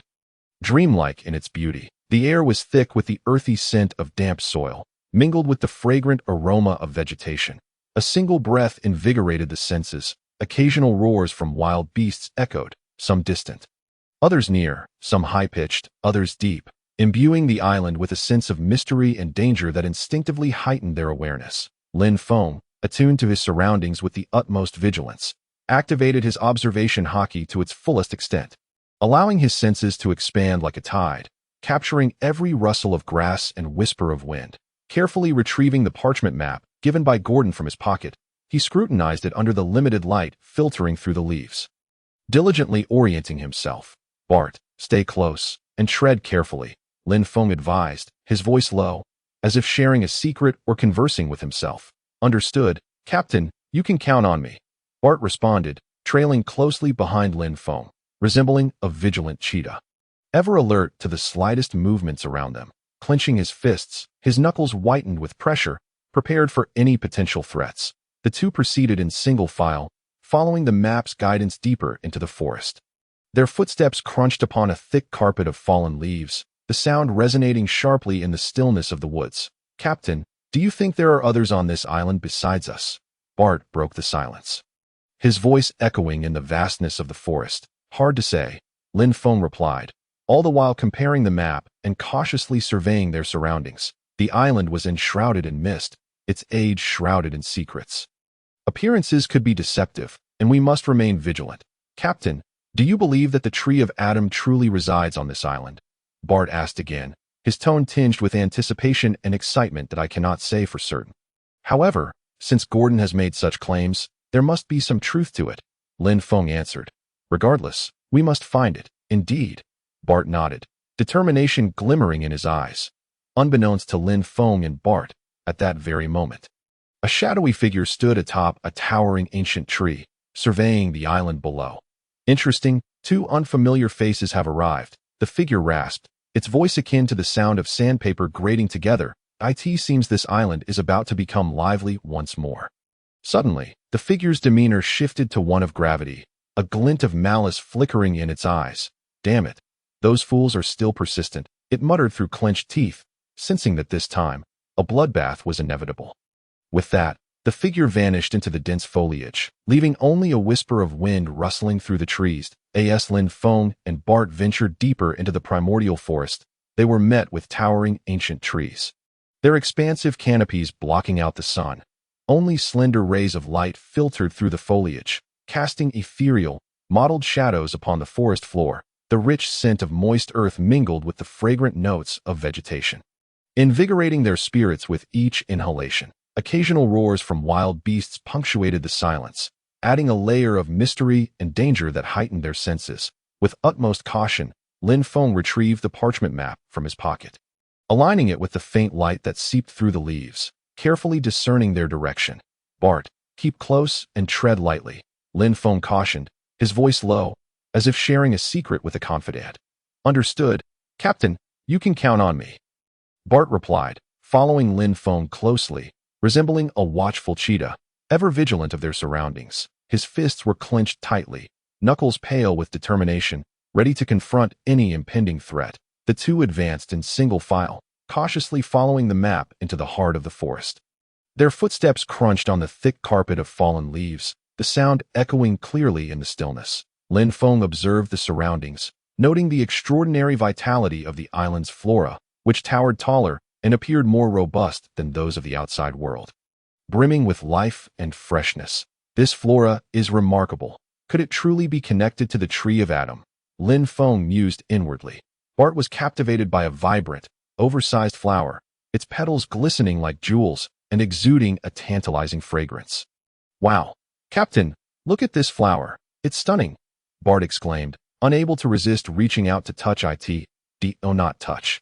Lin Feng immediately cautioned, sensing the peril. The island was fraught with danger, and every entity could harbor hidden threats. Vigilance was paramount. No sooner had he spoken than an unforeseen event transpired. A colossal, vividly colored insect, roughly the size of a cheetah, erupted from the flower, brandishing razor-sharp appendages and emitting a piercing shriek as it launched an attack on the two men with astonishing speed. Whoa! Bart yelped, retreating hastily. Lin Feng's expression hardened as he swiftly drew his blade, a glimmer of cold steel slicing through the air. Bart activated his iron fruit ability, his body enveloped in a metallic sheen. Resembling a steel warrior, together, they prepared to confront their foe. The insect's attack was erratic. Not only were its appendages sharp, but it also unleashed corrosive liquid, moving with agility that made it difficult to track. Hiss! The creature screeched, its limbs thrashing, generating gusts of wind aimed at Lin Feng and Bart. Lin Feng wielded his weapon, unleashing a flurry of sword strikes that clashed against the insect's appendages with a resounding clang. Bart, relying on his ironclad form, braced against the creature's onslaught, seeking an opportunity to counterattack. During the skirmish, Lin Feng discerned that the insect exhibited a fear of flames. Each time his blade approached, it instinctively recoiled, as if fleeing from fire itself. Bart, cover me, Lin Feng shouted, a spark of inspiration igniting within him as he infused his techniques with the breath of the sun. Breath of the sun, 7th form. Sunlight slash. The blade ignited in a golden red flame, significantly enhancing its destructive capability. System notifications chimed incessantly. Under the oppressive heat, the colossal insect retreated, ultimately succumbing to Lin Feng's decisive strike, its form dissolving into a putrid puddle.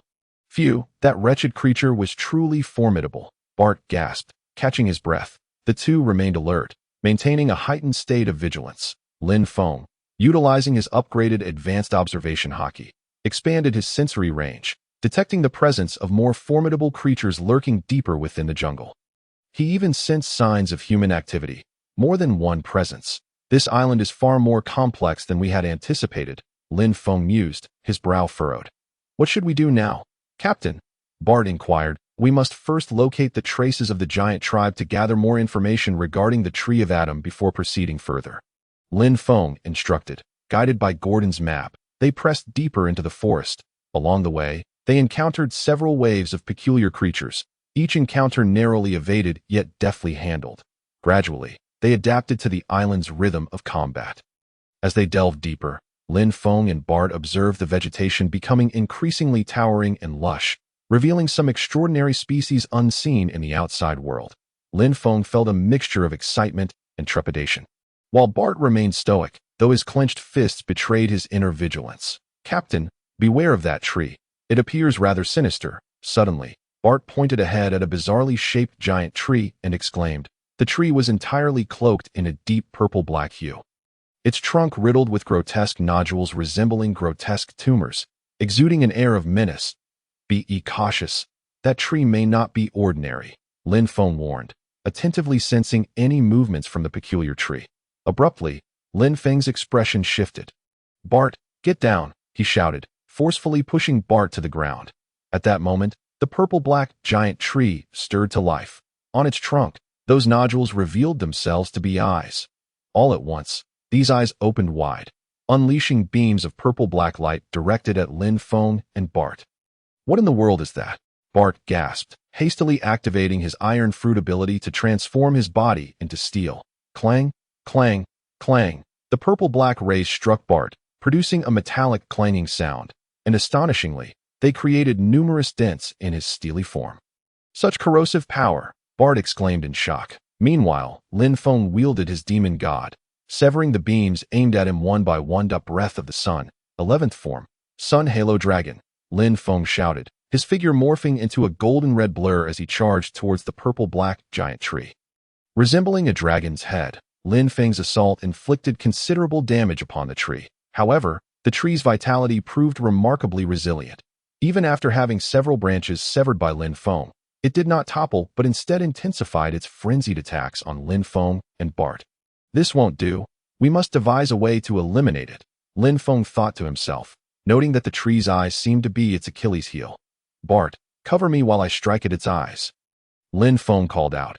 "Understood, Captain," Bart replied, utilizing Shave to swiftly move in front of the giant tree. With a powerful push against the ground, he leaped high into the air, simultaneously activating his iron body. His fists gleaming with metallic luster as they crashed down upon the tree's trunk. The giant tree recoiled in pain, momentarily stunned. Seizing the opportunity, Lin Feng launched his attack, Breath of the Sun, 12th form.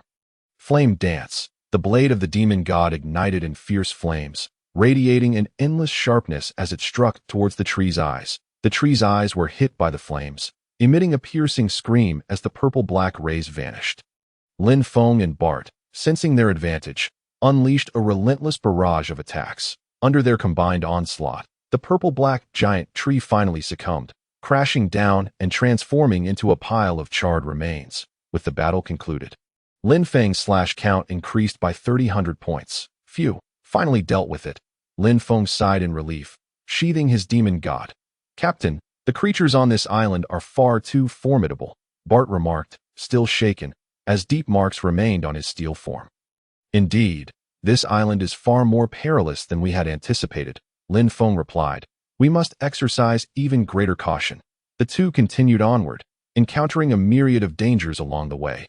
There were colossal beasts, highly toxic plants, and treacherous traps. After overcoming the eerie tree spirit, Lin Feng and Bart took a brief respite before delving deeper into the enigmatic jungle. As they ventured further, the surrounding environment grew increasingly bizarre.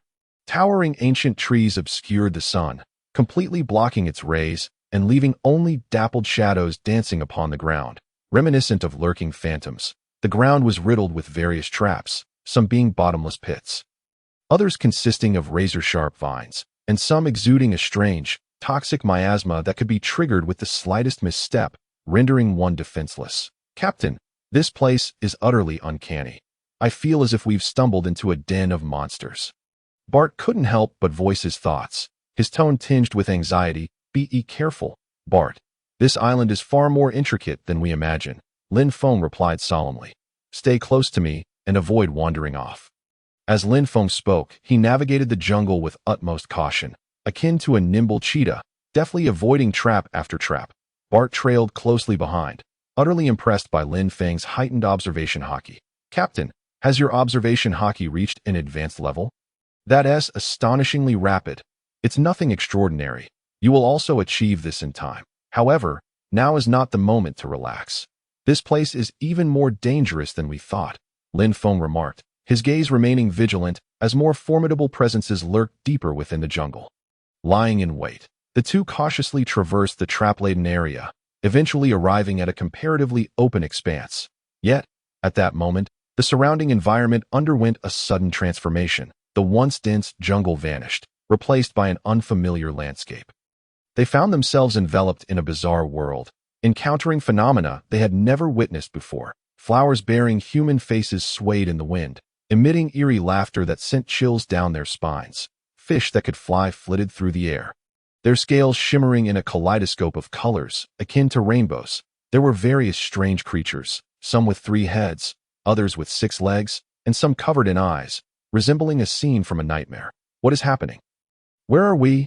Bart exclaimed, his eyes wide with disbelief. We've fallen into an illusion, Lin Feng replied gravely, his gaze sharpening.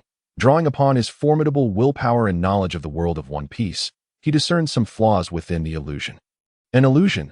How could there be an illusion here? Bart queried, utterly bewildered. Be cautious.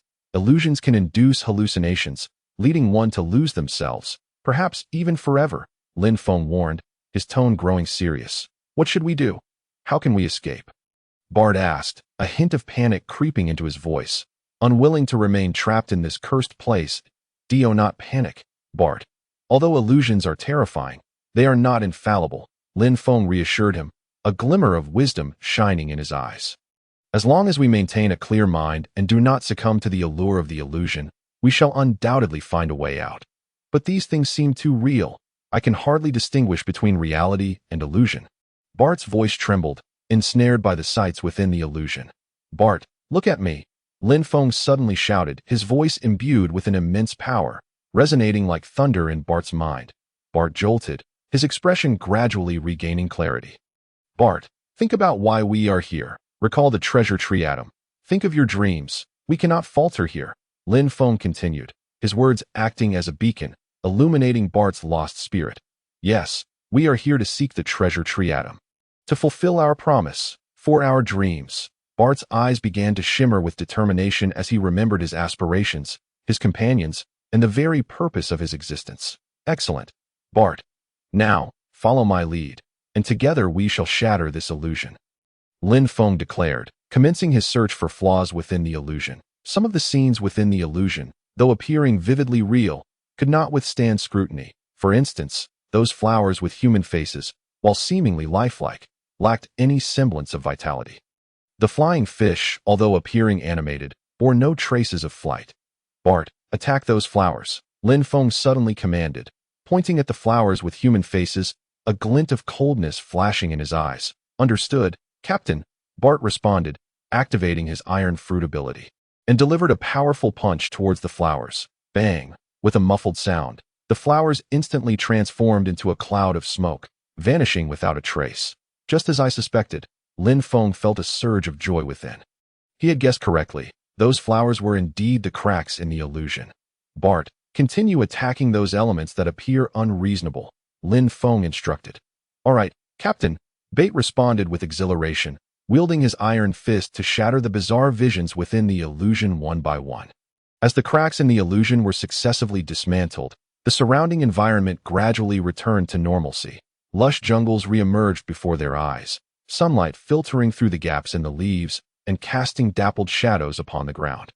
We've made it out, Bait exclaimed, brimming with excitement as he finally liberated himself from the dreadful illusion.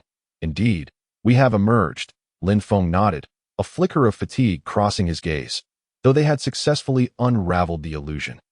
Lin Feng's spirit bore considerable fatigue. Within the illusion, Lin Feng had glimpsed another realm in time and space, witnessing a cadre of towering giant warriors, brandishing colossal axes and spears, engaging in a fierce battle against a horde of grotesque monsters.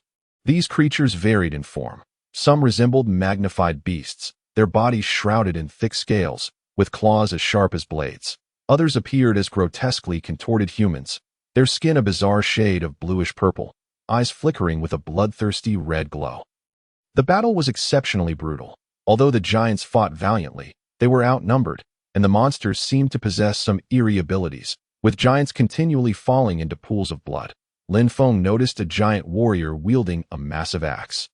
Adorned with patterns reminiscent of those on the Godin map, with a mighty swing, he cleaved a monster in half, the axe slicing through the air with a howling wind. However, more monsters surged forth, encircling him, and the scene abruptly ceased. Lin Feng was left with a throbbing headache, the vision fading from his sight. He could only glean disjointed images, unable to weave them into a coherent narrative. "Captain, what are you pondering?" Bait inquired. Noticing Lin Feng's contemplative demeanor, "I am reflecting on the sights we witnessed within the illusion," Lin Feng replied, sharing the fragments he had seen with Bait. "Giants? Mysterious creatures? What could it possibly signify?" Bait's expression morphed into one of bewilderment upon hearing Lin Feng's account. "I am unsure. Yet these fragments are undoubtedly linked to the giants," Lin Feng stated, his gaze deepening with contemplation. "It appears we must hasten to uncover the giants' whereabouts to unravel these enigmas." After escaping the illusion, the two discovered that while the surroundings had reverted to normal, they bore some unusual marks. The colossal tree, requiring several individuals to encircle, lay broken in two, its jagged edges suggesting it had been forcibly destroyed by some immense power. The ground was littered with enormous footprints, each larger than Bait's head. Nearby, remnants of household items lay scattered.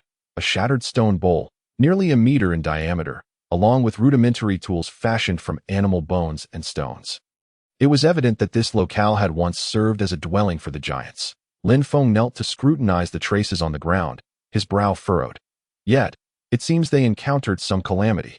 "These marks appear to be the remnants of a hurried escape," Bait remarked, pointing to a chaotic trail of footprints. "Indeed, and from the signs of destruction, their adversaries were likely formidable." Lin Feng rose, his expression grave. "Captain, what shall we do now?"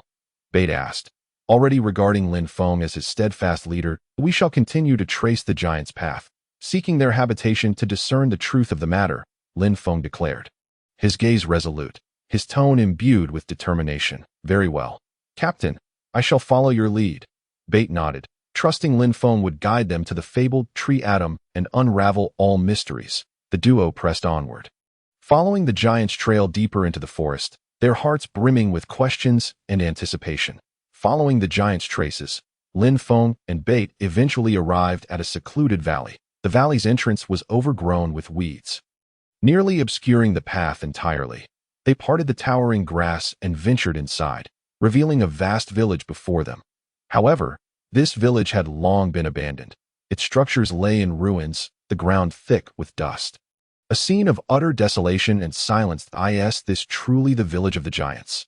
How could it have come to this? Bait's eyes widened in disbelief, struggling to fathom how the once mighty giants could have faced such a fate. Lin Feng remained silent, his expression grave as he meticulously observed the surroundings. The village's buildings, constructed from massive stones and timber, still bore the remnants of their former grandeur despite their collapse. The center of the village lay a vast square, its surface marred by numerous deep pits and fissures, as if ravaged by some immense force. That a battle once transpired here. Lin Feng spoke solemnly, the weight of his words palpable. "The battle?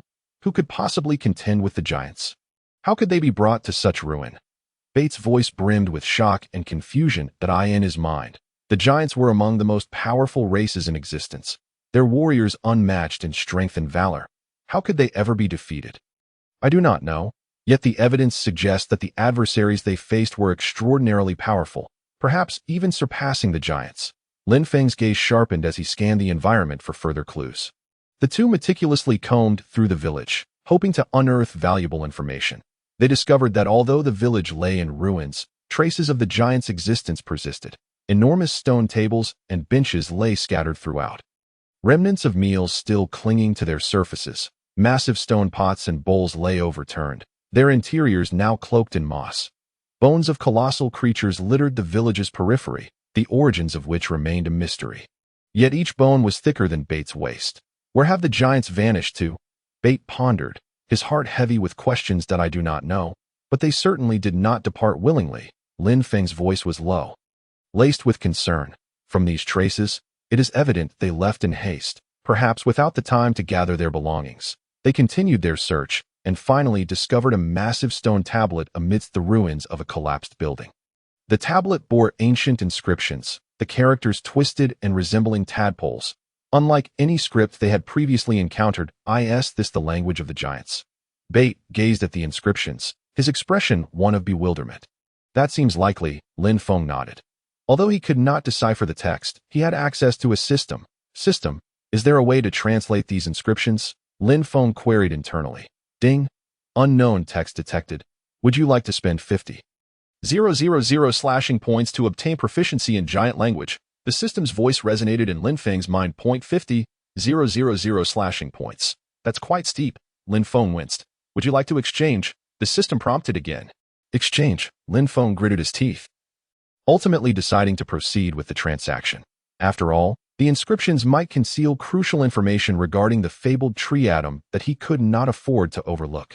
Ding. Exchange successful. 50,000 slashing points deducted. Congratulations, host. You have acquired proficiency in giant language. As the system's voice faded, a torrent of knowledge regarding the giant language flooded Lin Feng's mind. When he turned his attention back to the inscriptions on the stone tablet, he could now fully comprehend their meanings. What does the tablet convey? Bait inquired. Eager to know the contents of the inscriptions, it recounts a great battle that once took place here. Lin Feng replied slowly, his tone heavy. This was once the sacred ground of the giants. But it was later invaded by a band of pirates, leading to the destruction of their homeland. Pirates? Exclaimed in astonishment. Could it be that the mysterious pirates have attacked the giant race? It is unclear. As the inscription on the stone tablet does not elaborate, Lin Feng shook his head, yet it is certain that those pirates possess formidable strength, capable of defeating the giants. How could this be possible? A tone of disbelief permeated Bart's voice. Nothing is impossible. Lin Feng's gaze was profound. In this world, countless powerful beings exist, along with secrets unknown to us. The atom tree, the enigmatic island, the giants, the pirates. What connections do these elements share? Lin Feng's heart was filled with questions that he faintly recalled the demon from the recent illusion, as if he had encountered it before, but he could not be certain. Captain, what shall we do now? Bart inquired. We shall continue our search for clues, Lin Feng responded.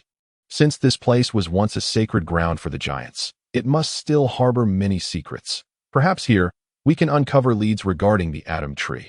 Very well, Captain, Bart nodded, his expression resolute. The two resumed their search within the village.